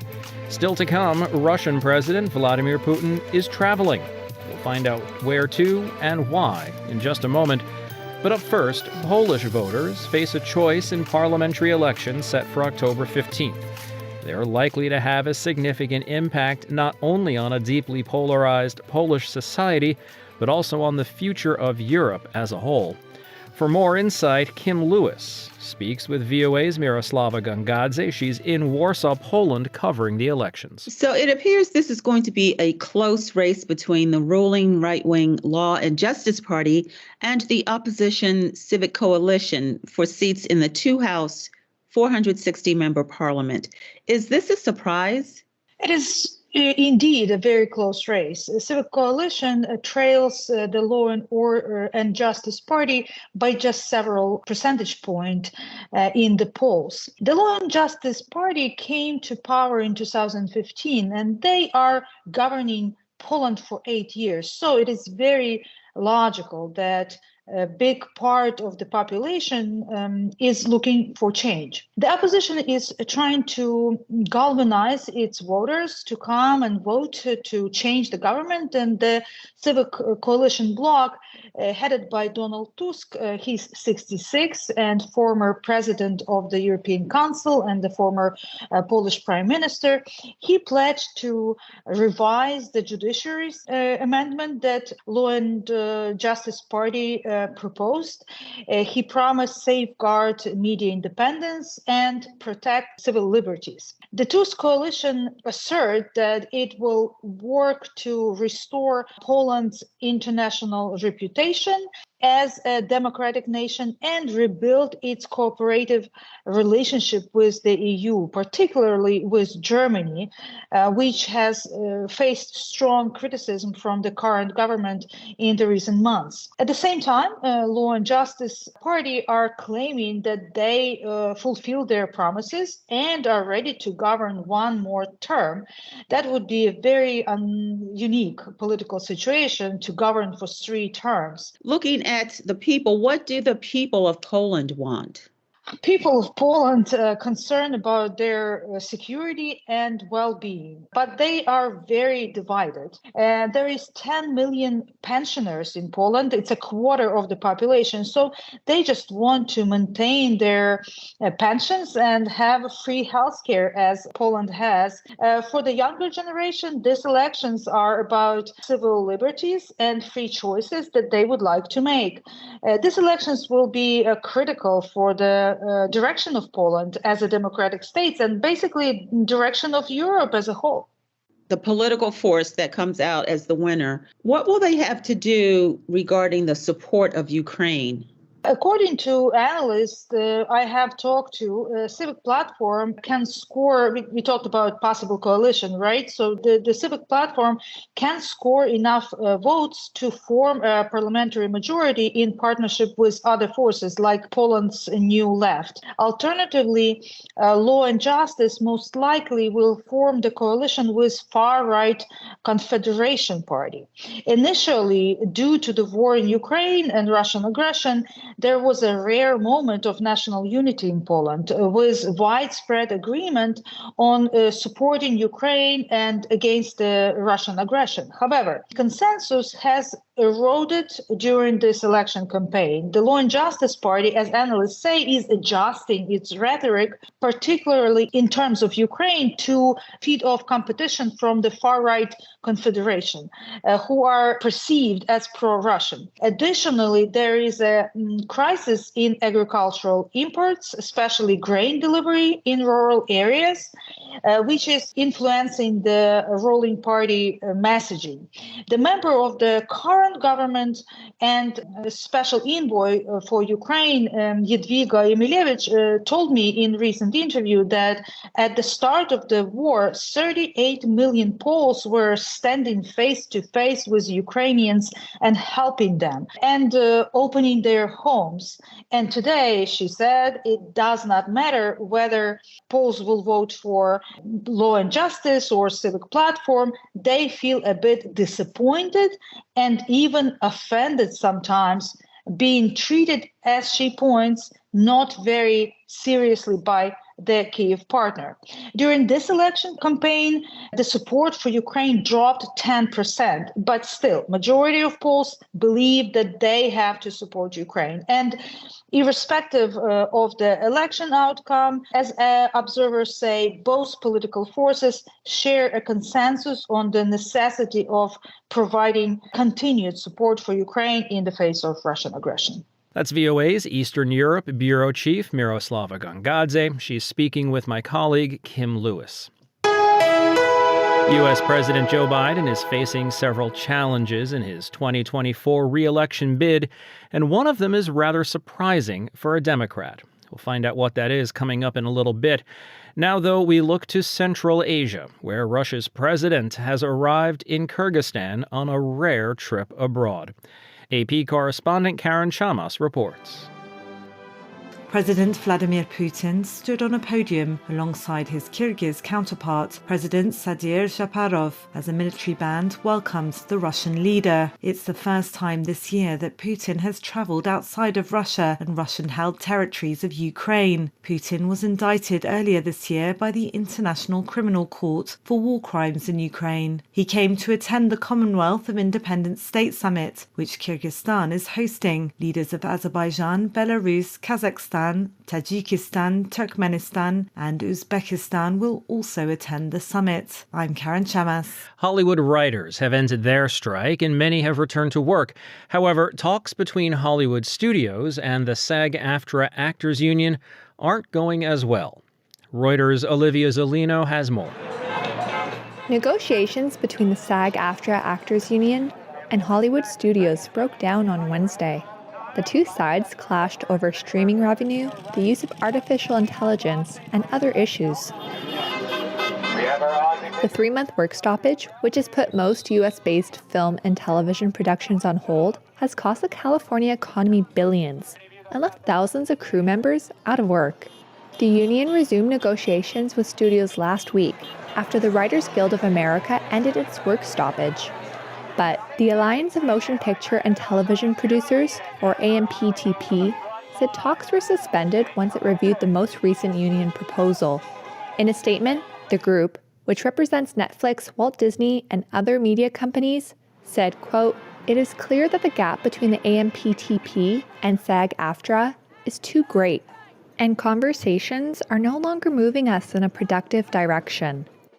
In a letter to members issued early Thursday, SAG-AFTRA said it had negotiated in good faith with studios, quote, "despite the fact that last week they presented an offer that was shockingly worth less than they proposed before the strike began." One issue of contention is SAG-AFTRA's demand for a share of streaming revenue to be delivered as a bonus to cast members. The AMPTP put the proposal at a cost of $800 billion, a figure SAG-AFTRA says is overstated by 60%.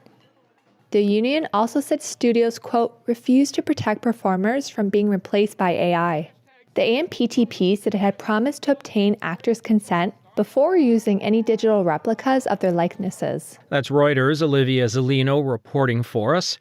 And finally today, recent polls are showing softening support for President Joe Biden in his 2024 re-election bid among Black and Hispanic voters.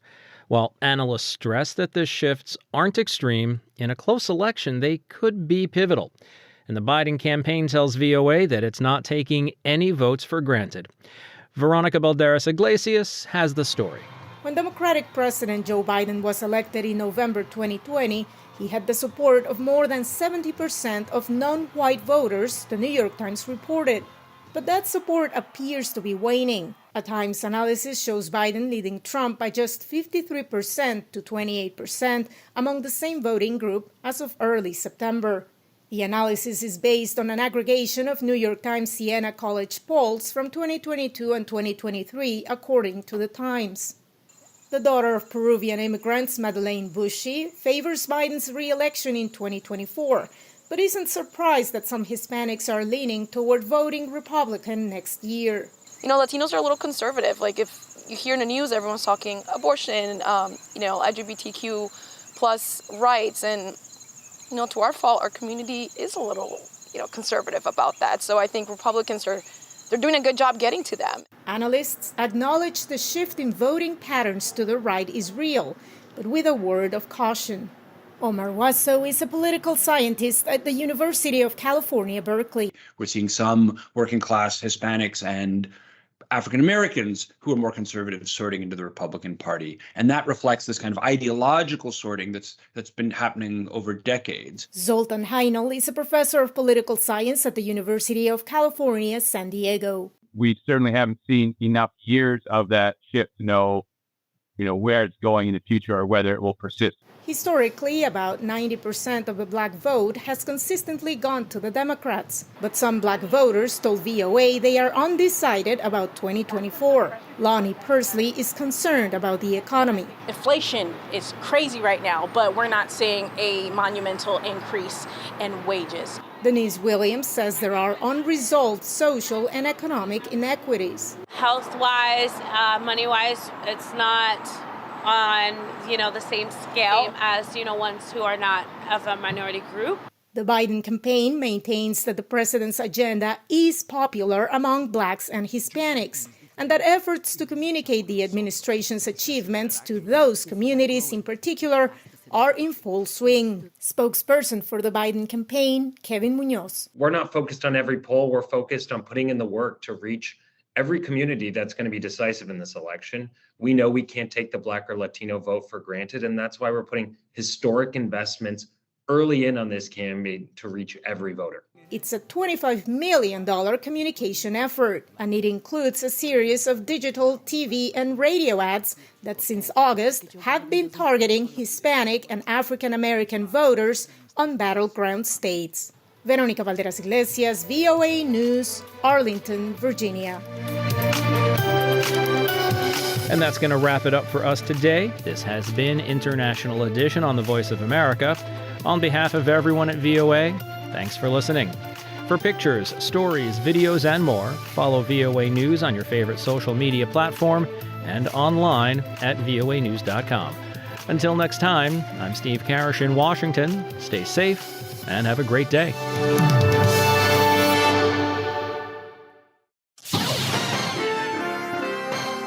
Next, an editorial reflecting the views of the United States government. October 16th is World Food Day, an observance meant to raise awareness of global hunger and malnutrition and to bring forth new ideas for boosting food security. It's a tall order. According to the UN's World Food Program, the world is experiencing the largest food crisis in modern history. Something about this global food crisis is different, said Dr. Carrie Fowler, the State Department's Special Envoy for Global Food Security. The number of food insecure people are greater. The crises seem to be more frequent, so we need some game-changing developments in agriculture and food security. Food security fundamentally depends on fertile soils and adapted crops. Degraded soils and unadapted crops are never going to provide for food security. That is why the United States, in partnership with the African Union and the UN's Food and Agriculture Organization, announced the Vision for Adapted Crops and Soils, or VACS. VACS aims to foster more resilient food systems by developing climate-resilient, nutritious crop varieties and building healthy, fertile soils, said Dr. Fowler. Initially, we're focusing back on Africa. On soils, we seek to help African governments and farmers answer 4 fundamental questions, all of which require data and analysis that my government and our farmers here have, and which are mostly lacking in Africa. The first question is where to plant. The answer to that question will help governments to promote effective land use planning, said Dr. Fowler. Second question, what to plant, will help farmers and governments make good decisions to maximize productivity, resilience, and nutrition. Third question, what management system to employ? That's where we have to integrate everything we know about the environment, the soils, the crop varieties, to help farmers make informed decisions. And the fourth question, how do we apply all that in a given year, in a given season? That's where we hope to expand the access to hyperlocal, timely recommendations to help farmers make the kind of management decisions in real time that they need to better manage their inputs, such as fertilizer. Africa is a continent where precision agriculture is more needed than anywhere else in the world. The farmers need that kind of detailed scientific knowledge about their soils that good management, sustainable practices, and productive agriculture require, said Dr. Fowler. We need to think boldly. We need to act boldly. We need some game-changing developments in agriculture and food security. VACS may be that development. That was an editorial reflecting the views of the United States government.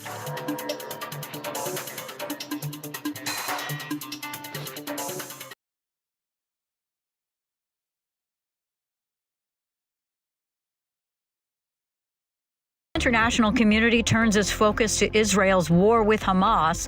Russia is pounding Ukraine with ground and air assaults. The most massive offensive actions since the beginning of full-scale invasion. Plus, could Russia have sent Hamas Western weapons it captured in Ukraine? The weapons that have been captured to date, by my sources, are that is the case. And that's but not only my sources from the Middle East, but also from a U.S. government. And later in the program, why the International Olympic Committee just suspended Russia. Today is Friday, October 13th. From the Voice of America, this is Flashpoint Ukraine.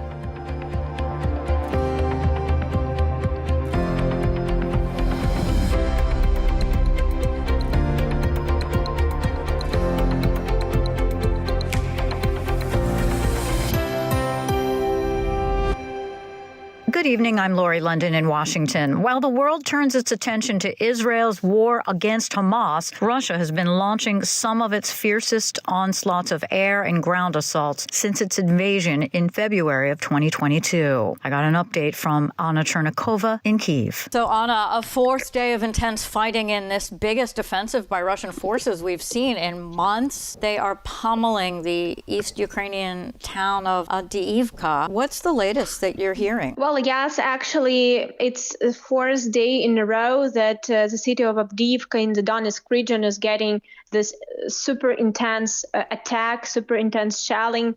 Avdiivka is famous for its location, of course. A lot of people here in Ukraine call it kind of a gate to the city of Donetsk. And if you look at the location, it's understandable. So a lot of experts, and especially military experts and people who understand military well, also saying that Avdiivka has quite a strategic meaning both for Ukrainian and Russian forces.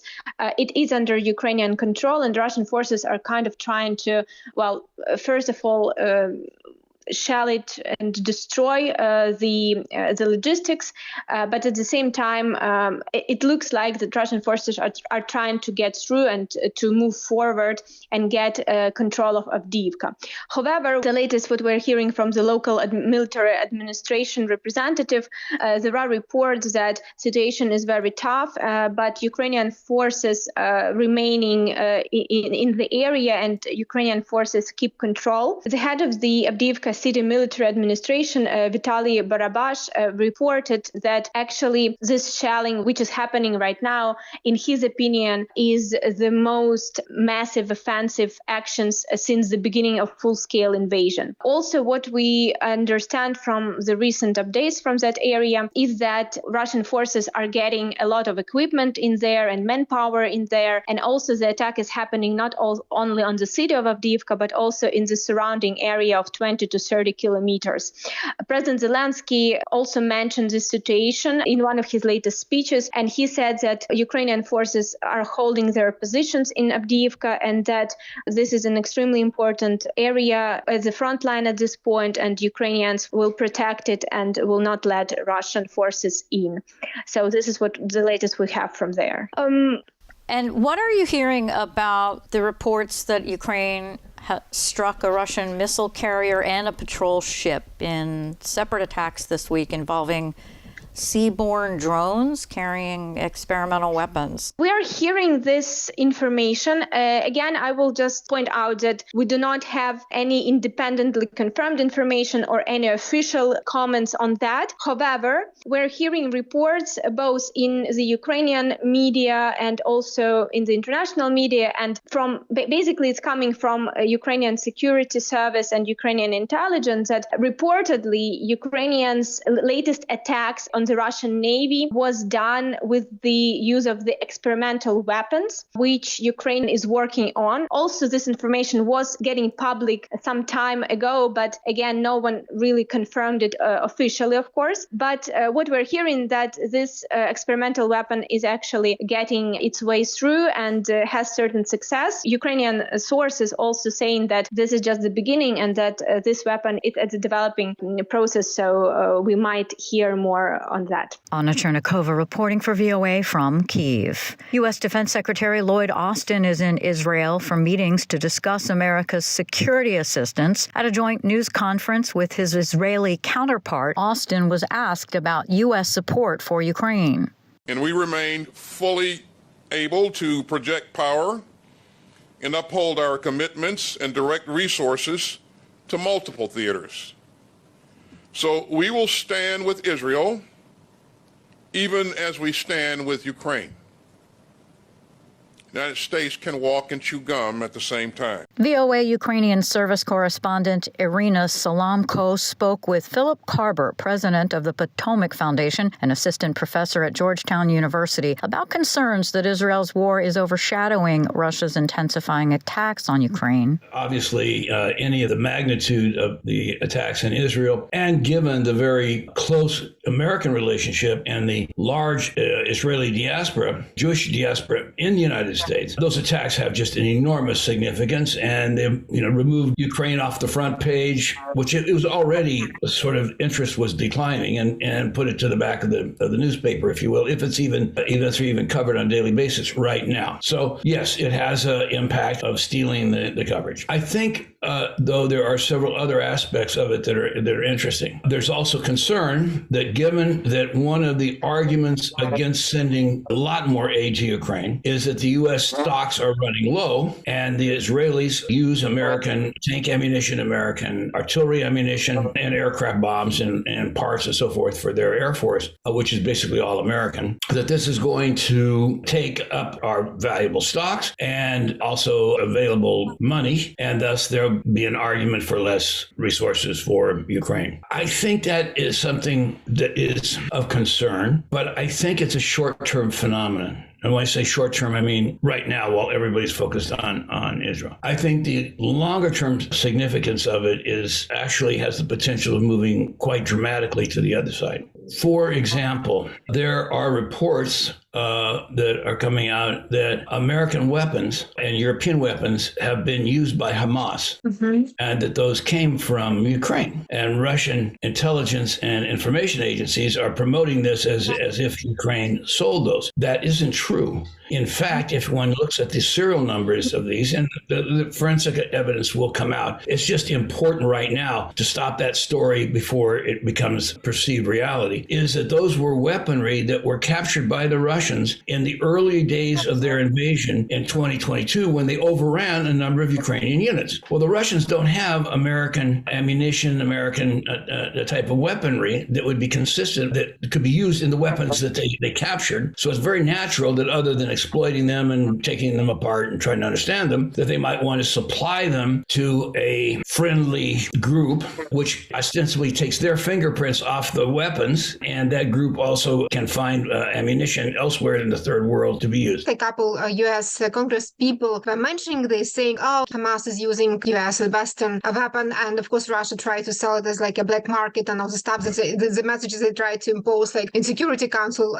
discussing, like this Western like supplies of weapon to Ukraine. But Ukrainian intelligence service, they already said, as you said, that like, the weapons that was captured by Russian, and then they just gave it to Hamas. According to your information, this is true. And you see, as you said, like using the serial numbers, you can really track this. Like, it takes a while to track all the serial numbers. So if let's say a TOW anti-tank weapons launcher was captured by the Russians, they want to give it to the Hamas. When it's lost, eventually, because it was an American weapon, Ukraine needs to account for, and the serial number of TOW such and such was lost on the battlefield. It happens all the time. In every battle, some American weaponry is lost. The more we give, the more it gets lost. So that serial number, if reported lost, and it's easy enough to track, was that a battle? What the date that it occurred? Where did it occur? Did the Russians get control of the battlefield after the contact? As a detective project, it's relatively easy to determine the truth of that.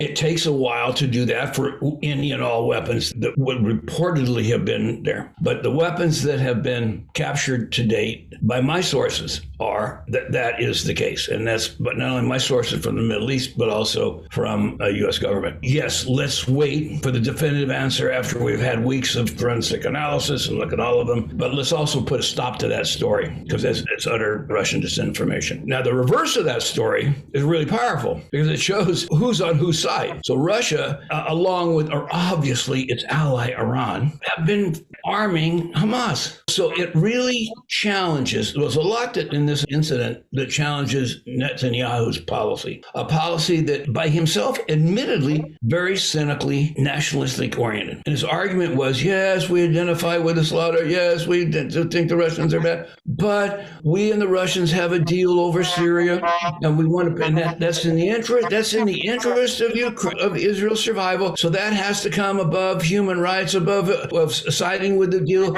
even though Israelis have been the first to always go mass murder, slaughter, shame. And he goes, no, this time it's cold. All of a sudden, his deal with Putin is looking a little thin, not only in terms of Russian stuff, but also in terms of Russia's relationship with Iran. Not to mention, everybody says this is intelligence failure. Well, the Egyptians are saying, no, we've been sending the Israelis messages that something big was happening for weeks now. Usually when you look back, famous surprise attacks, whether it was the 73 war, whether it was Pearl Harbor, famous surprise, the Russian direct invasion of Ukraine in February of 22. The evidence of buildup was all there. It was the politicians who decided not to recognize it for whatever reason. So I suspect when we find the truth of that, it's not going to look well on Netanyahu government, not to mention his controversial policies with respect to the military that have been causing riots in Tel Aviv. And so at the absolute worst time when you really need need a united military and a united country. I won't predict what's going to happen to Netanyahu. I think at a minimum, his attitude towards Ukraine and Russia is likely to change significantly. Russian Empire. Guess what that includes? It includes Finland, Estonia, Latvia, Lithuania, half of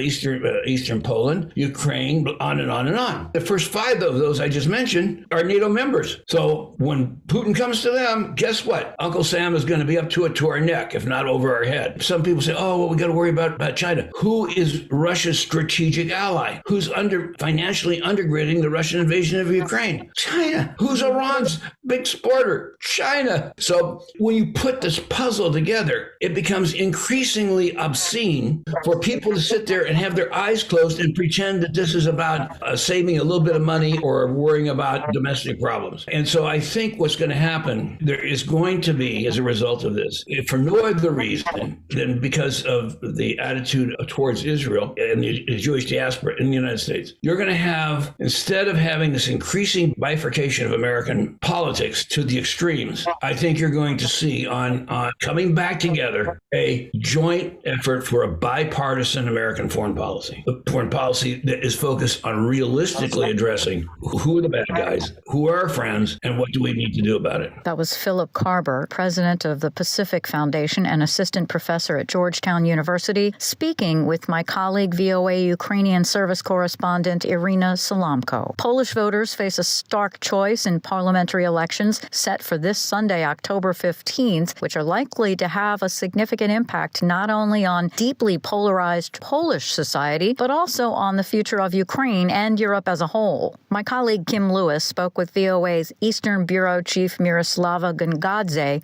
in Warsaw for insights on how the results could affect its neighbors in what is becoming a very tight race. It is indeed a very close race. The Civic Coalition trails the Law and Order and Justice Party by just several percentage points in the polls. The Law and Justice Party came to power in 2015, and they are governing Poland for 8 years. So it is very logical that a big part of the population is looking for change. The opposition is trying to galvanize its voters to come and vote to change the government, and the Civic Coalition bloc, headed by Donald Tusk, he's 66 and former president of the European Council and the former Polish prime minister, he pledged to revise the judiciary's amendment that Law and Justice Party proposed. He promised safeguard media independence and protect civil liberties.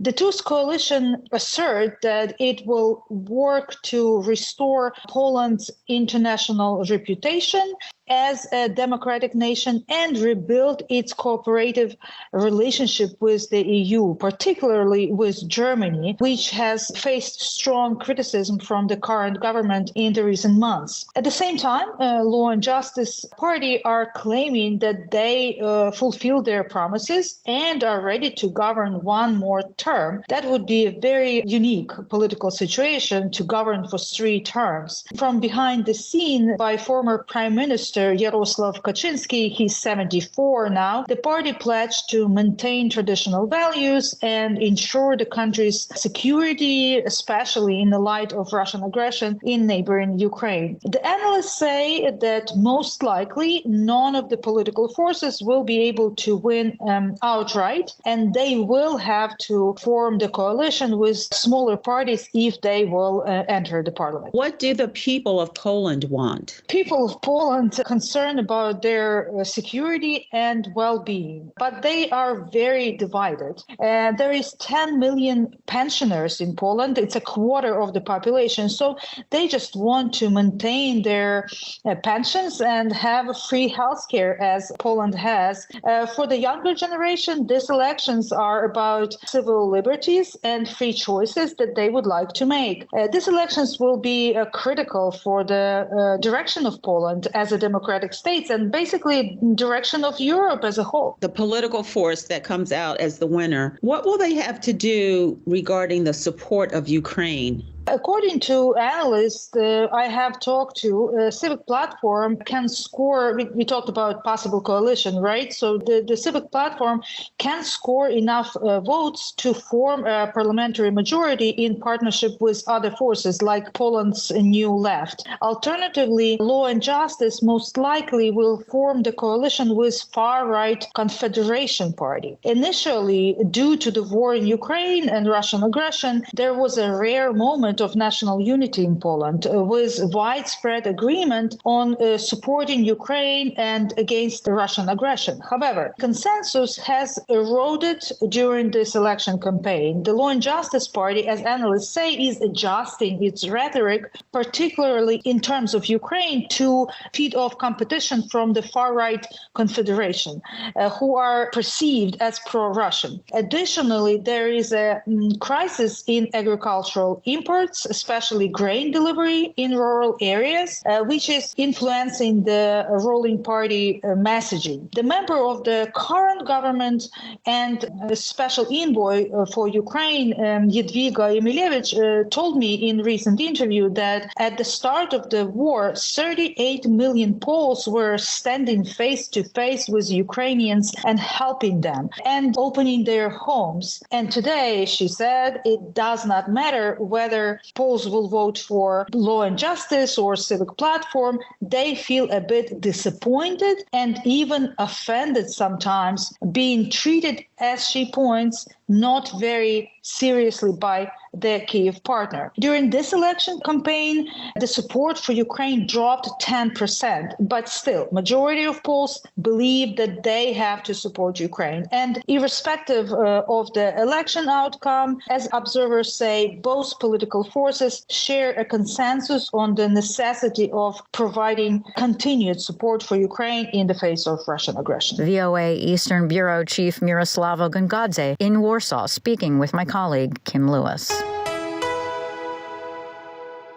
You're listening to VOA's Flashpoint Ukraine. I'm Lori London. Russian authorities have raided the homes of lawyers representing imprisoned opposition leader Alexei Navalny. Associated Press correspondent Karen Shamus reports. The raids are part of a criminal case in which the three men are accused of participating in an extremist group, according to Navalny's ally Ivan Zhdanov. Navalny's team confirmed on Telegram that all three of his lawyers were detained after the search, apparently as suspects in the case. Navalny's chief of staff said the case against the lawyers comes as Navalny is due to be transferred to a penal colony. He added it was unclear exactly where that would be. Navalny has been behind bars since January 2021, serving a 19-year prison sentence. I'm Karen Shamas. Officials say that 90% of the missiles fired into Israel by Hamas were thwarted by its missile defense system called the Iron Dome. VOA's Rick Pantaleo spoke with missile defense expert Professor Dinshaw Mistry at the University of Cincinnati in Ohio to learn more about Israel's Iron Dome and how it could potentially be a useful tool for Ukraine's offensive against Russian attacks. So the Iron Dome is one layer of a multi-layer missile defense system, and it is the layer designed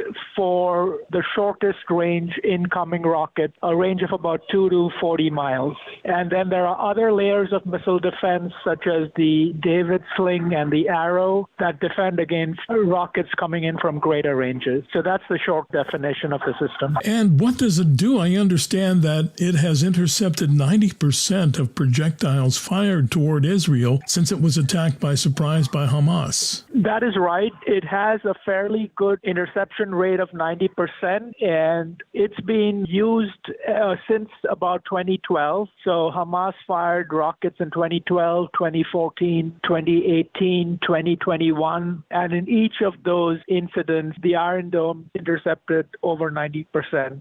Who developed and constructed it? So it was originally developed by an Israeli company, the Rafael Air Defense System. And over the past few years, it's also been co-produced by Raytheon in Arizona. Why and how does the United States fund the Iron Dome? Well, the U.S. funds Iron Dome as part of a defense aid to Israel. And since 2012, we've given approximately $3 billion for the Iron Dome system. And has there been much debate regarding the U.S. support of it in Congress? Yeah, so Congress is fully supportive of the system, and in part because it is very effective in addressing the threat of incoming rockets. And if it's such a wonderful missile deterrent, why doesn't Ukraine have access to its use with its war with Russia? So this is a good question. Ukraine has requested it.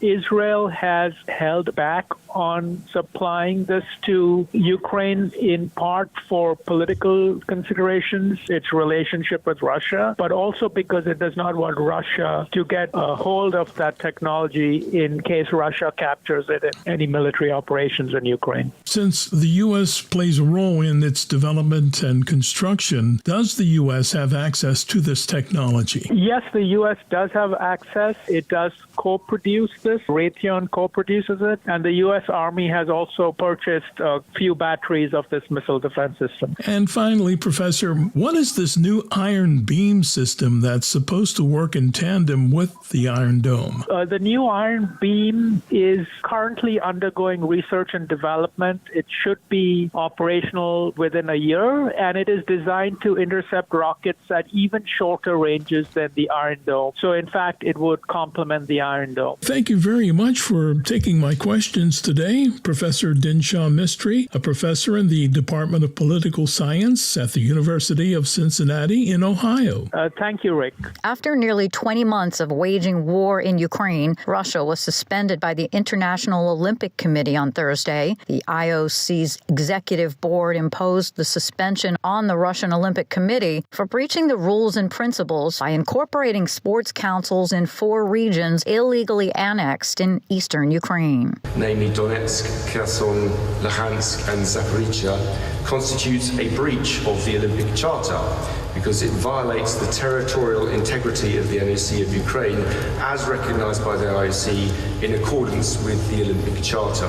International Olympic Committee spokesperson Mark Adams. The suspension has the following consequences. The Russian Olympic Committee is no longer entitled to operate as a national Olympic committee, as defined in the Olympic Charter, and cannot receive any funding from the Olympic movement. Adams said the IOC's suspension of the Russian Olympic Committee is immediate. And that'll do it for us today. Stay up to date with continuing coverage of Ukraine and news from around the world, 24 hours a day at voanews.com. And on social media, just follow VOA News. On behalf of all of us here at VOA, we thank you so much for listening. Until next time, I'm VOA's Lori London.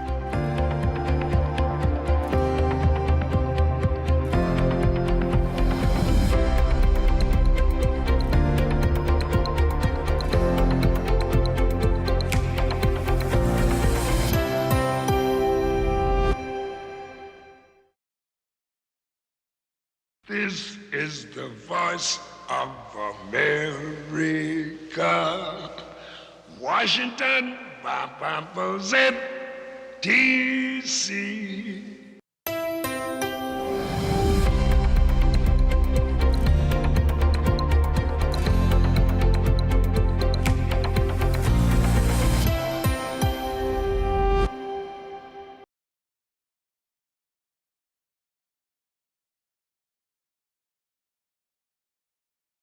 On the show today, violence and diplomacy both continue in the Middle East. We are in touch with our Israeli counterparts. We're in touch with the United Nations to help secure the necessary supplies of food, water, and medicine to the citizens of Gaza, those Palestinians who have nothing to do with the barbaric terrorists who carried out this attack. Plus, the latest from the House of Representatives. Unable to pass any legislation sending aid to Israel or Ukraine until lawmakers hold a full floor vote next week. And later, news from Afghanistan after another deadly earthquake and election results in Poland.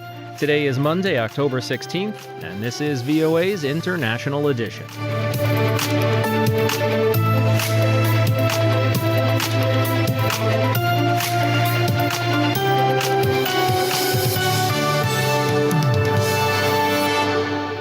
VOA headquarters in Washington, I'm Steve Karish. A close-up look at Israel's Iron Dome defense system in a few minutes, but we begin today with the latest on the fighting and the diplomacy in the Middle East. The United States has renewed calls to ensure that innocent civilians fleeing the Israel-Hamas war are protected and have their basic needs met.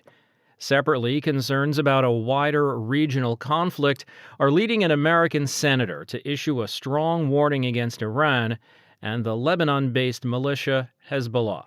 VOA's Veronica Balderas-Iglesias has that story. The Israel Defense Forces have underscored their determination to destroy Hamas in its entirety, following the militant group's deadly incursion into Israel on October 7. They also renewed calls for Palestinian civilians to evacuate the northern part of Gaza before strikes by Israel intensify. The IDF's spokesperson, Lieutenant Colonel Peter Lerner, was interviewed on ABC. We are seeing that people are actually evacuating. Indeed, we would like to see the humanitarian organizations assisting in the evacuation of people for the welfare of people and not side with Hamas telling them not to evacuate. With more than 1 million Palestinian civilians potentially trying to move out of harm's way, the United States is working with its partners to ensure the humanitarian needs of the displaced are being met, said White House National Security Advisor Jake Sullivan on ABC's This Week.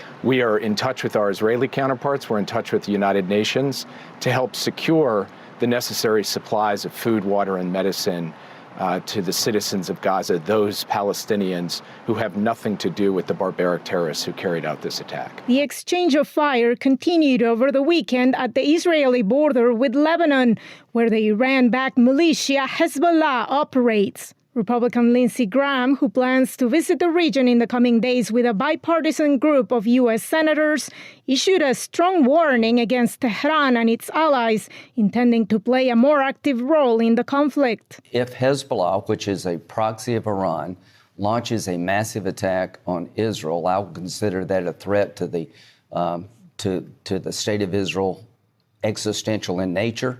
I will introduce a resolution in the United States Senate to allow military action by the United States in conjunction with Israel to knock Iran out of the oil business. Iran, if you escalate this war, we're coming for you. Meanwhile, as part of a regional tour aimed at diffusing tensions, U.S. Secretary of State Antony Blinken met Sunday with Egyptian President Abdel Fattah al-Sisi. They both agreed on the importance of ensuring assistance to the Palestinian civilians fleeing the war, according to spokesperson Matthew Miller. Blinken is expected to travel again to Israel on Monday for further consultations. Veronica Balderas-Iglesias, VOA News, Washington. A little more on the diplomacy angle. U.S. Secretary of State Antony Blinken continued his diplomatic push across 7 nations in the Middle East, trying to stop the conflict from spreading, and he reached out to his Chinese counterpart. VOA's senior diplomatic correspondent Cindy Sain reports. 1 week after the brutal attacks by Hamas militants on Israel, Israeli forces massed along the border with Gaza after warning residents of Gaza City to leave so that they can destroy Hamas operating capacity. The United Nations and other international organizations warned that water is running out in Gaza and that asking some 1 million people to evacuate from northern Gaza in the middle of a war zone is dangerous and in some cases impossible. Amid the tensions, U.S. Secretary of State Antony Blinken visited the United Arab Emirates as part of a 7-country tour to try to stop the violence from spreading. Blinken toured Abu Dhabi's Abrahamic Family House, an interfaith complex that opened in February, housing a mosque, a church, and a synagogue. Blinken signed a tile on the wall with the words, "Light in the Darkness." Earlier in the day, Blinken held talks with his Saudi counterpart in Riyadh. He again stressed that there can be no more business as usual with Hamas after the atrocities committed against Israeli civilians. Hamas is not representative of the Palestinian people or their legitimate aspirations for the future. Hamas is a terrorist group. Its only agenda is to destroy the state of Israel and to murder Jews. And it's important that the entire world see it as such. The Saudi foreign minister said it is important to condemn the targeting of civilians in any form at any time by anyone. Prince Faisal bin Farhan, Saudi foreign minister. We need to work together to find a way out of this cycle of violence. This is something that we really, really need to focus on without a concerted effort to end this constant return to violence. It will always be the civilians that suffer first. It will always be civilians on both sides that end up paying the price. Iran's foreign minister, Hossein Amir Abdullahian, called on Israel Saturday to stop its attacks on Gaza, warning that the war might expand to other parts of the Middle East if Hezbollah joins the battle, and what would make Israel suffer what he called a huge earthquake. The State Department said Blinken also reached out to his Chinese counterpart, Wang Yi, on Saturday and had a 1-hour phone conversation, emphasizing that it is in everyone's interest to do everything possible to keep the conflict from spilling over into other countries. Cindy Sain, VOA News. And here are some other stories we're following from around the world. Poland's incumbent Law and Justice Party was narrowly ahead in Sunday's general election, exit polls showed, but the liberal opposition appears to have secured a majority, raising the possibility of an end to 8 years of nationalist rule. If the outcome is confirmed by official results, the vote would mark a massive turnaround for Warsaw.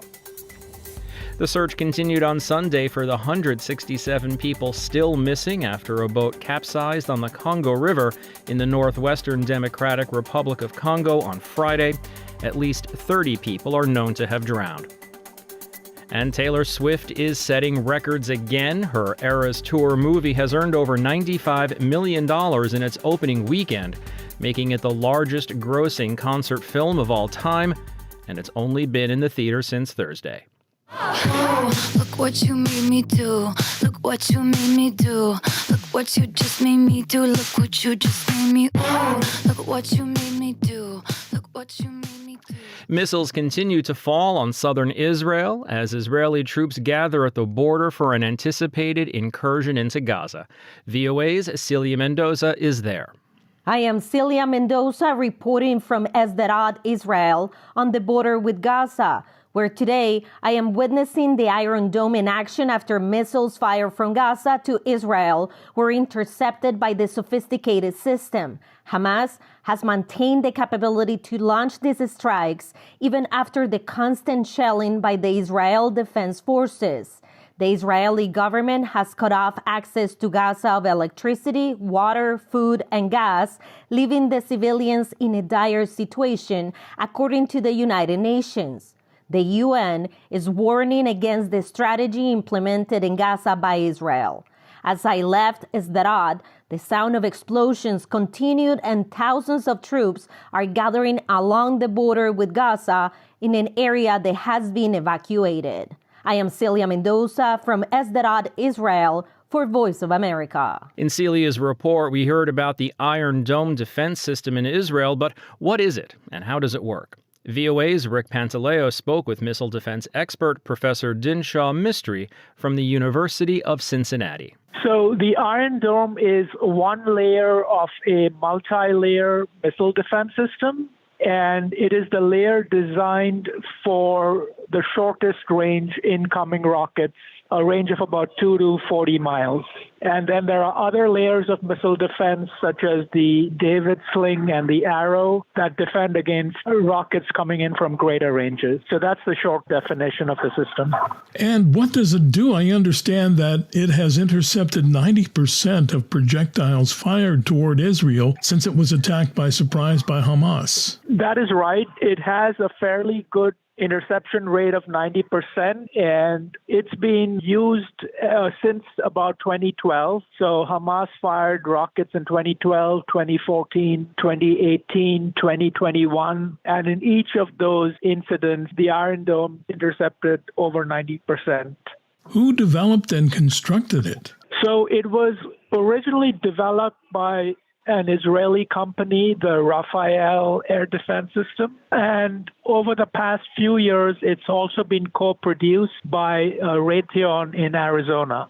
Why and how does the United States fund the Iron Dome? Well, the U.S. funds Iron Dome as part of the defense aid to Israel. And since 2012, we've given approximately $3 billion for the Iron Dome system. And has there been much debate regarding the U.S. support of it in Congress? Yeah, so Congress is fully supportive of the system, and in part because it is very effective in addressing the threat of incoming rockets. And if it's such a wonderful missile deterrent, why doesn't Ukraine have access to its use with its war with Russia? So this is a good question. Ukraine has requested it. Israel has held back on supplying this to Ukraine in part for political considerations, its relationship with Russia, but also because it does not want Russia to get a hold of that technology in case Russia captures it in any military operations in Ukraine. Since the U.S. plays a role in its development and construction, does the U.S. have access to this technology? Yes, the U.S. does have access. It does co-produce this. Raytheon co-produces it. And the U.S. Army has also purchased a few batteries of this missile defense system. And finally, Professor, what is this new iron beam system that's supposed to work in tandem with the Iron Dome? So the new iron beam is currently undergoing research and development. It should be operational within a year, and it is designed to intercept rockets at even shorter ranges than the Iron Dome. So, in fact, it would complement the Iron Dome. Thank you very much for taking my questions today, Professor Dinshaw Mistry, a professor in the Department of Political Science at the University of Cincinnati in Ohio. Thank you, Rick.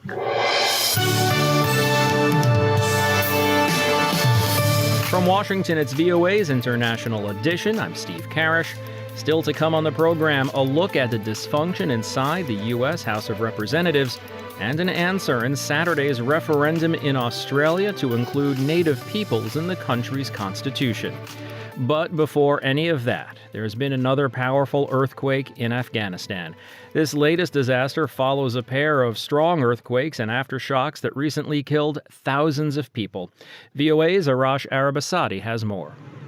Afghans are once again bringing their injured to hospitals as the country suffers its third magnitude 6.3 earthquake in just over a week. The U.S. Geological Survey says the quake's epicenter was about 34 kilometers outside the provincial capital, Herat.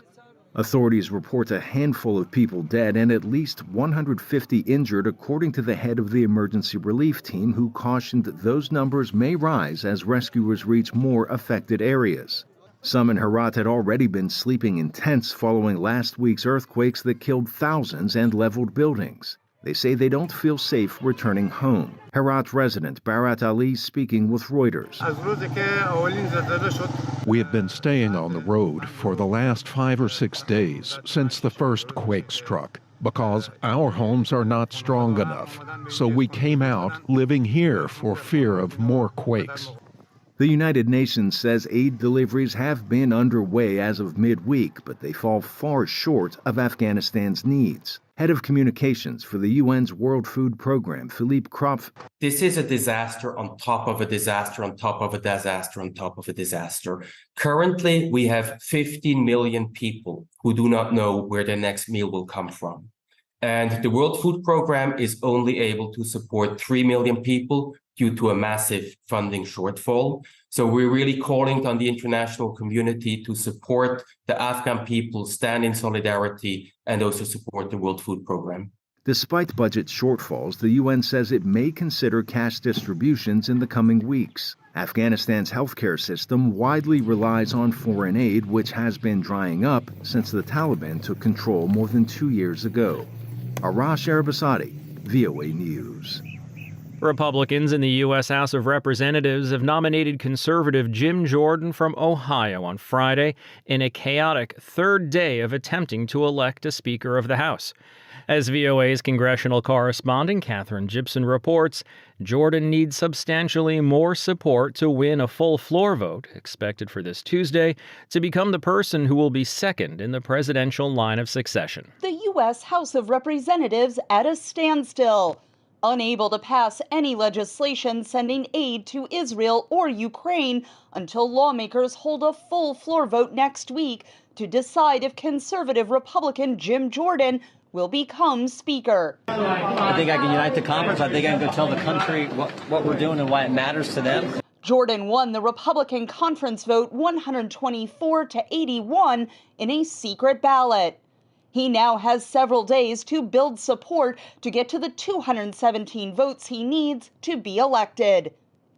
George Washington University's Casey Burgat. The problem is that what satisfies one doesn't satisfy the other. And in that instance, you end up making a lot of different promises to other people, which can upset some of the other folks in the party. And so this is why it's always been a very fine line to walk for a potential speaker, and why we've already seen one kicked out of his office already.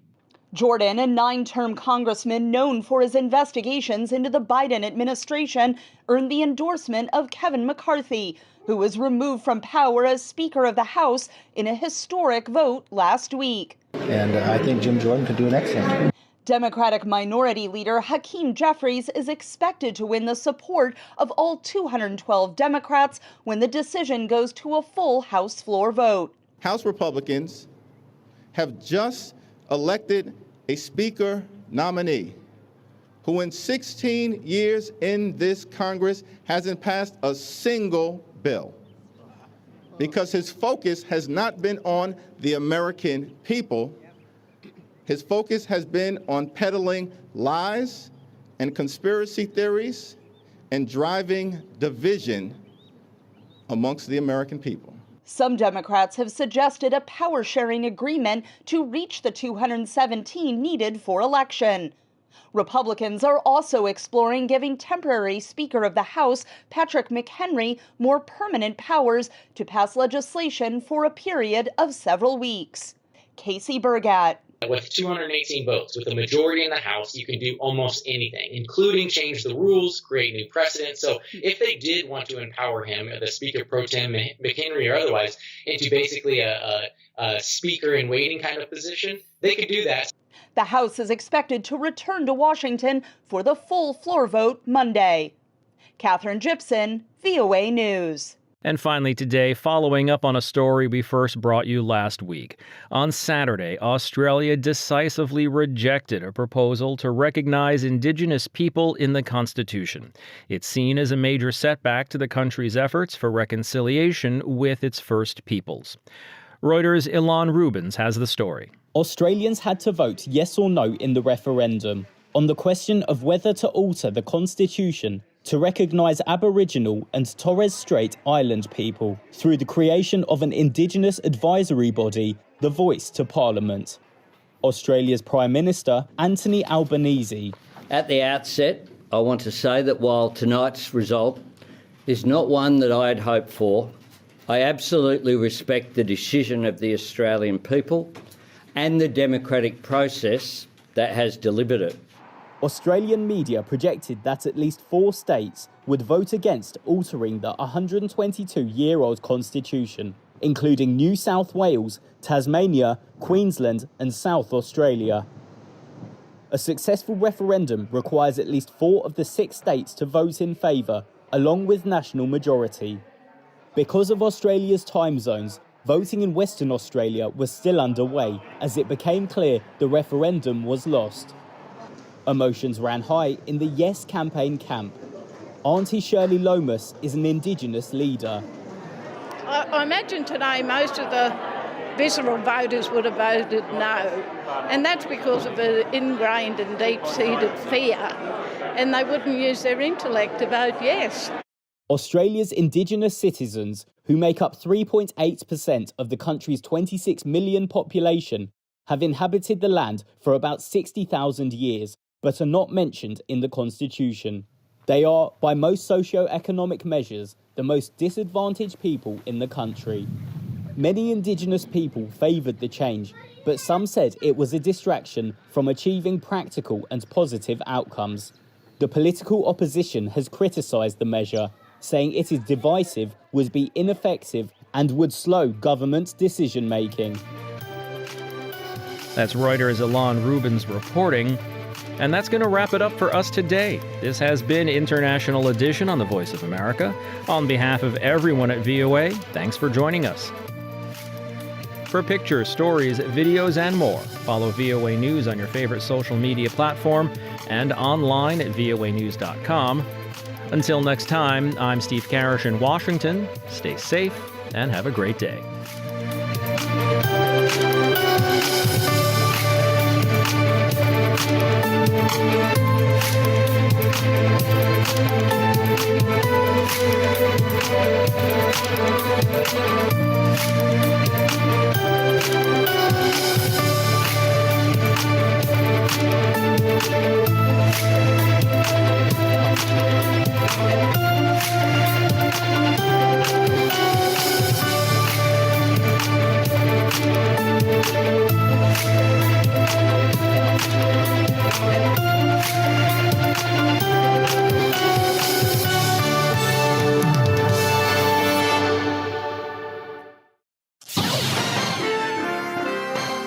Next, an editorial reflecting the views of the United States government.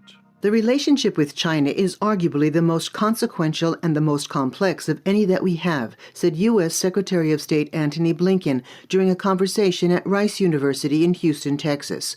China, said Secretary Blinken, has the military, economic, and diplomatic means to pose a challenge to the current understanding of the rules of the road.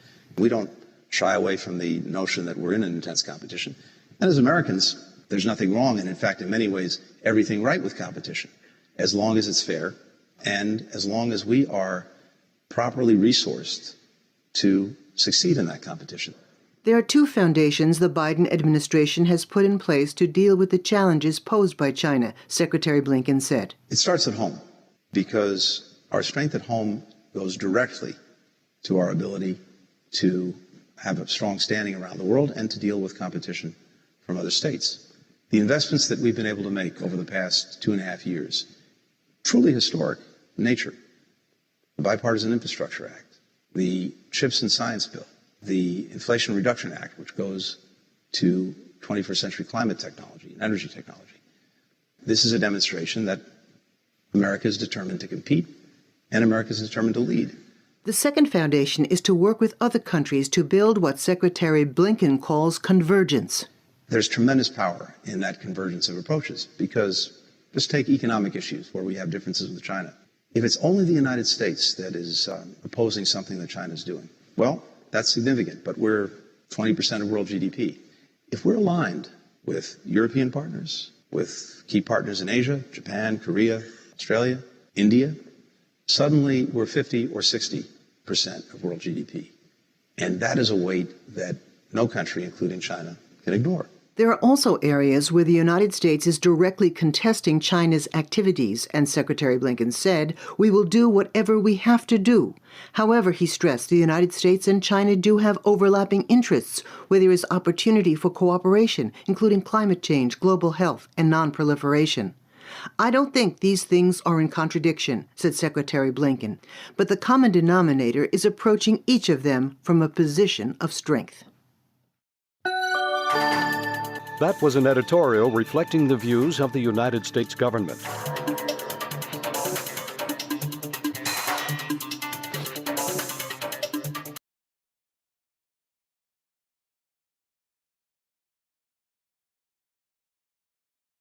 Coming up on the show today, U.S. President Joe Biden planning to visit Israel on Wednesday. President Biden will underscore our crystal clear message to any actor, state or non-state, trying to take advantage of this crisis to attack Israel.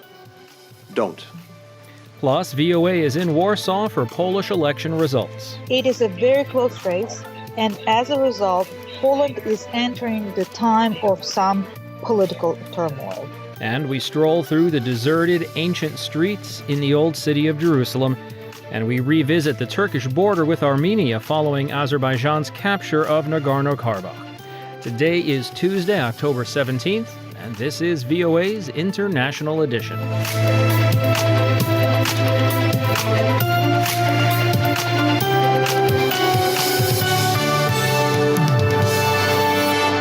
From VOA headquarters in Washington, I'm Steve Karish.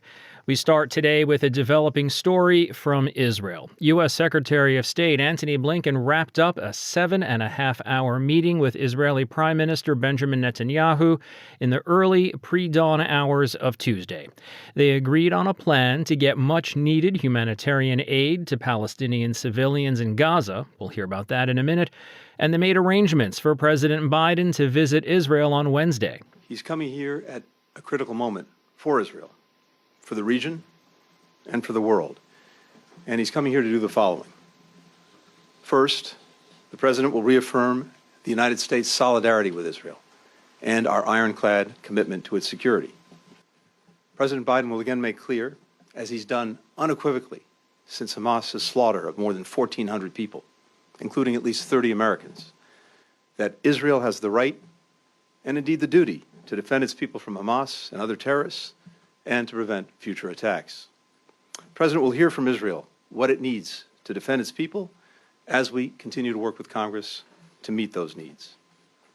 Second, President Biden will underscore our crystal clear message to any actor, state or non-state, trying to take advantage of this crisis to attack Israel. Don't. To that end, he's deployed 2 aircraft carrier groups and other military assets to the region. Third, the President will continue to coordinate closely with our Israeli partners to secure the release of hostages taken by Hamas, including men, women, small children, Holocaust survivors, and American citizens, as an indispensable humanitarian effort. Fourth, President Biden will receive a comprehensive brief on Israel's war aims and strategy. Fifth, the President will hear from Israel how it will conduct its operations in a way that minimizes civilian casualties and enables humanitarian assistance to flow to civilians in Gaza in a way that does not benefit Hamas. The announcement of the plan to distribute humanitarian aid was short on specifics, but did contain a forceful warning. Today, and at our request, the United States and Israel have agreed to develop a plan that will enable humanitarian aid from donor nations and multilateral organizations to reach civilians in Gaza, and them alone, including the possibility of creating areas to help keep civilians out of harm's way. It is critical that aid begin flowing into Gaza as soon as possible. We share Israel's concern that Hamas may seize or destroy aid entering Gaza or otherwise preventing it from reaching the people who need it. If Hamas in any way blocks humanitarian assistance from reaching civilians, including by seizing the aid itself, we'll be the first to condemn it, and we will work to prevent it from happening again. We welcome the government of Israel's commitment to work on this plan. The President very much looks forward to discussing it further when he's here on Wednesday. Thanks very much. That's Secretary of State Antony Blinken in Israel on Tuesday. Be sure to follow voanews.com for the latest information as it develops. We'll go for a walk in the old city of Jerusalem in a few minutes, but now some more on the diplomatic response to the conflict in Israel. European Union heads of state have scheduled an emergency video conference scheduled for Tuesday afternoon in Brussels. They'll be discussing the worsening conflict between Israeli forces and Hamas militants in Gaza. As Henry Ridgewell reports, the mounting death toll has exposed divisions in the European response. There are growing fears in Europe that the conflict between Israel and Palestinian militants in Gaza will be felt beyond the Middle East. The European Union has called an emergency heads of state conference to be held Tuesday. European Council President Charles Michel. It has the potential to worsen tensions between communities and to feed extremism. Finally, there is a major risk of migration and movements of a large number of people to neighboring countries. European nations gave Israel their full support in the days following the Hamas attacks. But critics say there has been mixed messaging from EU leaders as the Israeli assault on Gaza intensifies. visiting the Kfar Aza kibbutz Friday in southern Israel, where Hamas killed dozens of civilians. EU Commission President Ursula von der Leyen offered unequivocal support. Israel has the right to defend itself. In fact, it has the duty to defend its people. Following that speech, the chair of the European Parliament's Security and Defence Subcommittee, Nathalie Loiseau, wrote that von der Leyen was forgetting an important message. Israel must respect international humanitarian law. Meanwhile, the EU's foreign policy chief, Josep Borrell, said last week Israel's siege of Gaza is against international law. The political narrative is becoming more nuanced, says Middle East analyst Andreas Krieg. I think we're already seeing some of the Western policymakers backtracking and trying to put things into context and saying, while we stand with Israel, we also have to make sure that the lives of Palestinian civilians have to be secured and protected. That view is echoed in European public opinion, says analyst Andreas Bohm. They do have solidarity for Israel, I think, due to the nature of the attack. But if you go on a long run, if we see these pictures of, say, thousands or 10,000s of people killed in Gaza, so that might change again. Israel is unlikely to change course, says Krieg. I think the Israelis also will be more resilient in sustaining criticism and sustaining also the leverage of Western policymakers, because they're saying this is our war, look at these atrocities, and we'll do whatever is necessary to eradicate Hamas. Meanwhile, the European Union's Executive Commission has announced a tripling of humanitarian assistance to Gaza to $79 million. With Israel maintaining a complete siege of the territory, it isn't clear how or when the aid might reach those in need. Henry Ridgewell, VOA News, London. And here are some other stories we're following from around the world. 2 Swedish nationals were shot dead and a third wounded in central Brussels on Monday night. A man who identified himself as a member of Islamic State claimed responsibility in a video posted online. The suspected assailant fled the scene after the shooting as a football match between Belgium and Sweden was abandoned at halftime. Russia's foreign minister will visit North Korea this week, the foreign ministry said on Monday. This comes just days after the United States claimed Pyongyang had delivered munitions and military equipment to Russia to use in the fighting in Ukraine. The White House said that more than 1,000 containers of equipment and ammunition had been sent to Russia from North Korea. And a U.S. federal judge in Washington imposed a partial gag order on former President Donald Trump, restricting what he can say about his impending trial on charges that he illegally tried to overturn the 2020 election. The former president is prohibited from speaking publicly about the prosecutors, witnesses, or courtroom staff.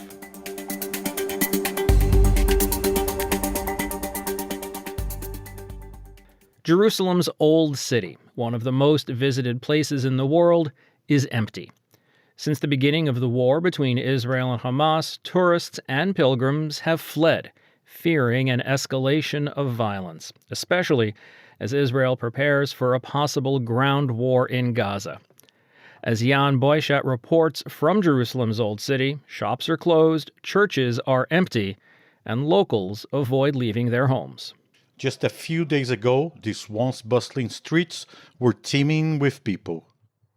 But since the war between Hamas and Israel began, the Old City of Jerusalem resembles a ghost town. Tourists and pilgrims have fled, fearing the brutal violence of the Gaza Strip and areas surrounded, and the Lebanon border might reach this far. Minder Kalotti owns a shop in the Muslim quarter of the Old City. As you see, it's like a strike. It's a few people going out, but there's no tourists, no people coming in, and it's very sad. Most shops are closed, and the few that are open hardly have any customers. Some merchants say they are coming to work just to avoid staying at home and watching the distressing news about the war. At the Church of the Holy Sepulchre, one of the most visited sites in Jerusalem, very few people attended Sunday Mass. Clerics here say they have never seen the church as empty as it is now. At the Western Wall, only the most observant came to pray. In the Christian quarter, Yahya Atzieh says he has been here since before the 1948 creation of the State of Israel, selling souvenirs to tourists and pilgrims. He says that not even during the most violent times has he seen the old city like this. Not like now. This is the first time I saw it very empty, because it's a big war in Gaza. In the first 9 months of 2023, nearly 2.7 million tourists visit here. Now, shop owners wonder when the visitors will be back. Yan Buesha, VOA News, Jerusalem.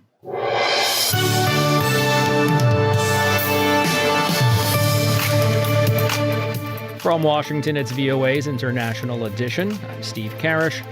Still to come on the show, does your investment portfolio include comic books? Well, perhaps it should. Plus, a visit to the Turkish border with Armenia. Now, though, we go to Poland, where voters have turned out in some of the greatest numbers seen in the country's elections to cast their ballots.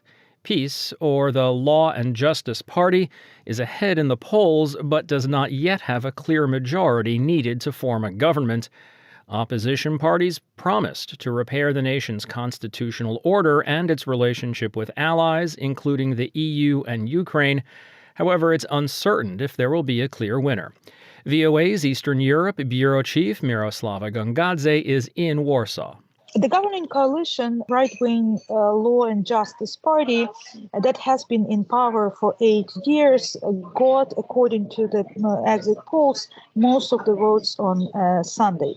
However, they have been in power for 8 years, and many people I talked to at the voting stations, and many people, just residents of Warsaw and other cities, said that they had enough of this coalition. So basically, what polls showed this election, that they do want change. An Ipsos exit poll published early this Monday gives PiS 36.6% of the vote, which would translate into 198 lawmakers in the 460-seat parliament.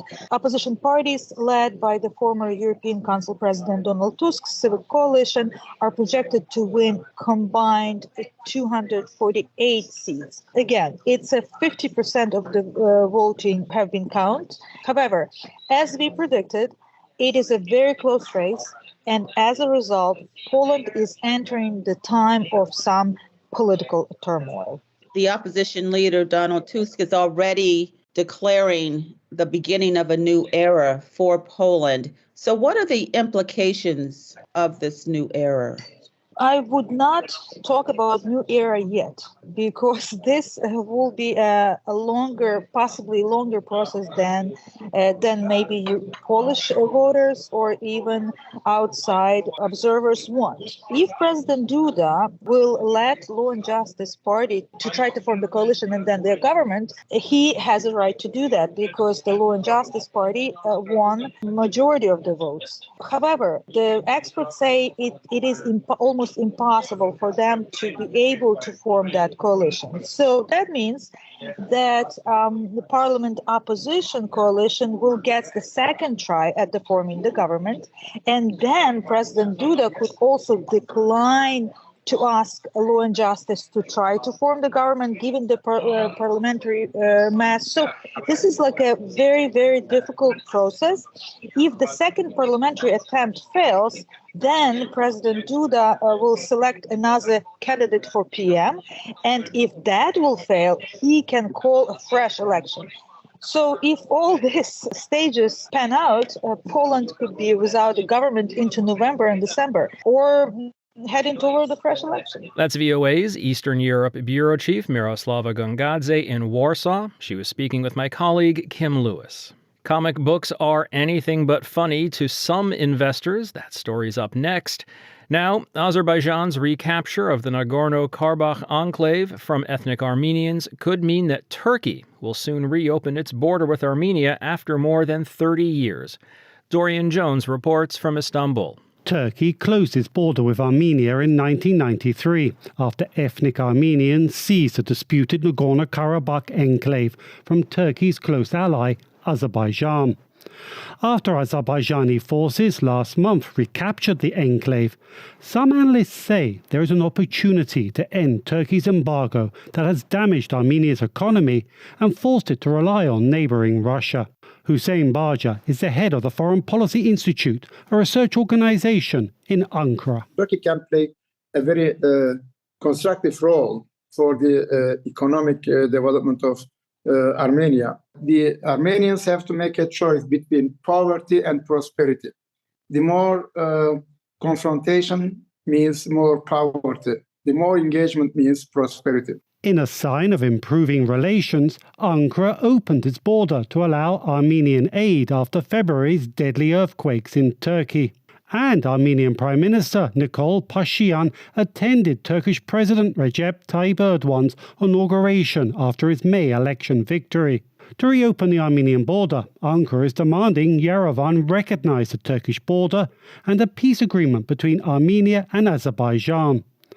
Some analysts say Yerevan is ready for a deal as it seeks to break away from Russia's influence, and having the war out of the way is a big step. Eric Hachopian is a political consultant in Armenia. The economy is moving in the right direction. The Western pivot is moving in the right direction. Democratization is moving in the right direction. And the only thing that's interfering with that is the threat of war. So you take away the threat of war, all of this becomes easier. Economic acceleration continues. But an opportunity for a peace deal between Azerbaijan and Armenia, brokered by the European Union, this month fell victim, some observers say, to diplomatic infighting between EU leaders and Turkey. Soli Özel is an international relations professor at Kadir Has University. Azeris said that Turkey ought to be in the talks. The Germans and the French said Turkey cannot be in the talks, and you really wonder which world they're living in. I would have expected that the Europeans, particularly the French, would work with Turkey and get Armenia out of the orbit of Russia. Observers say Russian President Vladimir Putin was quick to seize the opportunity to bring Azerbaijan President Ilham Aliyev closer to his influence, inviting him to a regional summit in Kyrgyzstan, where Putin offered a broker a peace deal, an offer rejected by Yerevan. Russian expert Tatiana Mitrova is a visiting professor at the Paris School of International Relations. Russia was always playing on these contradictions and mutual dissatisfaction, and it was a typical divide and rule policy starting from Tsarist Russia, not even Soviet Union. So it has very, very long historic roots. My impression is that these days Moscow would do everything to create instability everywhere. Azerbaijan's recapture of the Nagorno-Karabakh enclave may lead to the reopening of Turkey's border with Armenia after 3 decades. But observers warn Moscow could yet undermine those efforts after the failure of the European Union to broker a peace deal between Baku and Yerevan. Dorian Jones of VOA News, Istanbul. And finally today, would you pay $1 million for a comic book? Well, neither would I. Since 2006, comic book fans have gathered at the legendary New York City Comic Con to dress up and shop. And more recently, they've gathered to invest. Aaron Rainin has the story from New York. More than 200,000 avid comic book enthusiasts, adorned in their beloved comic character costumes, descended upon New York City's Javits Center over the weekend to partake in the New York City Comic Con. Yuki Chrissy is a Comic Con attendee. I love Comic Con because I like to see all the cool exclusives and cosplays, everything. It's just it's an experience. As the spotlight shines brightly on costumes and the vast array of innovative new comics, older treasures like vintage comic books have also made their grand entrance, boasting price tags that climb into the millions. Vincent Zurzolo is president of Comic Connect. When you go to Comic-Con, you're going to see all the flash and the glitz, all the cosplayers, the Hollywood stars, but at its core, at its heart, it's all about vintage comic books. You're going to see rows of books worth millions of dollars. Zurzolo says certain books are worth more than diamonds. This one right here is by Bob Kane from DC Comics from 1939. It's the first appearance of Batman ever in a comic book. This comic book in this condition is worth approximately $400,000. This is Marvel Comics #1. This copy is one of the best copies known to exist in the world, and this comic book is worth $3 million. In 2022, Heritage, the nation's leading comic art auction house, reported sales exceeding $195 million, a 7% increase from the previous year. Comic books fit into some people's investment portfolios. They're looking for alternative forms of investment outside of stocks and bonds and precious metals. They're looking for something they're also passionate about, and they're passionate about comic books. Online retailers have taken notice of this market, with eBay establishing a significant presence at Comic-Con. Whether you're a buyer or a seller, the incredible crowd at this year's Comic-Con solidifies that the love for comic art is rock solid. And who knows, that comic book you buy today may be worth a jackpot in the future. Aaron Rainin, VOA News, New York City. And that's going to wrap it up for us today. This has been International Edition on the Voice of America. On behalf of everyone at VOA, thanks for joining us. For pictures, stories, videos, and more, follow VOA News on your favorite social media platform and online at voanews.com. Until next time, I'm Steve Karish in Washington. Stay safe and have a great day.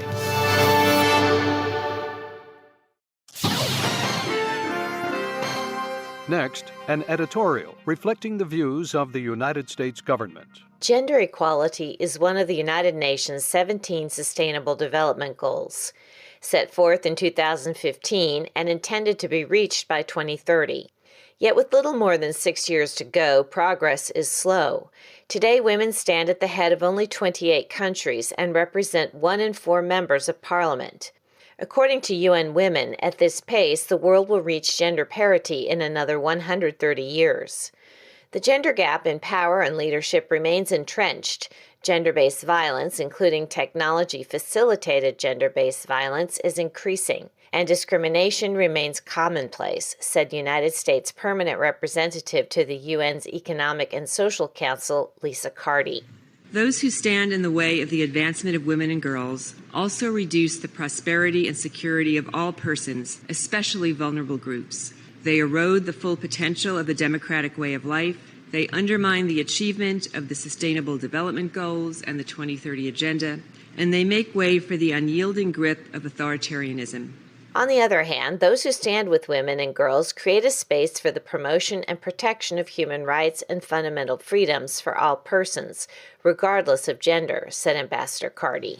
As we focus on the advancement of women and girls in our societies, our nations, and our world, we see a clear connection between the treatment of women and girls and the well-being of all people. The evidence is clear. When women and girls are denied the full enjoyment of their human rights, all of society is harmed. With that in mind, on the 1-year anniversary of Mahsa Amini's death, President Biden reaffirmed our commitment to the courageous people of Iran, who are carrying on the historic woman life freedom movement she inspired, said Ambassador Carty. We applaud the bravery and sacrifice of so many who have stood up in the face of oppression and violence to fight for not just gender equality, but also broader fundamental freedoms, which Iran's government has denied to women. Human rights apply to all individuals, all of the time, everywhere, said Ambassador Carty. We therefore question why anyone would seek to deny half the global population the full enjoyment of their human rights. Societies function best when all persons are included and recognized as equals. Global challenges can only be solved when women and girls in all their diversity have a seat at the table. That was an editorial reflecting the views of the United States government.